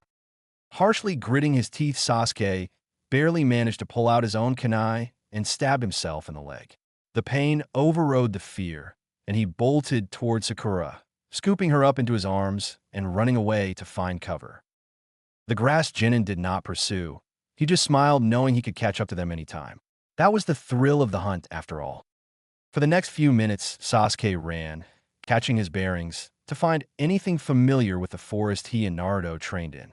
Finally, he found an old hollowed-out tree and hid in there to try and dress his wound and hide Sakura. Sasuke-kun, are you all dash? Sakura's mouth was covered by her crush's hand. Normally, she would have swooned at being touched if the situation wasn't so dire. Stay here. This is not someone to be taken lightly. Gritting his teeth, the Uchiha removed his hand from her mouth, and sorting through one of his hip pouches, he took out a roll of gauze and began bandaging his bloody leg. Ugh, that blood is never going to come out. I should stop wearing white. The Pinkette only looked on with dread, filling her stomach. She froze again, and because of her, Sasuke had to injure himself in order to save her. Already her low self-esteem was rapidly becoming even lower. Sorry. Don't apologize. Sasuke gritted out as he tightened the bandage around his right leg. Make up for it. Get stronger. Don't hesitate again. Slowly getting to his feet, the Uchiha put some weight to his injured leg. It hurt, but beggars couldn't be choosers. Stay here, he ordered before walking outside, and was immediately barraged by a gigantic boa constrictor. Satoke-kun. Sasuke barely had time to pull out his Kusarigama and jab the sharp tip into the serpent's scaly stomach when it began to constrict around him. With all his strength at his disposal, he tore the snake from what he thought was his stomach to his neck, spilling hot blood on him, leaving him well lubricated to slip out of its grasp. Barely having time to take a breath, he was assaulted by another boa constrictor. Sasuke's eyes widened as he pumped chakra into his legs and made his way into the air with the snake following him, its mouth wide open, sharp fangs gleaming in the light, its eyes glaring at him like the Kusagakure shinobi gunning after him. Get away, he screamed, dropping his weapon to let the chain tug on his waist. Sasuke pulled out 10 shuriken that was Hiroshi Higarashi's bestseller 2 months running and watched as the 8-sided shuriken flew from his hands and impacted the scaly hide, killing the creature. Cool, impressive, Sasuke-kun. But you should not relax even for a moment. Prey should always be trying their best to run away in the presence of a predator. To Sasuke's surprise and disgust, the Kusagakure genin rose out of the snake he had just killed, breaking the skin and being covered in slime. What makes you think I am running? Sasuke demanded, glaring hatefully at his opponent, his Sharingan blazing to life. The 2 tomos in his right eye, and the one in his left spinning wildly. He also brought his hands to his wrists and began peeling the wristbands off. Who's to say I am the predator? For resounding cracks echoed throughout the area when he finally rid himself of the weights on his wrists and ankles. And you are the prey. The grass genin balked at the surprising speed, and to Sasuke's surprise, his entire body stretched out, and he began twisting himself up the nearest tree like an actual snake. Not satisfied with the route his opponent was taking, Sasuke pursued him by running up the tree, his hands flashing through familiar seals. Fire style, fireball jutsu. He roared as a massive orb of roaring flame erupted from his mouth and shot off after his opponent, leaving behind nothing but burning devastation. The grass genin bolted away from the burning fire, arching in the air with glee on his face. He pulled up his right sleeve to reveal a black tattoo on his forearm, revealing a serpent wrapped around it. Cutting his thumb on his canine teeth, he quickly swiped it downwards on his exposed arm. Summoning jutsu. A gigantic cloud of smoke erupted, disrupting Sasuke's vision. Before he saw, to his shock, his opponent was standing on a monster of a snake. That is not going to scare me. Great Leaf Flash. The Sharingan user charged at his opponent and unleashed a powerful lateral kick aiming at his head. He unfortunately was dodged and was grabbed by his leg and thrown away. His hands flying into motion, the grass genin expelled a large gust of wind from his mouth. Wind style, great breakthrough. Sasuke yelled out when the technique struck him, sending him hurling through the forest until he managed to mold his chakra to his feet and stick to a tree. Sweat was pouring down his face from exhaustion setting in, but his opponent seemed to not running out of steam anytime soon. You're not going to beat me, you freak, he growled out in anger. Reaching to his pouch, he pulled out a demon wind shuriken and 5 kunai already wired. Placing one in his mouth, he jumped towards his opponent and his summon. The Kusagakure shinobi's face broke out in a wide grin. He directed his snake to go forwards, eat his opponent, and he must. Sasuke threw 3 kunai at key points along the branch they were slithering on, then landing on another branch, he threw his demon wind shuriken and watched as his opponent moved out of the way, and it missed, but he planned on that. Channeling his chakra into the wires, he jumped from his position and forced his opponent to stop and direct his snake towards his position. Sasuke then manipulated the wires to loosen and then harden as he swung circles around the grass genin and his snake. Each wire snared them, trapping them, binding them. The sharp wire dug into his gloves, and he could feel the skin breaking in his hands. But he ignored them until he tugged tightly and landed on a branch opposite of them. To finish his maneuver, the Uchiha removed his kunai from his mouth and threw it, and the remaining one he had in hand, lodging it in the snake's hide. Who's the prey now? He exclaimed with wire in his mouth, his left eye developing a second tomo, and both spinning wildly as his hands flashed through hand seals. Fire style, dragon flame jutsu. Sasuke breathed fire along the wires, which rushed forward in straight line, catching his enemy and his summon on fire. The giant snake and its summoner lit up like a bonfire on a dry, hot day. The smell of flesh and burning would carried through the entire area. The tree branch broke and fell to the forest floor, taking its burning cargo with it. Sasuke sighed in relief and collapsed on the branch where he stood. His heart was pounding like a war drum, his nerves frazzled, and his chakra depleted until he could get a good rest. He was exhausted, but he couldn't keep the smile off his face. What a rush. Kukuku, I can certainly agree. Immediately, Sasuke's eyes popped open, and he got to his feet to see the grass genin several feet from him. His Sharingan still active, he saw that his opponent's clothing was crispy, but his face was melted to reveal on the right side of his face to show he had very pale skin, one golden eye with a slitted pupil, purple markings around it, and fawn-like teeth. Ow, how did you survive? Your dead eye killed you. Sasuke shouted in denial. Oh, Sasuke-kun, you're 100 years too early to defeat me. The grass genin chuckled and placed his hand upon the Hittite, ignoring as his fingers were burned by the hot metal. But to be able to use the Sharingan so well at your age, you truly are the one with the powerful Uchiha blood flowing through your veins. He grinned savagely. I want you. No thanks, I do not prefer guys. He immediately said right off the bat. Damn it, he had been hanging out with Naruto way too much. The dough was beginning to rub off on him. Kukuku, I do not mean it that way. But I had fun testing you. He then wiped his hand away to reveal a familiar music note on the metal. You may just surpass Itachi with those eyes of yours. Who the hell are you? How do you know of Itachi? Sasuke hotly demanded. My name is Orochimaru, and if you want answers, then survive and pass the exam. Without warning, his neck suddenly elongated, and due to Sasuke's fatigue state, he didn't have a chance in hell to dodge out of the way. He felt sharp fangs sink into his neck, and then the burning began. I'm going to give you a little going-away present to remember me by. He whispered into his ear. Letting out a roar of anger, Sasuke grabbed his Kuzurigama and swung at Orochimaru. The man only laughed, and his long neck retracted back to his body several feet away. Good, you have spirit. I honestly hope we do meet again, and the power you crave shall be yours. Without another word, he disappeared into the tree and was not seen again. Sasuke growled and collapsed to his knees. Dropping his weapon, he grabbed his neck, and unknown to him of the 3 black tomo markings appeared on his neck.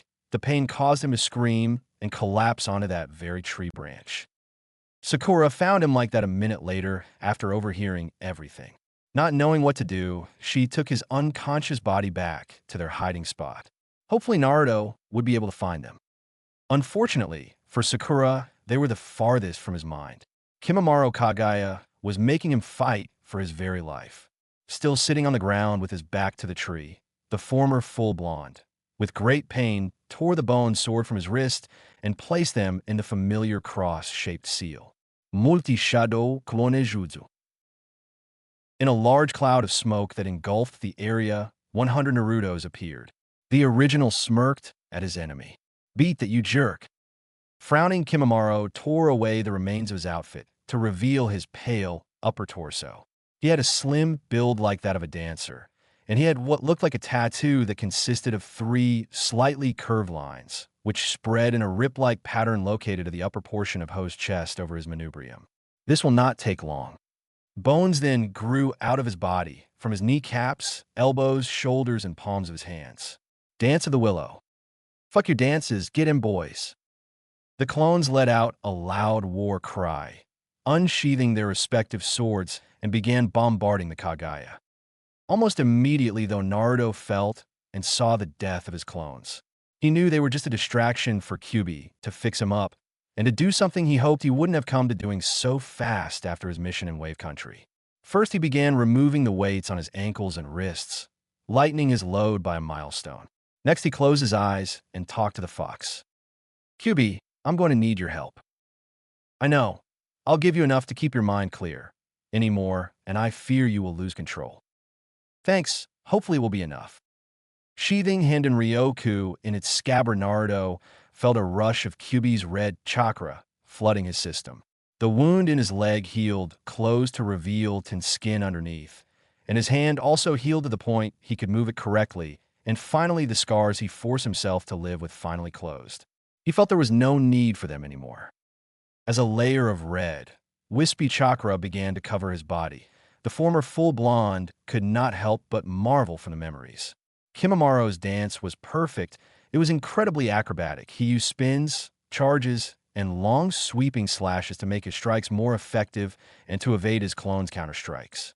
He felt his clones getting stabbed through the gut. Their throats slit, skulls split open, and when some thought they were out of range, Kimimaro extended his bones to attack them without having to adjust his own movement. But even though he was greatly impressed, it did not stop himself from smirking. Boom! The 30 surviving clones bombarded their opponent and detonated in a brilliant flash of light that rocked the landscape around them. Trees were felled, chunks of ground torn asunder, and a crater was ground zero where Kimimaro once stood. The Kagaya, however, did not perish. When the smoke cleared, his skin was blackened. Parts of it were torn open, but not to reveal muscle, but pure white bone underneath that looked like armor with blood dripping from the open wounds, of course. I cannot believe I have to use this on trash like you. He forced out due to half his lower jaw, lacking any flesh before the tattoo on his chest turned orange-red and expanded in lines, spreading all over his body in contorting and parallel lines. When it was finished, it looked like he had black tattoos lined along his naked torso, and his skin had healed up leaving no trace that he was even harmed. Believe it, pal. Naruto growled out before placing his hands into the Tiger Hand seal. Earth style, Great Mud River. The ground underneath Kimimaro turned into mud, and the man was forcefully forced backwards from the surge of the wave of mud. After flaring through 3-hand seals, Naruto continued. Earth style, Mud Dragon Bomb. Forming out of the mud river, a dragon-like head opened its fanged maw and began firing high-velocity mud balls at his opponent. Bones erupted from Kimimaro's hands, and he began slashing at the projectiles. His eyes were narrowed in frustration now. Each mud ball he managed to slice in half was replaced by another one, and the ones he missed struck him to the point it actually hurt. After getting struck in the face for what felt like the 10th time, the Kagaya took a deep breath and dove under the mud. Watching his opponent disappear, the Jinchuriki released his technique and followed after using his hidden mole jutsu. The ground beneath him turning into sand, he burrowed down into the earth, searching for his opponent by any means necessary. 3 minutes later, both opponents blasted upwards in an exchange of flying fists. Kimimaro's bones sword diagonally cut through Naruto's vest and mesh armor, sending a shower of crimson upwards. But Naruto's claws caught him in the chest as well. Iron Reaver, Soul Stealer. He bellowed out, releasing chakra from his claws, and blasted his opponent away. Blood spilled from his open chest wound, but was closed in the span of 10 seconds, leaving Kimimaro to glare at his opponent. It felt like his lungs were on fire, his entire body was racked with pain, but he could not stop. Not now. Not when Orochimaru-sama's ambitions were not yet achieved. You're a pest. I've been called worse. Gah! Earth-style mud wall. Barely flashing through the hand seals in time and slamming his hand upon the ground, a primitive but very thick and sturdy wall made of earth rose from the ground to stop the bullets that Kimimaro fired from his fingers. His eyes, however, widened behind his mask when they came through, but tumbled to the ground. Kimimaro bit his lip in frustration before he began coughing that made his lungs rattle. When he pulled his hand away, he revealed it to be completely wet with crimson blood. No, not now, not now. He panted out. I have no choice. I must end this now before it's too late. The hell are you saying? Naruto poked his head over his mud wall to watch in horror when Kimimaro underwent another transformation. The transformation was monstrous.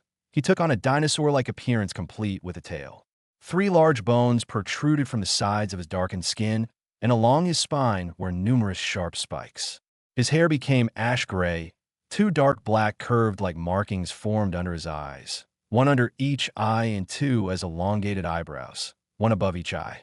Speaking of his eyes, they changed as well, the iris becoming golden yellow and his iris becoming completely black. Kimimaro bowed his head, and his spine slowly slipped out until he grabbed it and literally tore his spine out, only for a new one to replace it a second later. The new weapon expanded to reveal black gaps in the cartilage. Dance of the Clematis, Vine, he calmly said. So hardcore but so nasty. Quickly placing his hands in the bird seal, Naruto barked out. Earth-style, falling earth spears. The ground exploded from dozens upon dozens of spikes erupting from it. Kimimaro barely even blinked before bursting forward. The spears hit him, but didn't penetrate his skin or even leave a mark. Dozens more erupted in front of him, and he lashed out with his whip, and the spikes fell away. Then blasting through the mud wall and watching his backtracking opponent retreating, he snapped his bone whip. It extended to an alarming degree, wrapping around Naruto's chakra-cloaked body, and watched as the sharp bones pierced his flesh. Refusing to cough, even though doing so sent waves of pain through him, the last Kagaya raised his left arm, and out of his body formed massive bones until they twisted and became a gigantic drill-like weapon. Dance of the Clematis, Flower. Shit, I cannot move my arms. QB, I need more. You will lose control if you get any more. I know, but now is not the time for control. Now is the time for action. Don't say I didn't warn you, boy. Without another word, Kimimaro closed the distance between him and the mask wearer. He dodged to the right as the darkness beam flew at him, raised his arm, and stabbed to deal with the finishing blow. A blast of the foul red chakra and the sudden movement in the former full blonde's arms destroyed the bone whip he had surrounding him, and with wide eyes, Naruto's body was engulfed in a shroud of translucent red, with bubbles of chakra forming all along it. Naruto's eyes flashed red underneath his mask, and a snarling noise erupted from his mouth as a single chakra tail erupted from the left area of his backside, and then another erupted on the right side. Naruto rushed forward on his hands and feet now, and they butted heads. Kimimura's near indestructible skull and Naruto's rock-hard mask exploded under the pressure as the sound of a gunshot echoed throughout the area. Both reeled back. Kimimura's head split open, and healing seconds later, Naruto's mask severely cracked around the forehead and right eye area. Gritting his teeth, Kimimura's entire body erupted in bone spikes, and he relentlessly began attacking his opponent without mercy.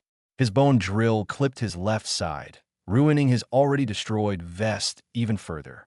His clawed hand and bones popping from between his knuckles slashed and impaled his stomach. That just seemed to enrage the Jinchuriki even further. Raising his right fist, he clawed Kimimura's face wide open. Then with a demonic cry, he used his left hand to cut him through his left shoulder all the way to his right hip, tearing away the bones sticking out of him, and kicked him away.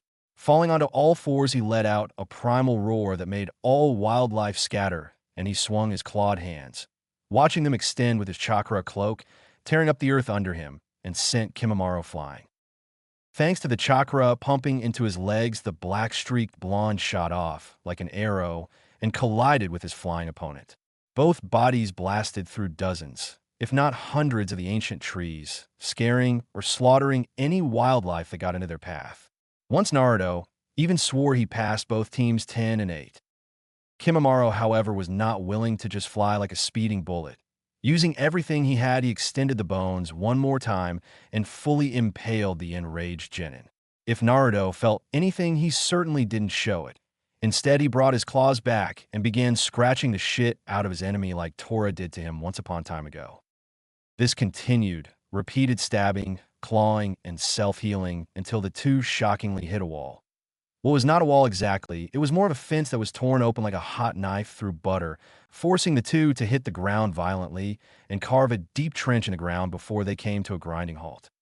Naruto regained consciousness after what felt like a few hours through hazy eyes and the damaged eye holes in his mask. He saw Kimimura slowly standing up under his own willpower. His entire body was normal again like his was, but he was feeling it. Naruto couldn't move, his body just couldn't. He had nothing left in him. Slowly, Kimimura pulled one last bone sword from his shoulder and slowly moved it forwards. "I win," he said after coughing out a mouthful of blood. "No, you do not." Naruto felt something odd, something new, something disturbing from the Juganai. He was always in control of what he did with it, but now, completely exhausted, the demonic tool took charge and did something he did not expect. Kimimura's eyes widened. His newly created sword fell to the ground, and he let out an uncharacteristic, horrifying scream as he gripped his head.